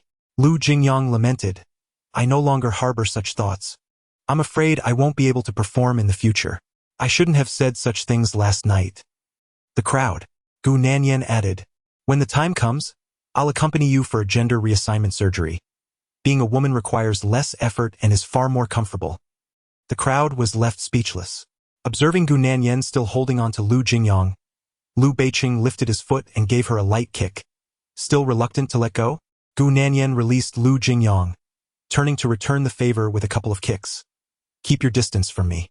Lu Beicheng's domineering demeanor drew the disapproval of his aunt, who remarked with a hint of sarcasm, Beicheng, weren't you dismissive of Nanyan, insisting on a divorce? What is the situation now? Lu Beicheng retorted, when did I ever say I wanted to part ways with her? His aunt insisted, everyone can testify, even Nanyan herself can vouch for it. Lu Beicheng vehemently denied, I never uttered such words. Observing the exchange, the elder shifted the conversation, suggesting, if there is no such intention, then you should hasten to have a child. It seems that only by becoming parents will you both learn to temper your ways. His aunt skeptically inquired, Beiqing, are you certain you can manage?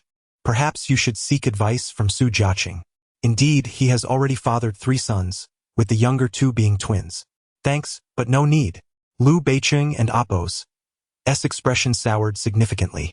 Beiqing, if you truly have concerns, do not be shy. We are all family. Lu Jingyang chimed in, brother, if you genuinely face difficulties, I am willing to assist without holding past grievances against you. Lu Jingyang's words took an unexpected turn, and immediately after, Gu Nanyan and Lu Beiqing each delivered a kick in response. Lu Jingyang, bewildered, questioned, what did I say wrong? His mother replied, you deserve those kicks.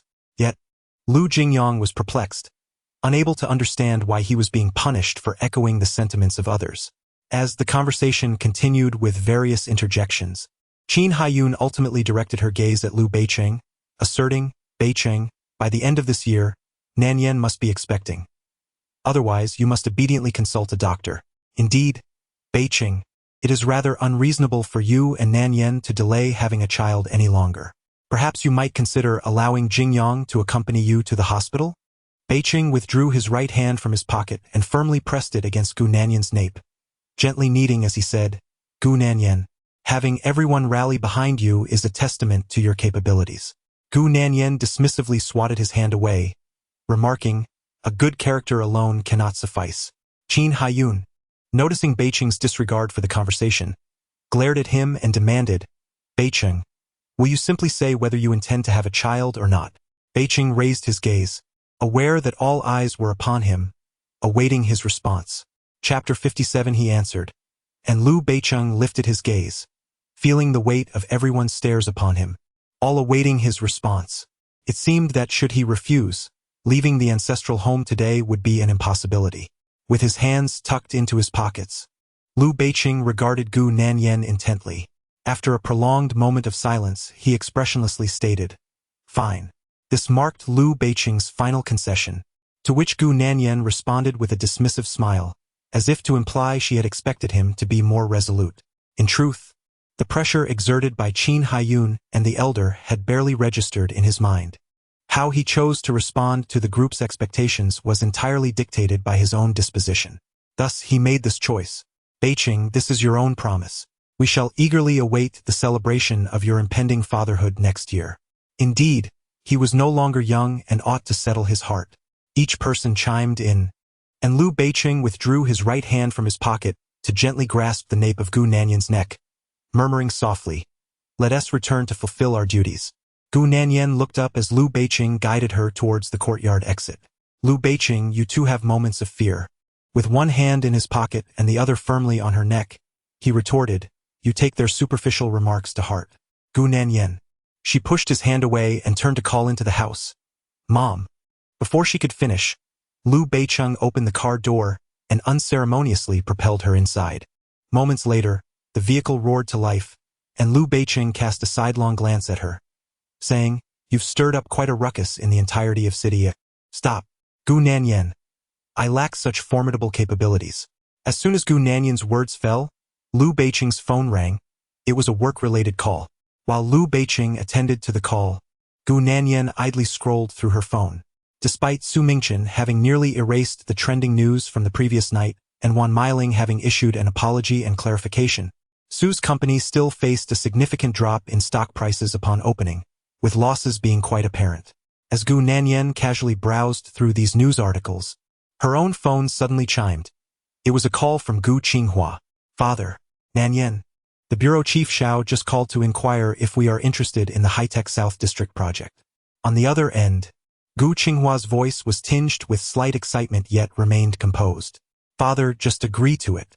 Gu Qinghua exhaled deeply. Nanyan, please give some thought to returning to the company. Gu Nanyan smiled. Sure. I'll let you know when I've made my decision. At merely 23 years of age, she felt no urgency to be constrained, for she harbored her own dreams and aspirations. After a brief conversation, the father and daughter concluded the call. Enhancing the quality of materials for the high-tech South District not only showcased Gu's sincerity towards the project, but also served as a safeguard. Had Wan Meiling not caused such a commotion the previous night, Su's company would have suffered losses in taking on this project. She had prepared thoroughly for both outcomes. After hanging up, Gu Nanyan found that Liu Beiqing had also completed his call. He tossed his phone aside, remarking, "The Su family has incurred substantial losses. You are quite ruthless, Gu Nanyan." Gu Nanyan replied with a smile, "I am not harsh towards them. Rather, they have been harsh towards me." Liu Beiqing observed Gu Nanyan through the rearview mirror, choosing not to speak further. Instead, he lifted his right hand from the steering wheel and gently squeezed the nape of her neck. He perceived Gu Nanyan as a kite, one that appeared to belong to him, seemingly dependent on him always taking the initiative. Yet, their relationship was akin to a tenuous string, swaying uncertainly, easily severed, and Gu Nanyan's ambition was no less formidable than his own. Suddenly, Liu Beiqing's demeanor shifted to a gentle silence. Gu Nanyan looked at him and playfully asked, "Are you afraid?" Liu Beiqing dismissed her concern, stating, "Su Mingchen can only compete with you to a certain extent." "Is that so?" Gu Nanyan raised her brows and then continued, "I have an appointment with a client. Please take me to the law firm." Upon hearing this, Liu Beiqing took her directly to her destination. In the evening, as Gu Nanyan emerged from work, she noticed a striking blue sports car parked below the law firm, recognizable as Su Mingchen's vehicle. She slowed her pace, even coming to a halt. Inside the car, Su Mingchen lowered the window, a gentle smile gracing his lips. "You truly managed to balance your ideal life," he remarked. Gu Nanyan replied, "It's manageable, I suppose. Get in. I'll give you a ride," Su Mingchen offered. "I fear your car might jolt me," she retorted. Having just played a trick on him, she was hesitant to accept a ride, uncertain of what might transpire. When Gu Nanyan declined to enter the vehicle, Su Mingchen stepped out and leisurely approached her. With a knowing smile, he remarked, "Nanyan, you appear to be afraid." Gu Nanyan tucked her hands into the pockets of her black wide-leg trousers and cast a glance at his car. "If you're going to pick me up, next time choose a better vehicle," she remarked. Su Mingchen turned to look at his car, then back at Gu Nanyan. "Isn't it superior to your modest Audi worth merely hundreds of thousands?" Gu Nanyan replied, "The car I drive is of little consequence. I only ride in limited edition vehicles owned by men." Her words were a subtle jab at Su Mingchen, a reminder of his recent defeat to Liu Beiqing in their competition for a vehicle. Su Mingchen, however, did not take offense. A gentle smile remained on his face as he said, "I wish to discuss the legal representation of the Su family." At this, Gu Nanyan burst into laughter. "Su Mingchen, are you offering a token of loyalty?" Still eyeing the project in the South District? The Su family had lost their representation, and the stock price was likely to plummet in the coming days. To salvage the company's value, it would be wise for them to involve themselves in the South District project, even if only nominally. Thus, Su Mingchen's visit was a plea for a favor regarding legal representation. Amused by her thoughts, Gu Nanyan quipped, "Su Mingchen, do you really believe I am that easy to persuade? Would I extend a helping hand to the Su family?" He had long allied himself with the Zhou family, and now that she finally had an opportunity, it would be absurd to allow them any reprieve. Noting her unyielding stance, Su Mingchen stepped closer and leaned in to whisper, "Nanyan, having one more friend is far better than acquiring another enemy." Gu Nanyan retorted, "Do not attempt to brainwash me. While I, Gu Nanyan, may not be the most astute individual, I am certainly not foolish enough to invite a wolf into my home. If the Gu family were to fall into despair, the first to take advantage of her misfortune and the first to emerge to humiliate her would undoubtedly be Su Mingchen. This is not solely due to the ties between the two families, but more importantly, because she is the wife of Liu Beiqing, a man he has always aspired to surpass." Su Mingchen's gaze turned cold and piercing. "Is there no way to penetrate your defenses?" Gu Nanyan raised her eyes and adjusted Su Mingchen's collar. "What if I insist? Should she show leniency towards the Su family today, it would be akin to laying a mine for her own household." She possessed neither such naivety nor an abundance of maternal kindness. "Gu Nanyan, I find you increasingly intriguing." Gu Nanyan smiled faintly. "Is that so? Yet you still fall short of Liu Beiqing." She could not allow Su Mingchen's attention to remain solely fixated on her. it was essential to redirect some of it towards Liu Beiqing. When Gu Nanyan declared him inferior to Liu Beiqing, Su Mingqian's expression shifted dramatically. The atmosphere grew tense, and suddenly, a cacophony of car horns interrupted the silence. Instinctively, both turned their heads towards the source of the sound. Chapter 58. Are you jealous? The car door swung open, and Shen Liangzhou's secretary stepped out. Miss Gu, she greeted. Su Mingqian's gaze was fixed on Shen Liangzhou, a significant smile lingering on his lips. Secretary Du, Gu Nanyan responded nonchalantly. Secretary Du, beaming, expressed her gratitude. Miss Gu, we are truly appreciative of your efforts in assisting the migrant workers with their unpaid wages. Secretary Shen would like to invite you to dinner as a token of thanks. Sure, Gu Nanyan replied, then turned her attention to Su Mingqian. Mr. Su, I shall take my leave now. Su Mingqian smiled. It seems Liu Beiqing has quite a few rivals. In response to Su Mingqian's sarcasm, Gu Nanyan took a couple of steps forward, slightly leaning in as she whispered, Thus, Su Mingqian, you lack the stature to pursue me. Su Mingqian's expression shifted, his gaze towards Gu Nanyan now markedly colder. Unfazed, Gu Nanyan chuckled lightly, casually adjusting Su Mingqian's attire before turning to leave. Secretary Du opened the rear door for her, while Shen Liangzhou cast a sidelong glance at Su Mingqian, nodding at him with composure. With his hands tucked in his pockets, Su Mingqian watched the vehicle gradually recede, his expression growing increasingly somber. In a city, there is no shortage of talented individuals. His aspiration to rise above the masses remains a distant goal. As the red flag car started up, Shen Liangzhou spoke gently, Nanyan, thank you for your assistance last time. I've been meaning to treat you to dinner, but I was away attending meetings. Gu Nanyan smiled lightly. Secretary Shen, you are too polite. After a conversation between the two, the driver navigated the vehicle to a private dining establishment. Gu Nanyan was initially reluctant to attend Shen Liangzhou's gathering. However, since she was already at the law firm and Su Mingqian was also present, she decided to go. Meanwhile, at Yulin Bay, upon returning home and noticing Gu Nanyan's absence, Liu Beiqing instructed Xia Cheng to investigate her whereabouts. After a brief interval, Xia Cheng's call came through.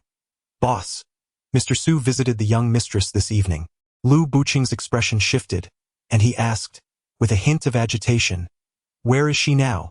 Cautiously, Xia Cheng replied, Secretary Shen also went to see the young mistress today. It appears they are dining together tonight. Before Xia Cheng could finish, the bedroom door was abruptly pushed open. In the next moment, Gu Nanyan's voice, as refreshing as a spring breeze, filled the air. You're back. Were you not just being perfunctory? Have you had a change of heart? As Gu Nanyan entered the room, Liu Beiqing abruptly ended the call and tossed his phone aside. She cast a languid glance in his direction before hanging her coat on the rack.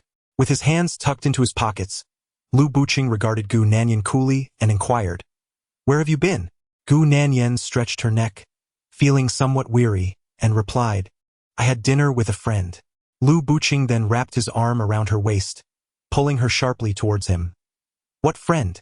Are you too afraid to even mention their name? Amused yet exasperated, Gu Nanyan retorted, Are you jealous? With a playful smile gracing her lips, Gu Nanyan found herself ensnared in Liu Beiqing's embrace, one hand resting upon her waist while the other firmly grasped her chin. Gu Nanyan, he began, if the Gu family seeks to establish a foothold in a city and desires a tranquil existence, I trust you understand the boundaries of acceptable conduct and the individuals with whom you ought to maintain distance. The mirth in Gu Nanyan's expression gradually faded as she locked eyes with Liu Beiqing. Liu Beiqing, are you threatening me? Throughout her life, she had loathed the notion of being coerced, and she questioned Liu Beiqing's audacity in assuming such a stance. Before her smile could vanish entirely, she gently removed his hand from her chin, maintaining a serene demeanor as she queried, Do you possess such confidence that I cannot prevail against you? Setting aside other considerations, Gu Nanyan surmised that, in light of Liu Beiqing's words that evening, she could no longer afford to be complacent. So, Gu Nanyan, Liu Beiqing retorted, Are you declaring war? Desiring to avoid confrontation, Gu Nanyan turned away, retrieving her sleepwear from the wardrobe. No one is declaring war on you, she replied calmly. I merely wish to remind you that my parents and the Gu Corporation are my bottom line. Do not encroach upon them. Having spoken, she made her way to the bathroom, only for Liu Beiqing to seize her arm, pulling her into his embrace. At that moment, Gu Nanyan, no longer willing to acquiesce, withdrew her customary amiable demeanor and confronted him. Liu Beiqing, will you ever cease this madness? You keep that individual close by, and by your logic, should I quarrel with you daily? Do I not have other matters to attend to? Should I not pursue my life and work? In response to her fierce retort, Liu Beiqing's anger intensified. After merely one meeting with Xin Liangzhou, you dare to argue with me? It seems your heart has already taken flight. Gu Nanyan, feeling exasperated, said impatiently, yes, I have indeed lost my temper. Now, what is it that you wish to discuss? Every time you return, you bring a scowl and provoke an argument. Perhaps you should simply refrain from coming back. She was already overwhelmed with daily responsibilities, utterly fatigued. Upon hearing her words, Liu Beiqing turned away, hands buried in his pockets, choosing silence. After a moment of quiet contemplation, he pivoted to face Gu Nanyan with a frosty gaze and remarked, Gu Nanyan, do you still believe you have a point? With a furrowed brow, Gu Nanyan retorted, are you suggesting that you possess the moral high ground? If you have something to say, just express it directly. There's no need for you to twist the narrative. I am not someone who lacks accountability or shies away from confrontation. In response to her counterattack, Liu Beiqing lit a cigarette and strolled over to the floor-to-ceiling window. As smoke swirled around the room, he turned to Gu Nanyan and said, Gu Nanyan, it seems you are now waiting for me to speak. Please, Gu Nanyan replied, her anger sapping her strength. Your actions have been abundantly clear. Am I the one being shameless and obstinate? I. Before she could finish, Liu Beiqing interjected. What exactly have I made clear? Gu Nanyan continued, if we are to settle accounts, let us do so today. It has been over 2 years since our marriage. Yet we have yet to hold a wedding banquet. You have not gifted me even a single stitch, not even a wedding ring. Furthermore, regarding Yi Chu, you have kept her close at hand, summoning her at will, attending various events with her. So, who exactly is your wife? Chapter 59. Do not think that a mere deception will suffice. I have truly agreed to part ways. Furthermore, regarding Jingyang and Mubai, despite their efforts to persuade me against divorce, you have chosen to banish them to the plateau to establish a Hope primary school. Moreover, over the past 2 years, you have seldom returned home with a pleasant demeanor. There are countless matters, both significant and trivial, that Gu Nanyan cannot even begin to count, and she is too weary to recount them. Typically, she is not one to dwell on past grievances. She prefers to let bygones be bygones. Yet, Liu Beiqing persistently harasses her, constantly seeking out faults and creating discord. Even upon her return just now, she was in a cheerful mood while conversing with him. Despite his poor attitude, she refrained from engaging. Yet he insisted on provoking a quarrel and resorted to threats involving her family. Even with her temper, there is a limit to her patience. Liu Beiqing, with a stern expression, was about to speak when Gu Nanyan interjected. This morning at the old residence, you made a promise in front of everyone, only to later dismiss it as mere formality. Do you truly believe I possess no dignity or shame? At this juncture, Gu Nanyan's emotions had calmed, and she continued, Liu Beiqing, my patience is finite. I will not indulge you indefinitely. Therefore, do not take those fortune-telling words too seriously. I have not explored other options. How can you be so certain that I cannot live without you? As Gu Nanyan conveyed her thoughts, she endeavored to maintain control over her emotions, still refraining from uttering those 2 words. In such moments, her ability to remain rational suggests that her concerns extend beyond the mere prophecies of fortune-tellers. It is the depth of their long-standing relationship that weighs heavily on her heart. She recalled how, in her childhood, her mother often remarked that the first person she laid eyes upon her birth was Liu Beiqing. Thus, she cherished the emotions cultivated over the years. The expression on Liu Beiqing's face in response to Gu Nanyan's words was quite telling.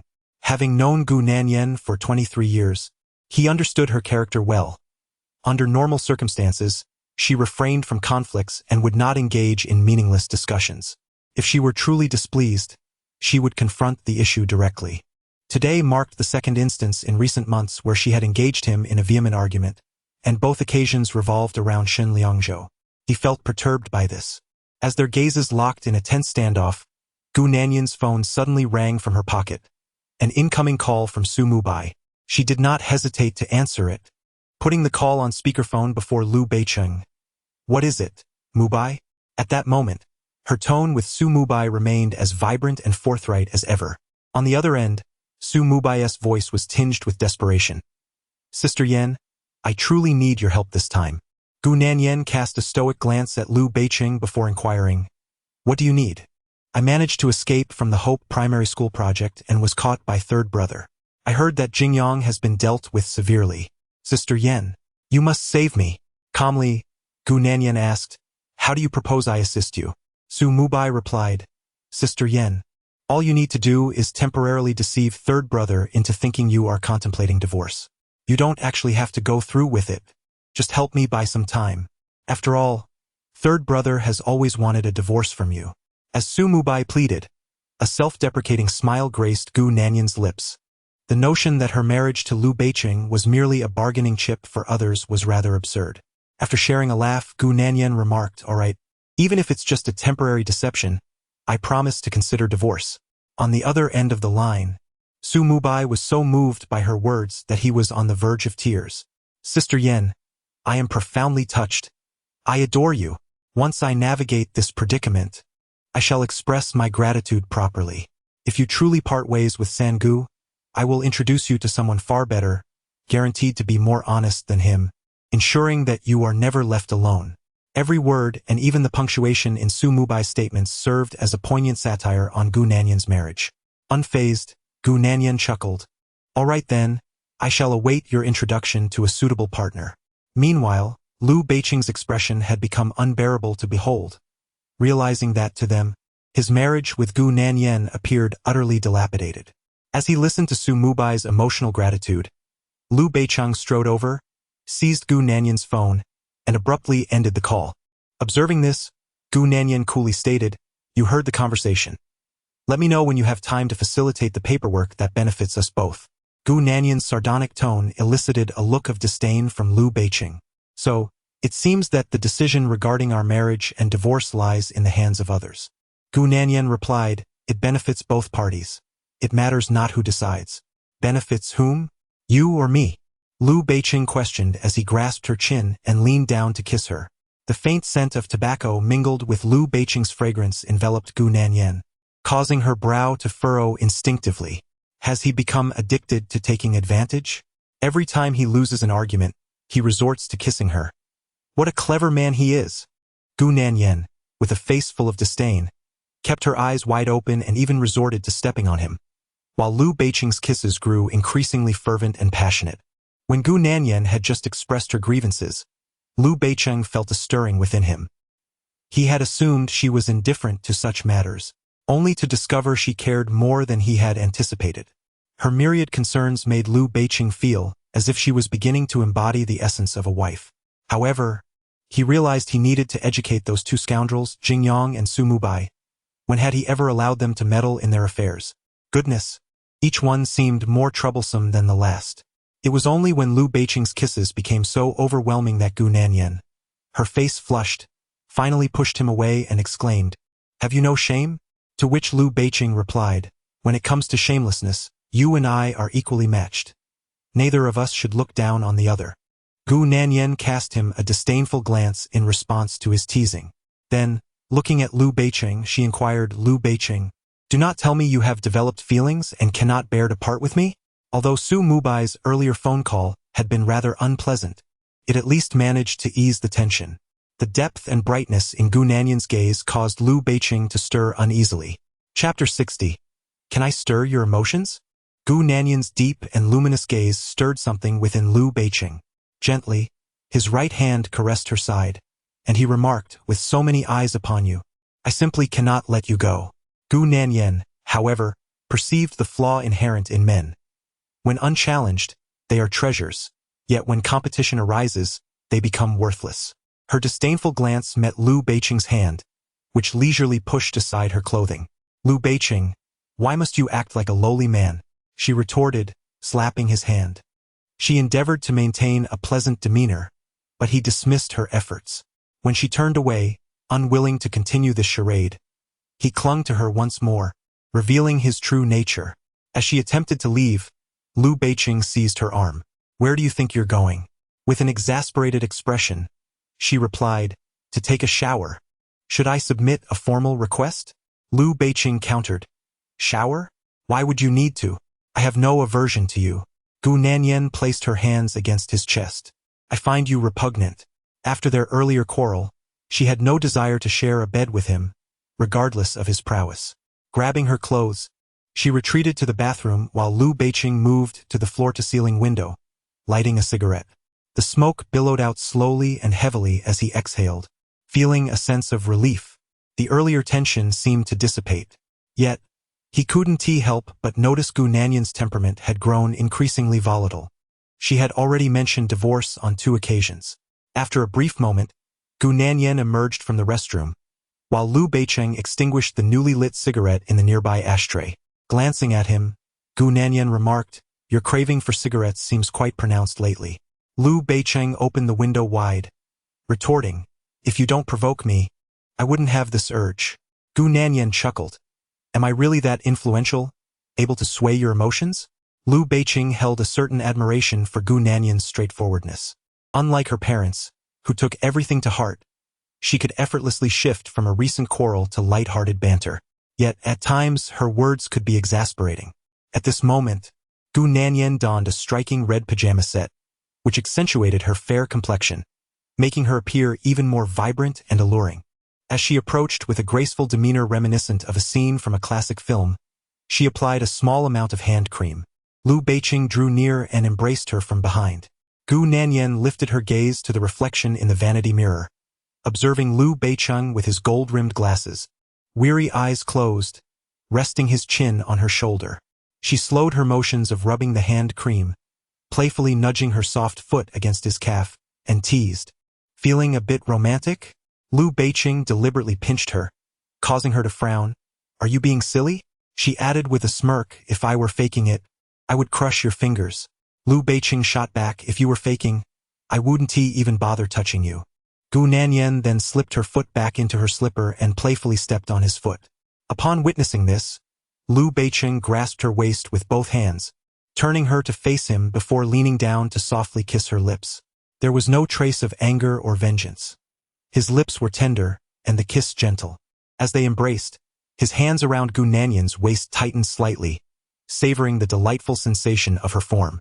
In the serene stillness of the night, the atmosphere within the room became increasingly intimate, particularly for the couple who had just quarreled. As Lu Beiqing parted her lips with his, Gu Nanyan could not deny the pleasure of their kiss. Simultaneously, she contemplated that his earlier assurances at the ancestral home were sincere rather than perfunctory. Clutching Lu Beiqing's nightwear, he gently lifted her and placed her on the vanity. In the mirror, Gu Nanyan's alluring red silhouette, with a hint of her shoulder exposed, was breathtaking. Their lips intertwined in a fervent union. Lu Beiqing kissed her cheek, then her earlobe, exhaling warm breaths into her ear as he called her name. "MMM."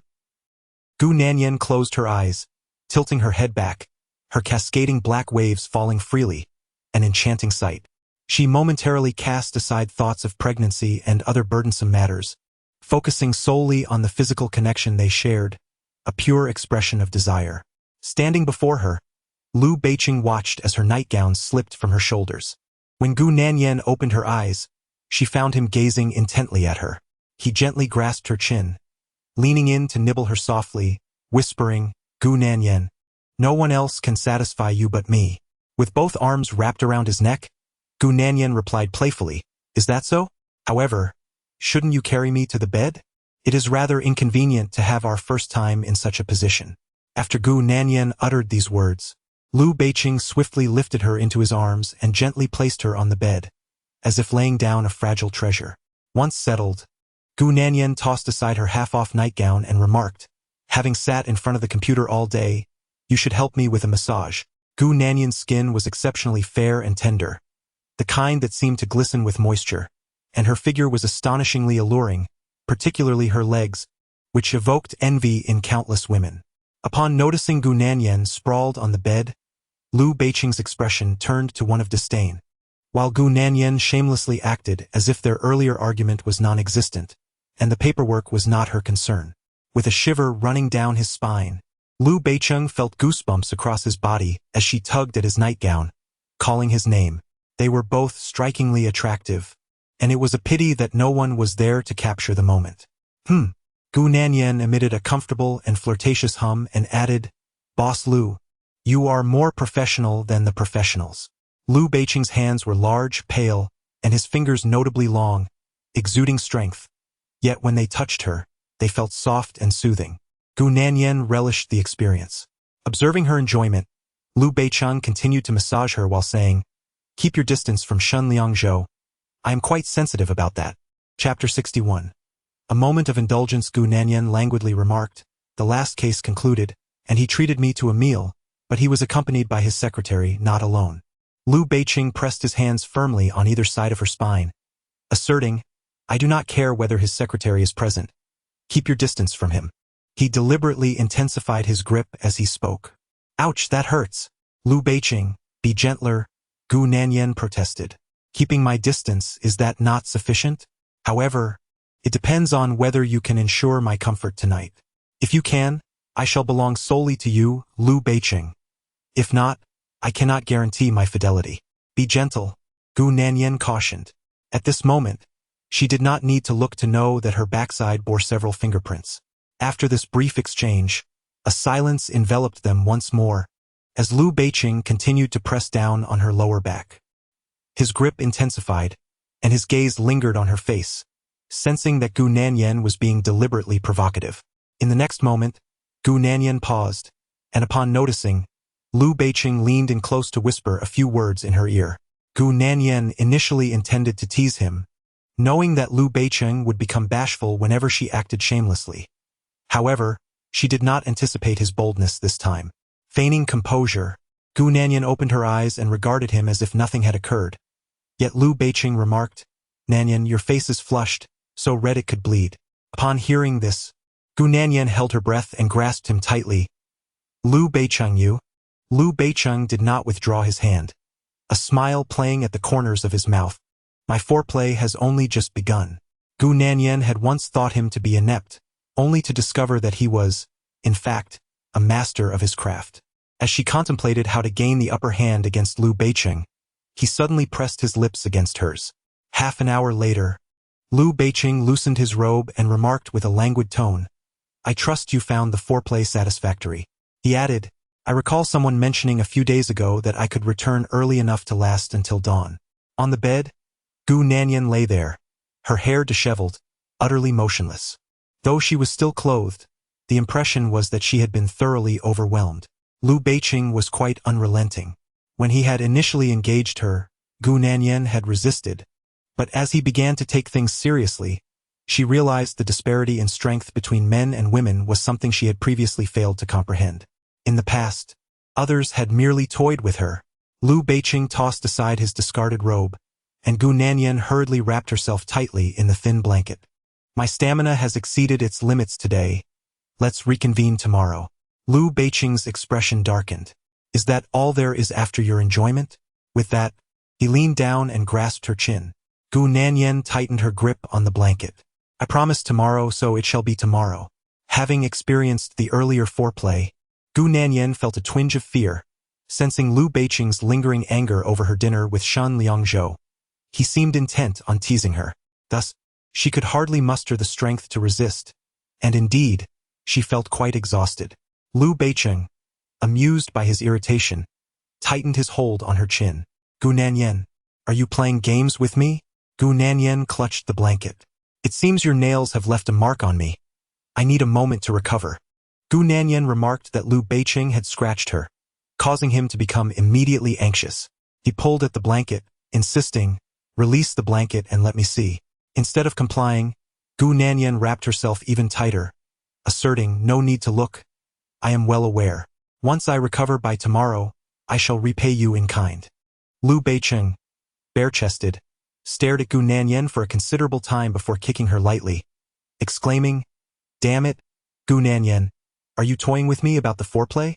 Gu Nanyan, cocooned in the blanket, could hardly muster the energy to open her eyes.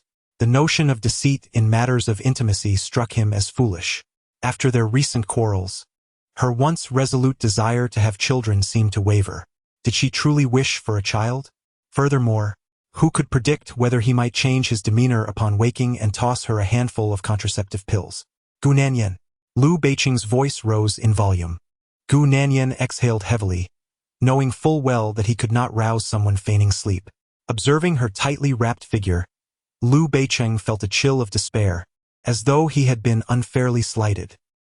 He bent down to retrieve the nightgown discarded on the floor, donning it in irritation as he declared, Gu Nanyan, do not entertain this notion again.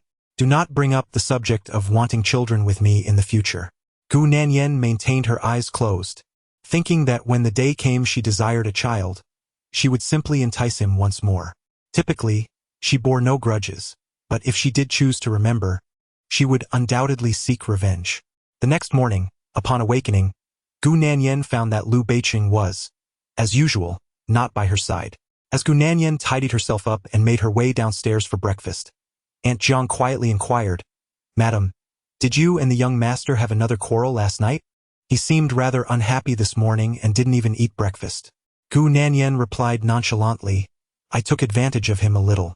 Aunt Jiang, baffled by the ways of the younger generation, could not comprehend. Yet, the prior evening's flirtation with Liu Beiqing had afforded Gu Nanyan a restful night, devoid of dreams, and had consequently altered her perception of him.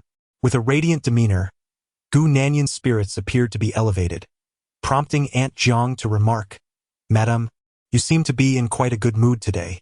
Gu Nanyan simply responded, It's all right. Not long after, upon arriving at the law firm following breakfast, the director enthusiastically called out to her, Nanyan, we've received several public cases, and the clients have expressed a preference for you to be their attorney. Please come and discuss the matters. Of course, Gu Nanyan agreed, suspecting that this was likely due to Xin Liangzhou's influence. After placing her bag on her desk, she was about to head to the director's office when another colleague, having just finished a phone call, stood up and said, Gu, the Liu Corporation called regarding some legal matters. They request that you go there immediately. Gu Nanyan thought it rather coincidental.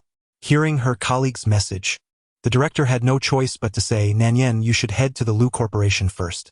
We can discuss those cases when you return. Picking up her bag once more, Gu Nanyan replied, All right, I will first see what the Liu Corporation needs. As she descended the stairs, she caught sight of Liu Beiqing's sleek black Maybach parked outside the law firm. As the car came to a halt, Xiacheng noticed Gu Nanyan stepping out and promptly exited the vehicle to open the door, greeting her with, Madam. He found himself lingering at the foot of the building, fully aware of Liu Beiqing's intentions without needing to inquire further. It was already apparent that the law firm had accepted a case, aimed at preventing any entanglement between her and Xin Liangzhou. Moments later, as the car started, Gu Nanyan offered a soft smile, remarking, There are quite a few eyes around, and the news travels swiftly. She had yet to delve into the details of the case, yet Liu Beiqing had already stationed someone downstairs to intercept her. Xiacheng, with a forced smile, replied, Madam, I do not comprehend what you are implying. Gu Nanyan retorted with a hint of sarcasm. Oh, continue to feign ignorance. Xiacheng maintained his foolish grin until Gu Nanyan ceased to pursue the topic. At that point, he ventured, Madam, it is worth noting that the Gaoxin South District project has garnered interest from the upper echelons of the Liu Corporation. Upon hearing this, Gu Nanyan turned her gaze towards him, intrigued by the subject. Chapter 62. He could no longer restrain himself. Upon finishing his words, Xiacheng turned to Gu Nanyan, who had suddenly taken an interest in the topic. Xiacheng continued, The boss declined, stating that the Gu Group has invested considerable effort into this project, making it more suitable for them. Furthermore, they have expressed their willingness to assist the Liu Group should any needs arise during the later stages of the project. Aware of Gu Qinghua's concern regarding the high-tech South District project, Liu Beiqing had refrained from intervening from the very beginning. Otherwise, the subsequent events would have already belonged to the Liu Group. After Xiacheng spoke, Gu Nanyan smiled but remained silent. She was somewhat surprised by Liu Beiqing's refusal of the upper management's invitation. Seizing the moment, Xiacheng added, Madam, The boss genuinely cares for you. There are many things you are unaware of. Noticing Xia Cheng's unwavering efforts to speak favorably of Liu Beicheng, Gu Nanyan chuckled and remarked, Secretary Xia, with your dedication, I almost wish to recruit you to the Gu group. Xia Cheng replied, Madam, you jest. He admired Gu Nanyan's character, which was well liked by all of Liu Beicheng's friends. Had it not been for the incident 3 years ago, perhaps they would have been very happy by now, with their child already walking and calling for mommy and daddy. Half an hour later, Gu Nanyan arrived at the Liu group, where she was promptly escorted to an available office. The desk was cluttered with various documents and a pile of expense reimbursement forms. As Gu Nanyan sat in a state of bewilderment, her secretary elucidated, Lawyer Gu, Mr. Liu's intention is that you must personally review and sign these application reports, contractual documents, and expense reimbursement forms. Otherwise, he fears there may be oversights. Gu Nanyan retorted, Do you not have an administrative department? Is there not a dedicated legal team? The secretary replied, somewhat sheepishly. Both the administration and legal departments have signed off on them, but Mr. Liu insists that you must also provide your signature. Otherwise, he remains uneasy. Gu Nanyan questioned, Did your previous legal team handle such matters? Did they also review reimbursement forms? The secretary hesitated, it seems so. In that instant, Gu Nanyan's mind raced with a torrent of frustration. The contracts fell well within their purview, yet what was the significance of the application reports and reimbursement forms? It was evident that Liu Beicheng was deliberately obstructing her, wary that she might find the time to attend to Shen Liangzhou's case. She tossed her bag aside and muttered, Liu Beicheng certainly knows how to create trouble. In truth, even without this ploy, she would not have taken on this additional burden, as her plate was already full with cases. Observing her discontent, the secretary softly suggested, Lawyer Gu, may I prepare some coffee for you? Moments later, he returned with coffee and an array of fruit snacks, allowing Gu Nanyan to work in peace. Acknowledging the adage that one is beholden to those who offer assistance, she understood that the matter of signing the contracts was pivotal for the firm. Thus, she could not afford to quarrel with Liu Beicheng. Seated at her desk, she diligently began her work. While she intended to meticulously review and sign the contractual agreements, her patience waned upon encountering requests for her signature on mundane items like office supplies and cleaning equipment. Gu Nanyan could no longer tolerate this. Did Liu Beicheng truly perceive her as so idle? Upon completing a reimbursement form, Gu Nanyan rose to seek out Liu Beicheng. As she pushed open his office door, she found him at his desk. With a smile, she remarked, Still at work. I see. Liu Beicheng glanced up, recalling how she had taken advantage of him the previous night, and his mood soured. What do you need? He inquired. Approaching him, Gu Nanyan tossed several reimbursement forms onto his desk. CEO Liu, don't you think you're underutilizing your talents? She teased. Liu Beicheng retorted, You certainly are quite the talent yourself. He had never encountered someone so audacious, having had all the good fortune monopolized by her. His expression darkened, prompting Gu Nanyan to chuckle. Still upset? Did I not promise you a good night's sleep tonight? Not interested anymore, Liu Beicheng replied, stubbornly denying his feelings. Gu Nanyan circumvented the desk and perched herself on the armrest of his chair. Xia Cheng mentioned that the higher-ups in the new project sought your approval, yet you declined. Had you informed me sooner, I wouldn't have taken advantage of you. I would have genuinely accompanied you. Liu Beicheng chuckled dryly, finding it strange that he believed her. He removed her hand from his shoulder and coldly stated, Remove your hand. Are you truly angry? Gu Nanyan teased. Shall I administer a couple of shots to ease your mood? Her playful banter drew Liu Beicheng's gaze toward her. Gu Nanyan, your only asset is that sharp tongue of yours. The previous night, his touch had made her blush. Now, she was testing the limits of his restraint within the confines of the office. Liu Beicheng remained unresponsive as Gu Nanyan perched on the armrest of his chair, exclaiming, The cleaning department requires my signature for even the purchase of a mop. Liu Beicheng, do you lack integrity? If you truly wish to support me, merely allowing me to serve the Liu Group is insufficient for your meager agency fees. As Gu Nanyan broached the topic of work, Liu Beicheng finally turned his gaze toward her. Is your work merely a series of divorce cases and trivial matters? Is there any enjoyment in what you do? He inquired, Had it not been for the agency Lu Group provided her, she would have had no significant cases to present. Gu Nanyan replied, "Your words reveal a profound ignorance of the struggles of others." Lu Beiqing countered, "If you are unwilling to join your own company, you are welcome to choose your position at Lu Group." She had mentioned on 2 occasions that he should retain Yi Chu in the company. However, he had a responsibility to others regarding Yi Chu, and if Gu Nanyan did not trust him, she was free to come and oversee matters herself. Upon hearing his words, Gu Nanyan's smile broadened, and she teased, "Lu Beiqing, it appears you are truly captivated, having fallen for my bait." Just as Gu Nanyan finished speaking, the door to Lu Beiqing's office swung open unexpectedly.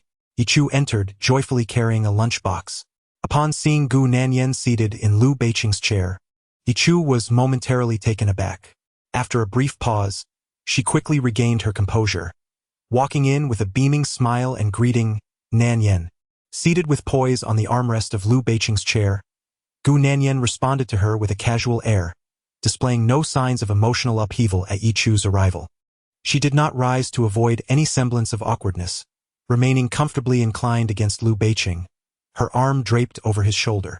Gu Nanyan's regal demeanor rendered Yi Chu's presence even more diminutive.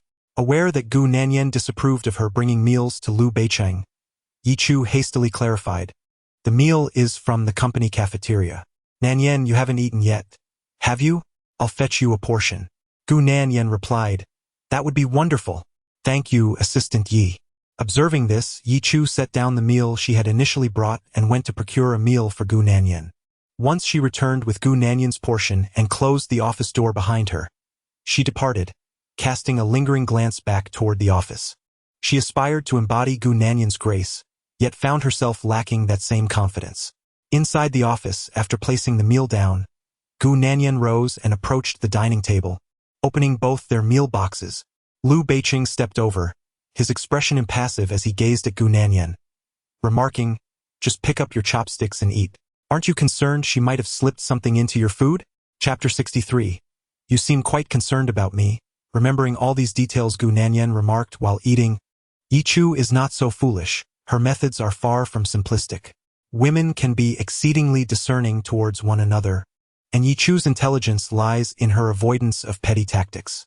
Consequently, she leaves no one with leverage against her, forever portraying herself as the most pitiable and innocent."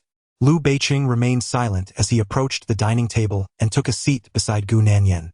Gu Nanyan, who had never favored the taste of Sichuan pepper or coriander since childhood, noticed that those ingredients were often included in the dishes prepared outside. Observing her neglect of the meat dishes, Lu Beiqing first poured her a glass of warm water, then meticulously removed the coriander. "If there's still a lingering taste, you may rinse it with water." Gu Nanyan chuckled at Lu Beiqing's considerate gesture. "You seem quite concerned about me, remembering all my little habits."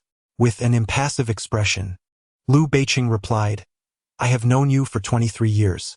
The smile on Gu Nanyan's face broadened as she playfully nudged him under the table with her foot. "Tonight, I won't let you off easily. I shall take care of you." Lu Beiqing was skeptical. "Don't just talk. After a few flirtations, you tend to neglect your promises. I won't be fooled this time, and you can forget about your aspirations of motherhood." "I'm not deceiving you," Gu Nanyan insisted. "I am still contemplating becoming a mother." "Let's eat," Lu Beiqing stated. "I have matters to attend to this afternoon. I will return to the law firm shortly. Please have someone take care of those reimbursement forms and reports," Gu Nanyan instructed. Lu Beiqing chuckled. "After all that circling, you finally reveal your intent. Are you simply worried that I will take on Shen Liangzhou's case? If that is the case, I shan't accept it." Last night, Lu Beiqing had indeed conceded to her, and with the matters that Xia Chang had conveyed to her that morning, Gu Nanyan naturally felt inclined to grant him a modicum of respect.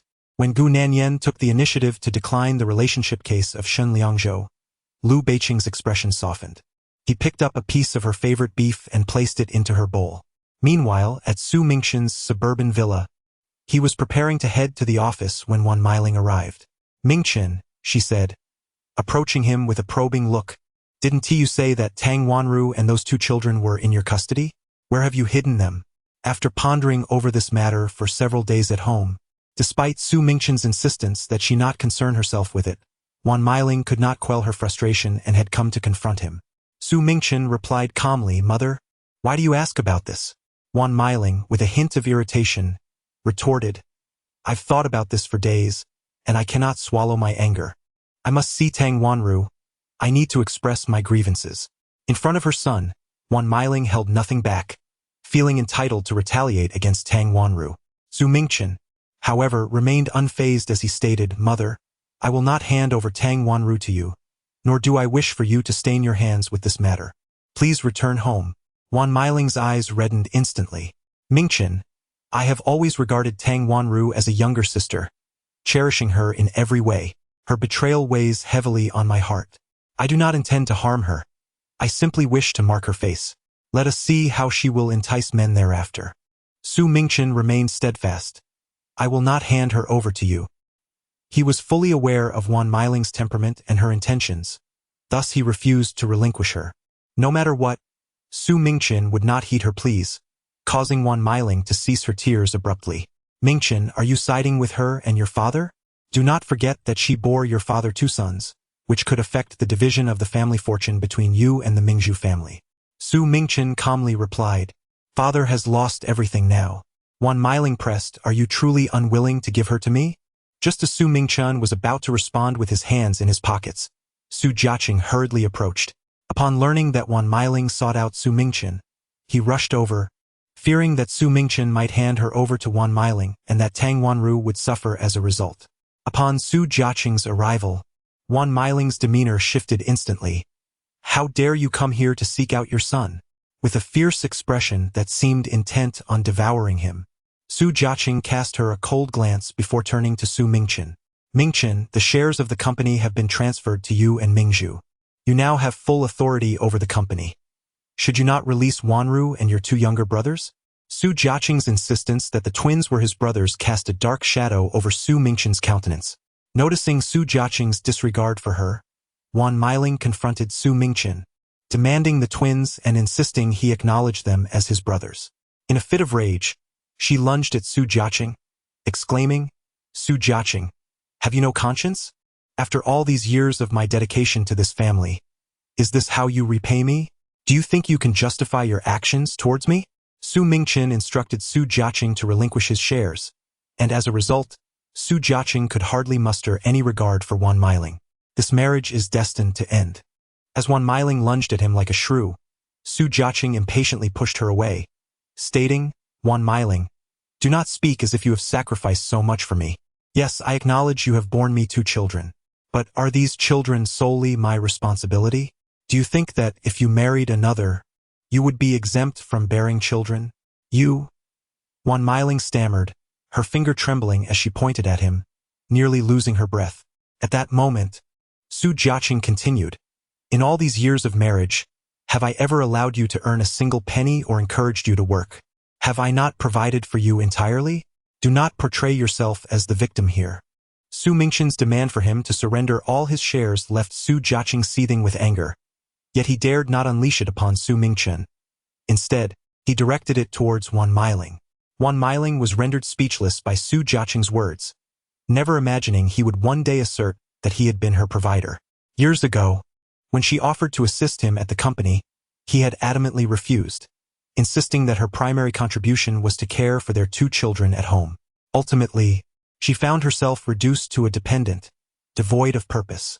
Faced with Su Jiaqing, her complexion drained of color, Wan Meiling was so incensed she struggled to find her voice, finally turning to Su Mingchen with tear-filled eyes, saying, "Mingchen, do you see this? This is your father." Su Mingchen remained silent. Su Jiaqing paid no heed to Wan Meiling, merely directing his gaze at Su Mingchen and inquiring, "Mingchen, where are Wanru and my children?" His tone suggested that Su Mingchen and Su Mingzhu were no longer regarded as his offspring. Despite the tempest of fury and dissatisfaction brewing within him, Su Mingchen refrained from displaying any anger towards Su Jiaqing. Instead, he turned to the bodyguard stationed in the corridor on the 2nd floor and commanded, "Release them." The bodyguard, clad in a black suit, complied with Su Mingchen's request, opening the door and calling out, "Miss Tang, you may leave now." In the living room below, Su Jiaqing tilted his head to gaze upstairs, where he beheld Tang Wanru, disheveled and in disarray, her clothing askew, her body and face marred with bruises, and her visage streaked with dried tears as she emerged, leading 2 children. The moment Su Jiaqing laid eyes on her pitiful state, his expression shifted dramatically, and his mind erupted with foreboding thoughts. Chapter 64. Victorious on the upper floor, Tang Wanru, finally rescued, saw Su Jiaqing waiting for her below. Tears cascaded down her cheeks as she choked out, "Jiaqing Gu, Dad, Dad." The 2 children, upon seeing Su Jiaqing, rushed towards him, calling out Dad. The scene before him was met with Su Mingqian's icy indifference. As Su Jiaqing shielded the 2 children and Tang Wanru, she gazed at him, her tears flowing uncontrollably as she stammered, "Jiaqing Gu, I. She tried several times to articulate her thoughts to Su Jiaqing but faltered, unsure of where to begin. She never anticipated that despite her close relationship with Wan Meiling and having watched their siblings grow, Su Mingqian could be so ruthless towards her. Su Jiaqing, perceiving Tang Wanru's hesitance, needed no further inquiry to understand the gravity of the situation.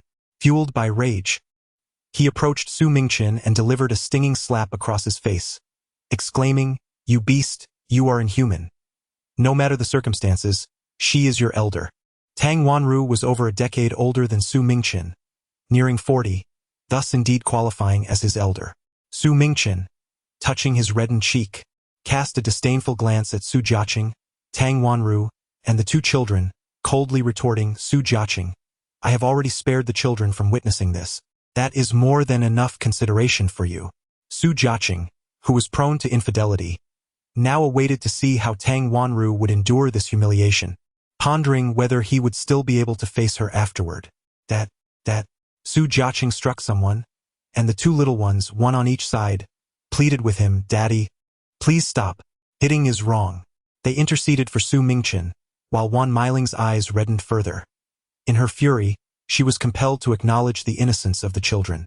Tang Wanru, witnessing the scene, wiped her tears and grasped Su Jiaqing's arm, urging, "Brother Jiaqing, let us depart." She had no desire to linger in this place for even a second longer, for each moment felt like a nightmare.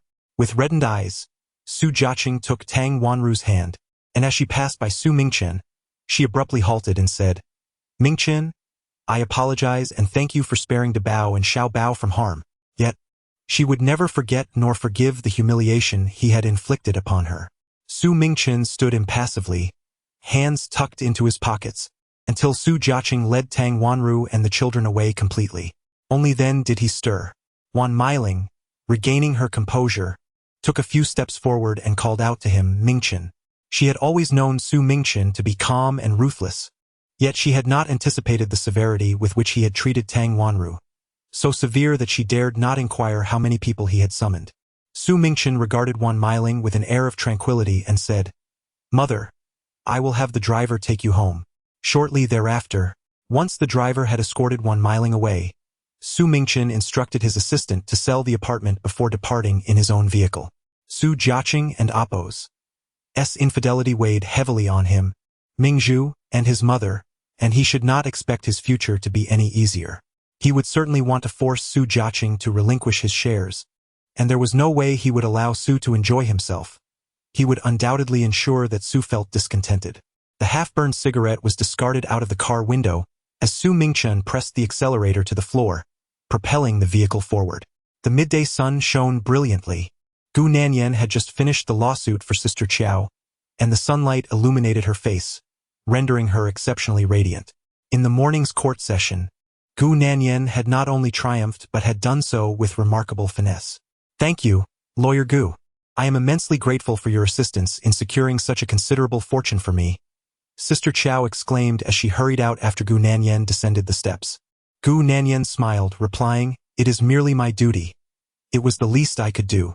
The middle-aged woman let out a long sigh, speaking earnestly, "Lawyer Gu, I am aware that old Cheng's lawyer approached you, attempting to offer you some benefits to persuade you not to exert yourself too much for this case. Yet you declined." Upon hearing this, Gu Nanyan's smile widened, and she casually slipped her hands into her suit pockets. "Sister Qiao, you certainly have an extensive network. Such intimate matters are known to you." The woman chuckled, having been married to old Cheng for 30 years. I know his character all too well. However, I did not anticipate that he would harbor thoughts of divorce and take action so soon. Despite having secured half of the man's assets, the middle-aged woman felt a pang of sadness when reflecting on their many years together, a sense of loss lingering in her heart.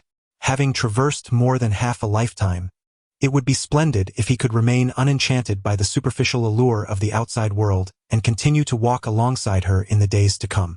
Gu Nanyan observed the middle-aged woman's melancholy.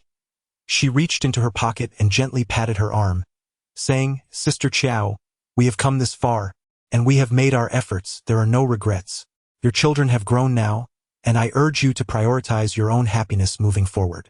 The middle-aged woman, filled with gratitude, gazed at Gu Nanyan and remarked, "Lawyer Gu, you are a friend worth having.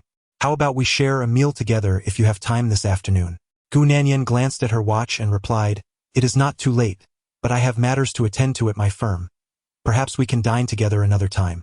As the middle-aged woman was about to respond, her recently divorced husband emerged from the courthouse. Seeing the two women still present, his expression darkened.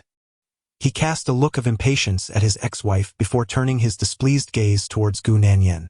The man, in his 50s, was of average height but somewhat portly. He donned a flamboyant floral shirt beneath a somewhat casual black suit jacket, with a conspicuous gold chain around his neck and an eye-catching watch on his wrist. His square beard added to his distinctive character. It was evident that he was a wealthy businessman, yet when compared to Liu Beicheng and others, he paled in comparison, belonging to a different echelon. One could easily surmise that he owned a bathhouse or was involved in construction, representing a small third-party owner with whom her company might collaborate.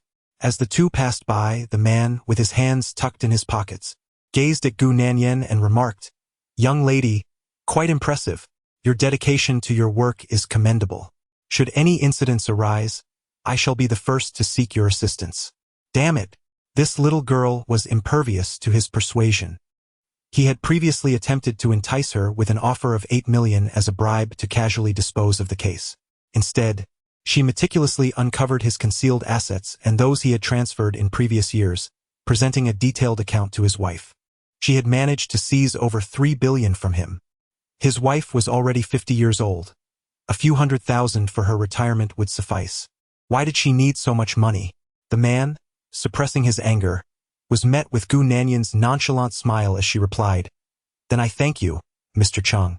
With an air of grace and ease, Gu Nanyan appeared unfazed, while the man withdrew his trembling finger from his pocket, pointed it at her, and ultimately returned it to his pocket, gritting his teeth as he departed. Once the man and his subordinate had left, Gu Nanyan turned to greet Sister Chiao, promising to join her for a meal next time before driving away in her Audi. Gu Nanyan had executed this lawsuit with remarkable finesse. She had scarcely left the courthouse when a stir began to ripple through their industry. Last time, she represented the Liu family's legal interests, and this divorce case was also handled splendidly. This new lawyer from Chaoyang is quite impressive. I hear she is particularly beautiful and has an exceptional figure. As Gu Nanyan held the steering wheel and hummed a cheerful tune, her phone suddenly rang. Chapter 65. As she sat upon his lap, embracing his neck, Gu Nanyan noticed a call from the director. She promptly answered using the car's speakerphone. "Director, Xiao Gu, you performed admirably in today's case. The chatter within our circles is all about your commendable efforts. Several companies have recently reached out to inquire about your services, indicating a desire for you to represent their legal interests. Very well, I shall head to the office immediately. We can discuss the details further then. Xiao Gu, have you had a meal yet? What would you like? I can personally arrange a takeout for you. Perhaps the black pepper beef clay pot rice, is that correct? I will place the order now so it will be ready for you when you arrive at the firm." "Thank you, Director." Even after the call ended, a smile lingered on Gu Nanyan's face, radiating joy. Each victory in court bestowed upon her a profound sense of accomplishment, reinforcing her belief in the meaningfulness of her existence. This elation was something she seldom experienced within her own firm, as she felt sheltered from the broader world. Upon arriving at the law firm a little over 10 minutes later, Gu Nanyan devoured the clay pot rice ordered by the director, then immersed herself wholeheartedly in her work. Later, around 8 in the evening, Shun Li called her, inviting her to join them at the bar for a drink. It was then that Gu Nanyan realized her workday had concluded, and her colleagues had already departed. Having just finished her tasks, she stretched, shut down her computer, and tidied her documents before leaving the office. Meanwhile, at the bar, Lu Jingyang and Su Mubai found their phones confiscated by Liu Beicheng, who lounged lazily on the sofa, observing the two with a bemused expression as they neared tears. Third brother, I was wrong. I will take a 2-day respite before returning to continue the construction of the Hope Primary School. Su Mubai found Liu Beicheng's silence more intimidating than his anger. Observing this, Lu Jingyang hurriedly interjected, Brother, haven't I already accounted for this? Why must we tally it again? With a pitiful expression, Lu Jingyang added, Can't we consolidate the accounts? Before Liu Beicheng could respond, he continued, Brother, it's not that Mubai and I wanted to escape. It's simply that the place is utterly inhospitable. You can ask Mubai. Su Mubai nodded vigorously. Third brother, that place is indeed uninhabitable. My skin has even started to peel. Previously, he and Lu Jingyang had bewitched countless men and women alike, yet upon their return, they found no one turning to look at them on the streets. In response to their defense, Liu Beicheng remained impassive. Is it all my fault? Absolutely not. The two exclaimed in unison, shaking their heads emphatically. Noticing that Liu Beicheng's anger had yet to dissipate and that his marriage to Gu Nanyan remained intact, Su Mubai sensed that he was venting his life's frustrations upon them. Thus, he shifted the conversation. Third brother, grant us another chance. We shall seek out Sister Yen. We are certain we can persuade her to help you extricate yourself from this predicament. Just days earlier, he had spoken with Gu Nanyan, imploring her to save him, to which she had replied that even if it were a ruse to deceive his third brother, she would agree to a genuine separation. If he were to personally visit Gu Nanyan this time, the matter would undoubtedly be resolved satisfactorily. Lu Jingyang, noting that Su Mubai had grasped the crux of the issue, quickly added, Brother, had it not been for your previous decision to send me away, I would have taken care of the divorce for you. Please grant both me and Mubai another opportunity. We promise not to disappoint you. Upon hearing this, Liu Beicheng's expression was one of palpable disdain, his gaze towards the two brimming with daggers. Meanwhile, Shun Li and Gong Xian exchanged glances, sensing the growing intrigue and gradually understanding why Su Mubai and Lu Jingyang had been dispatched. These two were still too young and lacked the insight to gauge intentions. With a detached demeanor, Liu Beicheng remarked, half smiling, at that time, perhaps you could introduce Gu Nanyan to someone even more suitable, from the Gu family? Upon hearing Liu Beicheng's words, Su Mubai was taken aback. How could his brother know about the conversations he had shared with Nanyan? Staring at Liu Beicheng in shock, Su Mubai hastily shook his head, exclaiming, No way! How could we introduce a man to Nanyan? Even if she were to divorce, we would never stoop to such a thing. Lu Jingyang chimed in, Exactly.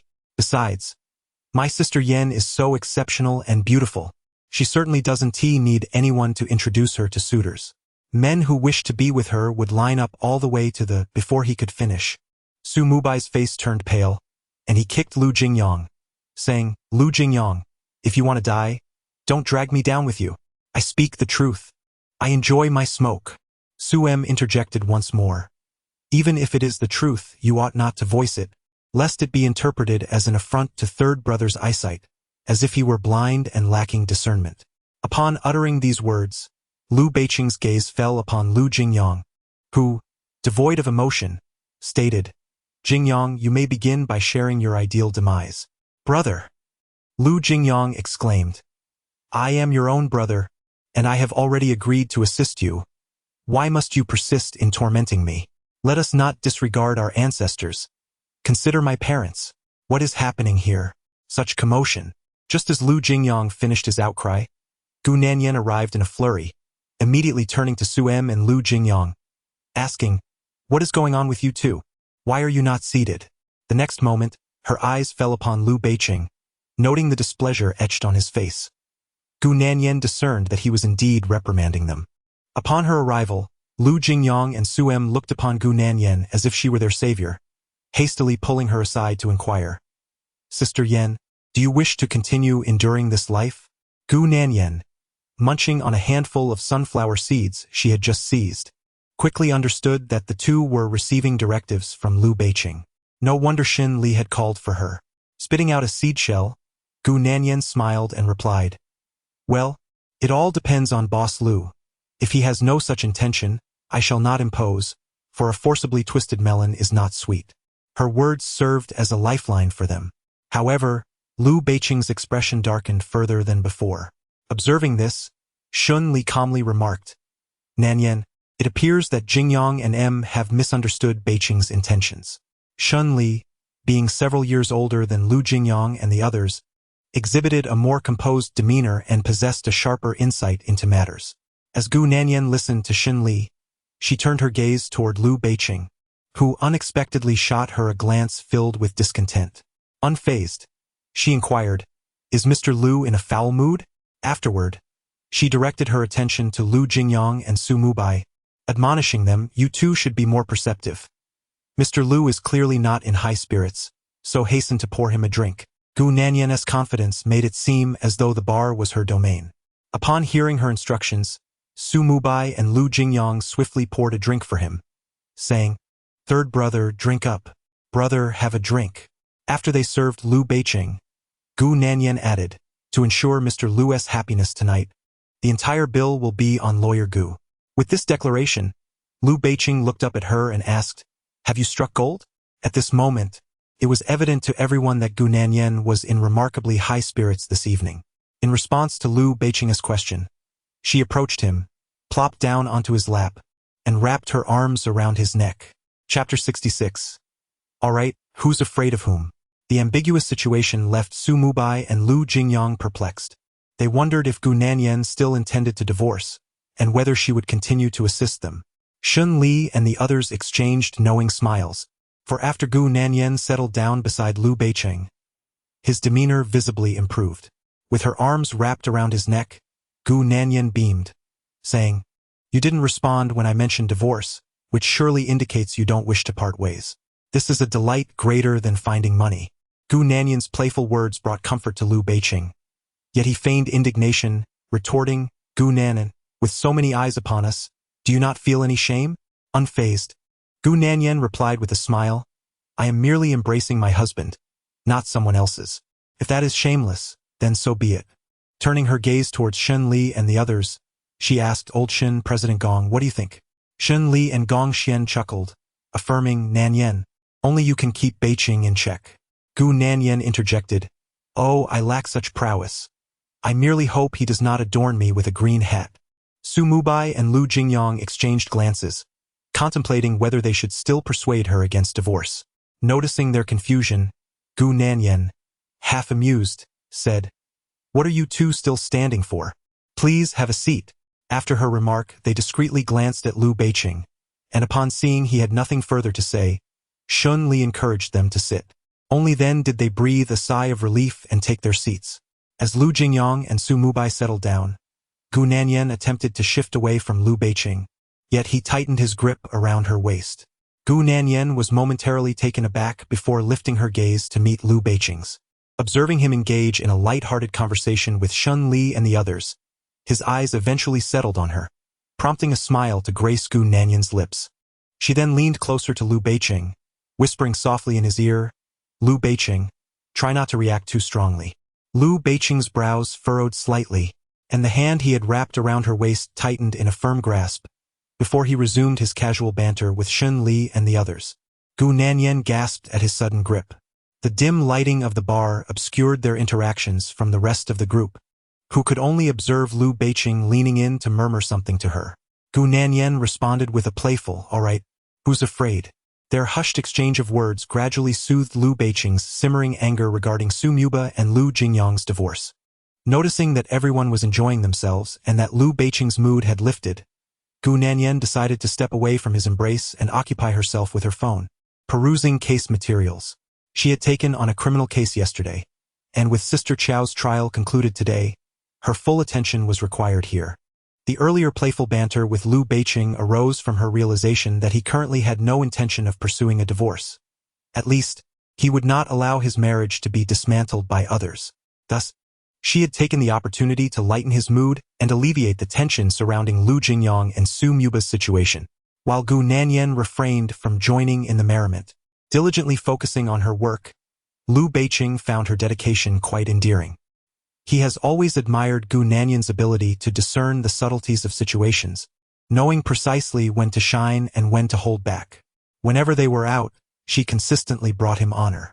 As the clock struck midnight and Shunli summoned the waiter to settle the bill, the young man turned to Gu Nanyan and remarked, "This lady has already taken care of the bill." Hearing the waiter's words, Shunli looked at Gu Nanyan with a smile and said, "Nanyan, you've truly paid the bill." Gu Nanyan, gathering her belongings, stood beside Lu Beiqing with a grin. "After all, my husband Lu will reimburse me." With that, she playfully wrapped her arms around Lu Beiqing's, teasingly adding, "Right, President Lu?" Though Lu Beiqing did not respond to her banter, he reached out to take her bag, assisting her with it. Su Mubai and Lu Jingyang observed the scene before them, utterly bewildered. What does third brother truly desire? Does he wish to separate or not?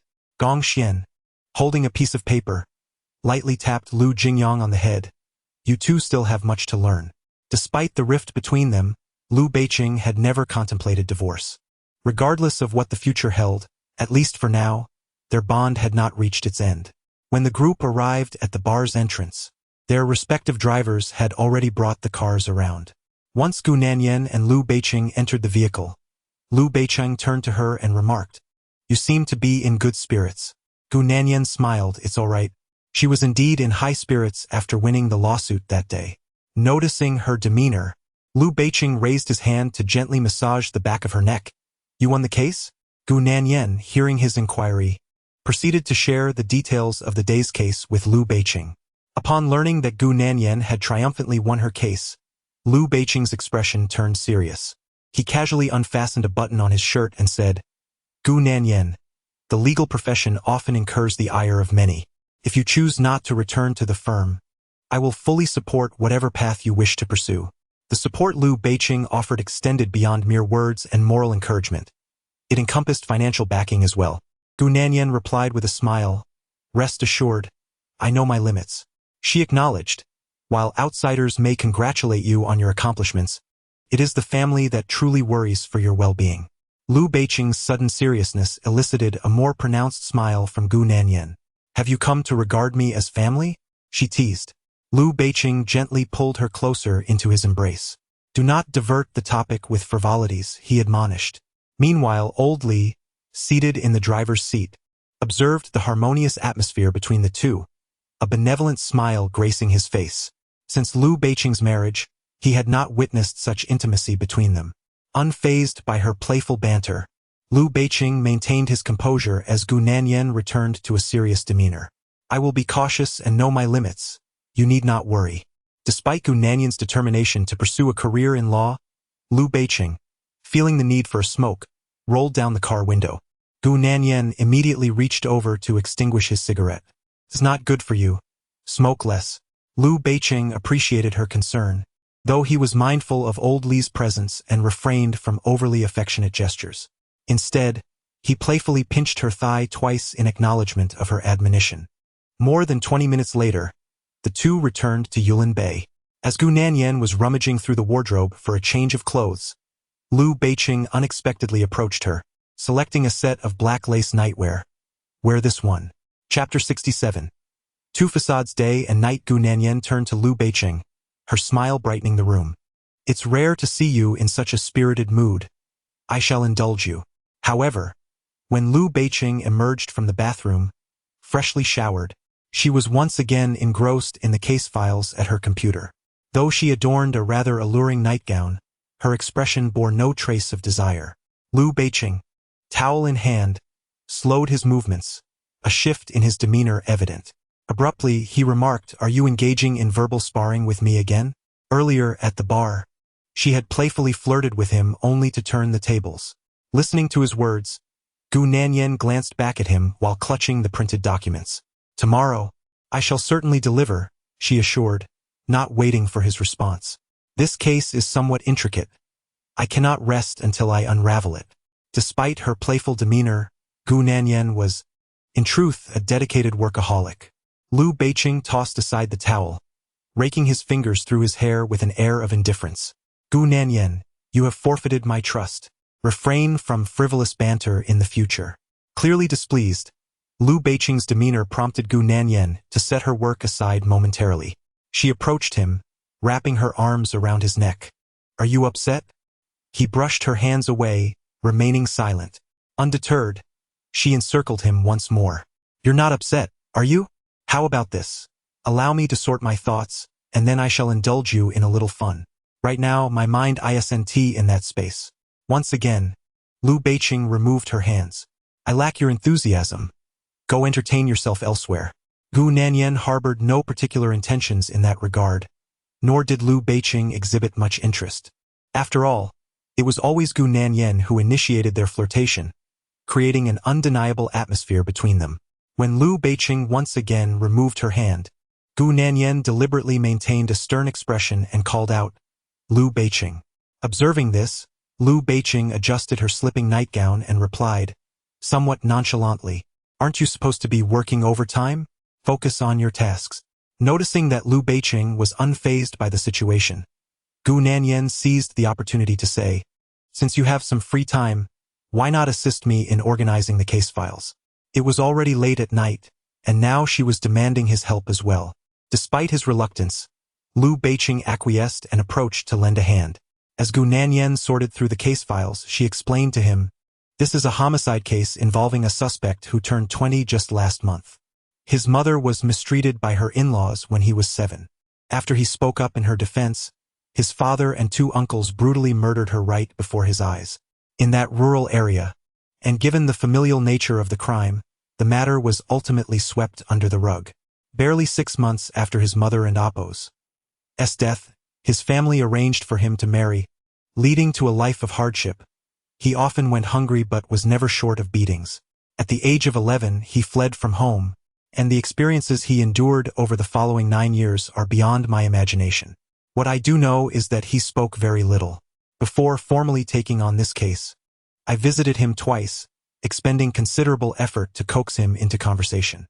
He returned to his hometown 2 months ago, seizing the opportunity when no one was watching to murder his father and 2 uncles, sparing others from harm. He did not seek vengeance against his grandparents, who had instigated his father's violent behavior. As she recounted this, Gu Nanyan felt a deep sense of sorrow.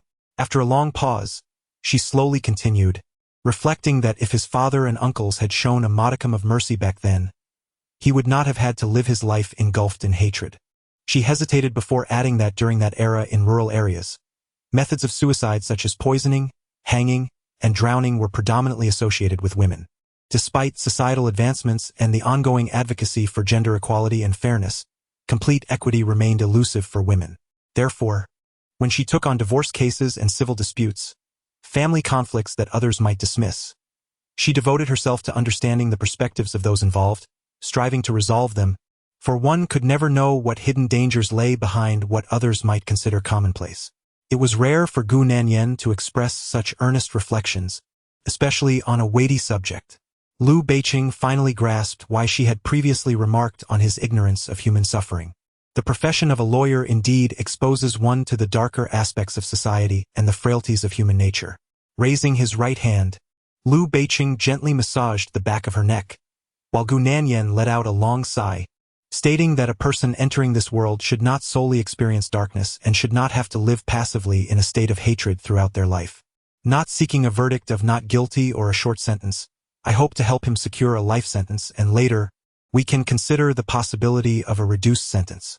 As Gu Nanyan's words fell, Lu Beiqing's grip on the nape of her neck tightened slightly. Had her mood not been so heavy, she would not have uttered such sentiments. Indeed, her state tonight left her little inclination for anything else. Gu Nanyan lifted her right hand and gently clasped Lu Beiqing's wrist, expressing, "The law is not flawless or entirely perfect, yet I yearn for a modicum of fairness in our society." Upon finishing her statement, Lu Beiqing leaned in and kissed her softly, saying, "You should gather your thoughts. I will prepare a cup of milk for you." Hearing this, Gu Nanyan swiftly tucked away her melancholy and playfully teased, "Have I elicited your empathy? Lu Beiqing, you are rather easy to deceive." Lu Beiqing raised his hand to pinch her cheek lightly, retorting, "Focus on your work." With that, he rose to prepare her milk. understanding that her jest was an attempt to lighten the atmosphere and prevent him from sharing in her sorrow. Moments later, as Liu Beicheng returned with the warm milk, Gu Nanyan was so engrossed in her work that she failed to notice him until he called her name as a gentle reminder. Only then did she absent-mindedly sip the milk. Afterward, as Gu Nanyan busied herself, Liu Beicheng perused her case files beside her. Time slipped away, and when Liu Beicheng finally turned his attention back to Gu Nanyan, he found her exhausted, resting her head on the table, fast asleep. He set down the documents and carefully lifted her back to bed. In truth, their way of coexisting held its own charm. The following morning, when Liu Beicheng opened his eyes, Gu Nanyan was already awake, elegantly lying on her side in bed, gazing at him with unwavering focus, her eyes sparkling. Noticing Liu Beicheng had awakened, Gu Nanyan slyly crept her foot up his leg beneath the covers, gently nudging him. "Did you carry me to bed last night?" With a serious demeanor, Liu Beicheng brushed her foot aside. "No." Gu Nanyan, undeterred, placed her left leg directly on him in a playful manner, teasing. "Why do you wear two different faces? Day and night. What face do I wear at night?" he inquired. With a mischievous grin, Gu Nanyan replied, "You are particularly easy to provoke." Then, she added, "Liu Beicheng, don't think I'm unaware. When other women shed their clothes, you're quick to act." Liu Beicheng, with an expression of disdain, dismissed her leg, preparing to rise. However, Gu Nanyan swiftly rolled over, pinning him down, intertwining their fingers and coyly suggested, "Shall I fulfill the promise I made to you right now?" Chapter 68. A better morning mood. Liu Beicheng wore a look of exasperation as he grasped Gu Nanyan's wrists firmly, saying, "Are you attempting to take advantage once again, hoping to enjoy without consequence?" Gu Nanyan managed to free her right hand, playfully striking his shoulder and retorting, "Can we not trust each other as a couple?" Seeing this, Liu Beicheng wrapped his right arm around her waist, pressing her closely against him. "Indeed, the morning mood is much improved," he murmured softly into her ear. Gu Nanyan, with her notoriously thick skin, felt her cheeks flush. Just as she prepared to speak, the bedroom door was abruptly pushed open. "Nanyan, are you still in bed? Aren't you going to work today?" They both turned sharply to see Qin Haiyun bustling in. Staring at the scene before her, she was momentarily taken aback. After a lengthy pause, she regained her composure. "Beicheng is home. Please, continue," she said, ushering the door closed behind her. Assuming that Liu Beicheng had not been home for a while, she had come to discuss ways to hasten Gu Nanyan's pregnancy. As the door was gently but decisively shut, Gu Nanyan couldn't help but chuckle at Liu Beicheng's disgruntled expression. "Boss Liu, it's not that I am unwilling to fulfill our agreement. It's simply that your mother has arrived." Liu Beicheng playfully swatted her backside, urging, "Come on now.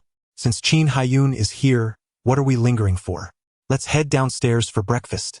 Liu Beicheng's burgeoning interest was abruptly doused, prompting Gu Nanyan to express her sympathy and reassure him. "How about tonight? I'm not working overtime today." Liu Beicheng, grasping her waist, planted a fervent kiss upon her lips before reluctantly releasing her. A moment later, as they descended the stairs, they found Qin Haiyun wearing an expression of palpable embarrassment. She had not anticipated that Nanyan would be so bold as to topple Beicheng. It appeared that their issues indeed revolved around her son, rather than the young lady. "You're down," Qin Haiyun exclaimed cheerfully, quickly adding, "I've brought some supplements for Beicheng. Nanyan, please remind him to take them." Gu Nanyan glanced towards the kitchen, her eyes widening at the sight of an array of vitality-boosting tonics. What a considerate mother, she thought. "All right, Mom," she replied with a smile, retracting her gaze. However, Liu Beicheng's expression turned sour as he retorted coldly, "Mom, are you not busy enough?" Qin Haiyun's eyes widened in surprise.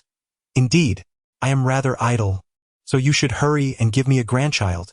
Liu Beicheng grimaced in distaste, responding indifferently, "If you keep pestering me like you did just now, you can forget about holding a grandchild." Qin Haiyun's face turned anxious. "Did I frighten you into a problem?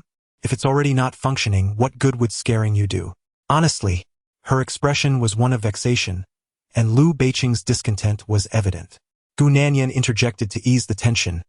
"Mom, it's not as dire as you think. Nanyan, I know you are trying to spare Beicheng's feelings, Chin Hyun said, grasping Gu Nanyan's hand once more. This matter, I must ask you to bear with it a little more. A family does not speak in the language of strangers. On the surface, Gu Nanyan appeared calm and composed, yet inwardly, she was on the verge of laughter. The harmonious banter between the mother-in-law and daughter-in-law elicited a swift kick from Liu Beiqing aimed at Gu Nanyan. Witnessing this, Chin Hyun's expression darkened further. If there were issues with herself, she should not silence others. She urged him to improve his health, lest he neglect Gu Nanyan. Liu Beiqing rubbed his temples, burdened enough with Gu Nanyan alone, and now his mother had to meddle, disrupting their peace. Let us eat, he said. Noticing Liu Beiqing's grim demeanor, Chin Hyun assumed he was merely embarrassed and insisted that the young couple begin their meal. After finishing breakfast at home, as they prepared to leave together, Liu Beiqing offered, I'll give you a ride. Gu Nanyan laughed. Sure. It was a rare moment of initiative from Liu Beiqing, and Gu Nanyan graciously accepted. Seeing the couple's good rapport, Chin Hyun felt a wave of relief. The prospect of embracing a grandchild seemed more attainable. Once the car was in motion, Gu Nanyan could not suppress her laughter at Chin Hyun's morning blunder. Liu Beiqing shot her a disdainful glance, his expression one of annoyance. Gu Nanyan quickly reined in her mirth, remarking, It's not a big deal. There's plenty of time ahead. As long as he was willing to return home and cooperate, nothing was insurmountable, not even a mere morning. 20 minutes later, the car came to a halt outside the law firm. Gu Nanyan playfully teased Liu Beiqing before alighting, watching her depart until she vanished from sight. A faint smile finally graced Liu Beiqing's lips. Upon arriving at the office, Gu Nanyan continued to send flirtatious messages to him, proposing a rendezvous for the evening.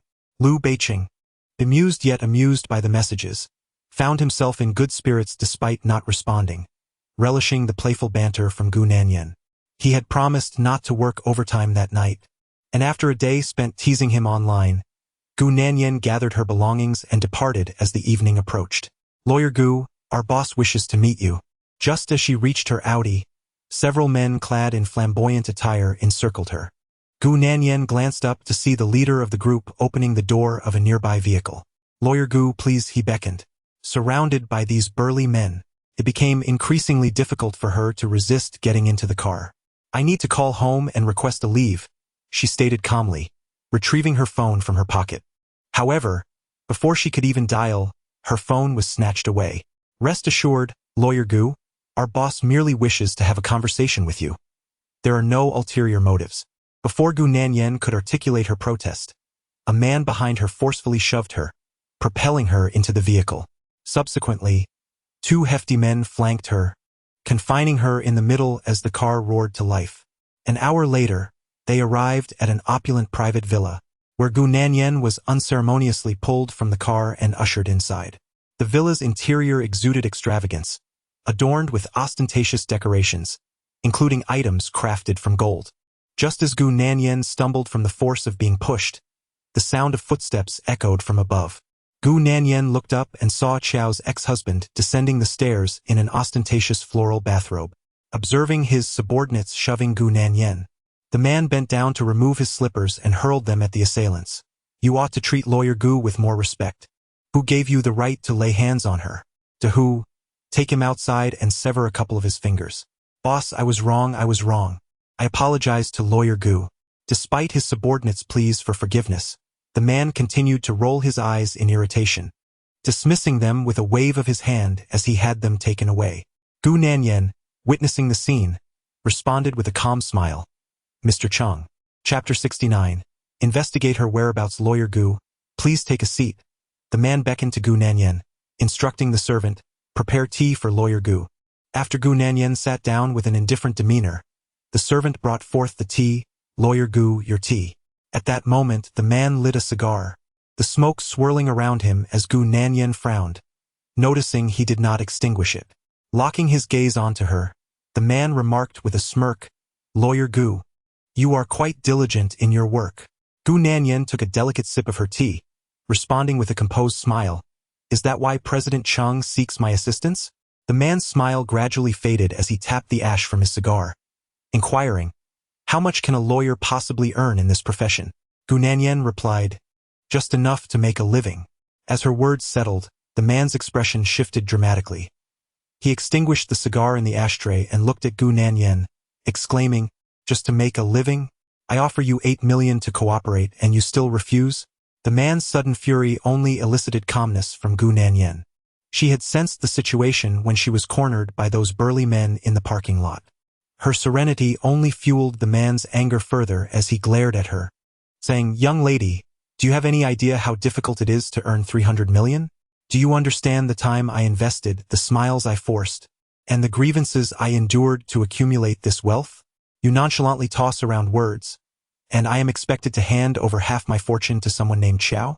I have supported her for 30 years. As he lamented the potential loss of his fortune, the veins in his neck bulged prominently.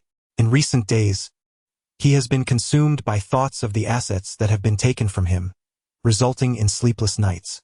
The man, seething with rage, prompted Gu Nanyan to lean slightly forward, placing her teacup down discreetly. "Mr. Chung, since the law has established such provisions, their existence is justified. I trust one need not elaborate extensively for your understanding. The sacrifices women have made for their families over the years, and the notion that a man's success is often underpinned by a woman's adept management of the household. These truths are not lost on men. Deep down, they are acutely aware.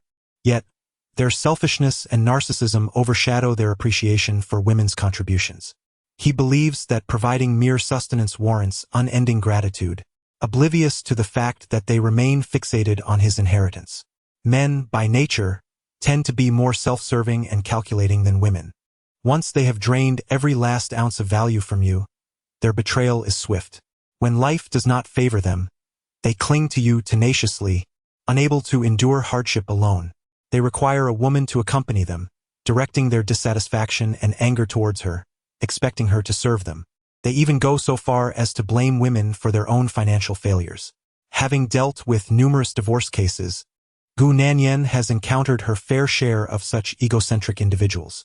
Thus, when faced with men who resort to legal manipulations, asset concealment, and deceitful divorces, she refrains from wasting breath on unnecessary arguments.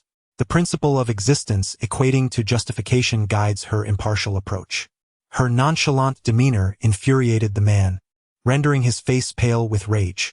After years in business, he had never encountered anyone as impervious to influence, as indifferent to wealth as Gu Nanyan. The man glared at Gu Nanyan for a moment, then coldly chuckled, biting down on his words. "You helped that surnamed Xiao divide over 3 billion. You must have taken quite a cut for yourself, little girl." Gu Nanyan laughed lightly. "Are you implying, Mr. Chang, that you want me to return my commission?" The man felt an inexplicable surge of anger at her nonchalance. After years of navigating both the underworld and the legitimate world, he had never encountered a woman who so blatantly disregarded him. Few men dared to treat him with such disdain, save for those of a higher caliber. With a slight movement of his neck, the man leisurely rose from the sofa, tightening his belt, and said with an impassive expression, "You took over 3 billion from me. And yet, Lawyer Gu, I haven't slept a wink for days." He then swiftly changed his tone. "Considering the substantial commission you've acquired, it wouldn't be unreasonable for me to request that you spend a night with me to relieve some of my frustrations."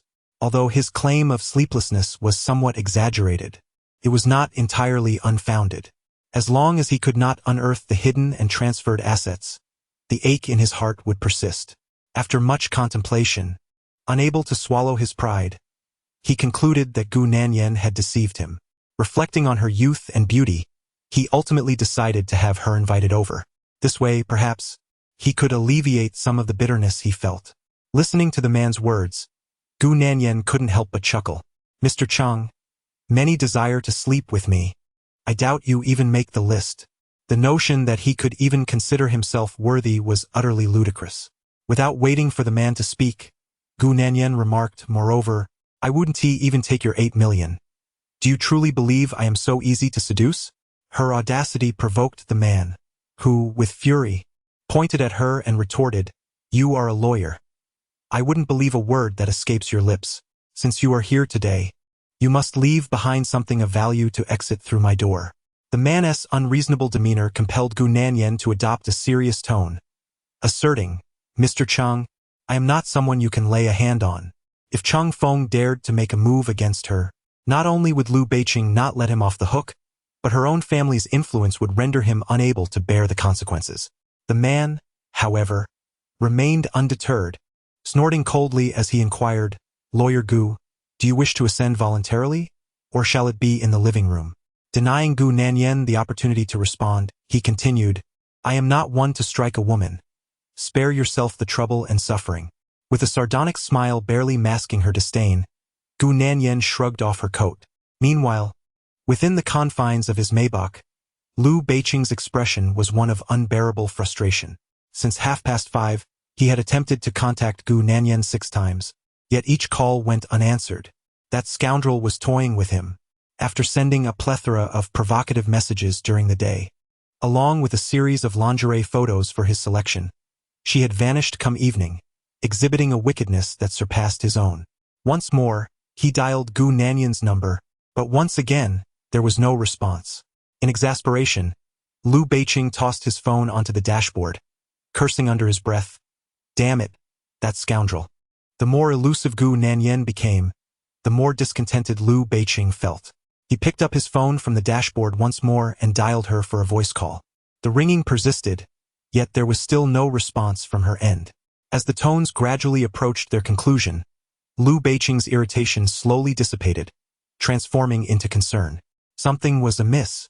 Even if Gu Nanyan were to toy with him, she would not ignore her messages entirely. She would offer excuses and continue to keep him on the hook. Having known Gu Nanyan for 23 years, he was acutely aware that she had never been one to shy away from confrontation.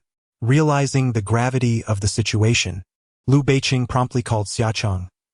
Xiaocheng, please check if Gu Nanyan has finished work and where she might have gone afterward. Additionally, have her law firm send over her recent client information, including details of the associated cases. Understood, boss, came the reply from Xiaocheng, who promptly set to work. Liu Beiqing then tossed his phone back onto the dashboard, turned the car around, and headed back to the law firm. Chapter 70. My dear, you've arrived. At this moment, within the confines of the man's villa, Gu Nanyan removed her outer garment and tossed it onto the sofa. Approaching the man, she playfully hooked her finger around the belt of his robe while resting her other hand on his shoulder, leaning in to whisper in his ear, Mr. Chang, if you serve me well, I shall reward you handsomely. With a charming smile, the man responded with a chuckle, Damn, I knew you were no angel, just like me. Fine, if you manage to amuse me, I'll establish a law firm for you. Gu Nanyan raised her eyebrows enticingly, tugging gently at his belt, urging him to rise from the sofa. Then let us ascend to the upper floor. Her initiative to go upstairs filled the man with exuberant joy, his eyes sparkling with delight. It seemed that the more than 300 million he had given to the surname Chow was not a loss, but rather a serendipitous arrangement from the heavens, presenting him with a romantic encounter. Although he had relinquished a significant sum, he still possessed ample wealth and a thriving company. Money could always be earned again, but he had yet to experience the allure of a woman like her, exquisite and graceful. If he could keep her by his side for the long term, then the expense would be well justified. With merely a few sweet words and a flirtatious glance from Gu Nanyan, the man found himself utterly disoriented. Had it not been for the lure of temptation, he would not have been so desperate to divorce his ex-wife. Yet, his mistress had never anticipated that before she could solidify her position, he would change his affections and wish to keep another woman close. Leading Gu Nanyan to the bedroom on the 2nd floor, the man was beaming with joy, and the melancholy of the past few days faded away in an instant. Bang! With a gentle yet deliberate motion, Gu Nanyan closed and locked the door behind her. Turning to face the man, she remarked, Mr. Chang, I must confess, I can be rather rough around the edges. I hope you can bear with me. Bear with you, the man chuckled, his amusement evident. I shall certainly bear with you. With a playful smile, Gu Nanyan approached and placed her hands upon his shoulders. However, her expression abruptly shifted to one of icy resolve as she lifted her right knee and forcefully drove it between his legs.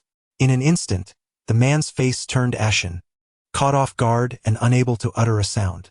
Before he could react, Gu Nanyan executed a swift shoulder throw, sending him crashing to the ground. From a young age of 4, Zhao Jiqiu had enrolled her in Taekwondo, and by the age of 23 he had no doubt helped her navigate countless brawls. Thus, in moments like this she was compelled to take action. Clutching his groin and curling into a ball on the floor, the man writhed in agony, unable to articulate his pain. His face contorted in distress as he stared at Gu Nanyan. "Damn it, you've plotted against me." Meanwhile, downstairs, the household servants and several bodyguards were alerted by the commotion above. The maid, feeling a twinge of sympathy for the young girl being mistreated, furrowed her brow and silently returned to her chores in the backyard. The bodyguards, however, were all aglow with excitement, cheerfully commenting, "It seems our boss is thoroughly enjoying himself."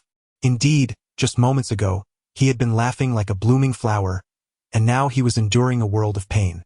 Gu Nanyan approached him with deliberate calmness, kneeling beside him while grasping the hem of his suit trousers, and with a teasing smile, she inquired, "Mr. Chang, has your fury subsided? Should I not leak anything, I shall return to you once more. You scoundrel, you wretched person." The man clutched his lower body, his voice trembling as he called out towards the doorway, "To who? To who?" However, due to the excruciating pain he endured and having been thrown over Gu Nanyan's shoulder, he could scarcely muster a coherent response, let alone issue commands. Gu Nanyan dismissed his plea for help entirely. In a confrontation, she did not engage in brute force. Her previous restraint downstairs was due to the presence of bodyguards. No matter her prowess, she could not triumph over such a multitude. The fierce glare from the man prompted a soft chuckle from Gu Nanyan. "Mr. Chang, before you attempt to take advantage of someone, it would be prudent to investigate their background. Not everyone is someone you can provoke with impunity." What began as a mere divorce case had escalated to charges of kidnapping and assault, which entirely altered its implications. Observing Gu Nanyan's unwavering calmness, devoid of any fear, he began to doubt her identity. Struggling against the pain, with a pallid complexion, he inquired, "Who exactly are you, and what connections do you possess?" Gu Nanyan replied, "If I were to tell you that I am Liu Beiqing's wife, would you believe me?" The man was momentarily taken aback, then incredulously stared at her, exclaiming, "Liu Beiqing of the Liu Corporation? Impossible! I have never heard of him being married. You cannot possibly be his wife." It was absurd to think that Liu Beiqing's wife would work as a divorce lawyer. Just as his words fell silent, the bedroom door was suddenly kicked open with a resounding bang. Gu Nanyan turned her face and greeted with a smile, "Darling, you're here." At the entrance, noticing that Gu Nanyan had not donned her coat and that there was another man in the room, Liu Beiqing's gaze turned icy enough to chill to the bone. Even as the middle-aged man lay on the ground, pitifully covering himself, the sight of Liu Beiqing rendered him utterly despondent, as if there were no hope for salvation. Inside, upon recognizing that the person before him was indeed Liu Beiqing, and hearing Gu Nanyan refer to him as her husband, the man's heart plummeted. Liu Beiqing glared at him for a moment before shifting his gaze to Gu Nanyan, who hastily stood up and clapped her hands, saying, "You arrived late. I've already tidied up." "Gu Nanyan," Liu Beiqing coldly stated. Unperturbed, she approached him, only for him to raise his right hand and grip the nape of her neck. As he turned to leave, he cast a glance at the man, who was left trembling, his lips turning pale. After a brief moment, they stepped outside, where Gu Nanyan was roughly tossed into the passenger seat. She turned to Liu Beiqing and explained, "I didn't mean to ignore you. I was held up." He, of course, was aware that she hadn't intentionally avoided his calls and understood that she had indeed been obstructed. Otherwise, he wouldn't have rushed over. With an expression as frigid as ice, he didn't spare her a glance and commanded, "You need not go to work anymore." He had warned her days prior that this job was fraught with dangers, and now, before the echoes of his words had faded, she had found herself in trouble. Gu Nanyan, smiling, responded, "But I'm fine, aren't I? Besides, you know well what kind of person I am. I would never allow myself to be at a disadvantage. Rest assured. Gu Nanyan, if you wish to continue living and aspire to have children, you had better take responsibility for yourself." In the vast expanse of Liu Beiqing, Gu Nanyan fixed her gaze upon him. After observing him for a considerable time, she playfully inquired, "Have you developed feelings for me?" Liu Beiqing's expression darkened. "Do not behave frivolously." Gu Nanyan rested her right foot upon the chair, propping her chin with her right hand, her eyes unwaveringly locked onto him. I assure you, I will remain unscathed. In the face of any adversity, I shall find a way to contact you first. Liu Beicheng began to respond, but before he could finish, Gu Nanyan leaned forward and pressed her warm lips against his. Chapter 71. Liu Beicheng, we are home. Although Liu Beicheng was visibly irate, Gu Nanyan felt a sense of joy at his ability to find her. Boldly, she approached him for a kiss, causing Liu Beicheng's expression to darken. Yet internally, he felt a wave of relief. He gently pushed her away, stating, I'm driving. Behave yourself. Gu Nanyan, slightly subdued, replied, You're clearly upset. Let us both take a couple of days to cool off before discussing this matter. Liu Beicheng remained silent. He knew himself all too well as Gu Nanyan. Whenever she displayed her charming side, he found himself at a loss. However, the thought of her being cornered earlier today left him with a deep sense of dread. Even though she had managed to take down that man surnamed Chung, the reality was that it had been on someone else's turf. Had he not arrived, who could guarantee she would have emerged unscathed? After a half hour, they arrived home. Yet Liu Beicheng's mood remained sour and brooding. Observing this, Gu Nanyan playfully asked, Still angry? Let us put this behind us. How about I bring a few bodyguards to work with me in the future? Liu Beicheng, appreciating her good-natured spirit, refrained from showing his displeasure and instead said, You should get some rest. I need to step out for a bit, but I'll be back soon. Ultimately, it was clear that Gu Nanyan was merely acting in accordance with her principles. The fault lay not with her, but with that man. She grasped his arm, inquiring, Where are you going? Liu Beicheng gently removed her hand, insisting you should rest. There is no need to wait for me. Without awaiting her response, he exited the bedroom. Gu Nanyan, sensing an ominous premonition, followed him to the door but ultimately could not persuade him to stay. As she watched his figure vanish from her sight, Gu Nanyan raised her hand to support her forehead. Once Liu Beicheng had set his mind on something, no one could dissuade him. After so many years of acquaintance, she understood this aspect of him all too well.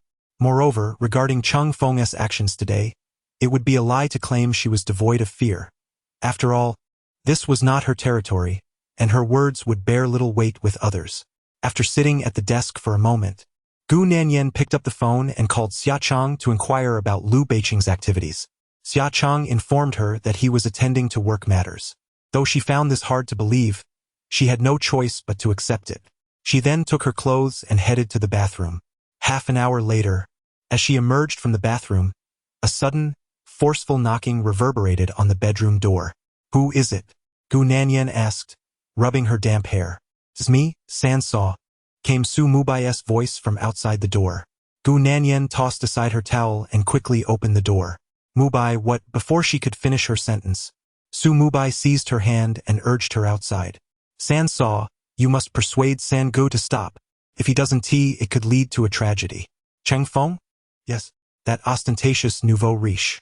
Su Mubai continued, Neither Lao Shan nor I have figured out what is happening, but Xia Chang mentioned it's a personal grudge. Since it pertained to her and Liu Beicheng's private affairs, Xia Chang had refrained from divulging specifics.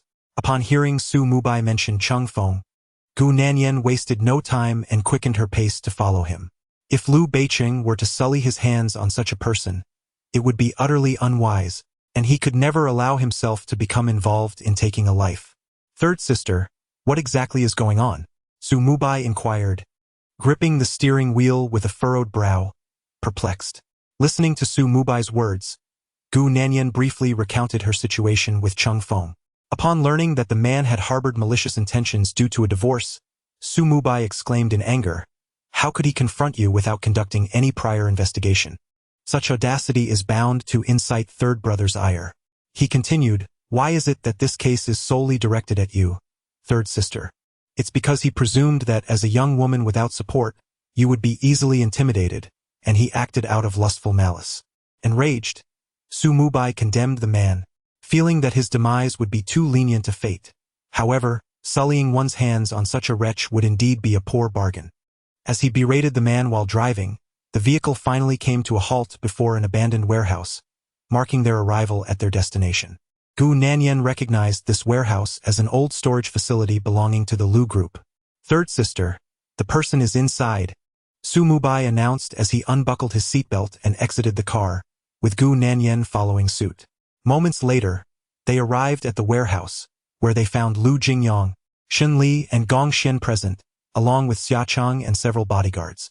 It was evident that Shen Li and the others had attempted to mediate, but their efforts had been in vain. At that moment, Lu Beiqing was still inflicting violence upon Cheng Feng. The once robust Cheng Feng, who had appeared formidable at the villa that evening, now bore the marks of a brutal beating, utterly unrecognizable. Yun, you have arrived. My brother is in a frenzy today. No amount of persuasion seems to affect him. Upon noticing Gu Nanyan's arrival, Lu Jingyang hastily reported the situation. Xia Cheng, feeling a pang of guilt, greeted her with a hesitant, "Madam." Earlier, when Gu Nanyan had called him, he had lied, claiming that Lu Beiqing was preoccupied with work. Nanyan. Both Shen Li and Gong Xian also called out to her. Gu Nanyan acknowledged everyone before turning her gaze back to Lu Beiqing, who was still wielding a waste pipe to strike Cheng Feng. Upon seeing Gu Nanyan, Cheng Feng immediately raised his bloodied face and knelt before her, pleading, "Lawyer Gu, I sincerely apologize.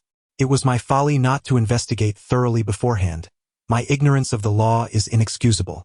I beg you to intercede on my behalf with Mr. Lu, and implore him to show mercy and grant me a chance at redemption." Cheng Feng's appeal drained nearly all his remaining strength. After he finished his plea, Gu Nanyan looked back at Lu Beiqing, who, with bloodshot eyes, seemed consumed by rage, oblivious to the presence of anyone else. Having known Lu Beiqing for 23 years, this was only the second time Gu Nanyan had witnessed such a transformation in him, as if he were a beast possessed by dark forces. As she watched him kick Cheng Feng to the ground, Gu Nanyan stepped forward and grasped his arm, saying, "Lu Beiqing, stop." Despite her intervention, Lu Beiqing remained unresponsive, continuing his assault. At that moment, Cheng Feng coughed up blood and lay motionless on the ground. If Lu Beiqing persisted in this manner, Cheng Feng would surely lose his life. With her right hand firmly grasping Lu Beiqing's arm, Gu Nanyan implored, "Lu Beiqing, it is time. Let us return home." Her voice lingered in the air, causing Lu Beiqing to pause momentarily. Observing his hesitation, she repeated, "Beiqing, let us go home. Did we not make plans for today? It has been such a long time." Ever since that incident, she had refrained from calling him Beiqing, opting instead for his full name, Mr. Lu or Boss Lu, never again addressing him as she once did. They had once shared such a close bond. Noticing Lu Beiqing's stillness, Gu Nanyan persisted, "Lu Beiqing, let it go. We must return home." It was not out of a sense of martyrdom, but rather a desire to spare Lu Beiqing from the burden of a life marred by the consequences of his actions, to shield him from the judgment of others and the possibility of facing harsher repercussions in the future. Chapter 72. The hot water is ready. Tonight I shall treat you specially. Gu Nanyan once again attempted to dissuade him, but Lu Beiqing let the old water pipe clatter to the ground. Seizing the opportunity, Gu Nanyan grasped his hand and urged, "Let us return home."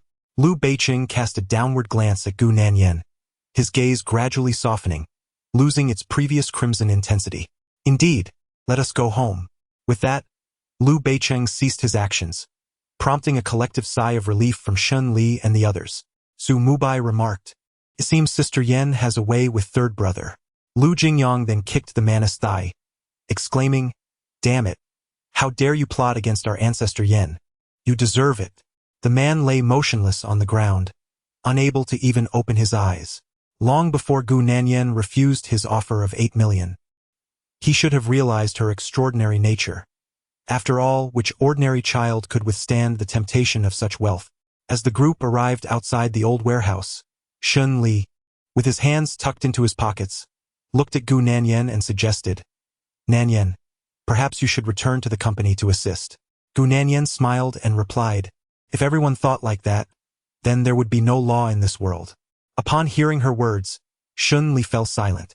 Her resolve was undeniably justified. Half an hour later, when they returned home, Lu Beiqing still wore a furrowed brow, his mind heavy with thoughts, covered in blood.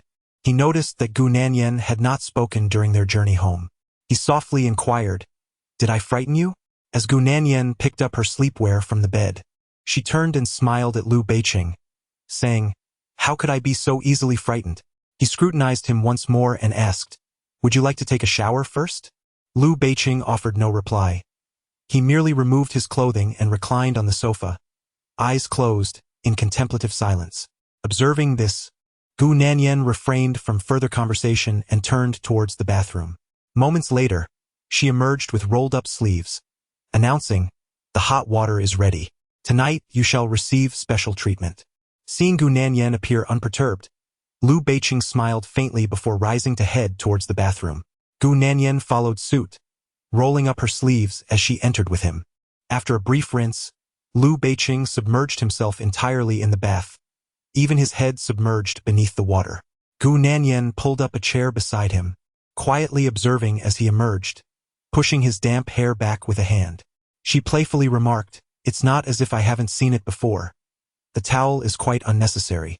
Liu Beiqing's expression darkened, and he eventually inquired, "When did you see it?" Despite their previous antics, he had never disrobed in her presence. Thus, it was impossible for her to have seen. With a look of exasperation, Liu Beiqing listened as Gu Nanyan nonchalantly replied, "I caught a glimpse while you were showering." His expression was one of disbelief, and Gu Nanyan chuckled, "I was merely joking. You took it too seriously." She continued, "If you're so wary of being seen, I shall step outside. Are you not satisfied? If you can't bear for me to leave, just admit it." Often, her seemingly frivolous demeanor was simply an attempt to ease the tension in the atmosphere. As Gu Nanyan sat immersed in water, Liu Beiqing could not help but reminisce about numerous past events, particularly those from their school days. During that time, they shared a close bond, and Liu Beiqing had fought many battles on her behalf. A wave of nostalgia washed over Gu Nanyan as she recalled the painful slap Liu Beiqing had once delivered, leaving her dazed and shattering their long-standing friendship. Abruptly quiet, Gu Nanyan heard Liu Beiqing exhale heavily, expressing his concern. "I fear I may arrive too late." His voice lingered in her ears, prompting her to regain her focus and respond, "It's all right. Last time was fine and this time will be too." Liu Beiqing countered, "I was not the one who saved you last time." With his words, an uncomfortable silence enveloped them. Indeed, the one who rescued her previously was not him, even though she had fervently wished for his arrival. In the end, it had been Shen Liangzhou who came to her aid, while her perilous situation had stemmed from Liu Beiqing himself. Having known each other for 23 years, their relationship was steeped in countless stories, and he harbored a lingering attachment to someone he could neither let go of nor forget. Resting her right hand on the edge of the bathtub, Gu Nanyan remained silent for a moment before smiling and saying, "Hurry up and finish your soak. I'll step out first." As she rose to leave, Liu Beiqing reached out and grasped her arm, imploring, "Stay a while longer." Gu Nanyan turned, casting a downward glance at him before ultimately choosing to sit back down. In the ensuing moments, they fell into a comfortable silence, one submerged in the tub while the other sat beside. The weight of Liu Beiqing's thoughts hung heavily in the air, prompting Gu Nanyan to set aside her previous irreverence and silently accompany him. Liu Beiqing called out to her, and Gu Nanyan responded with a soft Yet, Liu Beiqing fell silent, gazing at her without speaking. Their eyes met, and it was evident that Liu Beiqing struggled to articulate his thoughts, hesitating repeatedly. Gu Nanyan smiled and reassured him, "Don't worry, even if you hadn't arrived in time, I would have ensured my own safety." She was neither Yi Chu nor Shen Wei. Her existence did not hinge on anyone else. She was capable of safeguarding herself. However, Liu Beiqing felt a weight in his heart at her words. Ultimately, there remained a rift between them, an insurmountable distance that would never allow them to return to the past. Her apparent generosity was merely a reflection of her indifference. Marrying him was solely for the desire of having a child. The following morning, Gu Nanyan awoke to find Liu Beiqing already up, dressing by the wardrobe. Grasping a pillow from beside her, she held it close, observing him until she realized he had not noticed her wakefulness. She then said, "Thank you for last night." Liu Beiqing glanced at her and replied, "You're awake." He added, "I have an early meeting this morning. You can head to the law firm by yourself." Gu Nanyan answered softly. However, after he left, he did not return for several consecutive days. Each time their relationship seemed to improve, he would retreat, as if deliberately suppressing his feelings. That morning, as Gu Nanyan prepared to leave, Lu Jingyang burst in with great enthusiasm. Yen. Gu Nanyan yawned and asked, "What brings you here so early?" "I came to check on you," Lu Jingyang replied, "and to report on the events from that night." With that, Gu Nanyan, feeling too lazy to drive, simply asked him to take her to the law firm. On the road, Lu Jingyang gripped the steering wheel with both hands, his chatter incessantly punctuated with exclamations. "That night, my brother played all his cards, and the doctor said that Mr. Chung shouldn't expect to be discharged this year. He might as well stay in the hospital, and you all couldn't even intervene? It would be disastrous if a life were lost. It was beyond my control. Who could have known my brother was in such a foul mood that night? It was just Mr. Cheng's misfortune." As Lu Jingyang finished speaking, Gu Nanyan's phone rang. It was a call from Shin Liangzhou. She answered, "Liangzhou, I'm fine. That matter is behind me. Tonight? I can't, as I have a business trip this afternoon." After exchanging a few more words, she hung up. Meanwhile, Lu Jingyang cast a skeptical glance at her and inquired, "Was that Secretary Shun's call? Did he invite you to dinner?" "Nanyan, you agreed to divorce my brother a while back. It wouldn't be because Shin Liangzhou has returned, would it?" In response to Lu Jingyang's insinuation, Gu Nanyan threw off her shoe and hurled it at him. "Your brother doesn't care about me? Why should you? Drive your car," she added. Lu Jingyang caught her shoe, adopting a serious demeanor as he replied, "Nanyan, although my brother isn't the best, Shin Liangzhou is hardly any better. Don't leap from one pit into another. He is far too serious for you." Gu Nanyan retorted, "So if no one else is suitable, you think you are?" With a boastful tone, Lu Jingyang declared, "I am undoubtedly more suitable than they are." Gu Nanyan chuckled, "You should say that in front of your brother." Lu Jingyang boldly remarked, "I'll say it. I'm not afraid of anyone." Though he spoke boldly, he lacked the courage to call and provoke Liu Beiqing. It was only after escorting Gu Nanyan to the law firm that he finally picked up the phone to dial someone. As the call connected, a chilling voice emerged from the other end. "What is it?" Chapter 73. "Are you so concerned about me? Have you developed feelings?" Hearing Liu Beiqing's emotionless voice, Lu Jingyang hurriedly reported, "Brother, Shin Liangzhou just called my sister Yen." On the other end of the line, Liu Beiqing's tone darkened. "You went to find my wife early in the morning?" Lu Jingyang quickly clarified. "I went to report on the events of that night to Sister Yen and to gauge her attitude. I need to redeem myself in your eyes." This time, Liu Beiqing did not engage in unnecessary banter, stating plainly, "Lu Jingyang, if you continue to encourage Gu Nanyan to divorce me, you can forget about staying in a city." Upon hearing this, Lu Jingyang was taken aback and raised his voice. "Brother, you don't want a divorce? If you're worried about Grandpa and Grandma not wanting a divorce, just say so. I can help you speak well of you in front of Sister Yen." "Do I need you to speak on my behalf?" Liu Beiqing retorted, growing impatient. "What does Shin Liangzhou want with Gu Nanyan?" Returning to the main topic, Lu Jingyang eagerly replied, "I didn't catch much else, but I heard he invited Sister Yen to dinner tonight." She had no time to refuse. At this point, Lu Jingyang, filled with indignation, exclaimed, "Brother, let me tell you, Shun is not a good person. He has had his eye on Sister Yen for years. You must keep him away from her, in my opinion." Before Lu Jingyang could finish his sentence, Liu Beiqing abruptly hung up the phone. He tossed his mobile onto the desk with a thud, his expression darkening. He had previously warned her about his concerns regarding Shen Liangzhou, yet they had already been in contact early that morning. Lu Jingyang's phone call left Liu Beiqing in a foul mood throughout the day. By 5:30 in the afternoon, he made his way directly to the law firm. He waited beneath the firm for nearly an hour, watching as others finished their workday and departed. Yet Gu Nanyan remained elusive. Frustrated, he dialed her number. "Still working late?" On the other end, Gu Nanyan nonchalantly replied, "No, I and Appos am on a business trip, investigating the Zhou Dingjie case." Zhou Dingjie, as Gu Nanyan referred to him, was the boy who, 13 years prior, had murdered his father and 2 uncles. Listening to her words, Liu Beiqing's temper flared. "You're on a business trip and didn't he think to inform me in advance?" Gu Nanyan retorted, "Isn't this me keeping you posted? Besides, When have we ever had a habit of reporting to each other? She recalled how he had ignored her calls and messages for days, and they hadn't communicated in quite some time. Liu Beiqing snapped back.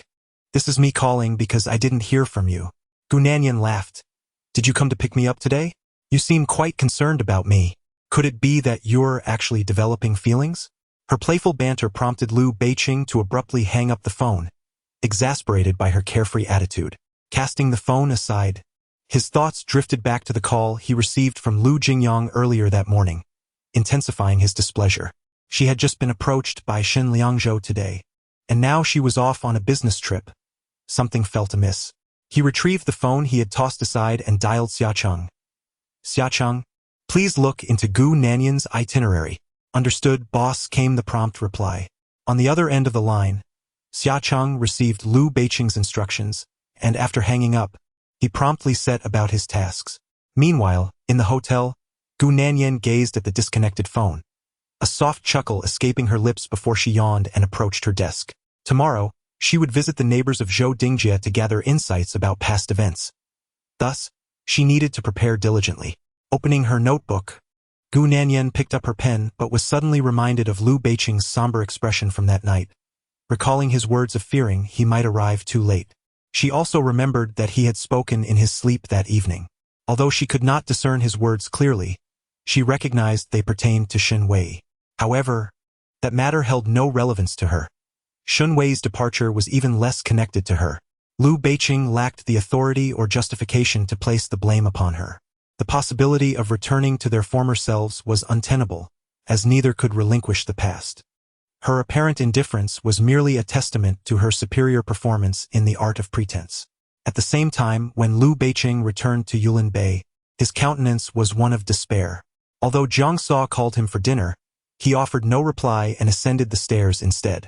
The bedroom felt desolate, and an inexplicable chill enveloped him, devoid of warmth. Glancing toward the desk, memories of Gu Nanyan busily working there surfaced, as did thoughts of her smile, which seemed to tease him yet lacked genuine intent.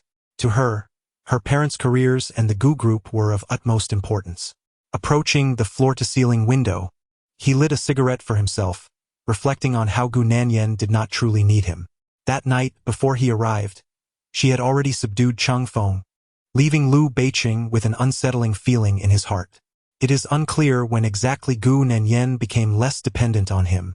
She has begun to carve out her own niche in the world, even managing to provide for her parents.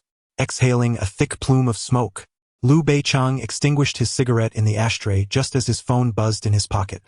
A call from Xiacheng. Upon answering, Liu Beiqing listened as Xiacheng reported, "Boss, the young lady has gone on a business trip to Zhoulin Town in Ling City this afternoon and will return on Friday." Liu Beiqing merely acknowledged with a grunt, prompting Xiacheng to cautiously add, "Boss, there's another matter." I'm unsure how to. His stammering was abruptly cut off by Liu Beiqing's firm interjection. "Speak. Secretary Shin has also headed to Ling City. The young lady left less than an hour ago, and Secretary Shin followed shortly after." Xiacheng's hesitant admission drew a palpable change in Liu Beiqing's demeanor. A nagging sense of unease settled over him. It appeared that not only women possess an acute sixth sense, men do as well. Indeed, Shen Liangzhou was up to something. Liu Beiqing had always suspected that Shen Liangzhou's return was motivated by more than mere professional obligations. With a sudden click, he terminated the call, the atmosphere around him nearly freezing in tension. His wife, she would not allow Shen Liangzhou to usurp what was rightfully his. Meanwhile, in a hotel room, Gu Nanyan was preoccupied with work when calls from Lu Jingyang and Zhou Bei interrupted her. Lu Jingyang, in a huff, complained about being left out of the business trip, to which Gu Nanyan felt an urge to retort. Was this a mere excursion? Had she known he was so free, she would have brought him along to handle the errands. After ending the call, the trio resumed their conversation in a group chat, while Gu Nanyan busily organized her materials, occasionally responding to their banter. As Lu Jingyang and Zhou Bei succumbed to fatigue and drifted off to sleep, Gu Nanyan remained diligently occupied at her desk. Just as the clock was about to strike midnight, having organized the case files and stretched her weary limbs, she was startled by a sudden series of loud knocks on her door. "Who is it?" Gu Nanyan inquired, glancing towards the entrance. Chapter 74. A long journey to kiss her who? Gu Nanyan inquired, gazing towards the entrance. Bang, bang, bang. Outside the door, the visitor not only failed to respond but intensified the knocking. Gu Nanyan furrowed her brows in concern. What could be the reason for such urgency at this hour? She had researched this in prior to her stay and found no reports of safety incidents, nor had any disturbances been noted in the vicinity. Grasping the self-defense electric baton she had prepared, Gu Nanyan called out, "Landlady?" Outside, a man's voice, tinged with a hint of hoarseness, responded, "Gu Nanyan, open the door." The name echoed in her mind. It sounded so familiar. With one hand clutching the baton and the other resting on the doorknob, she hesitated, her heart racing, and chose not to disengage the security chain.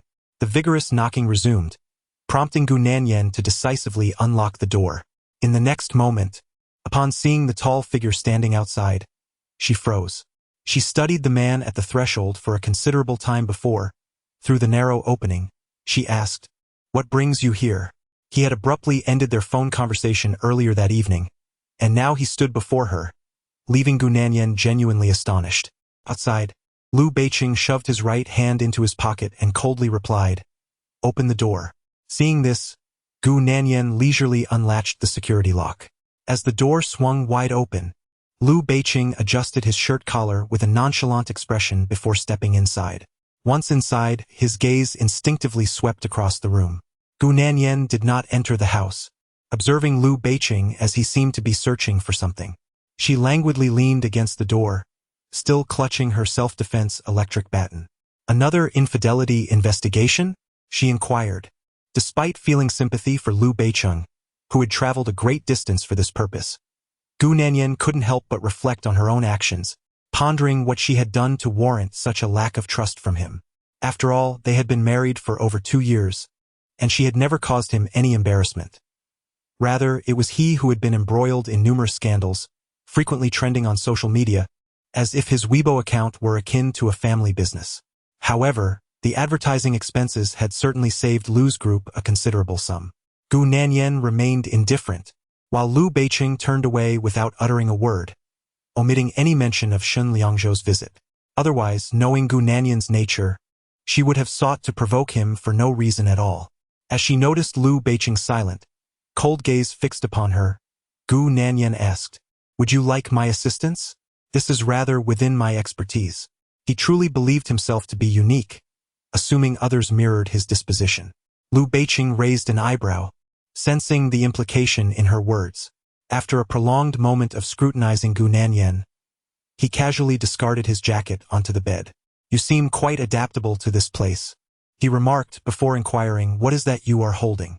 With a hoarse voice, Liu Beiqing's question prompted Gu Nanyan to stand upright and approach him. "It's for your protection," she replied.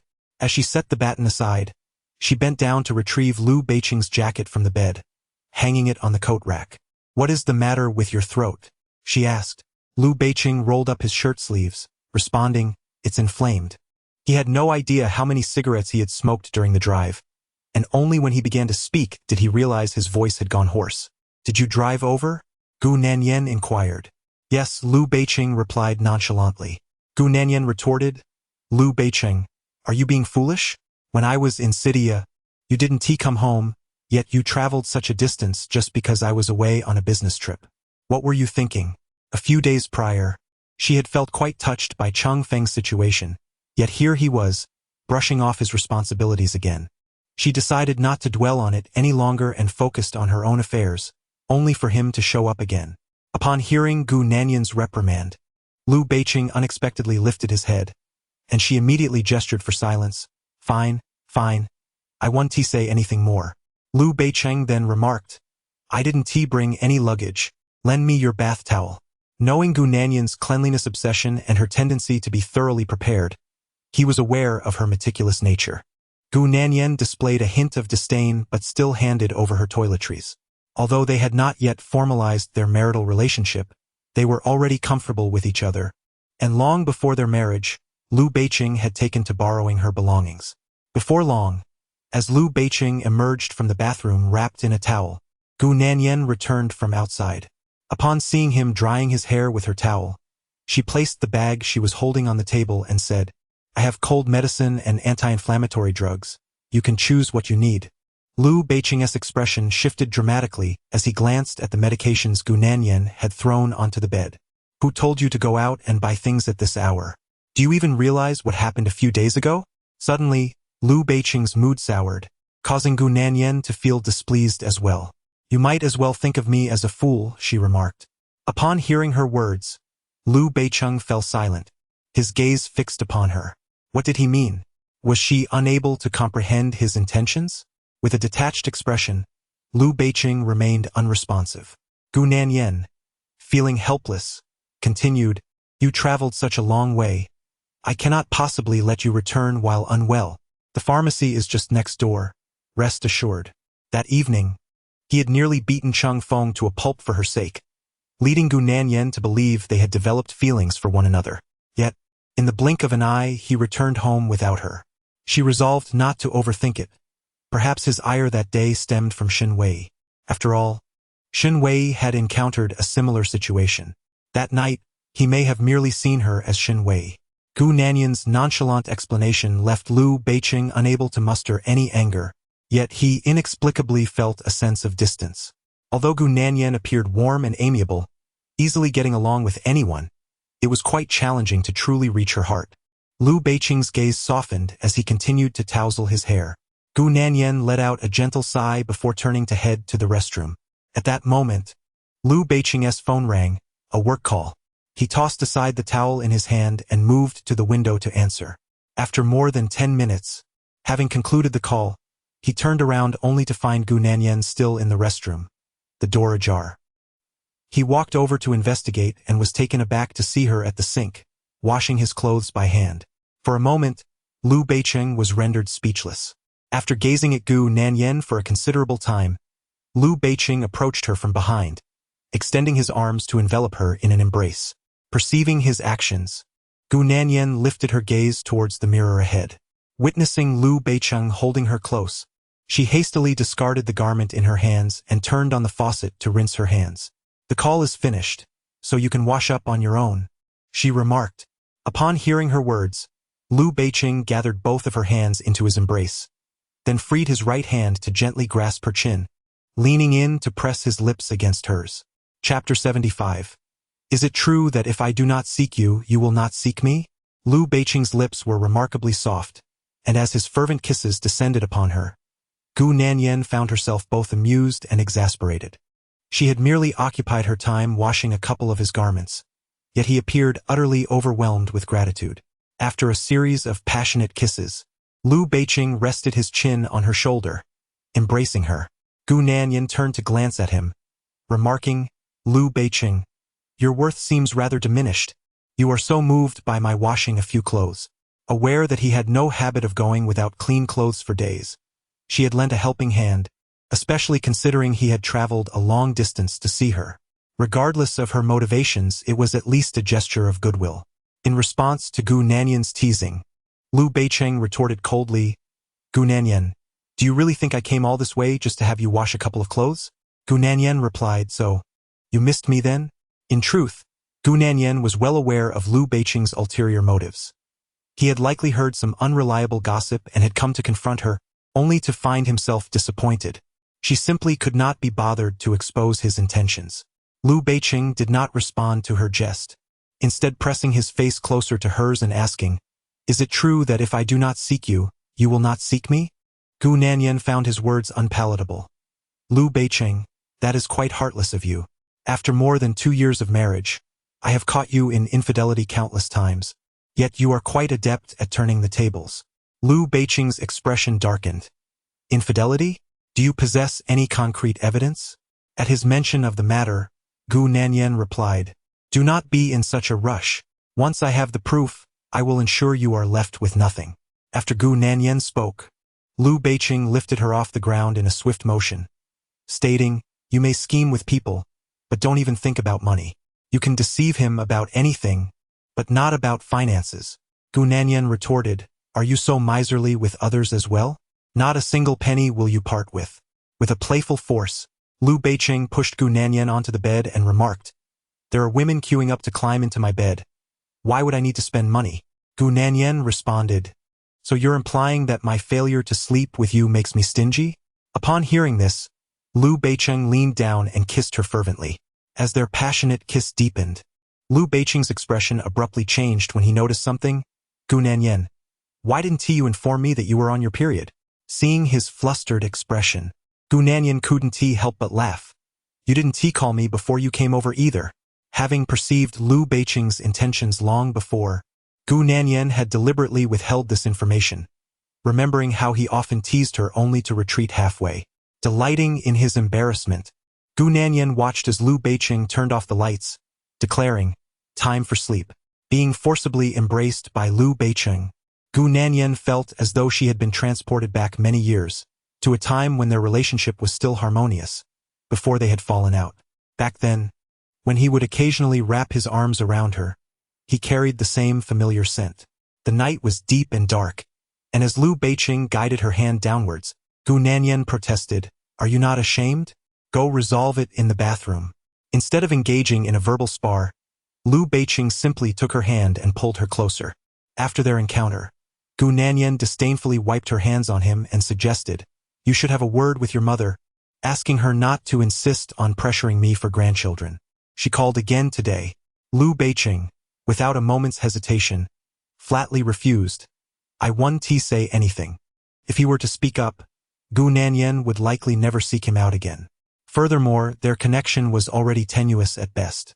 Observing his response, Gu Nanyan scratched his calf sharply with her toenails. Gu Nanyan, after granting you some pleasure, can't I have a little reprisal? Sleep, Liu Beicheng commanded, pulling her into his embrace. In the stillness of the night, they enjoyed a rare moment of tranquility together. The following morning, Gu Nanyan was awakened by the insistent ringing of her alarm clock. Just as she was readying herself to visit Zhou Dingjie's house, Xia Cheng arrived, weary yet determined, to deliver clothes for Liu Beicheng. With a tone of sincerity, Gu Nanyan remarked, Assistant Xia, I truly wish to steal Liu Beicheng away. Xia Cheng replied, Madam, you flatter me. He then raised his voice slightly to add, the boss cares deeply for you. Gu Nanyan casually responded, it's quite a journey for him, only to face disappointment. Her words were intended to glean information from Xia Cheng regarding what Liu Beicheng had heard, prompting him to drive over. Xia Cheng, unable to mask his surprise, remained speechless. He had not anticipated that the boss would be so fervent, rushing over without hesitation upon hearing that Xin Liangzhou was in town for a meeting. Why, despite the evident concern, can we not dissolve past grievances? The people and events of yesteryears have faded into memory. Young madam, please continue to rest. I shall attend to my own matters. With a serious demeanor, I bid farewell to Gu Nanyan and swiftly departed, wary of her probing questions. With a soft click, the door closed behind me, and upon returning to the room, Liu Beicheng stirred awake, his eyes half open. He inquired, who were you speaking with so early in the morning? Gu Nanyan, glancing at him dismissively, replied, an illicit lover. Liu Beicheng shot her a disapproving glance, remarking, you never utter a word of seriousness. Gu Nanyan continued, Xia Cheng has delivered your clothes. You may decide whether to return home now or at a later time. If you haven't left, why should I? Gu Nanyan added, are you truly waiting here for something to happen? Regardless, I suspect I will be occupied for the next 2 or 3 days. She resolved to act with integrity, allowing him the freedom to do as he pleased, as she needed to attend to her work. With that, Gu Nanyan gathered her belongings and headed to Zhou Dingjie's residence, while Liu Beicheng remained behind to rest at the inn. At this juncture, Liu Beicheng found himself at a loss to explain why he had hastily come without a second thought. Was it to catch her in the act? He desired evidence, yet simultaneously wished to avoid it. However, he could not deny that Gu Nanyan's lack of initiative to seek him out troubled him, particularly after his mother had called her yesterday without any reciprocation from Gu Nanyan. This discomfort compelled him to go to the law firm to fetch her. Ultimately, after coming away empty-handed, his yearning to see her intensified, leading to an uncontrollable impulse. He no longer seems to hold the upper hand as he once did. In the room, after Gu Nanyan left, Liu Beicheng soon rose, tidying himself up before settling down to work. Such a person would never squander time. Hence, when Xia Chang delivered his clothes, he also brought along his computer and documents. As for Gu Nanyan, she had been preoccupied with matters concerning Zhou Dingjie since she ventured out that morning, not returning to the hotel even for lunch. By around 5 in the evening, having nearly completed her visits to Zhou Dingjie's relatives and neighbors, she gathered a wealth of information about his past and made her way back to the hotel. Learning about Zhou Dingjie's childhood, Gu Nanyan felt a heavy weight in her heart. Although her career as a lawyer had exposed her to the harsh realities of some lives, she had never dared to imagine that a boy even younger than herself could endure such inhumane conditions. While Zhou Dingjie was confined in a pigsty, she had been living a life where a chauffeur drove her to school, and her attire was adorned with international luxury brands.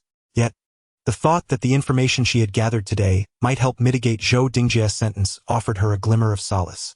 As the taxi approached the hotel, Gu Nanyan swiftly composed herself. Throughout her life, regardless of the adversity she faced, no matter how sorrowful her heart felt, she had always managed her emotions adeptly, refraining from burdening others with her troubles, maintaining a demeanor that was both gracious and cheerful, unless, of course, she found herself utterly exasperated. A taxi came to a halt beneath the hotel, and Gu Nanyan scanned the QR code to settle the fare. As she stepped out of the vehicle, she heard someone call her name from behind. Turning around, her eyes widened in astonishment. Chapter 76. He doesn't want her to touch him. Says it's unnecessary. Shin Liangzhou. How did he arrive here as well? In her astonishment, Gu Nanyan noticed Shin Liangzhou's Hongqi car had already come to a halt beside her. You're on a business trip here too? She inquired. Indeed, I'm gathering some public information for a case, Gu Nanyan replied. Shin Liangzhou smiled lightly, suggesting, since we've encountered each other, let us dine together. Before Gu Nanyan could respond, a sleek black Maybach abruptly parked next to the Hongqi. The front window slowly descended, and Liu Beiqing's voice drifted over. Sure, the reservation is already made. Recognizing Liu Beiqing's familiar tone, Gu Nanyan turned to glance at the Maybach. Liu Beiqing rested his hands on the steering wheel, a cigarette pinched between his right fingers, his gaze coldly fixed on her, bearing an expression reminiscent of a scene caught in infidelity. Noticing Liu Beiqing's arrival, Shin Liangzhou turned and smiled. Beiqing is here as well. Liu Beiqing took a drag from his cigarette, responding nonchalantly, yes, accompanying my wife on a business trip. With that, he extinguished the remaining length of his cigarette in the ashtray and coldly instructed Gu Nanyan, get in the car. Seeing this, Gu Nanyan turned back to Shin Liangzhou. Liangzhou, I will see you later. See you soon, Shin Liangzhou replied, then instructed the driver to follow behind Liu Beiqing's vehicle. Inside the Maybach, as Gu Nanyan entered, Liu Beiqing turned to her with a sardonic remark. You certainly call Liangzhou with such familiarity. Gu Nanyan shot him a glance. I had no idea he was here. We only just met. Please don't provoke me. Later, Gu Nanyan was to dine with Shin Liangzhou. She wished to avoid any emotional tension between them, not wanting others to perceive their relationship as strained, despite the fact that this matter was hardly a secret. Upon her remark, Liu Beiqing once again lit a cigarette, choosing silence over conversation. Before long, they arrived at a charming villa restaurant in the area. Liu Beiqing promptly ordered 2 cases of beer and a case of liquor, maintaining his silence towards Gu Nanyan since her earlier explanation. This left Gu Nanyan perplexed, unable to discern whether his silence stemmed from memories of Xin Wei or from his encounter with Shin Liangzhou. Secretary Du noticed Shin Liangzhou had consumed an excessive amount of alcohol, and his complexion shifted. Secretary Shun, you really shouldn't drink so much. Shin Liangzhou chuckled, with Beiqing. I shall accompany the nobleman at the cost of my life. Liu Beiqing, hearing this, also chuckled, and Gu Nanyan, realizing her attempts to dissuade them would be futile, chose to remain silent. As the waiter began serving the dishes, Liu Beiqing filled their glasses to the brim, and the conversation flowed as freely as the drinks, covering topics from past to present, with an abundance of stories to share. When they had finished a case of beer, Gu Nanyan noticed Shin Liangzhou's worsening complexion and gently advised, that's enough. Yet, Liu Beiqing appeared oblivious to her words. Refilling Shin Liangzhou's glass once more, this toast is for Wei. Mentioning Shen Wei caused Gu Nanyan to fall silent, her gaze fixed on Liu Beiqing. She had presumed that his earlier reticence was due to a misunderstanding regarding her relationship with Shen Liangzhou, but it seemed he was merely reminiscing about a bygone acquaintance. Shen Liangzhou observed the cup filled to the brim before Liu Beiqing, then turned his gaze towards Gu Nanyan. In comparison to his late sister, he deemed Gu Nanyan's feelings to be of greater significance in that moment. Noticing her lack of emotion, merely fixated on Liu Beiqing, Shen Liangzhou raised his glass and said, "Beiqing, the past is behind us."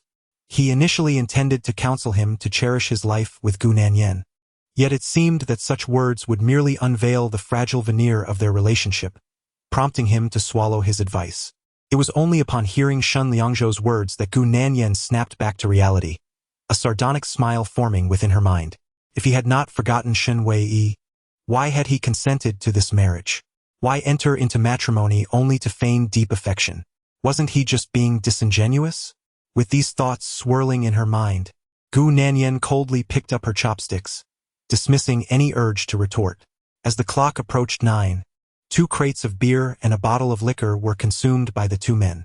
Shen Liangzhou's complexion turned ashen, his brows tightly knitted, while Secretary Du, standing nearby, was drenched in cold sweat. Gu Nanyan, on the verge of losing her temper, was relieved when the gathering finally concluded. As they parted ways, Shen Liangzhou earnestly urged Liu Beiqing to treat Gu Nanyan with care. Liu Beiqing merely responded with a half-smile, "You need not worry about my wife." Half an hour later, as the car halted outside a modest hotel, Gu Nanyan prepared to assist Liu Beiqing. However, he coldly replied, "No need." Her gesture paused mid-motion, her expression frozen as she gazed at Liu Beiqing for a prolonged moment before slowly standing upright, devoid of any emotion. After a brief moment, the 2 entered the room, with Liu Beiqing unbuttoning his shirt and sarcastically remarking, "You certainly went to great lengths to think this through." Gu Nanyan, who was tying her hair with a rubber band, coldly responded to Liu Beiqing's sardonic tone, "If you had arrived a day later, you would have caught me in bed with someone." He was convinced that her business trip was a cover for an affair with Shen Liangzhou, and she could not be bothered to enlighten him. He was free to think whatever he pleased. She had grown tired of catering to him. From now on, he could reminisce about anyone he wished and show concern for whomever he liked. She, Gu Nanyan, would no longer indulge him. After 2 years, she had had enough. Liu Beiqing's gaze turned icy as he fixed his stare on Gu Nanyan. "So, I have ruined your plans?" he inquired. With her hair secured, Gu Nanyan crossed her arms over her chest and leaned slightly against the nearby table, looking at him and saying, "Liu Beiqing, you've been harboring this resentment for quite some time. Haven't you? Let us not beat around the bush. Just tell me what outcome you desire." It was evident that he could not let go of his feelings, that he was unwilling to lead a harmonious life, yet he continued to nitpick at her. Gu Nanyan found it rather amusing. Moreover, his indifference towards her that evening, combined with his nostalgia for Xin Yiwei while drinking with Shen Liangzhou, left her feeling rather disenchanted. No matter how hard she tried or how little she contested with him, Liu Beiqing would never be able to share a family with her or lead a fulfilling life together. Thus, she saw no point in engaging in petty grievances. All she wanted was a clear resolution from Liu Beiqing. With a hint of disdain, Liu Beiqing loosened his tie and coldly chuckled. "So, have you found someone else? Are you ready to move on?" Gu Nanyan languidly leaned against the table, her demeanor apathetic as she remarked, "So you wish to extricate yourself, and thus you deem tonight's acquisition of leverage over me as your victory. Do as you please." Resigned to her fate, Gu Nanyan offered no explanation. Liu Beiqing, incensed, approached and grasped her face, lifting her from the ground. "Gu Nanyan, do you truly believe I possess infinite patience, that I can endlessly indulge your whims?" With her face held firmly, Gu Nanyan felt a sudden pang in her stomach. Having barely eaten that morning, skipping lunch entirely, and neglecting even a sip of warm water while visiting the relatives and neighbors of Zhou Dingjie, she had consumed little of the heavy dinner. Consequently, her stomach ached sharply. She furrowed her brow, grasping Liu Beiqing's wrist with both hands, yet lacked her usual strength. Observing her feeble attempts to pry his hand away, Liu Beiqing exerted more force, compelling her to meet his gaze. "Speak." A hint of amusement flickered in Gu Nanyan's eyes. "Liu Beiqing, what is it that you wish to hear?" she continued, You speak of patience and indulgence? I must admit, I have no desire for such a fortunate lot. I confess, my purpose in coming here was indeed to engage in an affair with Shun Liangzhou. After all, I have always been reckless, even enticing you, Liu Beiqing. When I deceived your father into marrying me, did you not foresee this? Chapter 77. What I have used, even if discarded, remains mine, I confess. My purpose in coming here was to engage in an affair with Shen Liangzhou. After all, I have always been promiscuous. I even seduced you, Liu Beiqing. When I deceived your father into insisting that you marry me, you should have anticipated this, shouldn't you? After uttering these words, Gu Nanyan felt a sharp pang in her stomach, yet she refused to reveal her discomfort in front of Liu Beiqing. A woman's vulnerability is only acknowledged by the man who truly cares. There was no need for her to humiliate herself further. Gu Nanyan, you are quite candid, Liu Beiqing remarked, gripping her tightly. Gu Nanyan's face paled, yet she stubbornly declared, Liangzhou has returned. I certainly do not wish to prolong this with you. Ultimately, Liu Beiqing could no longer contain his emotions and leaned down to fiercely bite Gu Nanyan's lip. Do you wish for me to facilitate your desires? Gu Nanyan, do not harbor such thoughts. His bite was relentless, drawing blood, causing her immense pain. Yet in light of Gu Nanyan's current disappointment, it seemed trivial. Whenever he was in a foul mood, he would invariably find a reason to argue with her, ultimately venting his frustrations upon her. Noticing Gu Nanyan's pallor and slight tremors, Liu Beiqing's anger subsided, and he released her, stating, Gu Nanyan, what I have used, even if I no longer desire it, must remain mine. You understand my nature. Gu Nanyan pressed her palm against her face, recalling how Liu Beiqing had once owned a dog in his childhood. That dog eventually ran away, and he expended considerable effort and resources to retrieve it, treating it with great care upon its return. However, she never saw that dog again, while the cherry blossom tree in the Liu family's backyard flourished more beautifully with each passing year. Gu Nanyan felt a prickling sensation on her scalp as she contemplated this. At that time, she had been so enamored with Liu Beiqing's merits that she had overlooked his ruthless nature. An oppressive silence enveloped the room, and her stomach twisted in pain. She sat quietly at the edge of the bed for a while, allowing herself to regain a semblance of composure. When she noticed Liu Beiqing smoking by the window, she seized her clothes and headed to the bathroom. As hot water cascaded over her face, Gu Nanyan's heart grew colder than before, and her mind sharpened with clarity. His previous remarks had not intimidated her. Rather, they served as a bitter reminder of how she had overestimated their relationship. However, the Gu family was not so easily trifled with. Half an hour later, when Gu Nanyan emerged from the bathroom, Liu Beiqing had already vacated the suite. She toweled her hair dry, feeling a wave of relief wash over her. When disappointment reaches its zenith, one becomes apathetic to right and wrong, disinterested in engaging further with the other party, simply wishing for their disappearance. As her stomach clenched again, Gu Nanyan set down the towel, took a kettle to fill with water, and boiled it to prepare instant noodles on the table. Minutes later, as she savored her meal, she reflected on the grievances and compromises she had endured over the past 2 years, eliciting a sardonic smile. His mention of Shun Wei tonight, reminiscing about her in her presence, had allowed Gu Nanyan to see him with startling clarity. His promise of marriage was nothing more than a facade to placate his family. Yet Liu Beiqing seemed to find it all too easy to treat her, Gu Nanyan, as a mere outlet for his frustrations. After finishing her meal with great haste, Gu Nanyan cast aside the myriad of trivial matters that occupied her mind and began organizing the public information she had gathered that day with her recorder in hand. However, whether it was due to the quarrel or some ailment of her stomach, she could hardly endure the strain after only a short while. Eventually, the pain became unbearable, prompting her to retreat to her bed. Helplessly tossing and turning throughout the night, her stomach discomfort persisted, robbing her of restful sleep. The following morning, she was roused from her slumber by a cacophonous knocking at the door. Reluctantly rising from her bed, she furrowed her brow and, draped in the thin blanket she had brought from home, opened the door to find Liu Jingyang standing there in a whirlwind of energy. Yanyan, why is your phone off? You haven't answered calls or responded to messages. Liu Jingyang stood before her, and Gu Nanyan, wrapped in her blanket, stared at him blankly for a moment before lifting a hand to her forehead, replying, "It might be out of battery. I forgot to charge it." After their argument with Liu Beiqing the night before, she had not checked her phone. As she explained, she glanced weakly at Liu Jingyang and said, "Please, come in." Observing her condition, Liu Jingyang entered, one hand carrying the items he had brought, while the other reached to check her forehead. "Why do you look so unwell?" Gu Nanyan brushed his hand away and walked further into the room, stating, "My stomach hurts. I hardly slept last night." Liu Jingyang, visibly displeased, retorted, "You're in pain. Yet you don't charge your phone, making it impossible for anyone to reach you? Gu Nanyan, you really need a good talking to." Before Gu Nanyan could utter a word, Liu Jingyang placed the breakfast he had brought on the table and said, "Hurry up and eat something to fill your stomach. I brought this all the way from City A, and I called the chef in the middle of the night to prepare it." As Gu Nanyan gazed at the thermos box Liu Jingyang had set down, she felt a surge of emotion.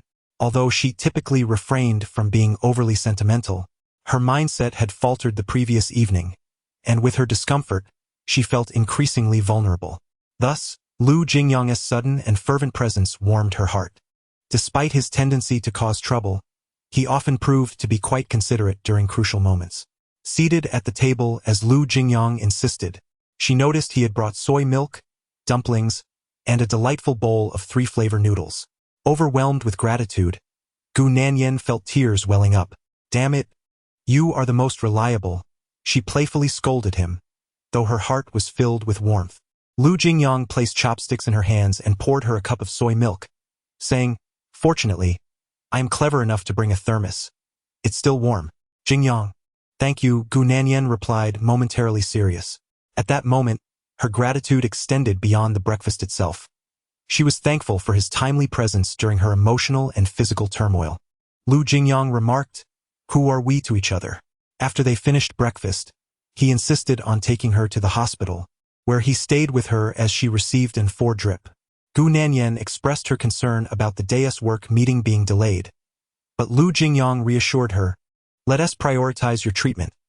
If necessary, we can return a couple of days later. I will stay here with you." In the infusion room, 2 individuals sat side by side, engrossed in the television. Gu Nanyan had nearly regained her composure. Turning her gaze towards Liu Jingyang, she inquired, "So you rushed over just because my phone was off?" Liu Jingyang raised a hand to scratch his hair, hesitating, "Well, not entirely. It's just that."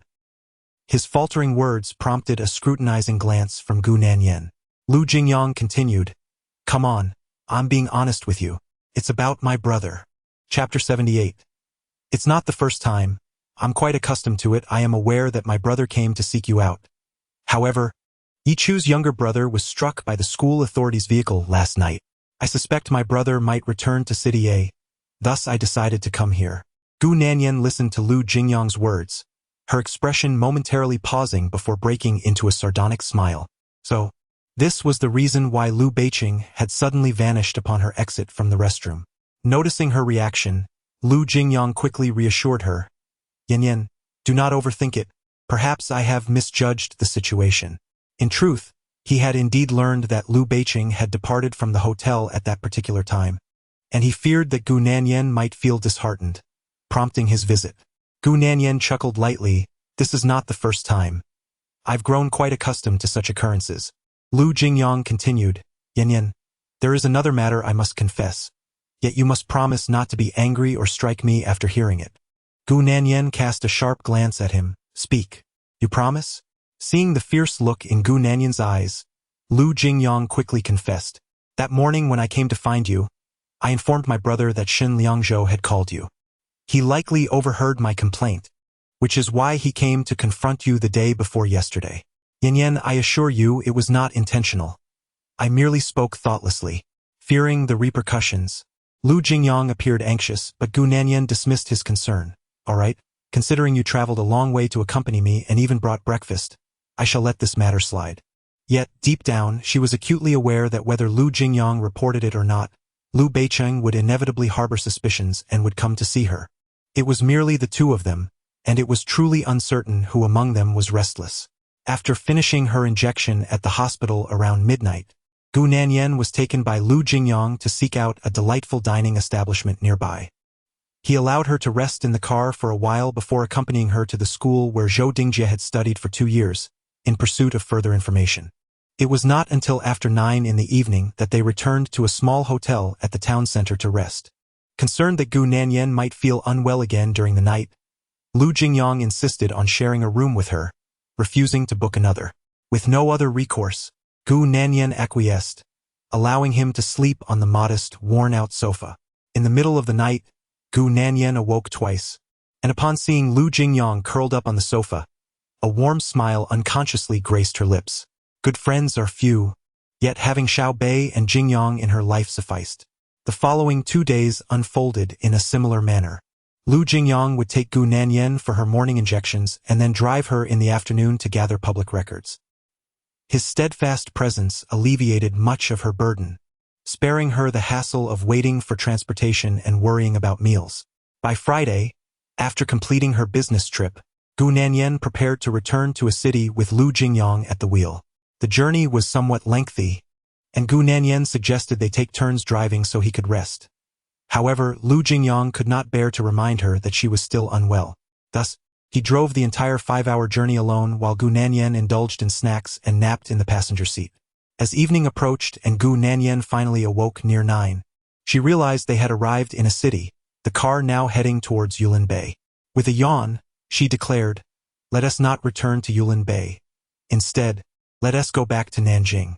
In recent days, she had not mentioned the quarrel with Lu Beicheng to Lu Jingyang, but that did not imply that the incident had not transpired. Often, the more Gu Nanyan refrained from bringing up certain matters, the more profound her disappointment became.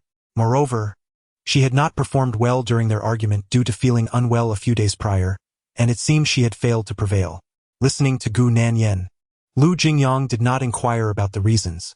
Instead, he simply stated, "All right, I shall heed my sister Yen." After more than 20 minutes, upon arriving at the spacious flat in Nanjing, they found Zhou Bei had already arrived early, preparing a nourishing soup for Gu Nanyan, along with an array of fruits and takeout. "Bei, it smells so delightful. I adore you." As Lu Jingyang stepped into the room, the enticing aroma of Zhou Bei's soup wafted through the air, prompting him to open his arms for an embrace. Zhou Bei, clad in a striking black inkwash-style traditional outfit, swiftly raised her foot to kick him away, exclaiming, "Get lost, don't take advantage of me." Feeling wronged, Lu Jingyang turned to Gu Nanyan with a pitiful expression, saying, "Yen, look at how ungracious this person is. I've been bustling around for days, even driving for several hours to return, and she offers me no comfort whatsoever." Listening to Lu Jingyang's complaint, Gu Nanyan leisurely removed her coat, rolled up her sleeves, and cracked her knuckles, suggesting, "How about I offer you some consolation?" Lu Jingyang turned pale, replying, No, that's unnecessary." After chatting with Zhou Bei for a while, Gu Nanyan retreated to the inner room to shower and change. Upon her return, she discovered Lu Jingyang had already finished his shower and was comfortably lounging on the sofa in his pajamas, while Zhou Bei was giving him a massage. The three of them appeared just as they did in their school days. Moments later, as they gathered around the table for a meal, Lu Jingyang recounted to Zhou Bei the events of Lu Beicheng's sudden return to City A. Zhou Bei's stylish short hair bristled with indignation. She remarked, "Nanyan, as the saying goes, it is preferable to dismantle 10 temples than to sever a single relationship. However, your elder Lu is truly insufferable. I cannot support you in continuing this way." Lu Jingyang quickly chimed in, "Exactly. A man with 3 legs is not hard to find. Why must you cling to my brother like this? He does not appreciate your worth at all and is utterly unworthy of you." Meanwhile, in the hospital, Lu Beicheng stood with his hands in his pockets, watching Yi Fan as she returned to her ward, and he inexplicably sneezed. Yi Chu noticed and turned to Lu Beicheng. Speaking gently, "Beicheng, you've endured quite a lot these past few days, and I apologize for taking up your time. Without your and Secretary Xia's assistance, I truly wouldn't know how to manage." As Yi Chu spoke, her eyes grew moist. The family had been beset with troubles, and these past 2 years had been particularly challenging. One issue after another had left her nearly overwhelmed. Thankfully, Lu Beicheng had been there to support her. He disposed of the paper towel he had used to dry his hands, maintaining a calm demeanor as he said, "Yi Fan is young and recovers quickly. However, If her nutrition is lacking in the later stages, it may affect her physical development. Yes, yes. Yichu nodded earnestly before turning to the bed where Yifan lay. Yifan, quickly express your gratitude to Brother Beiqing. Brother Beiqing. Thank you. The boy listened attentively to Yichu's instructions and obediently replied, I will heed my sister's words and take good care of my foot, ensuring I do not cause her any trouble. I shall not neglect my studies either. Secretary Xia will arrange for a tutor to come tomorrow. Thank you, Brother Beiqing. Thank you, Brother Xia. Yifan had sustained fractures in both the major and minor bones of his left leg when an accident occurred with a school official during an extracurricular class. After several days of traction, he had just emerged from surgery this afternoon. Having expressed his gratitude, Yichu turned to Liu Beiqing and remarked, Beiqing, it's getting late. You should return home and rest. She added, the weather has turned cooler these past few days. I noticed you sneezed earlier, so remember to dress warmly. Liu Beiqing responded with a faint then exchanged farewells with Yifan before departing. Yichu accompanied him downstairs, and it was only when Liu Beiqing's car vanished from her sight that she reluctantly returned upstairs to be with Yifan. If only she could truly be with Liu Beiqing. How wonderful that would be.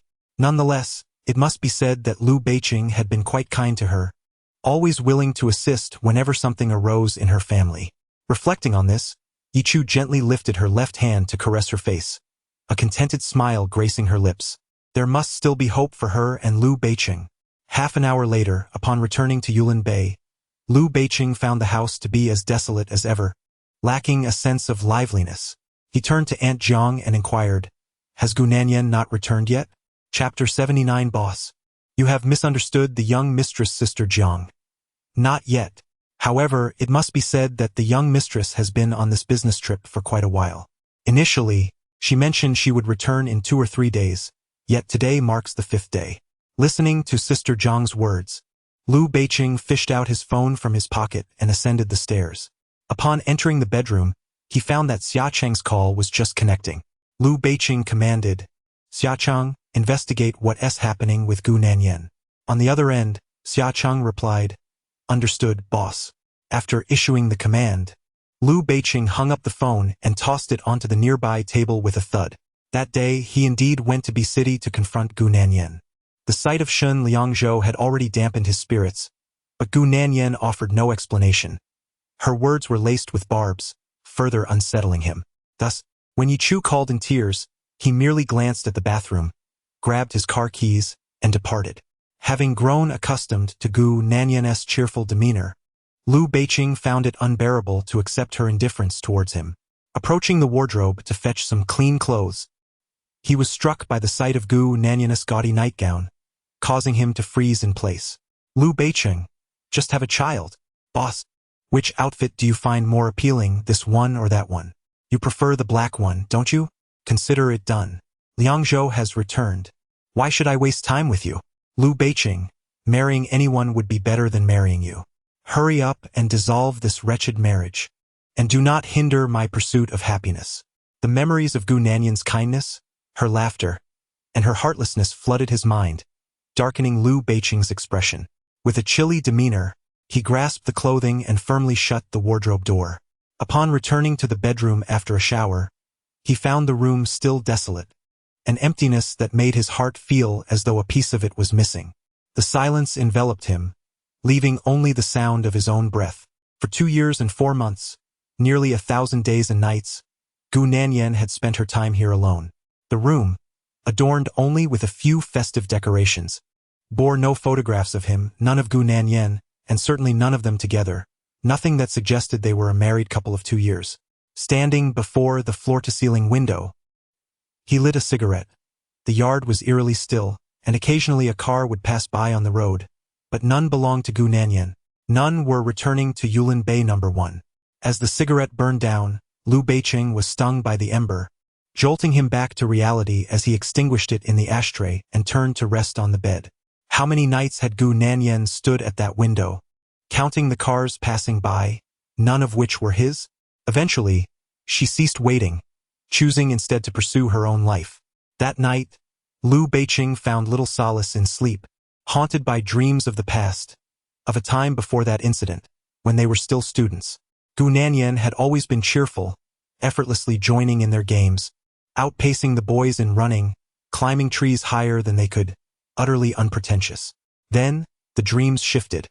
He found himself in a quarrel, striking Gu Nanyan across the face.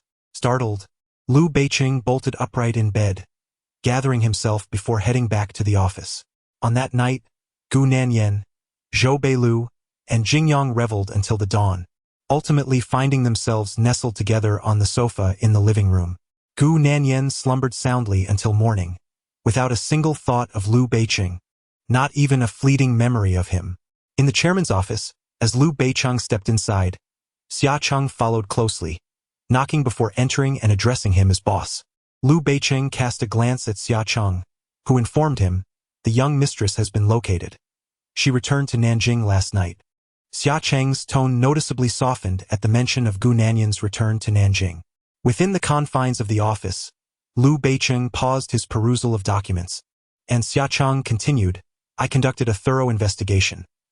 Secretary Shin indeed attended a meeting in City B and returned on Wednesday, without having met the young mistress again prior to his return. However, the second master sought out the young mistress that very night when the boss returned to City A. Moreover, she had fallen ill while there, and it was the second master who accompanied her to the hospital for treatment. I also examined the young mistress's call records.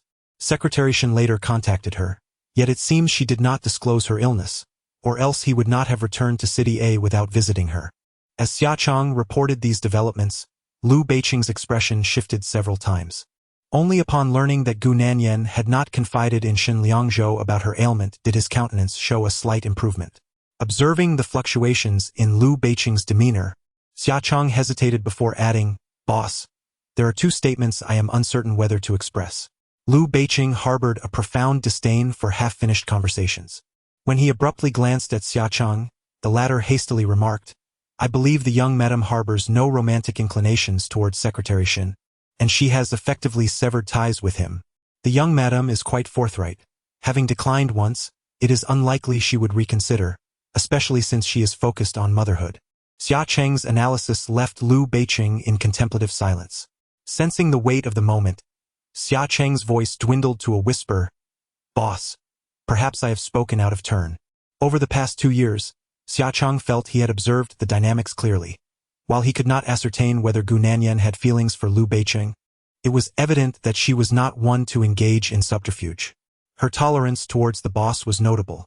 She never seemed to mind his romantic entanglements. As long as he maintained his composure, each encounter with him was marked by her generosity and warmth, qualities that typically endeared her to men. Yet, Xia Cheng could not fathom Liu Beiqing's true desires. His aspirations extended beyond Gu Nanyan's amiability. As Liu Beiqing listened to Xia Cheng's apology, he coolly commanded, "JK has recently released a limited edition pink diamond necklace. Procure it." Xia Cheng cautiously interjected, "Boss, have you not considered presenting the wedding ring to the young madam? It has been cherished for over 2 years. Prior to their marriage, Liu Beiqing had personally designed a diamond ring for Gu Nanyan. Yet after more than 2 years, he had yet to bestow it upon her." Xia Cheng began to question whether that ring had been misplaced. Liu Beiqing looked up and asked, "Xia Cheng, since when did my affairs become your responsibility to arrange?" Xia Cheng quickly apologized, "Boss, my apologies. I will go and order the necklace right away." After leaving the office, Liu Beiqing slammed the documents he held onto the table. Gu Nanyan was unwell, yet she chose not to inform him. But to be fair, when had she ever regarded him with any significance? She had not even disclosed her car accident to him last year. Admittedly, he had been in a foul mood that day in B City. Perhaps he had overreacted. Rubbing his temples, Liu Beiqing resumed his work. In the spacious apartment of Nanjing, Gu Nanyan awoke to find Zhou Bei and Liu Jingyang still asleep. She chose not to rouse them, instead quietly returning to her room to prepare herself before heading to the law firm. In the following days, she did not return to Yulin Bay, opting to go directly home to Nanjing after work. One evening, around 9 o'clock, after finishing her tasks, Gu Nanyan stepped off the elevator and saw Liu Beiqing leaning against her door, smoking. The ground at his feet was littered with numerous cigarette butts. Chapter 80. Have as many as you desire. Gu Nanyan slowed her pace, smiling as usual, and remarked, "Are you seeking my assistance for a lawsuit?" It seemed as though she and Liu Beiqing were mere acquaintances rather than a married couple. Liu Beiqing flicked the half-smoked cigarette from his fingers onto the ground and extinguished it. "Aren't you planning to return home?" he inquired. Gu Nanyan lifted her eyebrows and glanced toward her house. "Lo and behold, that's my home." With his hands tucked into his pockets, Liu Beiqing gazed at her in silence for a moment before speaking. "Gu Nanyan, I have come all this way. We should both make concessions. Moreover, my mother has begun to grow suspicious." A smile threatened to escape Gu Nanyan and Appo's lips. She had retreated so far that there was no further ground to yield. Yet, she felt no inclination to engage Liu Beiqing in a debate over right and wrong. With a yawn, she replied, "You can handle your mother on your own. I need to return home and get some sleep." As she turned to walk toward her door, Liu Beiqing grasped her arm firmly. Gu Nanyan pivoted to face him. "Liu Beiqing, what are you doing at this hour? Don't make me call security." He yanked her back, stating, "Gu Nanyan, show a little respect and respond accordingly. Please, spare me the pretense." Gu Nanyan retorted, "You know I have no sense of shame. Besides, if you extend me an olive branch, must I accept it? What authority do you hold?" Gu Nanyan remained impervious to his provocation, which ignited his frustration. He had already made the effort to come here and lowered himself to her level, yet she seemed unyielding. Liu Beiqing, suppressing his anger, demanded, "What do you want?" Gu Nanyan withdrew her hand, exclaiming with impatience, "Mr. Liu, please refrain from seeking me out or appearing before me. I would be eternally grateful." Despite her resolve to distance herself, he persistently turned back to her, and the most shameless aspect was that his visits only brought about quarrels. Given the nature of their relationship, it was best to keep him at arm's length. Liu Beiqing furrowed his brow. "Have you come to a decision? Do you wish to part ways?" "Indeed," Gu Nanyan replied. "Look." However, before she could finish her thought, Liu Beiqing interrupted her. "Gu Nanyan, do not dwell on this matter. Immediately return to Yulin Bay, or it will be detrimental to both our companies." Amused, Gu Nanyan regarded him with a smirk. "Liu Beiqing, how did I never notice your hypocrisy before? When you refuse to return, you never mention the impact on both companies. If you wish to act like the first day of the lunar month, I shall respond as the 15th. I will mirror your past actions. Previously, I tolerated this marriage, turning a blind eye to any rumors surrounding you. Now, I no longer care. What does Liu Beiqing mean to me? Since you have disregarded my dignity, you shall not expect to retain yours either. If you refuse to allow me peace, then let us both suffer together. In this day and age, who cannot survive without the other?" Liu Beiqing's face paled. "Very well, Gu Nanyan, you wish to reciprocate my actions, do you? Let me see who dares to claim you." Gu Nanyan brushed past him. "Kindly step aside. Do not obstruct my path home for rest." Gu Nanyan attempted to push him away, but Liu Beiqing seized her arm and forcefully slammed her against the adjacent wall, then leaned down to kiss her lips passionately. Overwhelmed by the intensity of his kiss, Gu Nanyan pushed him away with considerable force, then raised her arm to deliver a sharp slap to his face. She exclaimed, "Liu Beiqing, I have spared you some dignity by not exposing you. Have you no sense of shame?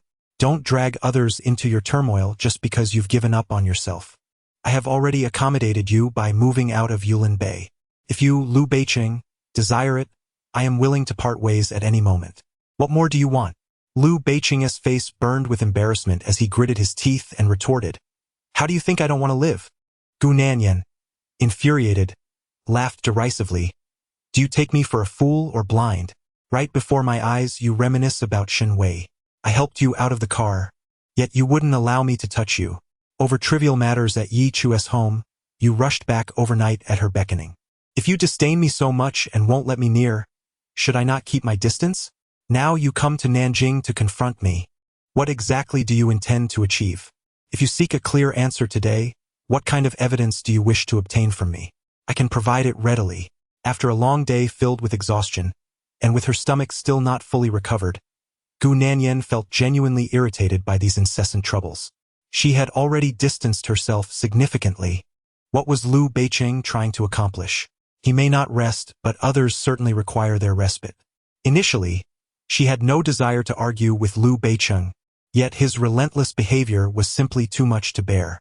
Gu Nanyan mentioned Xinwei and Yichu, and after a prolonged silence, Lu Beiqing, with his hands tucked into his pockets, finally turned to her and said, "Gu Nanyan, do not be so inconsiderate." Gu Nanyan retorted, Indeed, I am inconsiderate, utterly lacking in decorum. You may seek whomever you desire, reminisce about whoever you wish. I shall not accompany you any longer." Lu Beiqing's expression was quite remarkable. When he obstructed her path, she pushed him aside and declared, "Do not come here again. You can manage matters with the Lu family on your own." For over 2 years, she had dealt with his trivialities independently, consistently providing explanations to her family. Seeing Gu Nanyan was serious, Lu Beiqing, disinterested in reasoning or quarreling, simply pressed his hand against the back of her neck and unceremoniously propelled her into the elevator. Gu Nanyan resisted, pushing him away to summon the elevator herself. But Lu Beiqing blocked her, saying, "Enough of this fuss. Are you truly going to remain here and not return home?" As the elevator descended, Gu Nanyan, exasperated, struck him with her bag several times, exclaiming, "Will you ever cease? It is late at night. Are you going to let anyone rest?" She was genuinely fatigued and suffering from a stomachache. Lu Beiqing did not retaliate but maintained his grip on her neck, pulling her to stand beside him. Moments later, as the elevator doors opened, he guided her out, and she stumbled slightly before regaining her balance. Turning to him, she said, "Lu Beiqing, I have finally come to terms with letting you go. Do not squander this opportunity. Otherwise, if I suddenly decide to demand a child, do not blame me for becoming unreasonable." Lu Beiqing. In any case, she never softened her tongue when berating herself. Lu Beiqing once again grasped her by the nape, pushing her towards the parking lot, insisting, "Go on, give birth as many as you wish." Gu Nanyan retorted, "Whoever refrains from giving birth is a coward." Upon their return to Yulin Bay, Gu Nanyan seized the opportunity while Lu Beiqing went to the adjacent study to retrieve something, and promptly locked the door to the master bedroom. When Lu Beiqing returned and found himself unable to open the door, his expression soured considerably. He twisted the doorknob and called out, "Gu Nanyan, open the door." Inside, Gu Nanyan sprawled on the bed, stretching her limbs, and casually kicked the quilt over herself, enveloping her from head to toe, disinterested in Lu Beiqing's presence. It was inconceivable for Lu Beiqing to have children with her. Even if he wished to, she certainly would not consent. The two of them were merely enduring this standoff. He would ultimately have to broach the subject. If he did not, she would, albeit claiming to be preoccupied with Zhou Dingjie's case, leaving her with little energy to argue with him. Cocooned tightly within the quilt, Gu Nanyan feigned ignorance to Lu Beiqing's relentless knocking, choosing instead to drift off into slumber. However, having skipped lunch and dinner, she was awakened in the dead of night by hunger. Lying motionless on the bed, she was reluctant to rise in search of sustenance, but her stomach protested vehemently with a series of grumbles, disrupting her rest. After tossing and turning for a while, she finally sat up abruptly, her hair tousled from sleep, and resolved to find something to eat. As she slipped on her slippers and half closed her eyes to open the door, she caught sight of someone leaning against the doorframe of the opposite room, arms crossed, gazing intently in her direction. In that instant, Gu Nanyan's drowsiness was completely startled away, and she instinctively took a couple of steps back. Chapter 81. Come, give it a try. Once she confirmed that the person was indeed Lu Beiqing and not an apparition, Gu Nanyan rubbed her chest and exclaimed, "Lu Beiqing, are you out of your mind? Why aren't you asleep at this late hour?" Lu Beiqing remained leaning against the doorframe opposite her, gazing at Gu Nanyan as he replied, "Gu Nanyan, you possess quite a bit of audacity." In his domain, she had locked him outside, and previously in Nanjing, she had even driven him out and summoned security. From childhood to adulthood, from home to school, and from school to society, who was unaware that the young master of the Lu family was not to be trifled with. If one dared to upset him for a day, he could make their lives miserable for an entire year, or perhaps even render them perpetually discontent.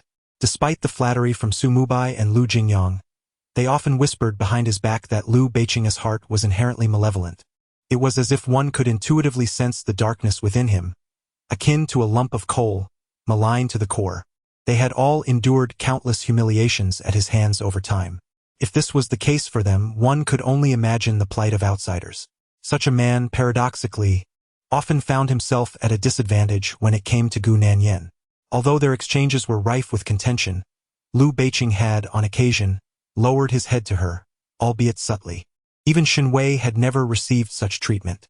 Yawning, Gu Nanyan remarked, "Do you think everyone is like you, merely spouting empty words without any action?"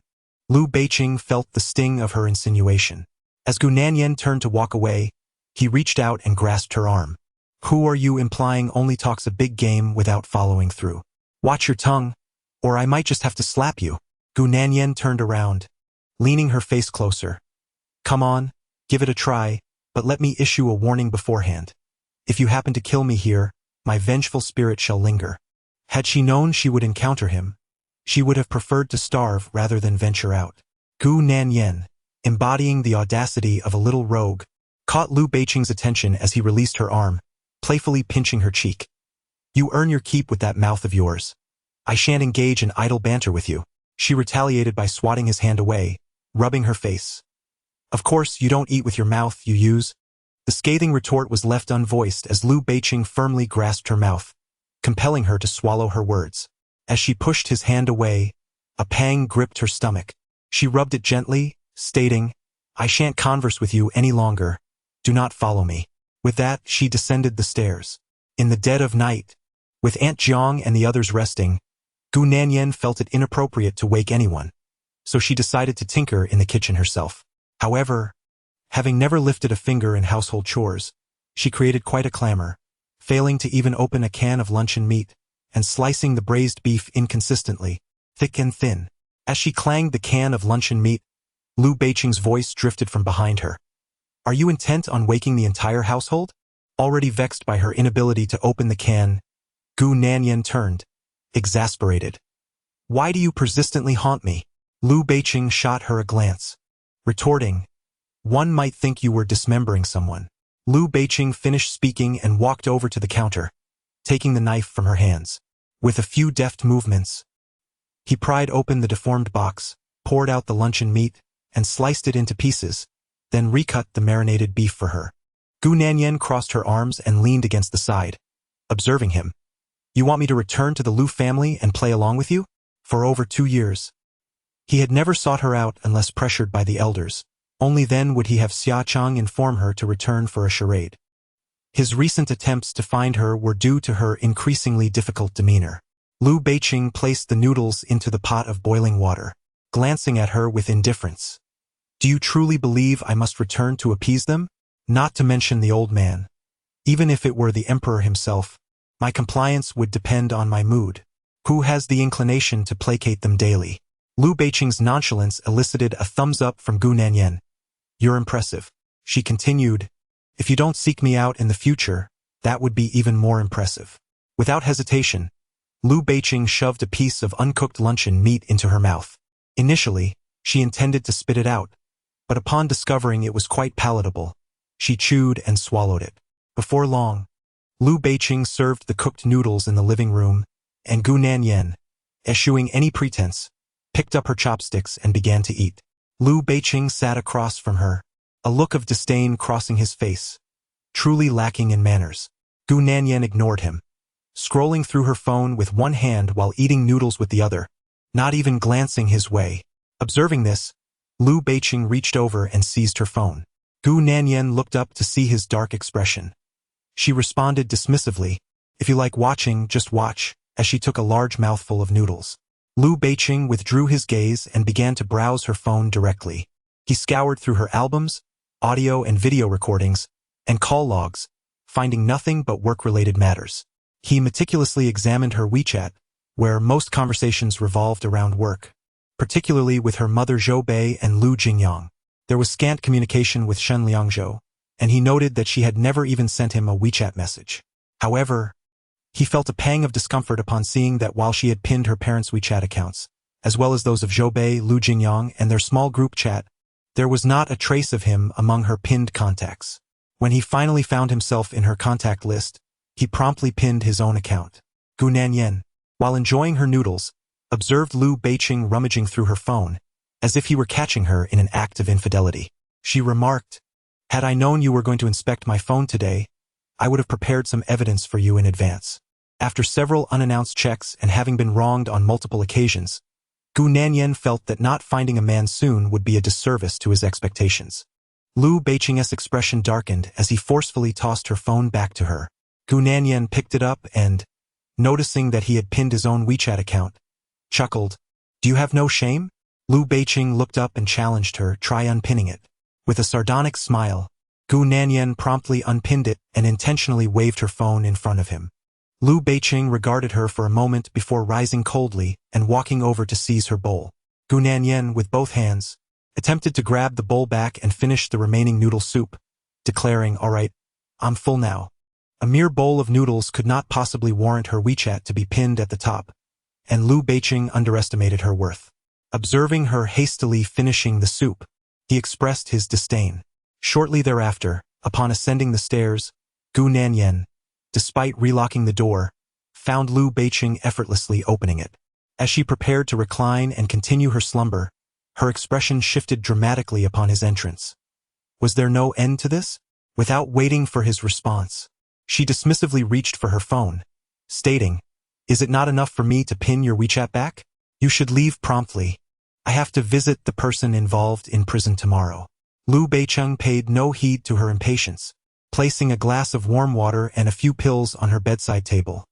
Stomach medication. With the medicine set down, Gu Nanyan regarded him in silence. Chapter 82. Late affections are worth less than weeds. She had presumed that Lu Beiqing had come to argue again, but to her surprise, he had brought medicine, specifically for her stomach. It seemed he had investigated her business trip to City B, discovering her illness but not her indiscretions with Shen Liangzhou. Gu Nanyan cast a glance at the medicine on the bedside and replied softly, Thank you. Had this occurred a few months prior, Lu Beiqing cooking her noodles and delivering medicine in the dead of night might have stirred her emotions, igniting her desire for motherhood. However, at this moment, she felt little sentiment. There is a saying online, late affections are worth less than weeds. Moreover, Lu Beiqing's affections were hardly profound. He was merely grappling with his own guilt over wronging her, feeling a slight remorse for his infidelity in their marriage. Perhaps he did not even harbor guilt, likely contemplating what he might wish her to do next. In the past, every time Lu Beiqing disregarded Gu Nanyan and denied their relationship in public, she had brushed it off. Yet, when he openly reminisced about Shenwei while disregarding her, it was difficult for Gu Nanyan not to feel a surge of emotions. Shen Liangzhou had feelings for her. He had even sought her hand in marriage at the Gu family home. Lu Beiqing's actions were a blatant declaration to Shen Liangzhou that he did not regard Gu Nanyan seriously, intentionally provoking Shen Liangzhou's discontent and pushing her away. This, Gu Nanyan could not accept. If you do not love someone, you may end the relationship. However, to deliberately afford other men opportunities while pushing her away, what did that signify? How did he truly perceive her, Gu Nanyan? Though she feigned concern for Shen Liangzhou, her actions belied her true intentions, as she eagerly sought to uncover evidence of her infidelity. When Gu Nanyan expressed her gratitude, Lu Beiqing replied, If anything is amiss, do not hesitate to call me. Gu Nanyan responded, All right, then you should rest early. Though she acquiesced, her heart knew all too well that even in death, she would never reach out to him.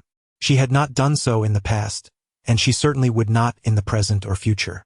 With a resounding thud, Lu Beiqing closed the door behind him, while Gu Nanyan, upon his departure, discarded the pills he had given her into the trash bin. The following morning, as Gu Nanyan prepared to leave her bedroom, she encountered Lu Beiqing emerging from the opposite direction. She greeted him nonchalantly. Good morning. He merely nodded in response. At that moment, her phone rang, an incoming call from Lu Jingyang. As Gu Nanyan answered the call, she barely had the chance to speak before Lu Jingyang's boisterous voice erupted from the other end. Yanan? Where are you? Where have you gone?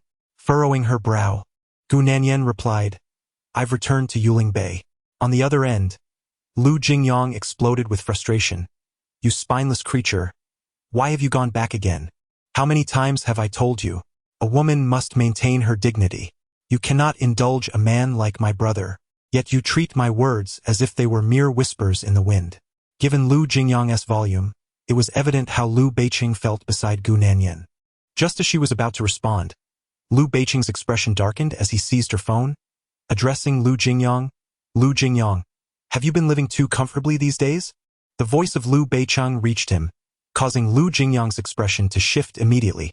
Brother, let me tell you, I have urged Nanyan countless times these past few days to not hold a grudge against you and to return to Yulin Bay quickly. Look, she has finally been persuaded. The duplicity of Lu Jingyang, akin to the swift transformations of a Sichuan opera performer, prompted Lu Beiqing to abruptly end the call. He tossed the phone to Gu Nanyan, stating, Lu Jingyang has betrayed you more thoroughly than anyone else. Gu Nanyan retorted with a dismissive laugh. I don't need you to teach me who is good and who is bad.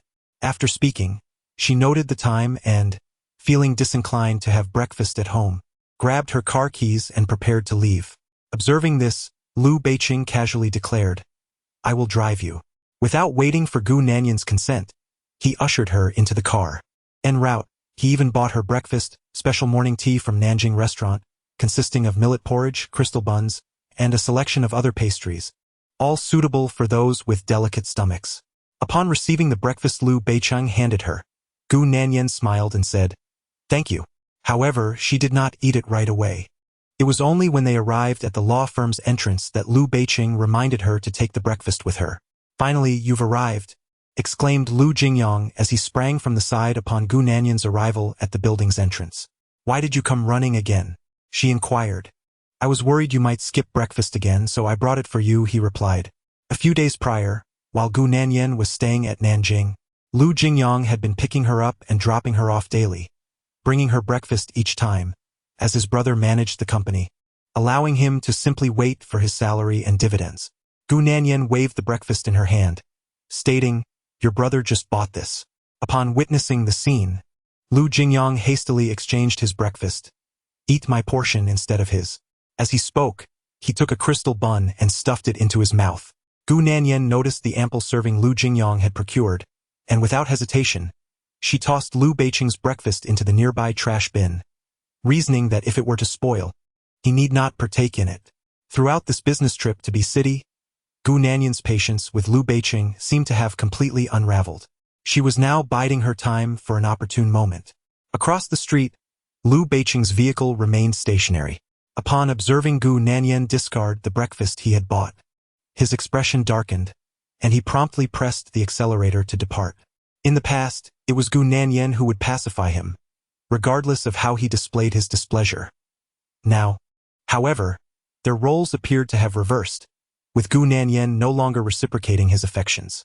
At the law firm's entrance, Gu Nanyan was savoring a small steamed bun when she remarked, I need to visit the prison shortly, but I have no means of transport. Could you take me? Lu Jingyang, having just devoured a bun, replied, Sure.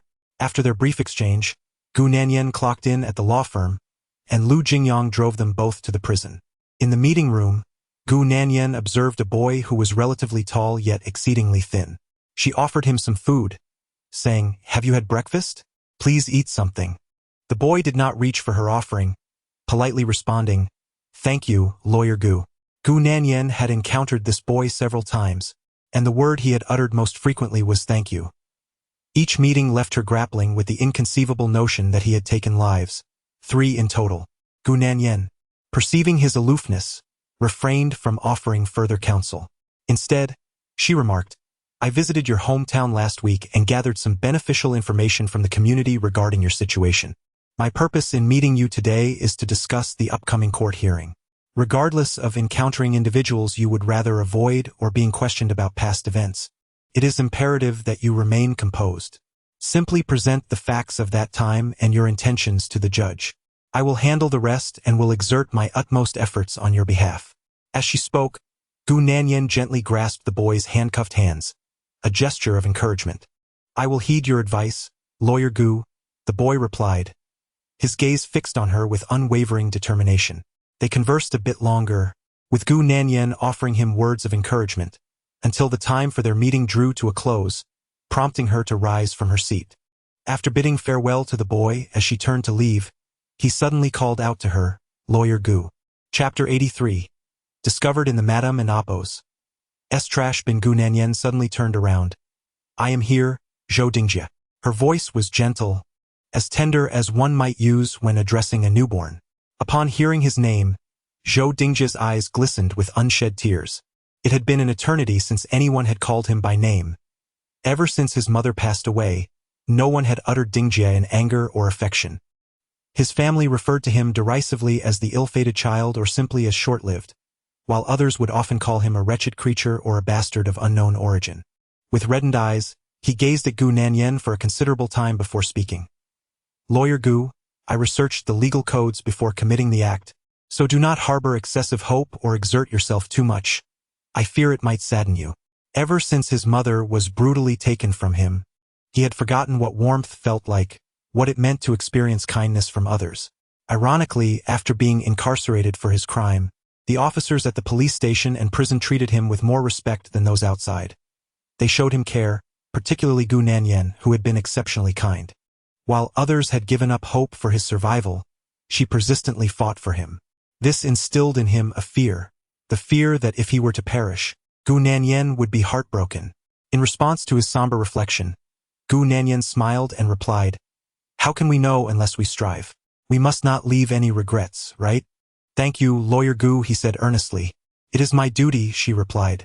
As he watched Gu Nanyan depart, the boy lowered his gaze to the pastries she had brought him. With his hands restrained by handcuffs, he delicately opened the box, revealing his favorite treats, egg tarts and flaky pastries. He had previously confided in Gu Nanyan that he considered these delicacies to be the finest in the world, and so she made it a point to bring him a little each time they met.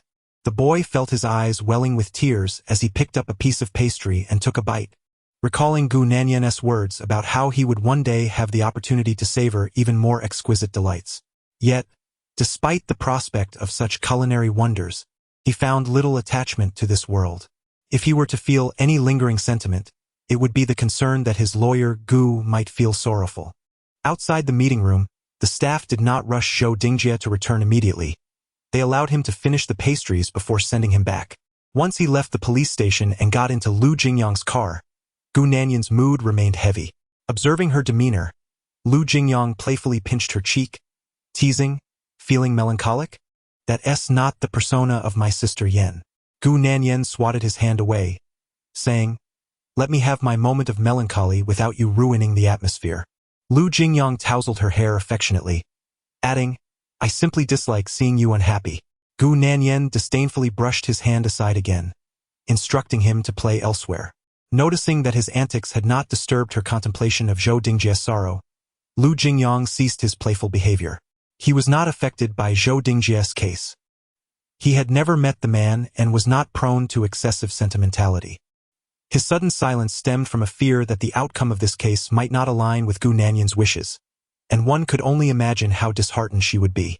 This was not merely a divorce case or a civil dispute. It involved the lives of several individuals. Turning to Gu Nanyan, he observed her exhale slowly.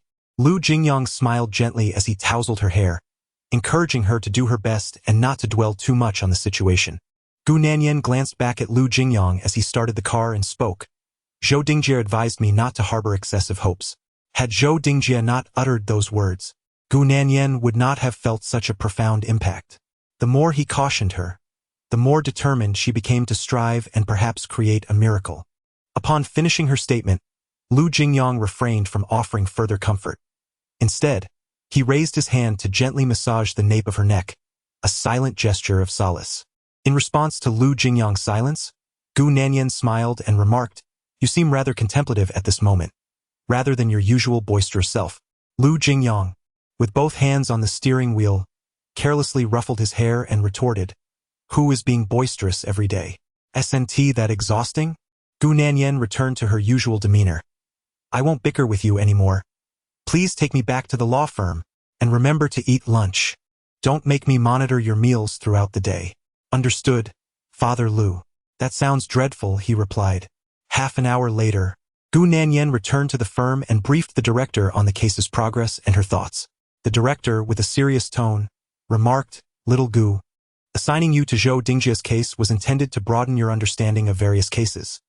Yet who could have anticipated that you would become so invested?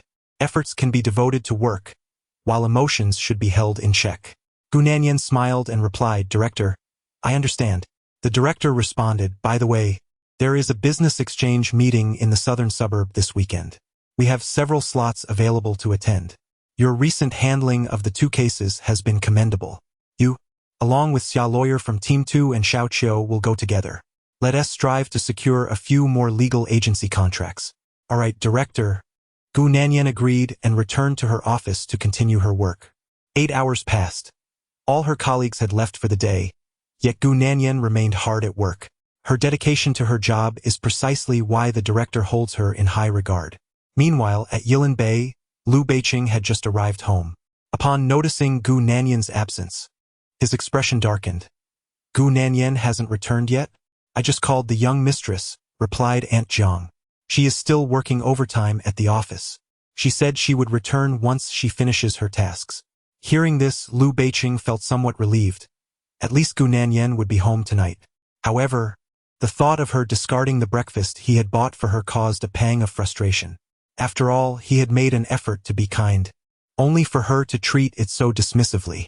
Noticing Liu Beiqing tugging at his tie, Aunt Jiang produced a small plastic bag from her pocket and handed it to him.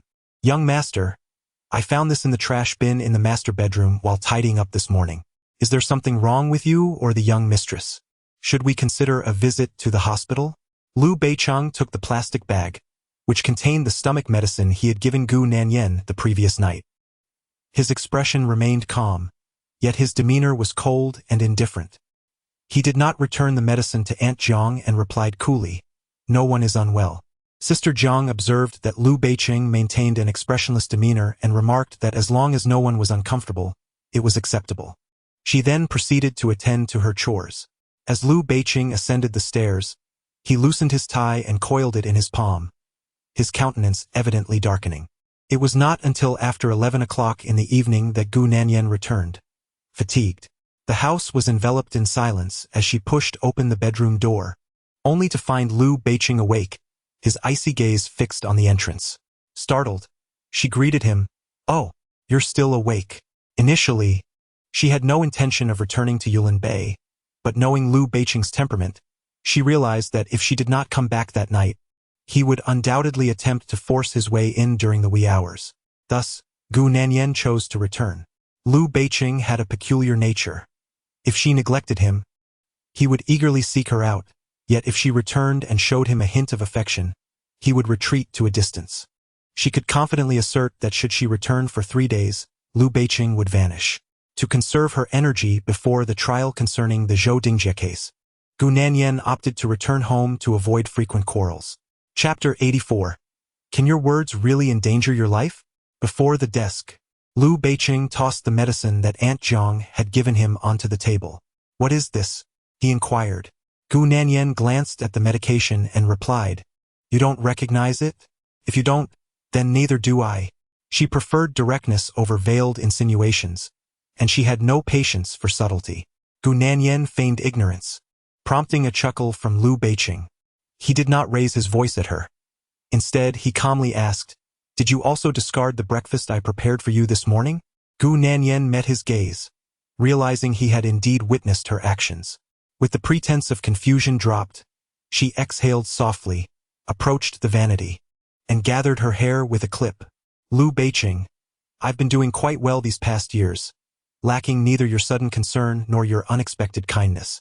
If you truly wished for a good life, where were you all this time?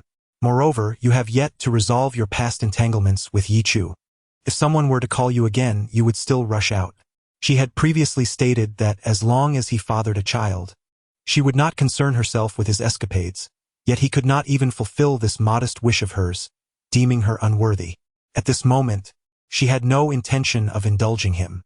Human emotions are fluid. She would not remain the Gu Nanyan of 2 years ago, nor would she perpetually embody the version of herself that once harbored feelings for him. Life is too long for certainties to endure. With an unexpectedly serious demeanor, Gu Nanyan caught Liu Beiqing's attention as he stood with his hands in his pockets, observing her intently for a considerable time before finally speaking. "Regarding the business trip last time, I believe I may have misjudged you." Gu Nanyan chuckled. "No need. There is no requirement for you to explain, and do not be too hasty in drawing conclusions. Who knows, Perhaps there may indeed be something between Xin Liangzhou and me in the future. During that dinner, she had been meticulously crafting a facade of tranquility, unwilling for Xin Liangzhou to perceive the depth of their relationship. Yet, to her dismay, he had managed to convey his disdain for her with remarkable indifference. Given this, there was no necessity for her to justify herself. Gu Nanyan believed that while Liu Beicheng could disregard her in front of anyone, he ought not to treat her with such indifference before Xin Liangzhou. After all, they were rivals. Liu Beicheng retorted coldly, "Gu Nanyan, does speaking to me in this manner cost you a piece of flesh? Is it a matter of life and death?" Gu Nanyan smiled. "What does the CEO wish to hear? I shall select words that please you." Liu Beicheng found the conversation unsustainable. If they continued, he would surely be filled with ire. Abruptly averting his gaze from Gu Nanyan, he seized his coat and stormed out, leaving the door to the bedroom slammed shut behind him. She had no need for his concern, and he could hardly muster the effort. Afterward, Gu Nanyan glanced back at the door, noting that it had not even been 3 days before Liu Beicheng departed. In the following 2 days he did not return, reveling instead with Su Mubai and others, frequently trending on social media. One morning, when Xiachang received a ride from Liu Beicheng to a government meeting, he casually inquired, "Boss, has the pink diamond from JK arrived? When will it be presented to the young mistress?" Liu Beicheng and Appo's expression darkened. "Who said it was for her?" Xiachang fell silent. If it was not intended for the young mistress, then whom else could it possibly be for? Although the outside world is bustling, there is no genuine commotion. Xiachang is filled with grievances yet dares not voice a single word. Upon their arrival at the resort on Friday afternoon, Gu Nanyan and her colleagues encountered Liu Beicheng in the lobby, accompanied by Xiachang and Yichu. Today, Yichu donned a white dress, complemented by a light gray overcoat, and adorned her neck with a pink diamond necklace, which bestowed upon her an air of opulence. "Mr. Liu, what a coincidence to see you here." Director Xie, noticing Liu Beicheng's presence, hastened to greet him. Observing this, Gu Nanyan joined the other 2 colleagues but refrained from initiating a greeting, opting instead to stand idly by. "Nanyan." Yichu, upon seeing Gu Nanyan, greeted her with a bright smile. Gu Nanyan acknowledged her with a slight nod, noticing that the necklace Yichu wore was a unique piece from JK this year, priced at an astonishing 48 million. Lu Jingyang had intended to acquire this necklace as a gift for her but ultimately failed to do so.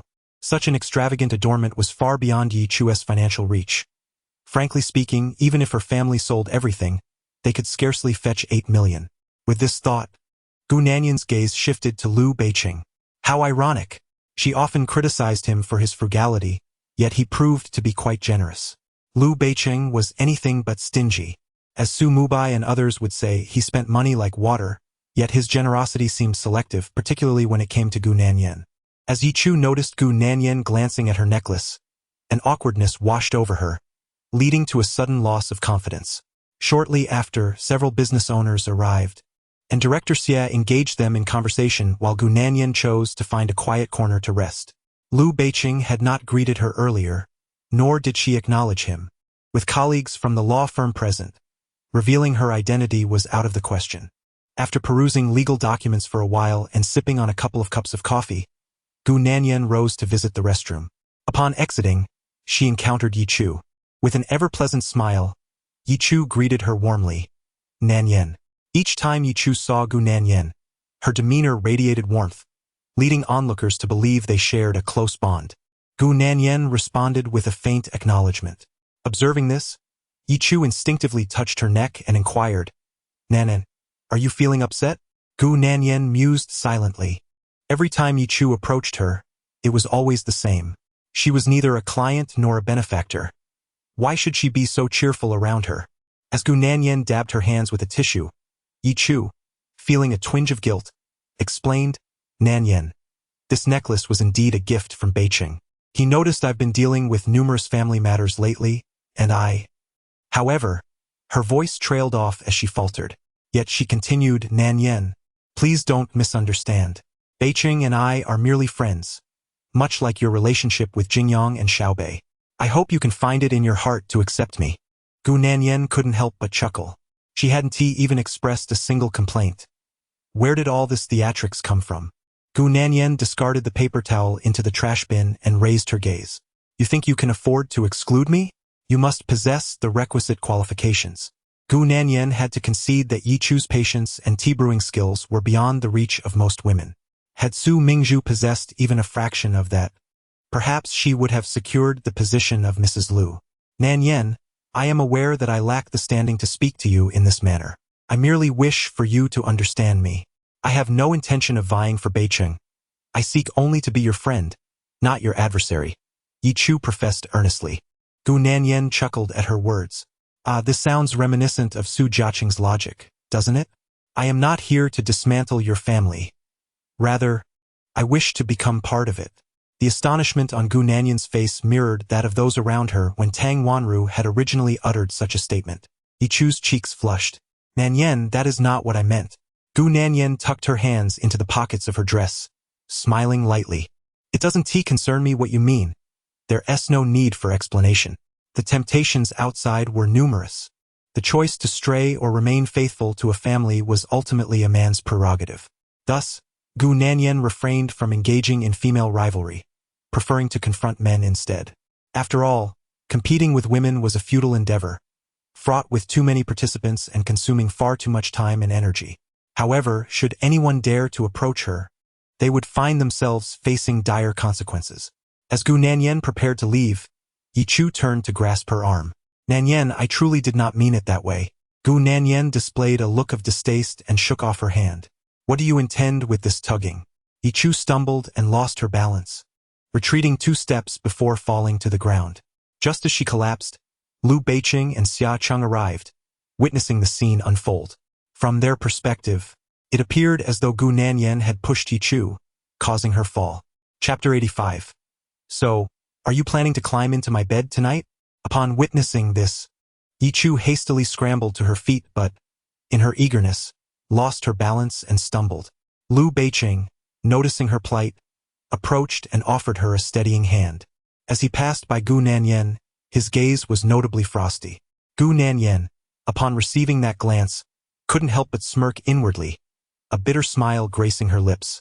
Once Yi Chu was back on her feet, she anxiously grasped Liu Beicheng's arm, fervently explaining, Beicheng, this has nothing to do with Nanyan. I simply lost my footing. However, her attempt at clarification only served to suggest that Gu Nanyan had deliberately pushed her. Unperturbed, Gu Nanyan sauntered closer, reaching out to pinch Yi Chu's cheek. In that moment, she appeared so pitiful that one might feel a twinge of sympathy for her if she were a man. Before Liu Beicheng could intervene, Gu Nanyan released Yi Chu's face and turned her attention to him, stating, Liu Beicheng, you'd best keep her close, ideally by your side at all times, for she might vanish at any moment.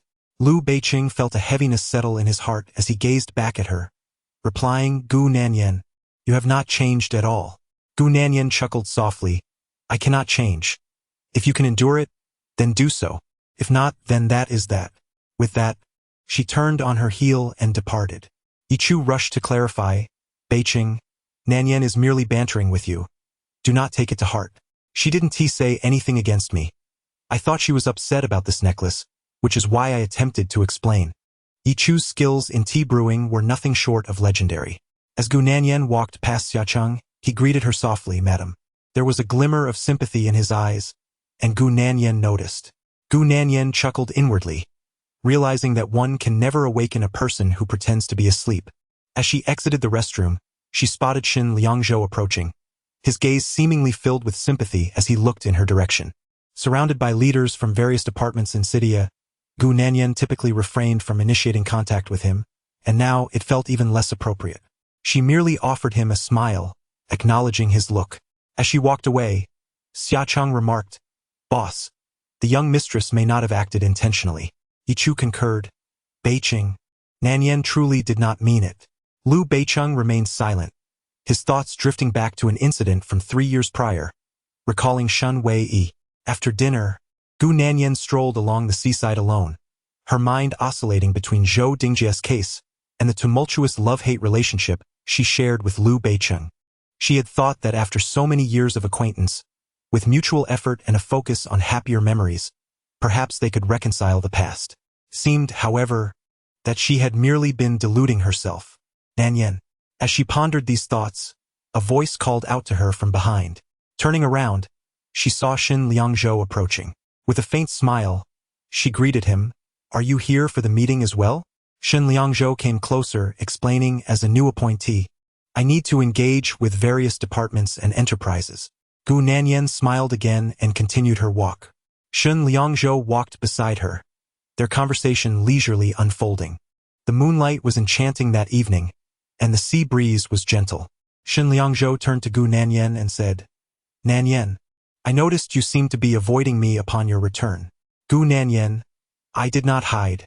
I merely avoided some misunderstandings. Upon saying this, Gu Nanyan felt a sense of awkwardness and chuckled, remarking that Liu Beiqing was out there with his many admirers, making her own evasiveness seem rather amusing. As they passed a few beach chairs, Shin Liangzhou called for Gu Nanyan to sit down. She adjusted her shawl and took a seat beside him. At that moment, Shin Liangzhou revealed, the reason I came to propose to the Gu family was that I witnessed you arguing with Beiqing, during which he struck you. I wanted to support you, to make Beiqing realize that you are not solely dependent on him. Upon hearing this, Gu Nanyan looked up at him, astonished that he had witnessed her dispute with Liu Beiqing, including the slap she had received. With a bewildered expression, she listened as Shin Liangzhou continued. I truly care for you, Nanyan, just as I care for my sister Wei Yi and for Xiao Bei. Had it been Xiao Bei in that situation, I would have acted similarly. Therefore, I hope you and Beiqing find happiness together. Shin Wei Yi is Shin Liangzhou's younger sister. After Shin Liangzhou spoke, Gu Nanyan found herself both amused and touched. It dawned on her that, all these years, she had overthought matters. After gazing at Shin Liangzhou for a while, she smiled and said, Thank you, Liangzhou Gu. Shin Liangzhou turned his gaze towards the sea, reflecting, having watched you all grow up, I hope everyone remains as they once were. In truth, Shin Liangzhou was not much older than them. He was 7 years senior to Gu Nanyan, 4 years older than Liu Beiqing, and 2 years older than Xin Li and Gong Xian. Nonetheless, he was indeed the eldest among them. However, he is the youngest and most promising leader in City A, and the entire Shin family takes great pride in him. After spending some time sitting on the beach with Shin Liangzhou, their moment was interrupted by the ringing of Shin Liangzhou's phone, indicating he had matters to attend to. The two then returned to the hotel in the resort to rest. Shin Liangzhou occupied the upper floor of the suite belonging to Gu Nanyan, who had exited the elevator a moment earlier. Wrapped in a shawl, Gu Nanyan sauntered around the corner from the waiting area and immediately spotted Liu Beiqing standing at her door, engaged in a phone call. Upon noticing Gu Nanyan's arrival, Liu Beiqing swiftly ended the call and turned his gaze toward her. As Gu Nanyan approached, she observed that Liu Beiqing had not departed, seemingly awaiting her return. Her previously leisurely pace hastened once more as she moved toward him. With her arms crossed over her chest, holding the shawl in place, Gu Nanyan confronted Liu Beiqing and asked, Looking for me? Aren't you afraid of being discovered? It was ironic that despite being a legitimate couple, her words framed their relationship as if it were an illicit affair. Liu Beiqing disregarded her comment, his hands tucked into his pockets as he inquired, Where have you been? Gu Nanyan nonchalantly replied, I was with someone else. Liu Beiqing's expression darkened significantly, as every conversation with her seemed to require damage control. Nevertheless, he refrained from venting his frustration at Gu Nanyan. Instead, he took a couple of steps closer and asked, Did you meet with Shin Liangzhou? Gu Nanyan tightened her grip on the shawl and responded, Yes, just for a moment. This time, Liu Beiqing could no longer contain himself. He reached out, gripping her neck and pulling her sharply toward him, declaring, Gu Nanyan, I am not dead yet, and you dare to seek someone else in my presence. Gu Nanyan raised her head, amusement dancing in her eyes as she regarded him. I am not dead, and you are out there indulging in your pleasures. It seems we are equally matched in this regard, so let us not cast stones at one another. With that, she removed Liu Beiqing's hand, adding, From now on, speak your mind without resorting to such physicality. Liu Beiqing felt a surge of irritation, his teeth grinding with vexation. Little did she know who truly relished in physicality. After all, it was he who had been thrust into the hospital and had received a resounding slap. Just then, as the tension between the two reached a stalemate, a figure emerged from the adjacent suite. Upon witnessing this, Liu Beiqing swiftly produced a room key and unlocked Gu Nanyan's door, forcefully ushering her inside by the arm. With access to her room, Gu Nanyan felt a wave of displeasure. His power was indeed formidable. Regaining her balance after being unceremoniously tossed, Gu Nanyan flung her fallen shawl at Liu Beiqing and, in a low, irate tone, demanded, "Who permitted you to enter my room?" Liu Beiqing retorted, "What of it? Have you not often graced my bed?" Gu Nanyan, exasperated yet amused, replied, "So, you intend to climb into my bed tonight?" Chapter 86. So in need of a man, I fulfill your desire. Liu Beiqing disregarded Gu Nanyan's words, casting aside the shawl that had been flung at him. "Gu Nanyan, are you truly so intolerant of solitude? It has barely been a moment, and you are already seeking out that man named Shen." Gu Nanyan approached the vanity in the suite, removing the ring and watch from her hands. "If I do not seek him, should I pursue you instead? Besides, when I come to you, do you even allow it?" With her casual retort, Gu Nanyan left Liu Beiqing speechless.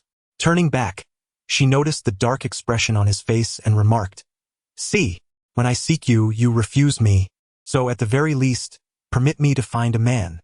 Otherwise, I might age prematurely." As Gu Nanyan's mischievous spirit resurfaced, Liu Beiqing loosened his tie and flung it onto the bed. "Fine. If you are so desperate for a man, I shall indulge you." With that, he strode over, swept Gu Nanyan into his arms, and tossed her onto the bed. After being roughly thrown onto the bed by Liu Beiqing, Gu Nanyan supported herself with her hands and looked at him. "If you don't mind a battle, then I shall simply lie here and enjoy." Liu Beiqing let out a laugh. "Do you come here every day during your period?" The last time they were in B City, she had used this excuse for her inconvenience, and now just a few days later she was employing it again.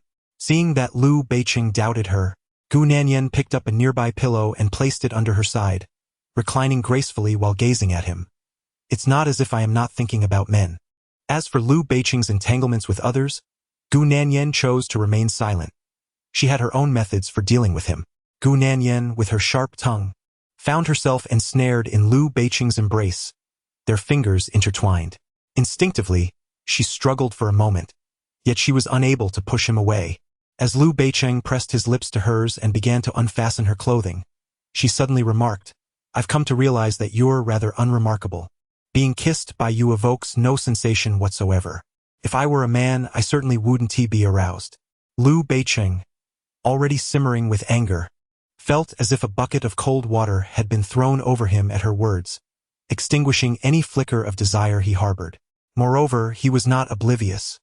He could discern that Gu Nanyan did not wish to be touched by him. Ever since she had suggested divorce, she had not approached him with the same sincerity as before. Her words were deliberately intended to provoke him. After scrutinizing Gu Nanyan for a lengthy moment and finding no trace of desire in her eyes, Liu Beiqing coolly extricated himself from her grasp. He turned his back to her, adjusted his attire, donned the suit jacket that lay discarded on the table, and opened the door with a decisive force, slamming it shut behind him as he departed without a backward glance. Inside the suite, Gu Nanyan exhaled deeply, then swept a hand through her hair before rising to head to the bathroom. She harbored no affection for Liu Beiqing, and it was inconceivable for her to shamelessly engage with him after he had defended Yi Chu. Even if she were to cast aside her dignity, there remained a line she would not cross. Choosing not to confront him directly was merely a reflection of her belief that it was unnecessary. Liu Beiqing no longer held the weight to incite her anger. Meanwhile, in the bar, Liu Beiqing's mood had soured, and he was drinking with Xin Li. His face bore an expression of gloom, and without needing to inquire, Xin Li was aware that yet another quarrel had transpired. "Are you not inclined to discuss it?" he casually inquired after a couple of rounds of drinks. Liu Beiqing lifted his glass, took another sip of wine, and finally spoke. "Old Shen, tell me, what does it signify when a woman is utterly unwilling to let you touch her and shows no inclination towards you? What might her thoughts be?" Liu Beiqing voiced his confusion, and Xin Li did not shy away from the truth, stating plainly, "Disinterest. A woman has no feelings for a man she does not favor." Liu Beiqing felt a pang in his heart. Just moments ago, Gu Nanyan had expressed that she felt nothing when kissed. If she were a man, she would be utterly impotent. With this thought, Lu Beiqing downed another hefty gulp of liquor. Noticing his heavy mood, Shun Li continued. If there was once affection, if she was once willing to be close to you, it is possible that recent tensions are merely a manifestation of her frustrations, a lingering resentment that has yet to dissipate. Upon hearing Shun Li's words, Lu Beiqing turned to him, finding this statement slightly more palatable than the previous one. You quarreled with Nan Yen, didn't you? Shun Li remarked with a smile. But do not blame her for being upset. You have been married for over 2 years, and it is always Nan Yen who seeks you out. You have grown accustomed to her indulgence. A person's pride and patience are finite. If you continue down this path, Nan Yen will undoubtedly feel disheartened. Moreover, she is not like those women outside who covet your fame and fortune. She has no obligation to coddle you at every turn. This remark did not sit well with Lu Beiqing, who took a sip of his drink and replied, You only saw her come to seek me out, but you didn't witness her anger. The last time I kissed her, she retaliated with a slap that left several finger marks on my face. Her temper is not as gentle as you all claim. She has her own little schemes. Shun Li chuckled. Well, you must have infuriated her. Otherwise, she wouldn't have rushed at you. Take today as an example. You were fully aware she would come, yet you brought Yichu along. Moreover, that necklace was a gift from you, wasn't it? You seem displeased when she exchanges a few words with Liang Zhou. But how do you expect her to feel when she sees you bestowing such an extravagant gift upon another woman, keeping her by your side for 24 hours? What thoughts must be swirling in her mind? Lu Beiqing fell silent. The necklace was originally intended for Gu Nanyan, but after she disregarded him and discarded the medicine and breakfast he had provided, he, in a fit of pique, hastily gave the necklace to Yichu. If Gu Nanyan had an issue with Yichu, she could have clearly expressed it to him. After more than 2 years of marriage, what he detested most about her was her indifference and magnanimity. Had it not been for his mother's pressure, there would have been no movement on her part. Noticing Lu Beiqing's silence, Shun Li continued, You said that Nanyan married you simply because she believed in those fortune-telling words, right? If this were the case for any other woman, she would have sought out other men to test the waters first, and only after finding them unsuitable would she wholeheartedly turn to you. Gu Nanyan has never tried anyone else, so her being with you is not solely due to the predictions. Despite Shun Li's earnest counsel, Lu Beiqing remained silent. There were many matters they were oblivious to. Enough of this brooding over drinks. If you truly wish to live a better life and keep Nan Yen by your side, you must swiftly appease her. A woman can be easily soothed. Delaying will only exacerbate the situation. As Shun Li concluded, Lu Beiqing drained his glass and rose from his seat. I shall return home first. You should rest early. Very well, I will linger for a while before departing. Aware that Lu Beiqing was likely headed to find Gu Nanyan, Shun Li chose not to accompany him. In the elevator, Lu Beiqing's hands were buried in his pockets, his mind consumed by Shun Li's recent words. When the elevator doors opened, he intended to turn left towards his room, but after a moment of contemplation, he ultimately opted to veer to the right instead.